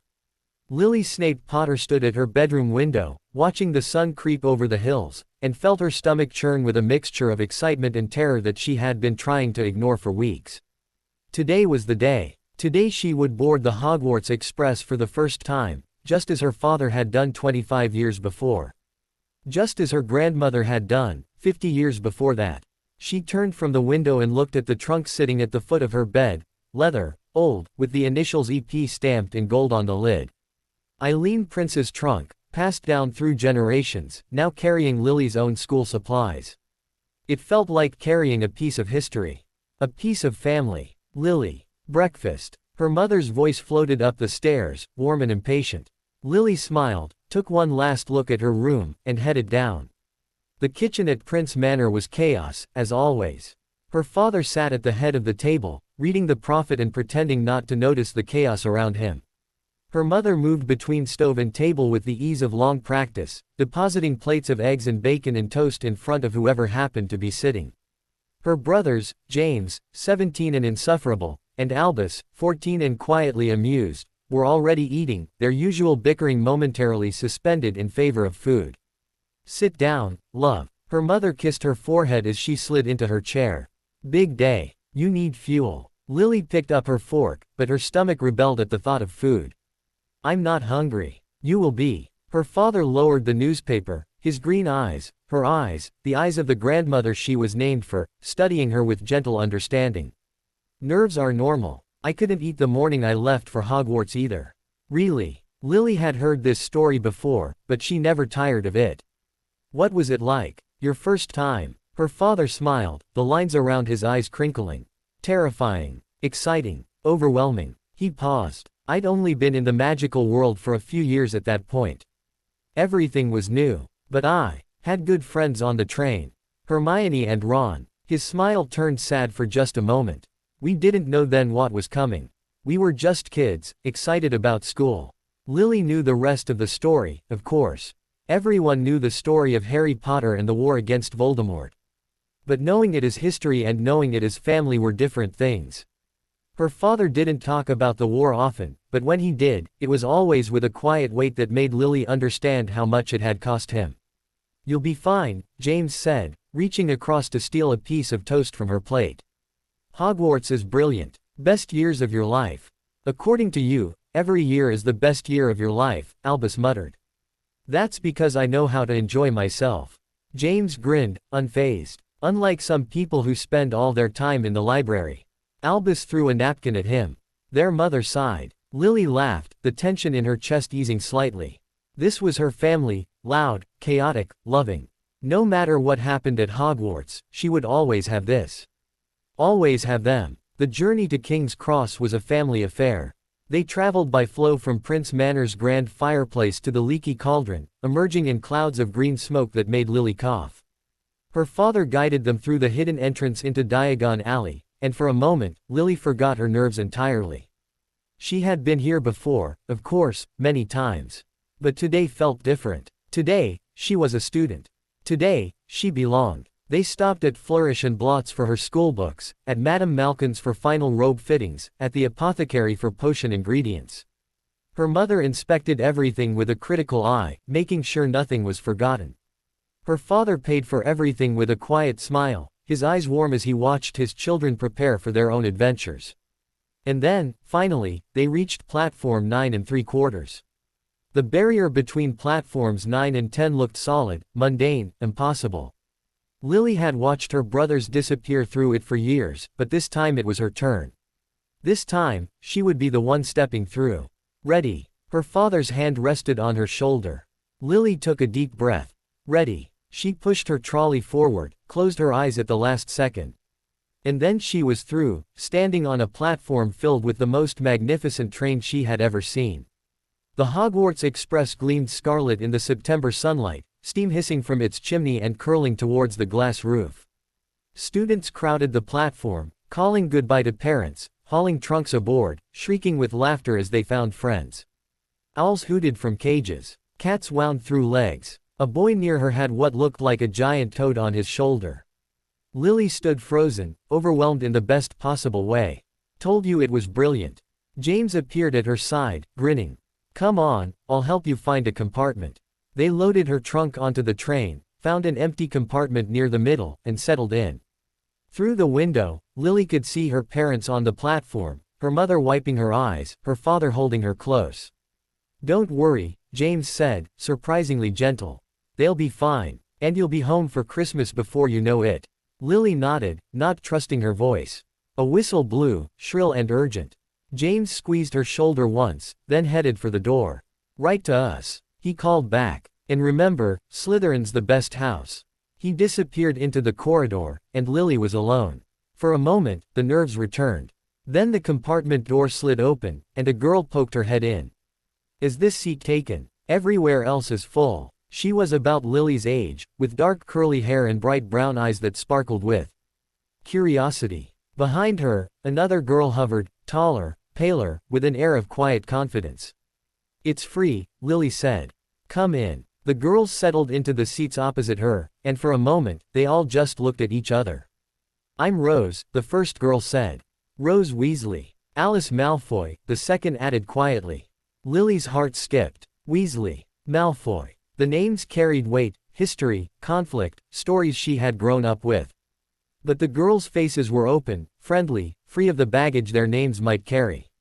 Lily, she said. Lily Snape Potter. Rose's eyes went wide. Snape Potter. As in Harry Potter is my dad, yes.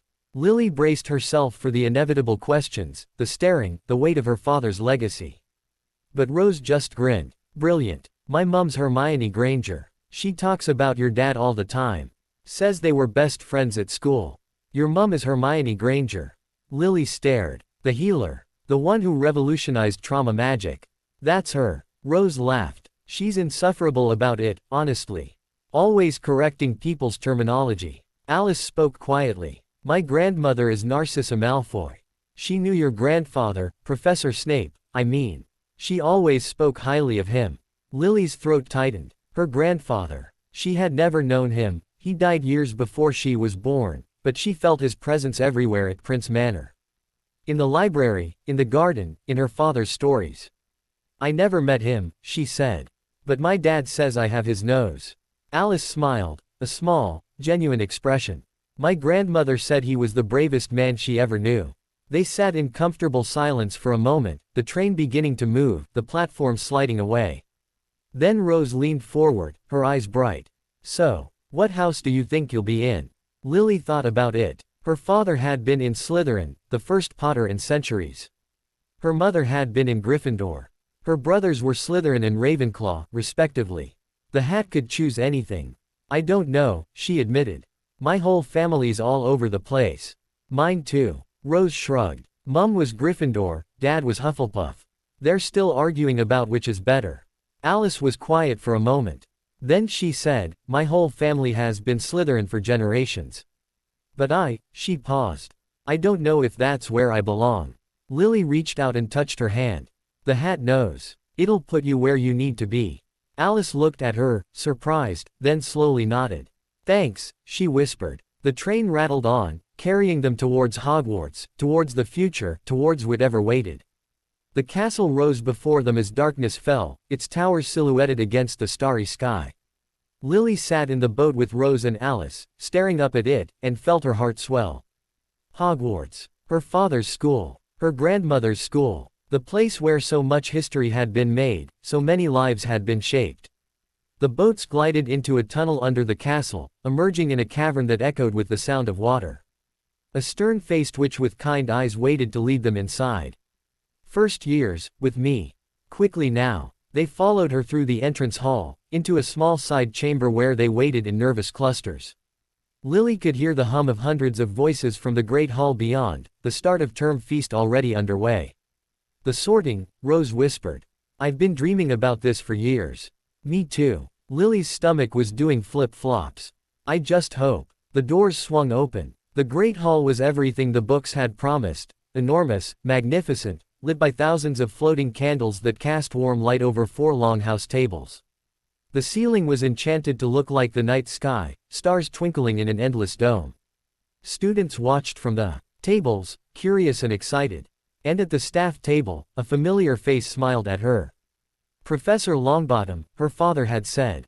Neville Longbottom, who had fought in the battle, who had helped destroy the last Horcrux, who had become head of Gryffindor House. He caught Lily's eye and winked. Lily smiled back, some of her nerves easing. The sorting began. Names were called in alphabetical order. Students stepped forward, sat on the stool, had the hat placed on their heads. Houses were shouted, tables cheered, families celebrated.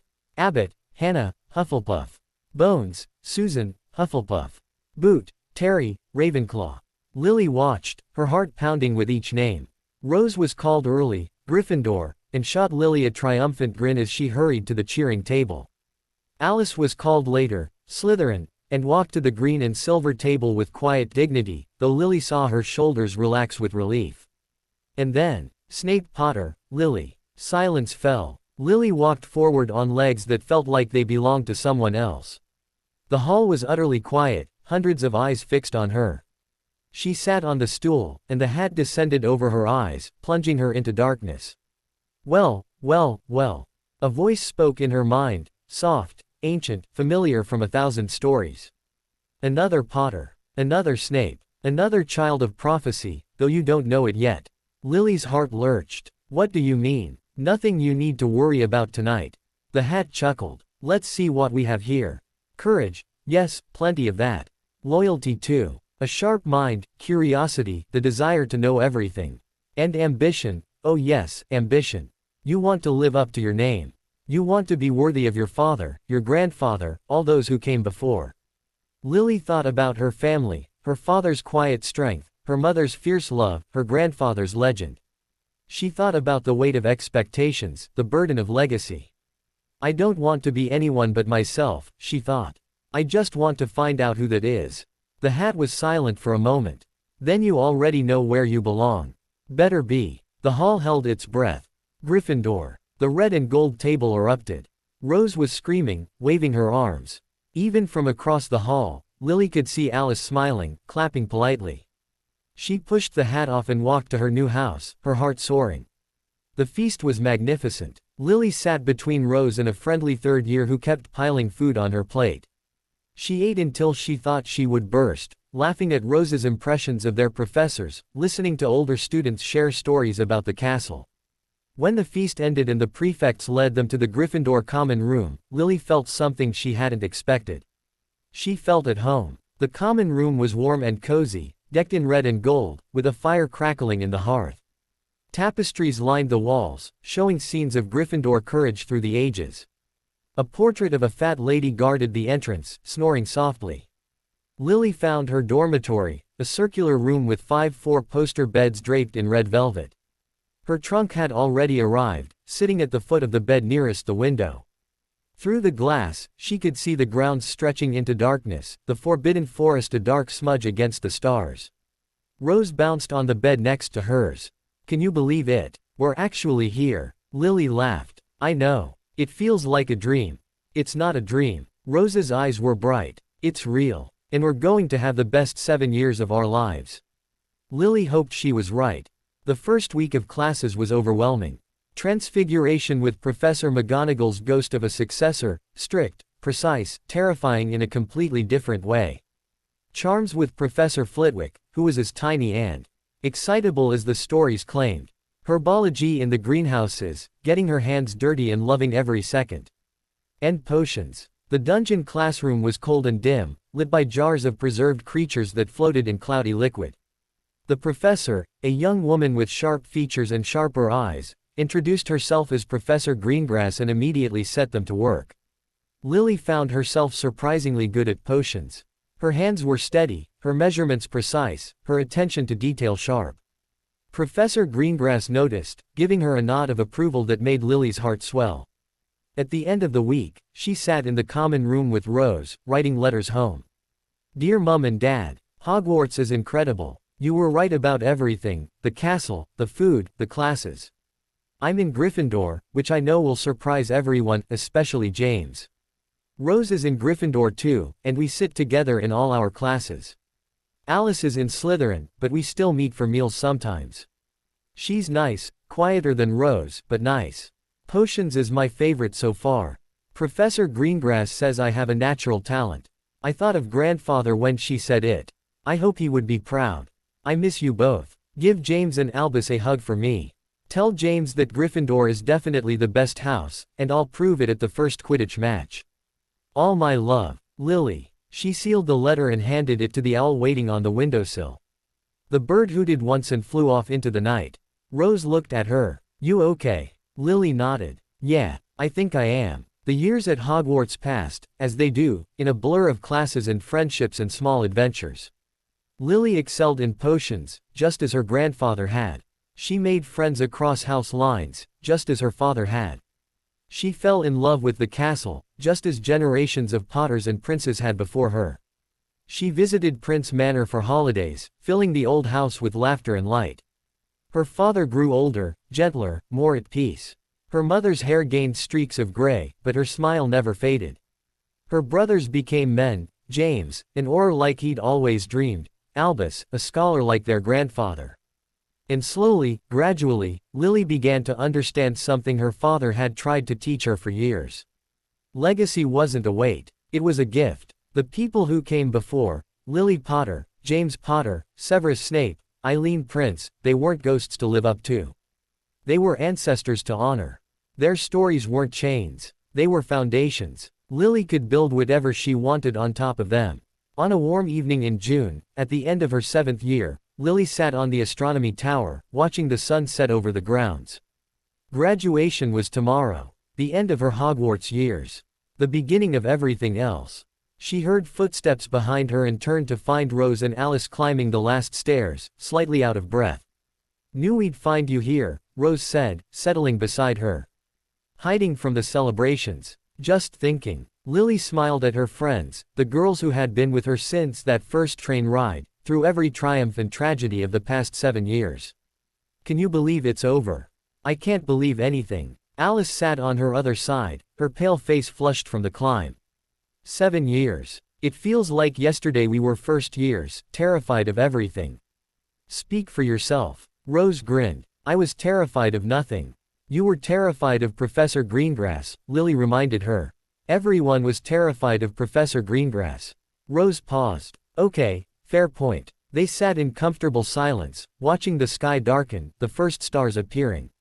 What will you do? Alice asked quietly. After graduation, Lily considered. She had offers, apprenticeships in potions, positions at the ministry, even a tentative inquiry from a prestigious alchemist in Egypt. But none of them felt quite right. I don't know yet, she admitted. I think I need some time to figure out who I am, now that school's done. Rose nodded. That's wise. More wise than most our age would be. Lily smiled, hearing echoes of her father's voice in the words. I had good teachers. Alice leaned against her, warm and solid. We'll figure it out together. Whatever comes next. Lily looked at her friends, her sisters in all but blood, and felt her heart swell with love and gratitude. Together, she agreed. The graduation ceremony was held in the Great Hall, just as it had been for generations. Lily sat with her classmates, wearing her Gryffindor robes, listening to speeches that made her laugh and cry in equal measure. When her name was called, she walked to the front and accepted her diploma from Professor Longbottom, who smiled at her with tears in his eyes. Well done, Lily. Your father would be proud. She thought of her father, waiting in the crowd with her mother and brothers. She thought of her grandfather, watching from wherever he was. She thought of all the Potters and princes who had come before, whose names she carried, whose legacies she would continue. Thank you, she whispered. After the ceremony, she found her family in the entrance hall. Her father hugged her so tightly she thought her ribs might crack. Her mother kissed her cheeks and wept openly. Her brothers clapped her on the back and told her they were proud. And in that moment, surrounded by love, Lily knew that whatever came next, she would be ready. The future stretched before her, open and unknown. Full of possibility. Full of hope. She was a Potter. She was a prince. She was the next generation, carrying forward all the love and courage and sacrifice of those who had come before. And she was ready to begin. The years after Lily's graduation were gentle ones. She returned to Prince Manor, as her father had before her, and took up residence in the rooms that had once been his. The house welcomed her, as it had welcomed every prince who came home, the corridors shifting slightly to accommodate her favorite paths, the portraits nodding as she passed, the very walls seeming to breathe with contentment. Tilly was gone now, passed peacefully in her sleep a decade earlier. But her successor, a young elf named Mimsy, bright-eyed and eager, had taken up her duties with the same fierce devotion. She kept the manor running smoothly, cooked meals that would have made Tilly proud, and fussed over Lily with an affection that sometimes bordered on smothering. Lily didn't mind. After years of Hogwarts chaos, a little fussing felt like love. She spent her days in the library, continuing the research her father had begun. Ancient magic, forgotten lore, the enchantments that bound the wizarding world together. She published papers under her own name, Lily Snape Potter, and found that people paid attention. Not because of her family, though that helped, but because her work was good. Solid. Important. She traveled, too, to Egypt with Rose, who was training as a curse breaker, to France to visit Alice, who had married a French wizard and settled in a chateau outside Lyon, to America, to Asia, to places she had only read about in books. She collected knowledge like others collected souvenirs, filling notebooks with observations and sketches and questions that would take years to answer. But always, she came home. Prince Manor waited for her, patient and eternal. Her father waited, growing older, growing gentler. Her mother waited, her laughter as warm as ever. Her brothers came and went, living their own lives, but the manor was the center, the place they all returned to, again and again. On a crisp autumn afternoon, 5 years after Lily's graduation, her father found her in the library. She was curled in her favorite chair, a book open on her lap, a fire crackling in the hearth. The room smelled of old paper and wood smoke, and the faint lavender of the drying flowers hung from the rafters. Busy. Her father settled into the chair across from her, moving slower than he used to. His hair was completely gray now, his face lined with years and laughter and the occasional sorrow. But his eyes, her grandmother's eyes, were as bright as ever. Never too busy for you. Lily set her book aside. What's on your mind? He was quiet for a moment, looking at the fire. Then he reached into his robes and withdrew a small, worn box. I've been meaning to give you this for a while, he said. I kept putting it off. He paused. I think I wasn't ready to let go. He held out the box. Lily took it, her hands suddenly trembling. Inside, nestled on faded velvet, was a ring. Silver, set with a deep green stone, engraved with a crest she recognized instantly. The Prince family crest. This was your grandfather's, her father said quietly. And his mother's before him. It's been passed down through generations of princes, always to the heir. I've worn it for 50 years. He smiled, a little sadly. Now it's time for you to wear it. Lily stared at the ring, her throat tight. She had seen it on her father's finger her whole life, had traced its lines as a child, had asked about its history, had listened to stories of the princes who had worn it before. And now it was hers. Dad, she stopped, swallowed. I don't know what to say. You don't have to say anything. He reached across and took her hand. Just promise me one thing. Anything. Wear it with pride. Not because of who came before, but because of who you are. Because you've earned it. His eyes were bright. You've earned it, Lily. More than you know. She slipped the ring onto her finger. It fit perfectly, as if it had been made for her. The stone caught the firelight, gleaming like a star. I'll wear it always, she whispered. I promise. Her father nodded, a single tear escaping to trace a path down his weathered cheek. He didn't wipe it away. Your grandfather would be proud, he said. So proud. Lily leaned forward and hugged him, holding tight to the man who had taught her everything, who had shown her that love was the strongest magic of all. I love you, Dad. I love you too, Lily. Always. The years continued their gentle march. Lily watched her parents grow old together, their love deepening with each passing season. She watched her brothers find their paths, James rising through the Auror ranks, Albus becoming a respected historian. She watched her friends build their lives, Rose engaged to a curse breaker she'd met in Egypt, Alice pregnant with her second child. And she watched herself change, grow, become. The research continued, deepening and expanding. She published a book, The Prince Legacy, Ancient Magic and Modern Application, that became required reading at Hogwarts. She was invited to speak at conferences, to consult on magical mysteries, to join learned societies. She accepted some invitations, declined others, always keeping the manor as her anchor. But something was missing, something she couldn't quite name.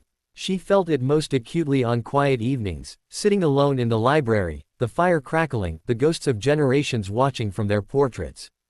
A restlessness, a longing, a sense that there was more to her story than she had yet discovered. The answer came on a rainy Tuesday in March. Lily was in the attic, a vast, dusty space she had explored 100 times before, when she found something new. A small chest, hidden behind a stack of old trunks, covered in cobwebs and dust. She pulled it out, her heart quickening.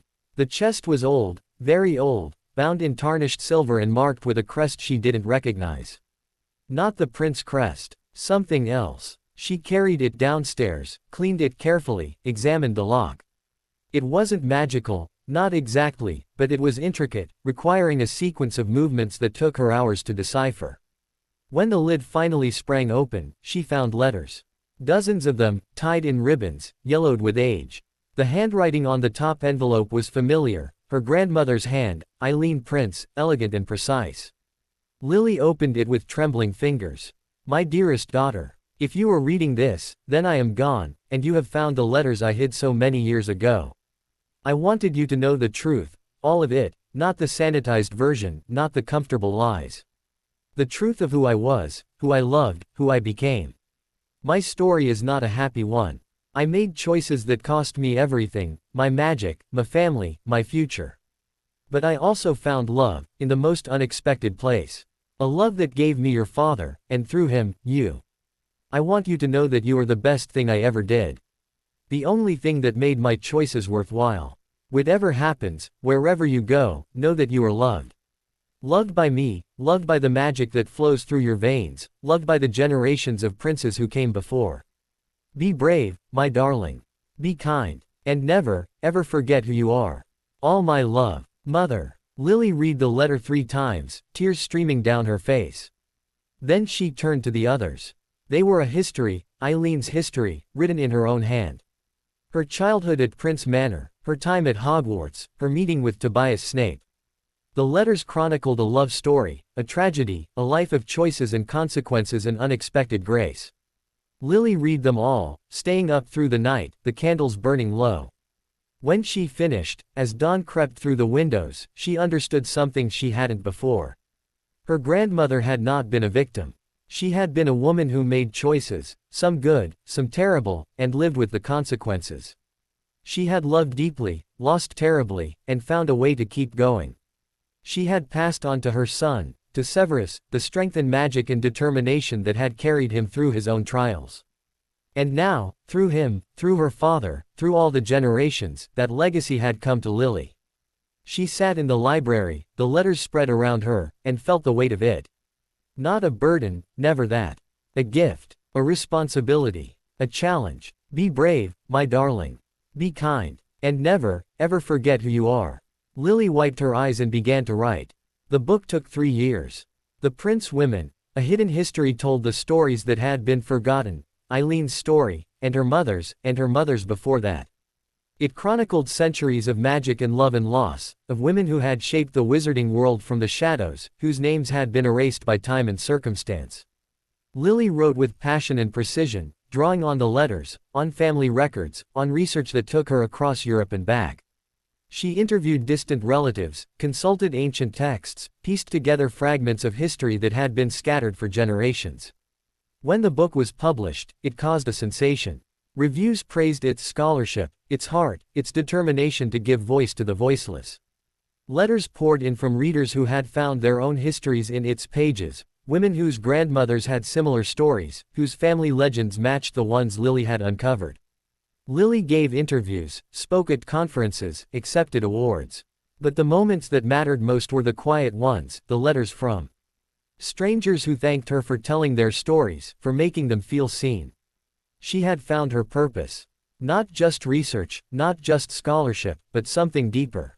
Something that mattered. She was giving voice to the dead, honoring the forgotten, carrying forward the legacy of all the prince women who had come before. On the night of her 40th birthday, Lily stood in the garden beneath the oak tree. The moon was full, casting silver light over the grounds. The manor glowed behind her, warm and welcoming. And in the garden, surrounded by flowers and moonlight, she felt them. All of them. Eileen, watching with approval. Severus, his dark eyes warm. Lily Potter, her grandmother, smiling with all the love in the world. James, her grandfather, proud and fierce. And behind them, generations of princes and Potters, stretching back through time, their stories intertwined, their love enduring. Lily touched the ring on her finger, the prince ring, passed down through generations, now hers. I'll carry on, she whispered to the night. I'll tell your stories. I'll honor your legacy. I'll be worthy of all of you. The wind stirred, warm and gentle. For just a moment, Lily felt them, a presence, a blessing, a love that death could not diminish. Then the moment passed, and she was alone with the moon and the stars and the endless possibilities of tomorrow. She smiled, turned, and walked back into the manor. The story wasn't over. It was just beginning. The morning after her 40th birthday, Lily woke to find a letter on her bedside table. It wasn't there when she went to sleep, she would have noticed. The parchment was old, yellowed with age, and sealed with wax imprinted with a crest she didn't recognize. Not the prince crest. Not the Potter crest. Something else entirely. She sat up, heart pounding, and broke the seal. Dear Ms. Snape Potter, I have followed your work with great interest. Your book on the prince women was extraordinary, meticulously researched, beautifully written, and deeply moving. It reminded me of stories I had long forgotten, voices I had silenced in my own mind. I am an old woman now, the last of a line that stretches back further than the prince family itself. My name is Cassandra Greengrass, and I am dying. Before I go, I want to share my family's history with you, the true history, not the sanitized version that has been passed down through generations. I have read your book twice. I believe you are the one who can tell our story properly. If you are willing, please come to Greengrass Manor at your earliest convenience. I have much to tell you, and little time left to tell it. Yours in hope, Cassandra Greengrass. Lily read the letter 3 times. Greengrass, an old pure-blood family, connected to Hogwarts through Daphne Greengrass, who had been a few years ahead of her father at school. But Cassandra, the name wasn't familiar. She dressed quickly and hurried downstairs, finding her father in his usual spot in the library, a book open on his lap, a fire crackling in the hearth. Dad, do you know a Cassandra Greengrass? Her father looked up, surprise flickering across his features. Cassandra. She was ancient when I was at Hogwarts. The Greengrass matriarch, the grandmother of Daphne and Astoria.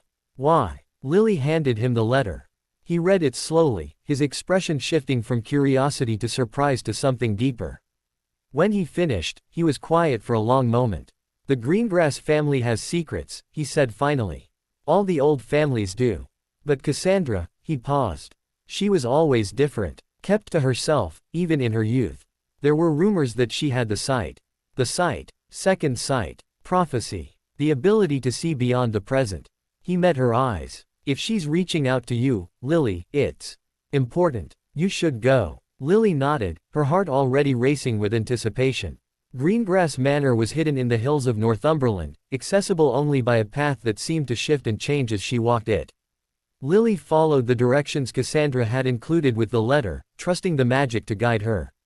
The house, when it finally appeared, was nothing like Prince Manor. Where Prince Manor was warm and welcoming, Greengrass Manor was cold and imposing, ancient stone, narrow windows, towers that reached towards the gray sky like grasping fingers.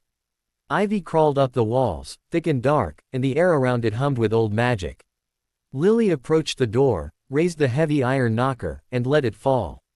The door swung open almost immediately, revealing a house elf so old she seemed carved from wood. Her eyes were huge and milky, but they fixed on Lily with surprising intensity. Miss Snape Potter, the mistress is expecting you. Follow me. The interior of the manor was as cold as the exterior, dark wood, faded tapestries, portraits that watched with suspicious eyes.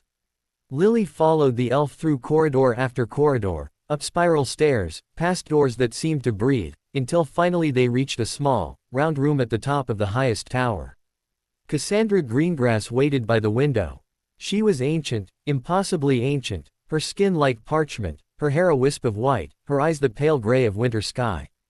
But those eyes, when they fixed on Lily, were sharp as knives. Lily Snape Potter. Her voice was thin but clear. You came. Thank you for inviting me. Lily moved closer, drawn by something she couldn't name. Your letter. Sit. Cassandra gestured to a chair beside her. Sit, and listen. There is much to tell, and little time. Lily sat. The story that unfolded over the next hours was unlike anything Lily had ever heard. Cassandra spoke of the Greengrass family, their origins in ancient Greece, their migration to Britain, their centuries of service to magic itself. She spoke of bloodlines and prophecies, of choices made and paths taken, of secrets buried so deep that even the family themselves had forgotten them. But the heart of the story was something else entirely. The Greengrass women, Cassandra said, her voice low and intense, have always had the sight. It is our gift and our curse, to see what is coming, to know what cannot be changed, to watch as fate unfolds whether we will it or not. She fixed her pale eyes on Lily. I have seen you many times, child. In my visions, you appear again and again, a figure at a crossroads, a keeper of stories, a bridge between what was and what will be. Lily's heart pounded. What does that mean? It means you have a choice. Cassandra leaned forward, her thin hands gripping the arms of her chair. You can continue as you are, writing books, giving voice to the dead, living a quiet life of scholarship. Or you can take up a greater burden. What burden? Cassandra was silent for a long moment. Then she reached into her robes and withdrew a small, ornate box. This has been in my family for 1,000 years, she said. It contains the collected visions of every Greengrass woman who ever lived. Prophecies, warnings, glimpses of futures that may or may not come to pass. It is the most complete record of magical foresight in existence. She held the box out to Lily. I want you to have it. Lily stared at the box, her mind reeling. I can't, this is your family's heritage. My family's heritage is dying. Cassandra's voice was sad but firm. My daughter had no gift. My granddaughters have none. The sight ends with me, child. But the visions deserve to survive. They deserve to be studied, understood, shared with the world. She pressed the box into Lily's hands. It was warm, impossibly warm, as if it contained living fire. You have the gift, Cassandra said quietly. Not the sight, that is different. But the gift of understanding. Of seeing connections. Of giving voice to the voiceless. The Greengrass women have been silent for too long. Will you speak for them? Lily looked at the box in her hands, at the weight of 1,000 years of visions, at the trust this dying woman was placing in her. Yes, she whispered. I will. Cassandra smiled, a thin, tired smile, but genuine.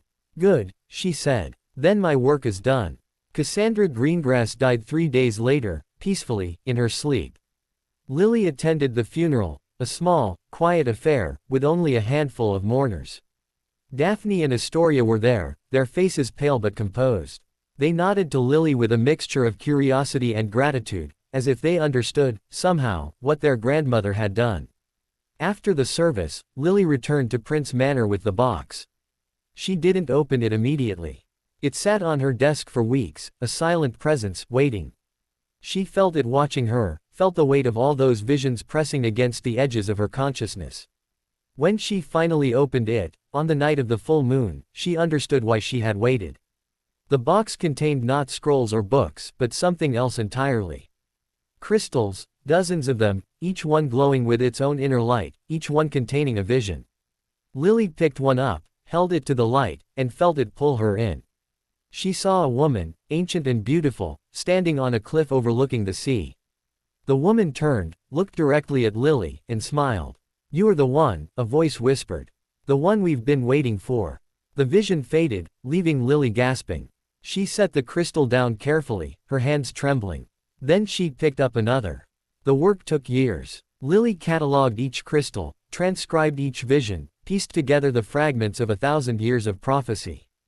Some were clear, specific predictions about wars and rulers and magical disasters. Others were opaque, symbols and images that defied interpretation. Still others were deeply personal, glimpses of individual lives, loves, losses. She wrote another book, The Greengrass Visions, 1,000 Years of Prophecy, and this one surpassed everything she had done before. Scholars came from across the world to study it. Mystics hailed it as a masterpiece. The Greengrass family, initially wary, eventually embraced it as a fitting tribute to their ancestor. But the visions kept coming. Not the crystals, Lily had transcribed them all. But new visions, her own visions, flickering at the edges of her consciousness.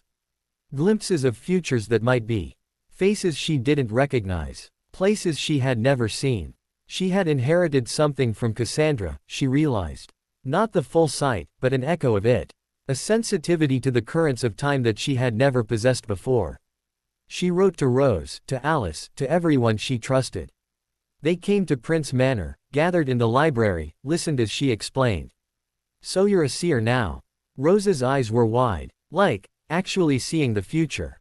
"Not exactly." Lily struggled to explain. "It's more like echoes. Fragments. I don't see clearly, the way Cassandra did. I just get impressions. Feelings. Sometimes images." "What did they show?" Alice asked quietly. Lily hesitated. "Danger. Coming danger. I don't know what kind, or when, or where. But something is coming. Something that will threaten everything we've built." The room was silent. Outside, the wind stirred the trees, and the first stars began to appear.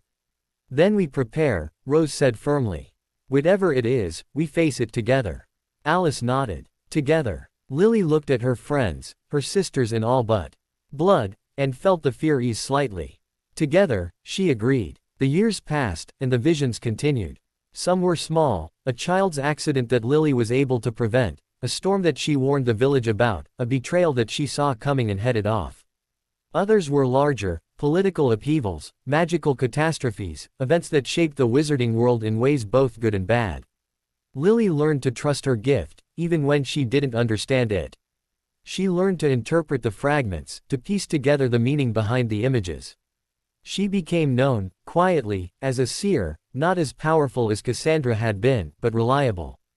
Trustworthy. She never sought fame from it. Never gave interviews or accepted accolades. She simply did the work, helped where she could, and kept the visions that were too dark to share locked safely in her heart. Her father grew older, frailer. He spent more time in the garden now, less time in the library. Lily sat with him often, reading aloud while he dozed, holding his hand while he dreamed. One evening, near the end, he spoke. "Lily." His voice was weak, but clear. "I need to tell you something." She leaned close. "What is it, Dad?" He looked at her with those green eyes, her grandmother's eyes, and smiled. "I'm proud of you," he whispered. "So proud. Your mother would be proud. Your grandfather would be proud. All of them, they're watching, Lily. And there smiling. Tears streamed down her face. I love you, Dad.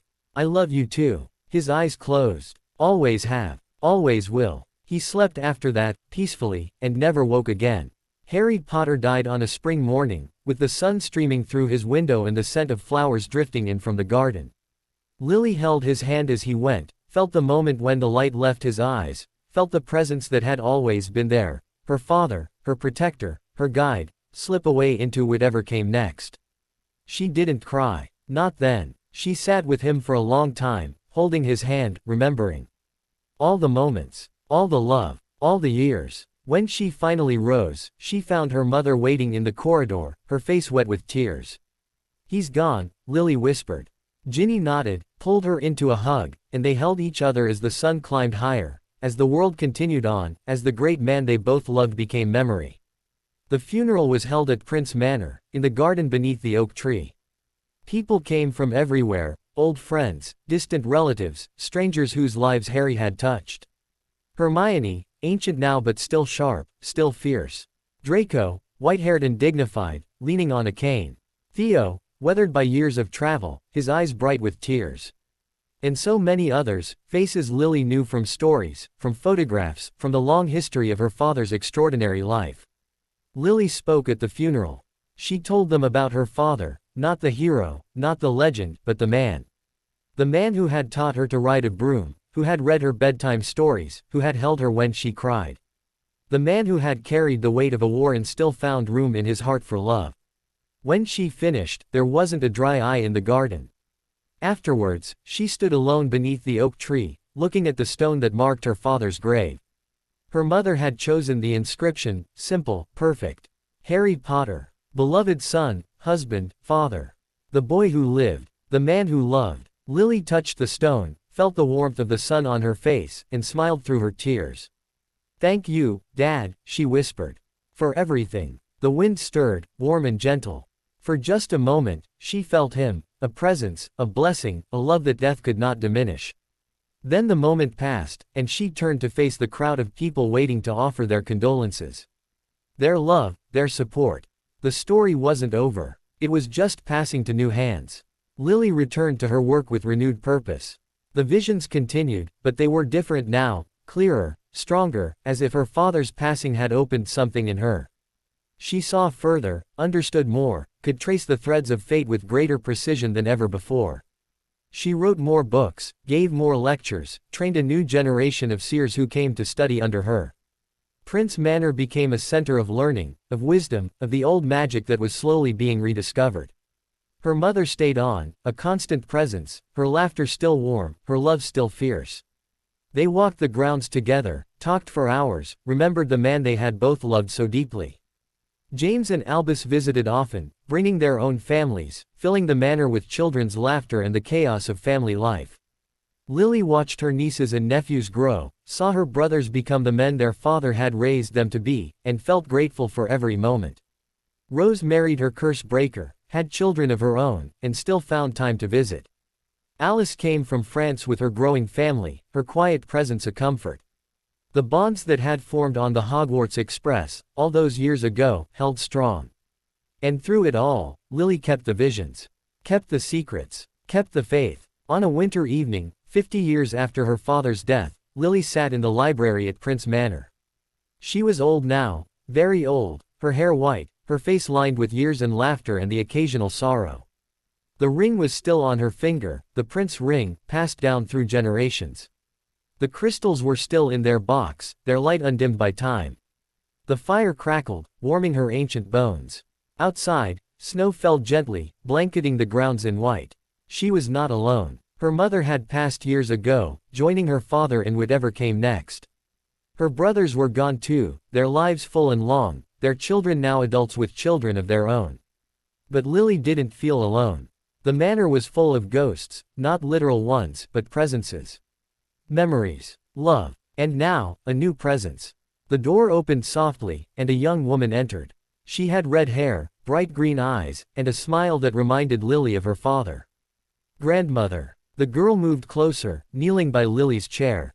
Are you okay? Lily smiled, reaching out to touch her granddaughter's face. Rose had named her Lily, Lily Rose Potter, and she had grown into a woman of extraordinary grace and strength. I'm fine, my love. Lily's voice was thin but clear. Just thinking. About what? About all of it. Lily gestured vaguely at the room, at the books, at the crystals gleaming in their box.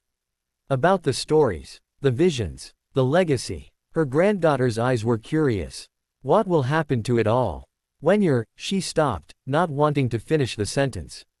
Lily understood. When I'm gone, it will pass to you, if you want it. The manor, the crystals, the work. All of it. Lily Rose's eyes widened. Me. But I'm not, I don't have the sight. No. Lily's smile was gentle. But you have something else. You have the heart, the compassion, the desire to understand. That's what matters, in the end. Not the gift, but what you do with it. Her granddaughter was quiet for a long moment. Then she leaned forward and hugged Lily tightly. I'll try to be worthy of it, she whispered. Of all of it. Lily held her close, feeling the warmth of youth, the promise of the future, the continuation of everything she had worked for. You already are, she said. You already are. That night, Lily dreamed. She was in a garden, the garden at Prince Manor, but different. Brighter. More beautiful. The flowers were in full bloom, the sun was warm on her face, and the air smelled of lavender and honey. And she was not alone. Her father stood before her, young again, whole again, his green eyes bright with love. Behind him, her mother, laughing. Behind them, her grandfather Severus, his dark eyes warm. And beyond them, generations of princes and potters, Eileen, Lily, James, all the faces she had only known from photographs and stories. Dad. Her voice was young again, strong again. Is this just a dream? He smiled, moving closer. But also a visit. We wanted to see you. To thank you. For what? For everything. He took her hands. For carrying on the work. For honoring the legacy. For being exactly who you are. Lily looked at the gathered crowd, her family, her ancestors, her history. And she felt, for the first time in her long life, complete. I love you all, she whispered. So much. We love you too. Her father kissed her forehead. Always. Forever. The garden began to fade, the faces growing distant, the light softening. Will I see you again? Lily called. Soon, her mother's voice echoed. Soon. Lily woke to sunlight streaming through her windows. She was in her bed at Prince Manor, the familiar room unchanged. The crystals gleamed on their shelf. The ring was warm on her finger. And outside, the world continued on, birds singing, snow melting, spring approaching. She smiled, feeling peaceful in a way she hadn't in years. Her granddaughter found her an hour later, sitting in the library, a book open on her lap, the fire crackling. Good morning, grandmother. Lily Rose kissed her cheek. Did you sleep well? Beautifully. Lily closed the book, looking at her granddaughter with all the love in her heart. I had the most wonderful dream. Tell me about it. Lily did. She told her about the garden, about her father, about all the ancestors who had gathered to say goodbye. She told her about the love that had surrounded her, the peace that had filled her, the certainty that everything would be okay. When she finished, Lily Rose was crying, but smiling too. That's beautiful, she whispered. Thank you for telling me. Thank you for listening. Lily reached out, touching her granddaughter's face. Now, tell me about your day. What are you working on? Lily Rose laughed, wiping her eyes. I'm trying to understand the greengrass visions. Some of them are so confusing, I don't know how you made sense of them. Lily smiled. I didn't always. Sometimes you just have to let them speak to you, rather than trying to force meaning. She paused. Would you like some help? Yes, please. They spent the morning together, grandmother and granddaughter, working through the visions, sharing insights, laughing at mistakes. It was perfect, a passing of knowledge, a continuation of legacy, a moment of pure connection. Lily died that evening, peacefully, in her sleep. Her granddaughter found her the next morning, a smile on her face, the ring still warm on her finger. The crystals glowed softly on their shelf, as if saying goodbye. Lily Rose sat with her for a long time, holding her hand, remembering. Then she rose, wiped her eyes, and began the work of carrying on. The manor welcomed her, as it had welcomed every prince who came home. The portraits nodded approvingly. The magic hummed with contentment. And somewhere, in a garden that existed beyond time, Lily Snape Potter walked into the light, surrounded by family. The story never really ends. It just passes to new hands, new hearts, new lives. And at Prince Manor, beneath the oak tree, love remained. Always. Always. Lily Rose Potter had always known she was different. It wasn't something she could explain, not really. It was a feeling, a prickling at the back of her neck, a warmth in her chest when she walked certain paths in the manor, a sense that the walls themselves were watching, waiting, expecting something from her. She had grown up with the stories, of course.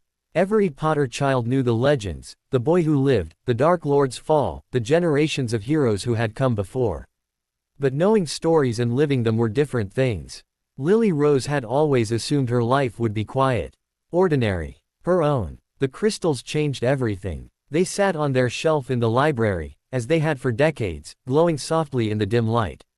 Lily Rose had grown up with them, had dusted them as a child, had listened to her grandmother's stories about the greengrass visions and the women who had seen the future. But she had never touched them. Never dared. Until now. Her grandmother had been gone for a month. The manor felt emptier without her, not physically, but spiritually, as if the heart of the house had been removed. Lily Rose wandered the corridors, ran her fingers over the furniture, traced the outlines of portraits that had watched generations of princes come and go. She missed her grandmother desperately. Missed her laugh, her wisdom, the way she always seemed to know what Lily Rose was thinking before she said it. But she also felt her presence. In the library, especially. Among the books, the crystals, the accumulated knowledge of centuries. Tonight, she couldn't sleep. She padded down the stairs in her bare feet, a robe wrapped around her nightgown, and let instinct guide her to the library. The fire was banked, but the crystals glowed, always glowing, always watching. Lily Rose approached the shelf slowly, her heart pounding. Which one? Her grandmother had said the crystals chose their readers, not the other way around. You couldn't force a vision. You had to be open to it. She reached out, her hand hovering over the collection, and felt a pull. A warmth. A specific crystal, near the back, pulsing with a light that seemed to call to her. She picked it up. The vision hit her like a wave. She was standing in a forest, ancient, dark, the trees pressing close on all sides. Moonlight filtered through the canopy in silver slivers, illuminating patches of moss and fallen leaves. She walked forward, not knowing why, drawn by something she couldn't name. In a clearing, she found a figure. It was a woman, tall and beautiful, with hair like spun silver and eyes the color of storm clouds. She wore robes of deep purple, and in her hands she held a crystal, the same crystal Lily Rose held now. Welcome, child. The woman's voice was like music, like wind, like the whisper of leaves. I have been waiting for you. Who are you? Lily Rose's voice was small in the vastness of the forest. I am Cassandra Greengrass. Or rather, a memory of her, preserved in the crystal you hold. The woman smiled, and it was both warm and sad. I knew your grandmother well. She was the keeper of our stories, the voice of our visions. Now that task passes to you. Lily Rose's heart lurched. I'm not a seer. I don't have the gift. No. Cassandra moved closer, her eyes piercing. You don't have the sight. But you have something else, something rarer. You have the ability to see patterns. To connect dots. To understand what the visions mean, even when they are fragmentary and strange. She held out her hand, and Lily Rose saw that the crystal was no longer in it. Instead, it was in her own hand, glowing brighter than ever. The visions are not predictions, Cassandra continued. They are possibilities. Threads in a vast tapestry, any one of which might be woven into reality. Your grandmother understood this. She knew that the future is not fixed. It is shaped by choices, by actions, by love and courage and sacrifice. Lily Rose looked at the crystal, at the light pulsing within it. What do you want me to do? See. Cassandra's voice echoed, growing distant. See what is coming. See what must be prevented. See the danger that lurks at the edges of our world, waiting to return. The forest began to fade, the trees dissolving into mist, Cassandra's form growing transparent. Wait. Lily Rose reached out. What danger? What's coming? But the vision was already ending, the crystal growing cold in her hand, and the last thing she heard was Cassandra's voice, faint and urgent. The old magic awakens. The balance shifts. Beware the shadow that walks in light. Lily Rose woke on the library floor, the crystal clutched to her chest. She was shaking, her whole body trembling with cold and fear and something that felt like wonder. The fire had burned low, and the first gray light of dawn was creeping through the windows. She sat up slowly, her muscles aching, her head pounding. The crystal was warm again, but not painfully so, a gentle warmth, like a hand on her shoulder. The old magic awakens. She whispered the words aloud, testing them. The balance shifts. Beware the shadow that walks in light. What did it mean? She didn't know. But she knew, with a certainty that settled deep in her bones, that she had to find out. The next weeks were a blur of research. Lily Rose threw herself into her grandmother's notes, into the books on the Greengrass visions, into every scrap of information she could find about Cassandra and her prophecies. She wrote to scholars, consulted experts, followed every lead no matter how thin. Most thought she was wasting her time. The Greengrass visions had been studied for decades, they said. There was nothing new to find. But Lily Rose knew better. She had felt the truth of that vision, the urgency, the warning, the fear in Cassandra's voice. Something was coming, something dangerous, and she had to understand what. The breakthrough came from an unexpected source. A letter arrived at the manor, addressed to her in handwriting she didn't recognize. The seal was unfamiliar, a crescent moon over a mountain peak, but the message inside was clear. Ms. Potter, I have read your queries regarding the Greengrass visions with great interest. My family has kept records that may be relevant to your research, records that predate the Greengrass line itself. If you are willing to travel, I would be honored to receive you at Moonstone Keep. The old magic awakens, as you have sensed. We must be ready. Yours in hope, Lord Thaddeus Moon. Lily Rose read the letter 3 times. Moonstone Keep. She had heard of it, a legendary fortress in the mountains of Scotland, home to one of the oldest pure-blood families in existence. The Moons were reclusive, secretive, rarely interacting with the wider wizarding world. If they were reaching out to her, she didn't hesitate. The journey to Moonstone Keep took 3 days. Lily Rose traveled by portkey to a small village in the highlands, then by horseback into the mountains. No magical transportation would work near the keep, the instructions had said. The old magic was too strong, too wild, too unpredictable. The horse was sure-footed and patient, picking its way along narrow paths that clung to the sides of cliffs. Lily Rose clung to its mane, trying not to look down at the staggering drops below. The air grew thinner, colder, sharper. Snow dusted the peaks, glittering in the pale sun. On the 3rd day, the keep appeared. It rose from the mountain itself, black stone, ancient and forbidding, its towers reaching towards the sky like grasping fingers. A bridge of ice spanned a chasm so deep Lily Rose couldn't see the bottom. The horse stopped at its edge, refusing to go further. Lily Rose dismounted, her heart pounding. The ice looked solid, but could she trust it? One wrong step. A figure appeared on the far side of the bridge. Tall, cloaked, with hair as white as the snow and eyes the color of moonlight. Ms. Potter. The voice carried across the chasm, clear and calm. Welcome to Moonstone Keep. The bridge is safe, it has held for 1,000 years. Walk forward without fear. Lily Rose took a deep breath and stepped onto the ice. It held. Lord Thaddeus Moon was older than she had expected, ancient, really, though his face was strangely unlined. His eyes held centuries of knowledge, of sorrow, of waiting. He led her through the keep's vast halls, past tapestries that moved and whispered, past portraits that bowed as she passed, past doors that seemed to breathe. Finally, they reached a circular room at the highest tower, lined with windows that looked out over the mountains in every direction. You have questions, Thaddeus said, settling into a chair by the fire. Ask them. Lily Rose sat across from him, her hands wrapped around a cup of tea that had appeared as if by magic. The vision. Cassandra's warning. What does it mean? Thaddeus was quiet for a long moment. Then he said, the Greengrass visions are not the only records of prophecy in our world. My family has kept our own, the moon prophecies, passed down through generations.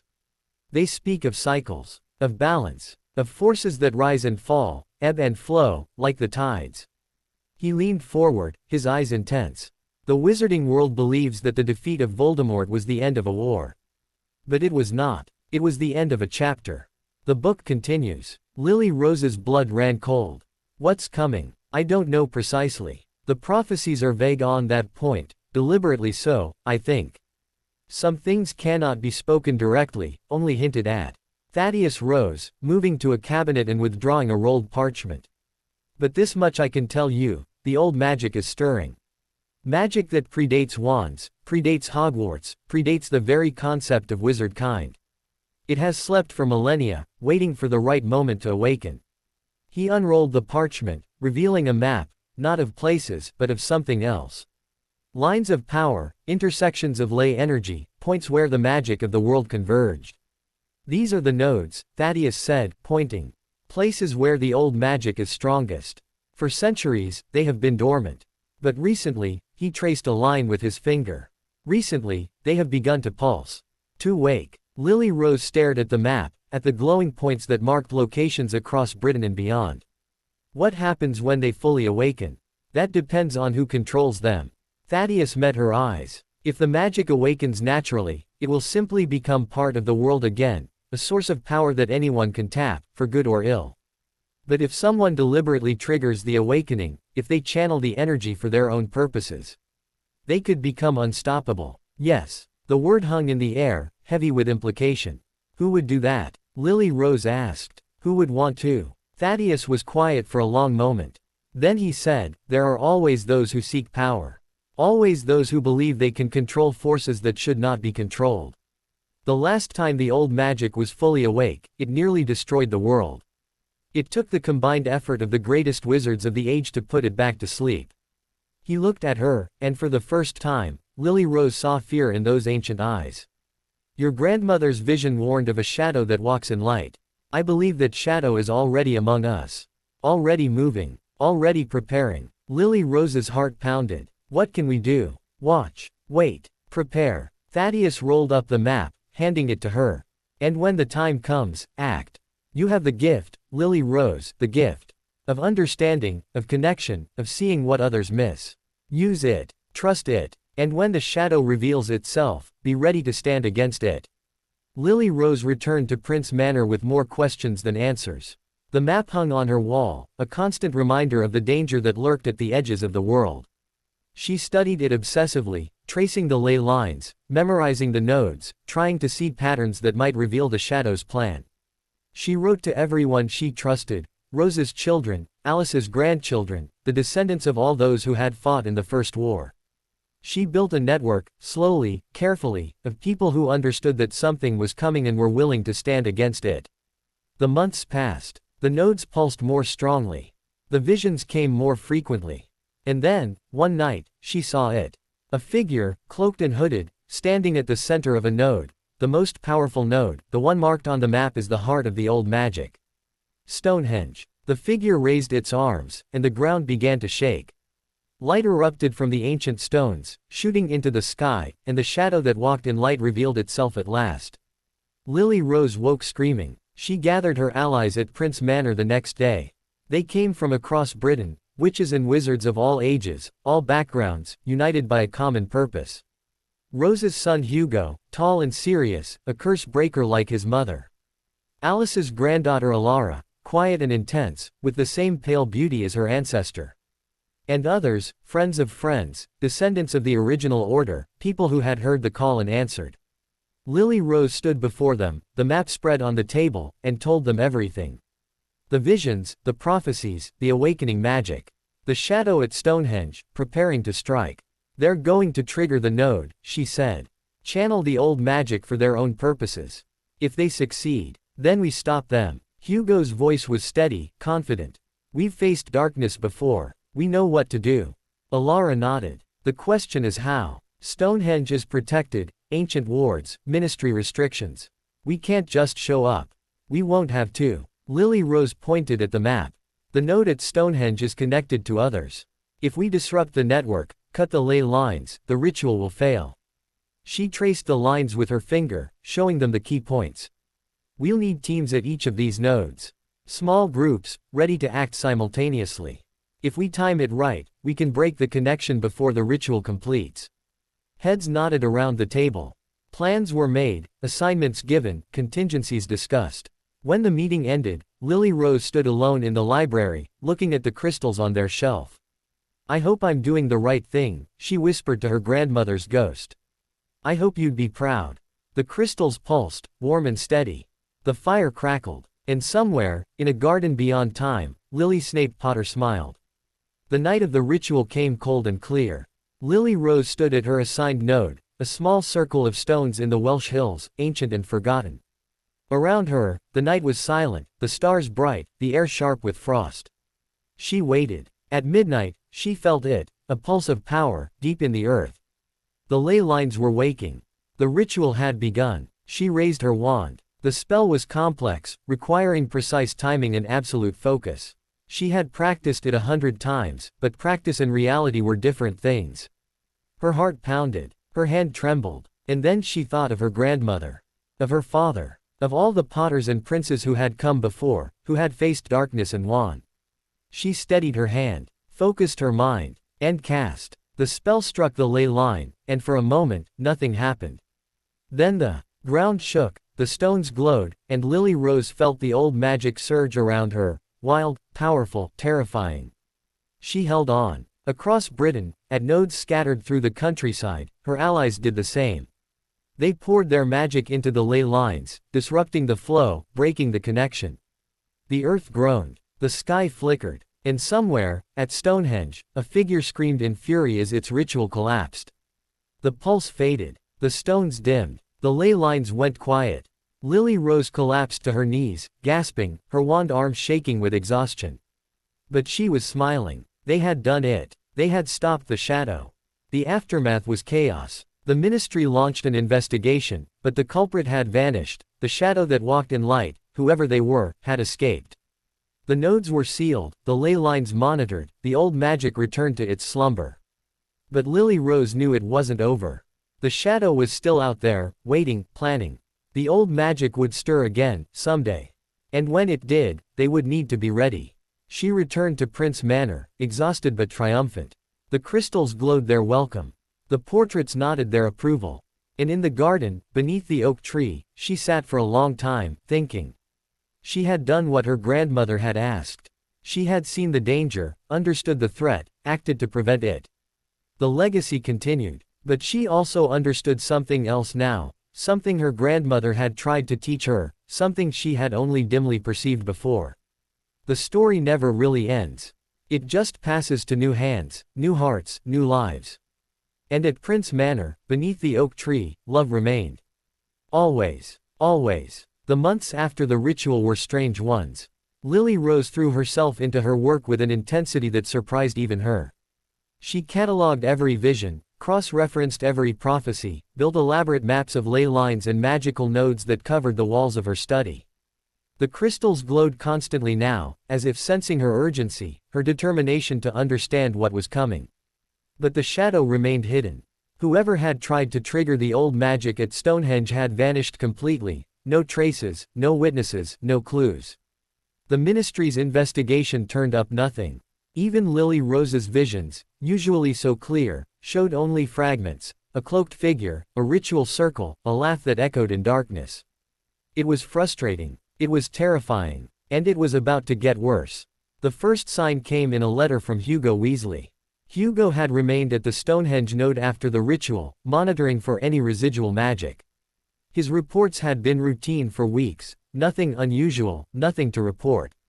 But this letter was different. Lily Rose, something's happened. I can't explain it properly in a letter, you need to see for yourself. Come to Stonehenge as soon as you can. Bring whatever you have that detects dark magic. Be careful, very careful. Hugo. Lily Rose didn't hesitate. She packed her equipment, grabbed her wand, and apparated to the nearest safe point. A small village 3 miles from the ancient stones.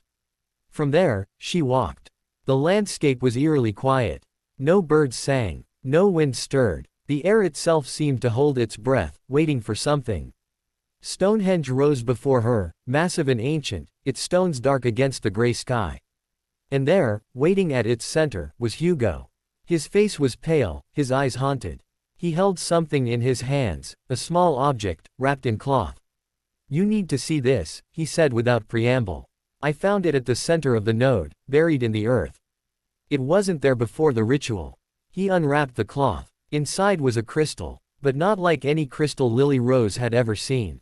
It was dark, not black, but a darkness that seemed to Absorb light, to pull at the eyes, to hunger. It pulsed with a rhythm that matched something deep in Lily Rose's chest, something primal and afraid. What is it? She whispered. I don't know. Hugo's voice was tight. But I can feel it. Can't you? It's like it's alive. Lily Rose reached out, her hand hovering over the crystal. She could feel it too, a presence, a consciousness, something ancient and terrible waiting just beneath the surface. Touch me. The voice was in her mind, cold, seductive, familiar in a way that made her skin crawl. Touch me, and no. Lily Rose pulled her hand back as if burned. Did you hear that? Hugo nodded, his face even paler. It speaks. I don't know how, but it speaks. I've been here for hours, trying to understand. It shows things, visions, memories, futures. But they're wrong. Twisted. Twisted how? Hugo hesitated. Then he said, look for yourself. But be careful. It's addictive. Lily Rose steeled herself, reached out, and touched the crystal. The vision took her instantly. She was standing in a throne room, vast, dark, lit by green flames that cast dancing shadows on the walls. A figure sat on a throne of black stone, cloaked and hooded, its face hidden. But she knew who it was. Somehow, impossibly, she knew. You, she breathed. The shadow. The figure laughed, a cold, terrible sound that echoed in the empty hall. Shadow. The voice was amused. Is that what they're calling me? How quaint. The hood fell back, revealing a face that Lily Rose knew. It was her own. No, not her own. A version of her own. Older, harder, with eyes that held no warmth, no love, no light. But the features were the same, the red hair, the green eyes, the shape of the face that had been passed down through generations of Potters. Surprised, the other Lily Rose smiled, and it was terrible. You shouldn't be. We're connected, you and I. More than you know. What are you? Lily Rose's voice shook, but she forced herself to stand tall. I am what you could have been. What you might still become. The figure rose from the throne, moving closer. I am the path not taken, the choices not made. I am the shadow that walks in light, and I have been waiting for you for a very long time. Lily Rose's mind reeled. That's impossible. You're me. How can you be? I am a possibility. The other Lily Rose stopped before her, close enough to touch. A future that was never realized. When the old magic awakened, it reached across time, across possibility, and gave me form. I am what happens when a Potter chooses power over love. When a prince embraces darkness instead of light. She reached out, her cold fingers brushing Lily Rose's cheek. You could join me, she whispered. We could be powerful together. More powerful than any wizard who ever lived. The old magic would answer to us, both of us, together. We could reshape the world. Lily Rose stepped back, her heart pounding. No, I would never. Wouldn't you? The other Lily Rose's smile widened. You've felt it, haven't you? The hunger. The desire to be more than you are. It's in your blood, the prince blood, the Potter blood. Ambition and courage, intertwined. You could be great, Lily Rose. Greater than any of them. I don't want greatness. Lily Rose's voice was steady now, certain. I want to protect the people I love. I want to honor the legacy of my family. I want to be good. Good. The other Lily Rose laughed. Good as weakness. Good as what they told your grandmother, your father, all those generations of Potters who died for their precious love. And what did it get them? Graves. Memories. Stories that fade. It got them everything that matters. Lily Rose met the dark version of her own eyes. It got them love. Real love, not this hunger you're offering. I'd rather be weak in love than powerful and alone. For a moment, something flickered in the other Lily Rose's eyes. Something that might have been pain. Might have been longing. Then it was gone, replaced by cold fury. Then you will die, she hissed. As they died. As all who oppose me will die.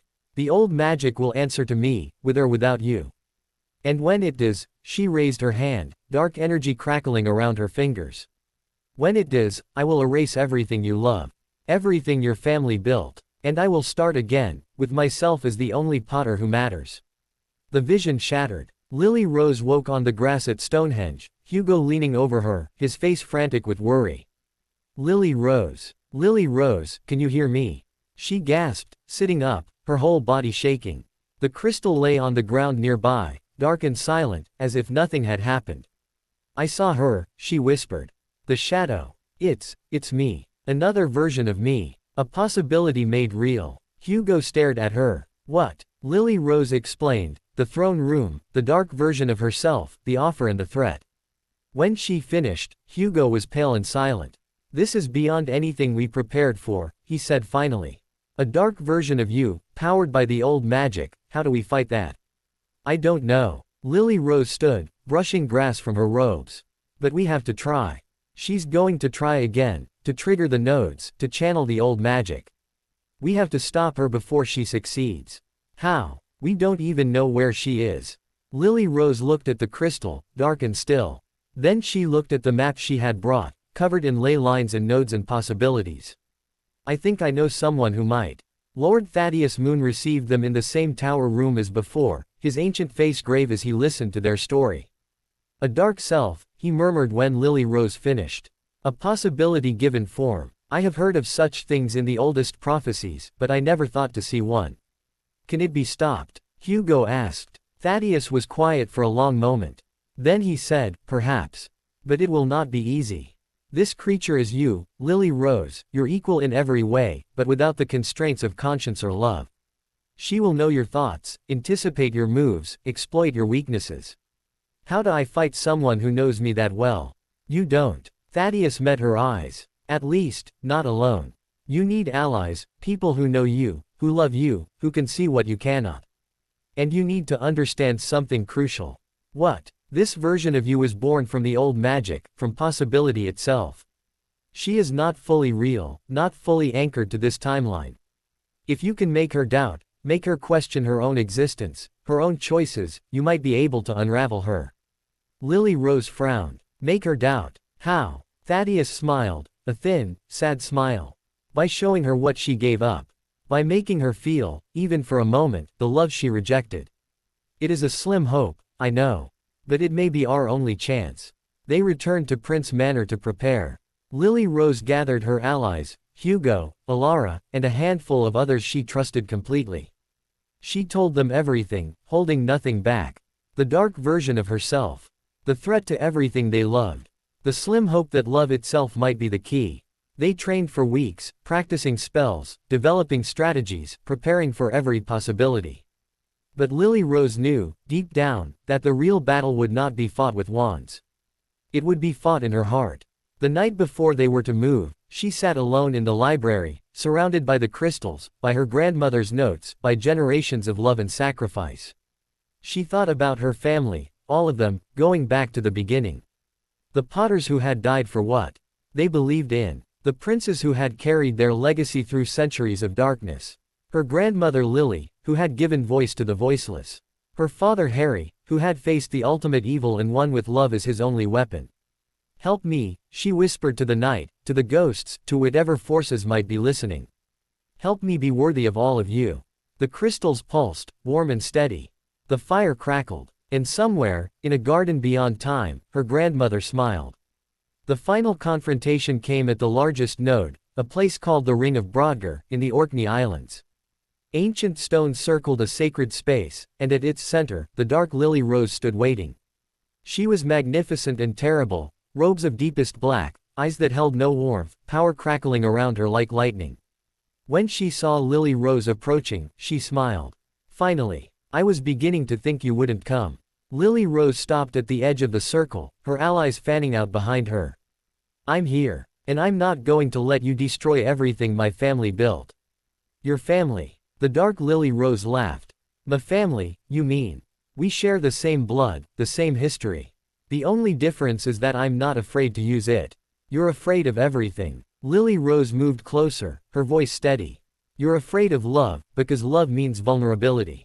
You're afraid of connection, because connection means dependence. You're so afraid of being hurt that you've cut yourself off from everything that makes life worth living. The dark Lily Rose's smile faltered, just for a moment. You don't know what you're talking about.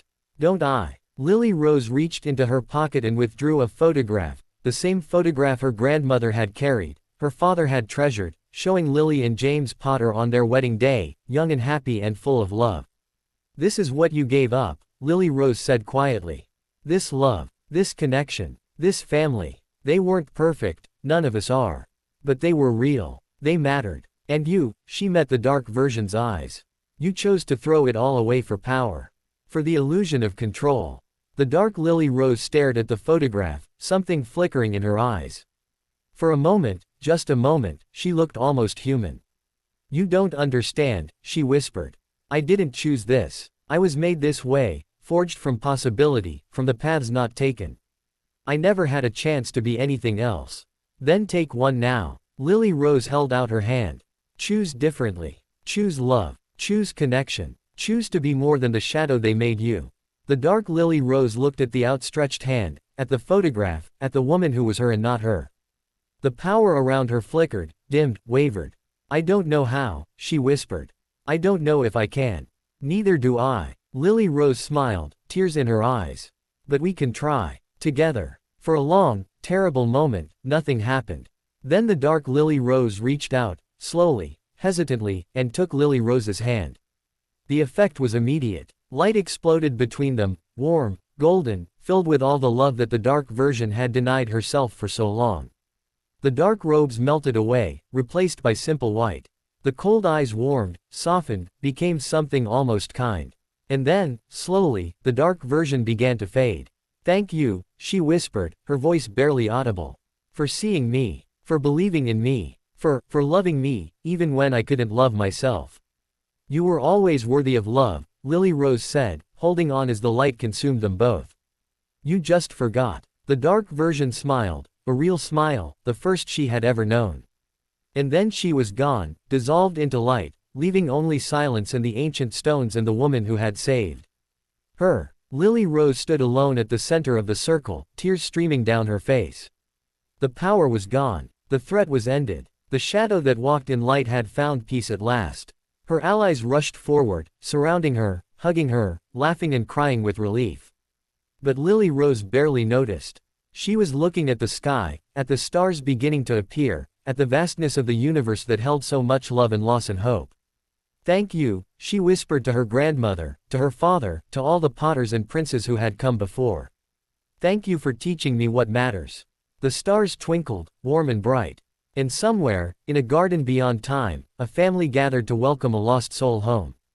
The days after the confrontation at the Ring of Brodgar passed in a haze of exhaustion and relief. Lily Rose slept for nearly 20 hours straight, her body and mind finally surrendering to the accumulated strain of weeks of preparation and the intensity of the final battle. When she woke, it was to sunlight streaming through her windows and the scent of breakfast drifting up from the kitchen. She lay still for a long moment, letting the memories return. The dark version of herself. The offer of power. The choice she had made, the choice to reach out with love instead of fear. The moment of dissolution, when the shadow had finally found peace.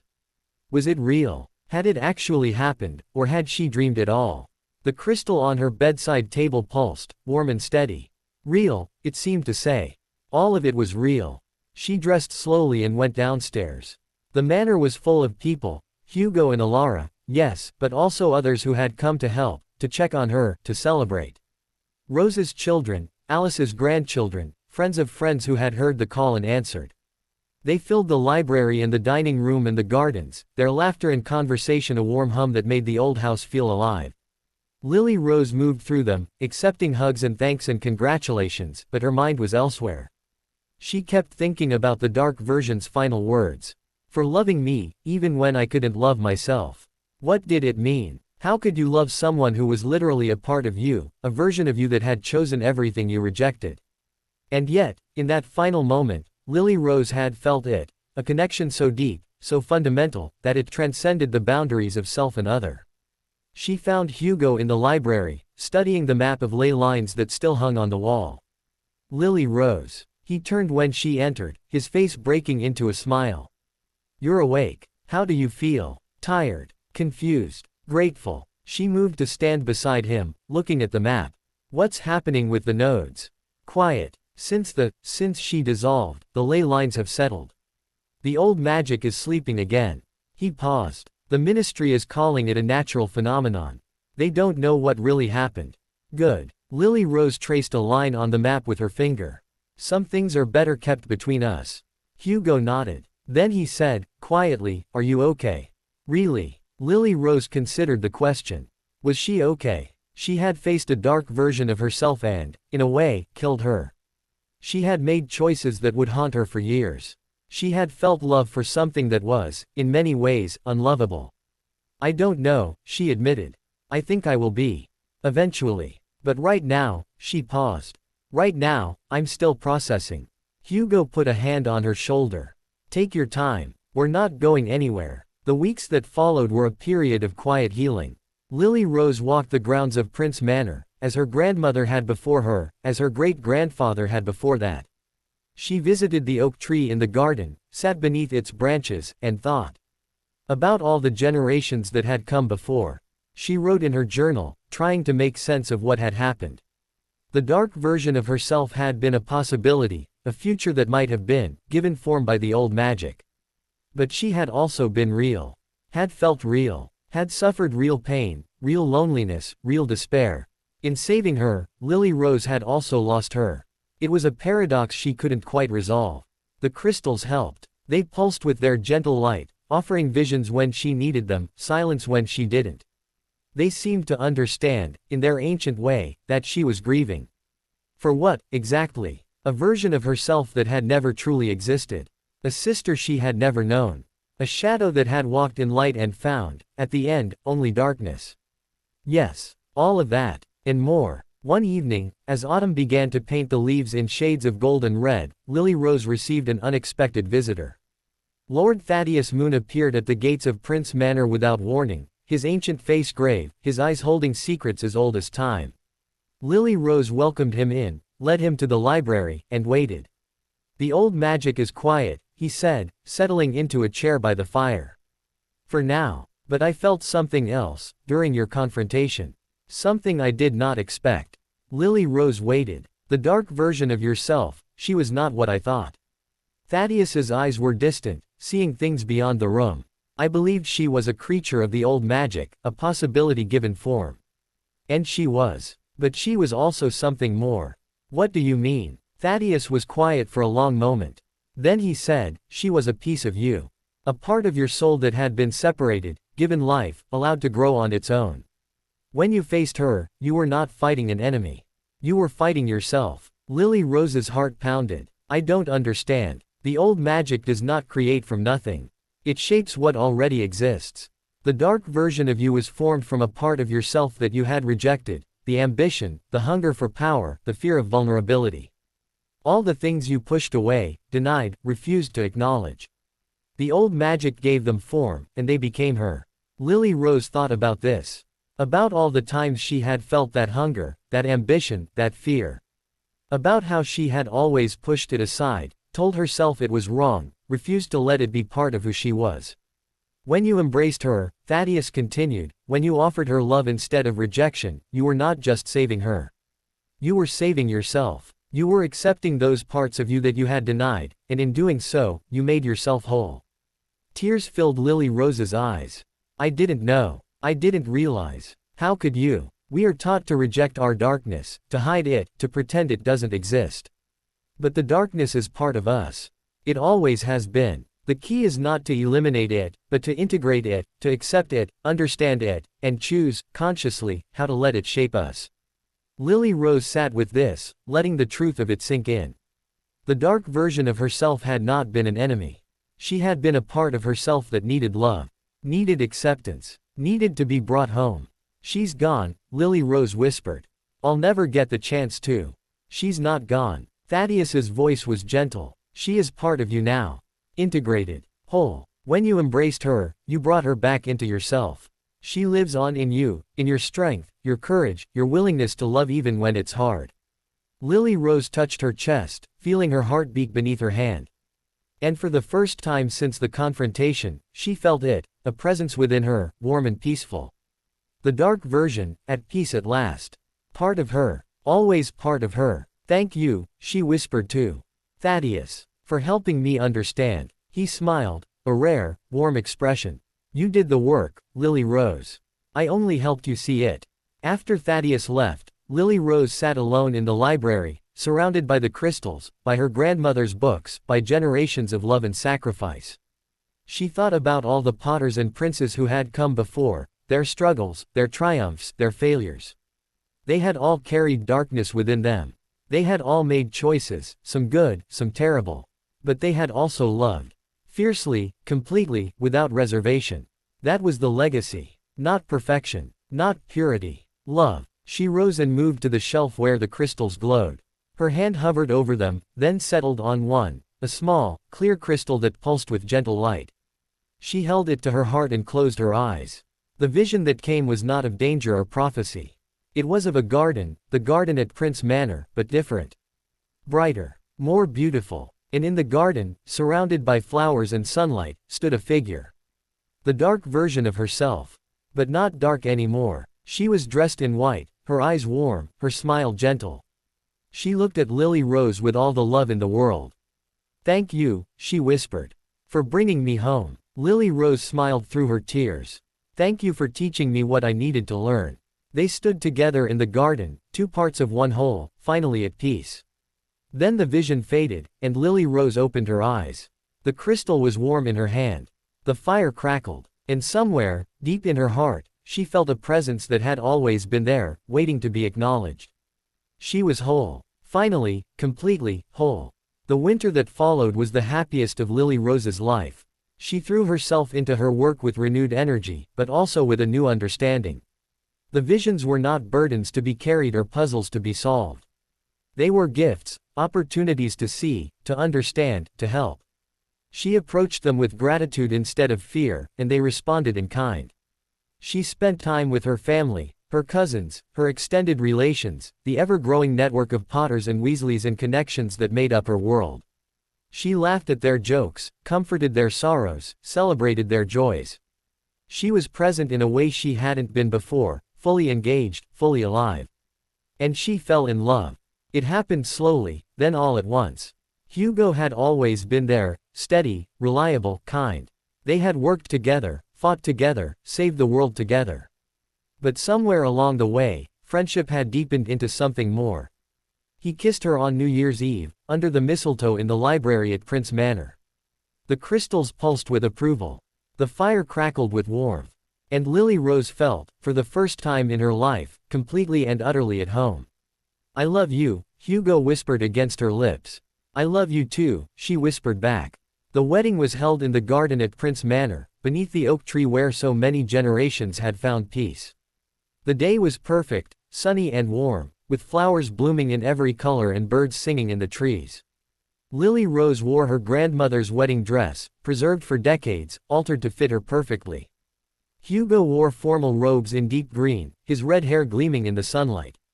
The guests included everyone who mattered, family and friends, allies and loved ones, all the people who had supported them through the dark times. Rose's children, Alice's grandchildren, the descendants of all those who had fought in the First War. And, in a way that Lily Rose could feel but not see, the ghosts of those who had come before, her grandmother Lily, her great-grandfather Harry, all the Potters and princes who watched from beyond.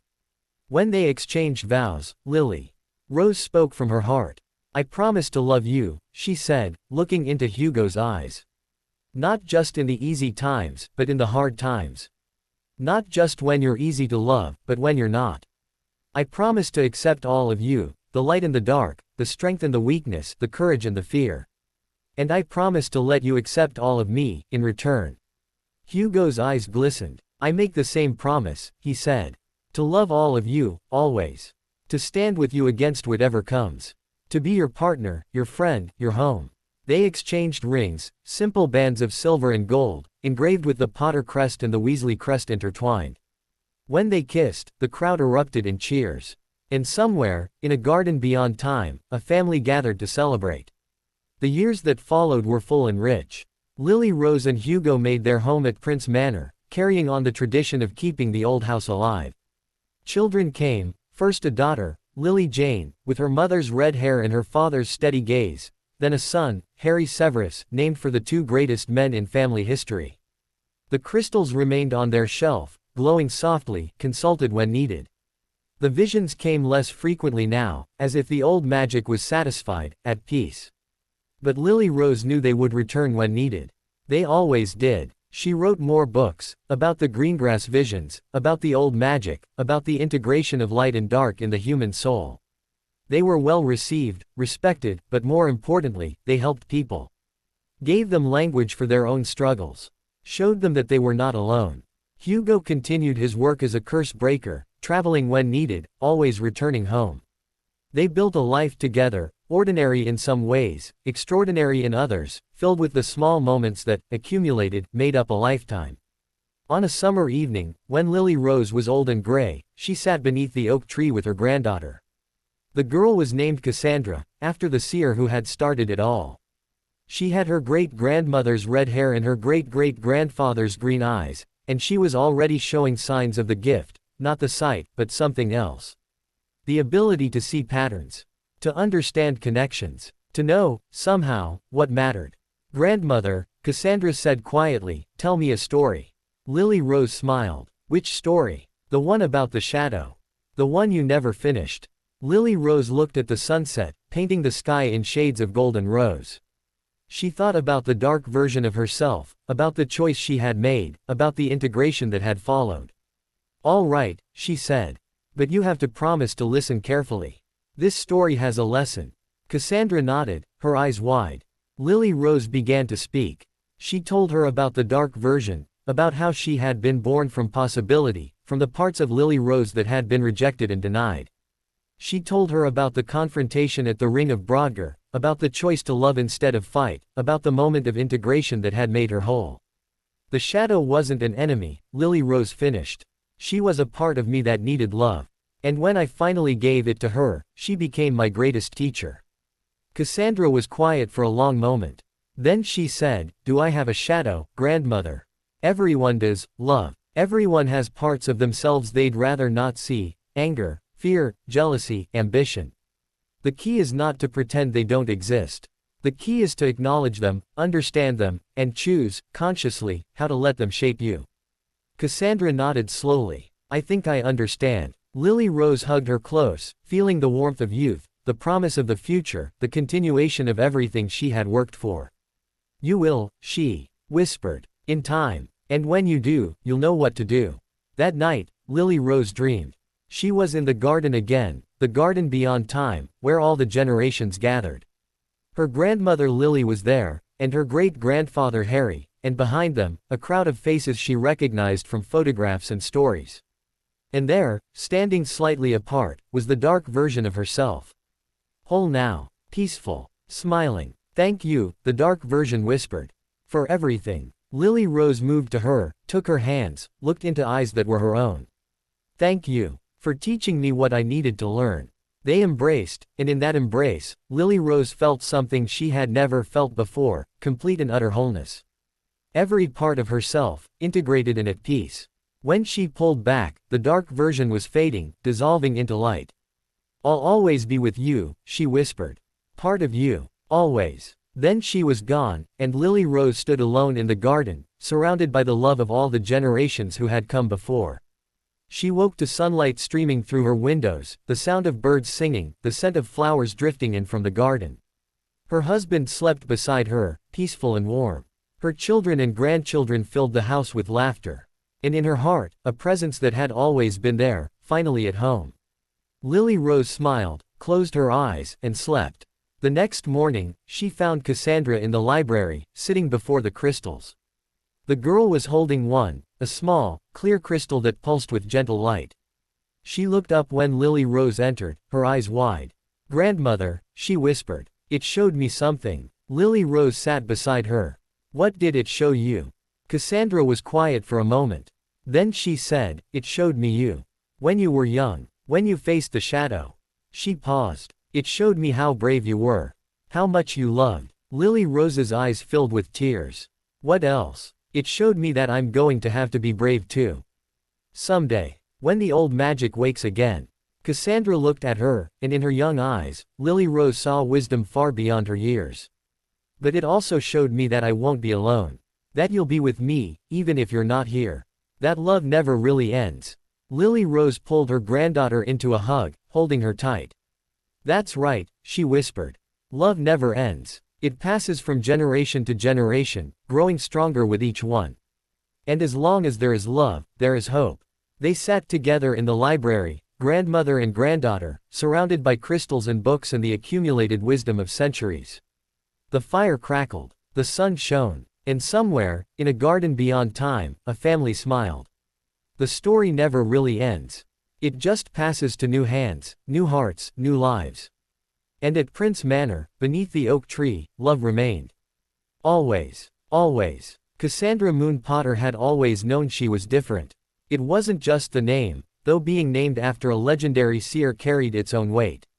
It was the way the world spoke to her.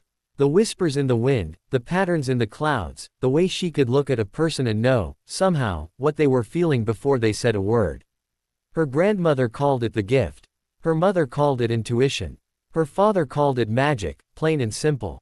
Cassandra called it complicated. She was 16 years old, the same age her great-great-grandfather Harry had been when he faced Voldemort in the graveyard. The same age her great-grandmother Lily had been when she first touched the greengrass crystals. The same age so many of her ancestors had been when their lives changed forever. She felt the weight of that history every day. Prince Manor was full of ghosts, not literal ones, though there were a few of those too. But the ghosts of memory, of legacy, of expectation. Every portrait watched her. Every book seemed to whisper her name. Every crystal on the shelf pulsed with a light that seemed to say, You are next. Cassandra didn't feel ready. She wasn't sure she ever would. The dream came on a cold November night. She was standing in a forest, ancient, dark, the trees pressing close on all sides. Moonlight filtered through the canopy in silver slivers, illuminating patches of moss and fallen leaves. She walked forward, not knowing why, drawn by something she couldn't name. In a clearing, she found a figure. It was a woman, tall and beautiful, with hair like spun silver and eyes the color of storm clouds. She wore robes of deep purple, and in her hands she held a crystal, the same crystal Cassandra had seen 1,000 times in her grandmother's library. Welcome, child. The woman's voice was like music, like wind, like the whisper of leaves. I have been waiting for you. Who are you? Cassandra's voice was small in the vastness of the forest. I am Cassandra Greengrass. Or rather, a memory of her, preserved in the crystal you will one day hold. The woman smiled, and it was both warm and sad. I knew your grandmother well. She was the keeper of our stories, the voice of our visions. Now that task passes to you. Cassandra's heart lurched. I'm not ready. I don't know how to be what you need me to be. No one is ever ready. Cassandra Greengrass moved closer, her ancient eyes filled with understanding.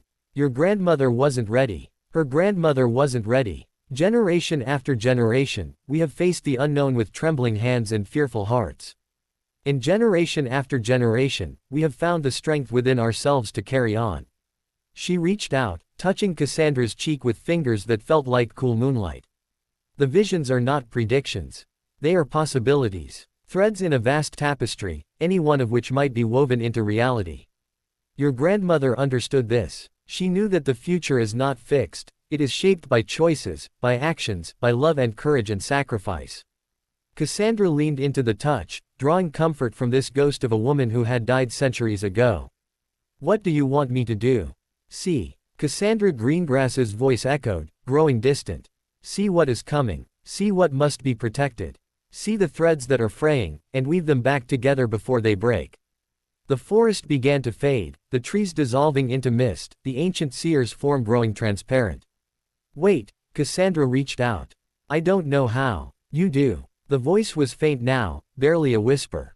You have always known. Trust yourself, child. Trust the love that surrounds you. And remember, you are never alone. The dream shattered. Cassandra woke gasping, her heart pounding, her cheeks wet with tears. She lay in her bed at Prince Manor, the familiar room dark and quiet around her. Through the window, she could see the first gray light of dawn creeping over the hills. The crystals on their shelf in the library, she could feel them, even from here, pulsing with a light that seemed to call to her. She rose, pulled on her robe, and padded downstairs. The library was quiet, the fire banked to embers. But the crystals glowed, all of them, brighter than she had ever seen them. They pulsed in a rhythm that matched her heartbeat, that matched the blood in her veins, that matched something deep and ancient in her soul. Cassandra approached the shelf slowly, her hand reaching out almost of its own accord. Which one? Her grandmother had said the crystals chose their readers, not the other way around. You couldn't force a vision. You had to be open to it. She let her hand hover over the collection, waiting for the pull, the warmth, the connection. It came from a crystal near the back, small, clear, pulsing with a gentle light that seemed to wrap around her fingers like a greeting. She picked it up. The vision hit her like a wave. She was standing in a great hall, the great hall at Hogwarts, but different. The house banners hung torn and tattered. The enchanted ceiling showed not stars, but smoke and fire. Students huddled together, frightened, while figures in dark robes moved among them. A woman stood at the center of the hall, tall, commanding, with hair like spun silver and eyes that held no warmth. She raised her wand, and the students cowered. "This is the new order," the woman said, her voice carrying through the hall. "You will obey, or you will suffer the consequences. The old ways are dead. The old families are finished. From now on, there is only me." Cassandra recognized her. It was herself. Older, harder, colder, but unmistakably herself. "No," she whispered. "I would never. Wouldn't you?" The dark version turned, fixing Cassandra with eyes that held no light. "You have the same ambition.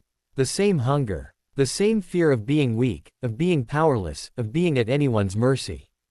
All it takes is one wrong choice, one moment of giving in, and you become me." Cassandra shook her head, backing away. "I choose love. My family taught me. Love is weakness." The dark version stepped closer, her presence crushing. "Love is what held them back. Your great-great-grandfather Harry could have been so much more, could have ruled the wizarding world, but he chose love instead. And what did it get him? A quiet life. An ordinary death. Forgotten by all but a few. He wasn't forgotten. He was loved. Loved." The dark version laughed. "Loved by a handful of people who are now dead. What good is love when you're alone in the dark, Cassandra? What good is love when power is the only thing that can protect you?" Cassandra stood her ground, though her heart pounded with fear. "Love is the only thing that matters. My grandmother taught me that. My mother taught me that. Every generation of my family has taught me that. Then they taught you wrong." The dark version raised her wand. "And I'm going to show you why." The vision shifted. Cassandra was in the garden at Prince Manor, beneath the oak tree.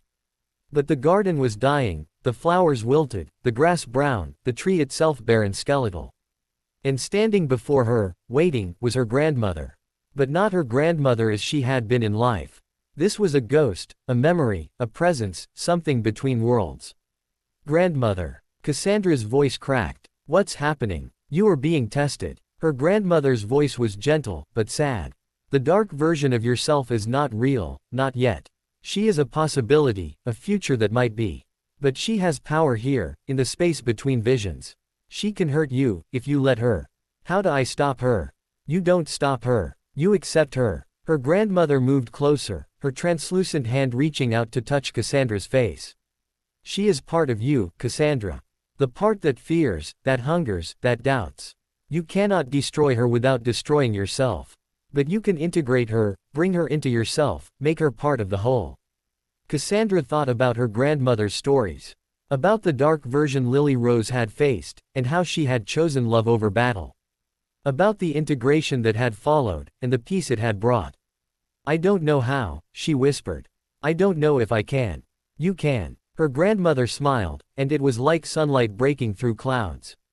"You have all of us within you, Cassandra. Every generation of Potters and Princes, every choice they made, every love they felt. Draw on that strength. Trust that love. And when you face her," she paused. "When you face her, remember that she is not your enemy. She is your teacher." The garden began to fade, her grandmother's form growing transparent. "Wait," Cassandra reached out. "Don't go. I'm never gone, my love." Her grandmother's voice echoed, faint and distant. "I'm in your heart. Always. Now go. Face her. Become whole." Cassandra opened her eyes. She was still in the library, the crystal warm in her hand. But the room had changed, the fire was higher, the shadows deeper, and standing in the corner, watching her, was the dark version of herself. "Impressive," the dark version said. "You lasted longer than I expected." Cassandra gripped the crystal tighter. "I'm not afraid of you. You should be." The dark version moved closer, her steps silent on the stone floor. "I am everything you try to hide from yourself. Your ambition. Your hunger. Your fear of being ordinary, of being forgotten, of being nothing. I'm not nothing. No. You're a Potter. A prince. The heir to generations of magic and power. The dark version stopped before her, close enough to touch. You could be so much more than you are, Cassandra. You could rule. You could reshape the world.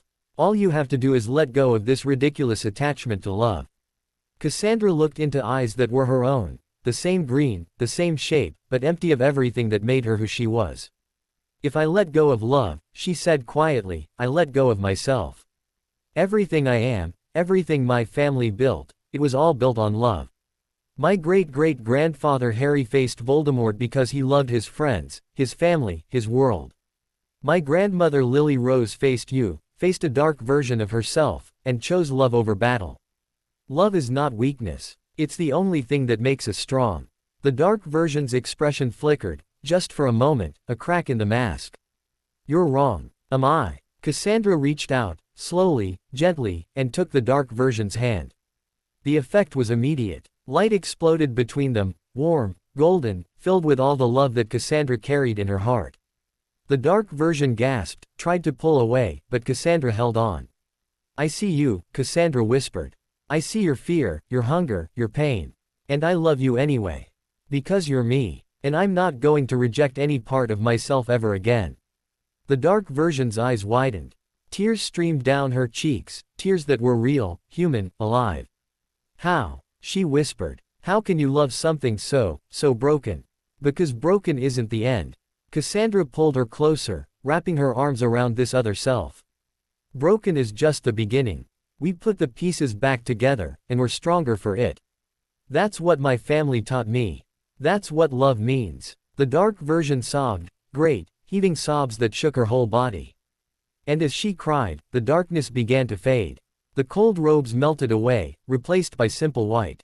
The empty eyes warmed, softened, became something almost kind. Thank you, she whispered. Thank you for seeing me. I always saw you, Cassandra said. I just didn't know how to look. They held each other as the light grew brighter, warmer, more intense. And then, slowly, the dark version began to fade, not into nothing, but into Cassandra herself. Melding, merging, becoming one. When it was over, Cassandra stood alone in the library, the crystal still warm in her hand. But she felt different, fuller, more complete, as if a piece of herself that had been missing had finally come home. She touched her chest, feeling her heart beat strong and steady. And deep within, she felt a presence, peaceful now, content, that had always been there, waiting to be acknowledged. Welcome home, she whispered. The next morning, Cassandra found her mother in the kitchen, making tea. Lily Jane Potter Weasley had her grandmother's red hair and her great-grandfather's green eyes, and she had a way of looking at her daughter that made Cassandra feel seen in a way nothing else could. You're different this morning, Lily Jane said, setting a cup of tea before her. Something happened last night. Cassandra wrapped her hands around the warm cup, considering how to answer. How did you explain to your mother that you had faced a dark version of yourself and integrated her into your soul? I had a vision, she said finally. And I learned something. About myself. Lily Jane sat across from her, waiting. She had learned, over the years, that pushing Cassandra for answers only made her retreat. Patience was the key. I met a version of myself, Cassandra continued slowly. A dark version. The person I could become if I let fear and ambition rule me. She paused. At first I was terrified. But then I remembered grandmother's stories, about the shadow she faced, and how she chose love instead of battle. Lily Jane's eyes glistened. What did you do? I held her. Cassandra's voice was soft with wonder. I held her and told her I loved her. And she just melted. Became part of me. She touched her chest. I can feel her now. Peaceful. At home. Lily Jane reached across the table and took her daughter's hand. I'm so proud of you, she whispered. Your grandmother would be proud too. Cassandra smiled, tears in her eyes. I know. I felt her. In the vision. She helped me understand. They sat together as the sun rose, mother and daughter, connected by love that spanned generations. The months that followed were a time of integration and growth. Cassandra worked with the crystals daily, learning to read their visions, to understand their messages, to trust her own interpretations. The dark version within her became not a burden but a guide, offering perspective, insight, wisdom that came from having walked the other path. She wrote to scholars, consulted with experts, built on the foundation her grandmother had created. The work was endless, but it was also fulfilling. She was doing what she was meant to do. And she was happy. On her 17th birthday, her mother gave her a gift that made her cry. It was a ring, silver, set with a deep green stone, engraved with the Prince family crest. The same ring that had been passed down through generations, from Eileen to Severus to Harry to Lily Rose to Lily Jane, and now to her. This was your great-great-grandfather's, Lily Jane said quietly. And his mother's before him. It has been worn by every prince heir for over a century. Now it's yours. Cassandra slipped the ring onto her finger. It fit perfectly, as if it had been made for her. The stone caught the light, gleaming like a star. I'll wear it always, she promised. I'll honor the legacy. Her mother hugged her tight. You already are. That night, Cassandra dreamed again. She was in the garden beyond time, where all the generations gathered. Her grandmother Lily Rose was there, and her great-grandmother Lily, and her great-great-grandfather Harry. Behind them, a crowd of faces she recognized from photographs and stories. And there, standing slightly apart, was the dark version of herself. Whole now, peaceful, smiling. Thank you, the dark version whispered. For bringing me home. Cassandra moved to her, took her hands, looked into eyes that were her own. Thank you for teaching me. They embraced, and in that embrace, Cassandra felt something she had never felt before, complete and utter wholeness. Every part of herself, integrated and at peace. When she pulled back, the dark version was fading, dissolving into light. I'll always be with you, she whispered. Part of you. Always. Then she was gone, and Cassandra stood surrounded by the love of all the generations who had come before. Her great-great-grandfather Harry stepped forward, his green eyes warm. You did well, Cassandra. His voice was gentle, proud. You faced the darkness within and chose love. That's the hardest battle any of us ever fight. Cassandra looked at him, this man she had only known through stories, through photographs, through the legacy he had left behind. He was younger here, in this place beyond time. The age he had been when he faced Voldemort. The age when everything changed. How did you do it? She asked. How did you face him and not become him? Harry smiled. I had people who loved me. People who believed in me. People who showed me, every day, that love was stronger than hate. He reached out, touching her cheek. Just as you do. Cassandra leaned into his touch, drawing strength from this ghost of her ancestor. The work continues, Harry said. It always will. But you're ready, Cassandra. More ready than you know.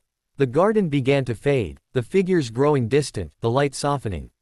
Will I see you again? Cassandra called. When you need us, her grandmother's voice echoed. We'll always be here when you need us. Cassandra woke to sunlight streaming through her windows. She lay still for a moment, letting the memories of the dream wash over her. The garden. Her ancestors. The dark version, at peace. Her great-great-grandfather's words. You're ready. More ready than you know. She rose, dressed, and went downstairs. The library was quiet, the crystals glowing softly on their shelf. Cassandra approached them, running her fingers over their smooth surfaces, feeling the ancient magic pulse within. One crystal, the same one that had shown her the first vision, pulsed brighter than the others. She picked it up, held it to the light, and waited. The vision that came was not of danger or prophecy. It was of a child, a girl with red hair and green eyes, playing in the garden at Prince Manor. Laughing, happy, loved, her daughter, someday, carrying on the legacy. Cassandra smiled, set the crystal down, and turned to face the day. The story never really ends. It just passes to new hands, new hearts, new lives. And at Prince Manor, beneath the oak tree, love remained. Always. Always. And that is just the beginning of Harry's true destiny. If you want to see how far his power rises, or how the wizarding world reacts next, make sure you like this video and comment if you want part 2. And hey, if you're new here, don't forget to subscribe right now. Because I upload daily dark and powerful Harry Potter what if stories. And trust me, the next one will be even more insane. And I'll see you in the next magical chapter. Until then, stay legendary.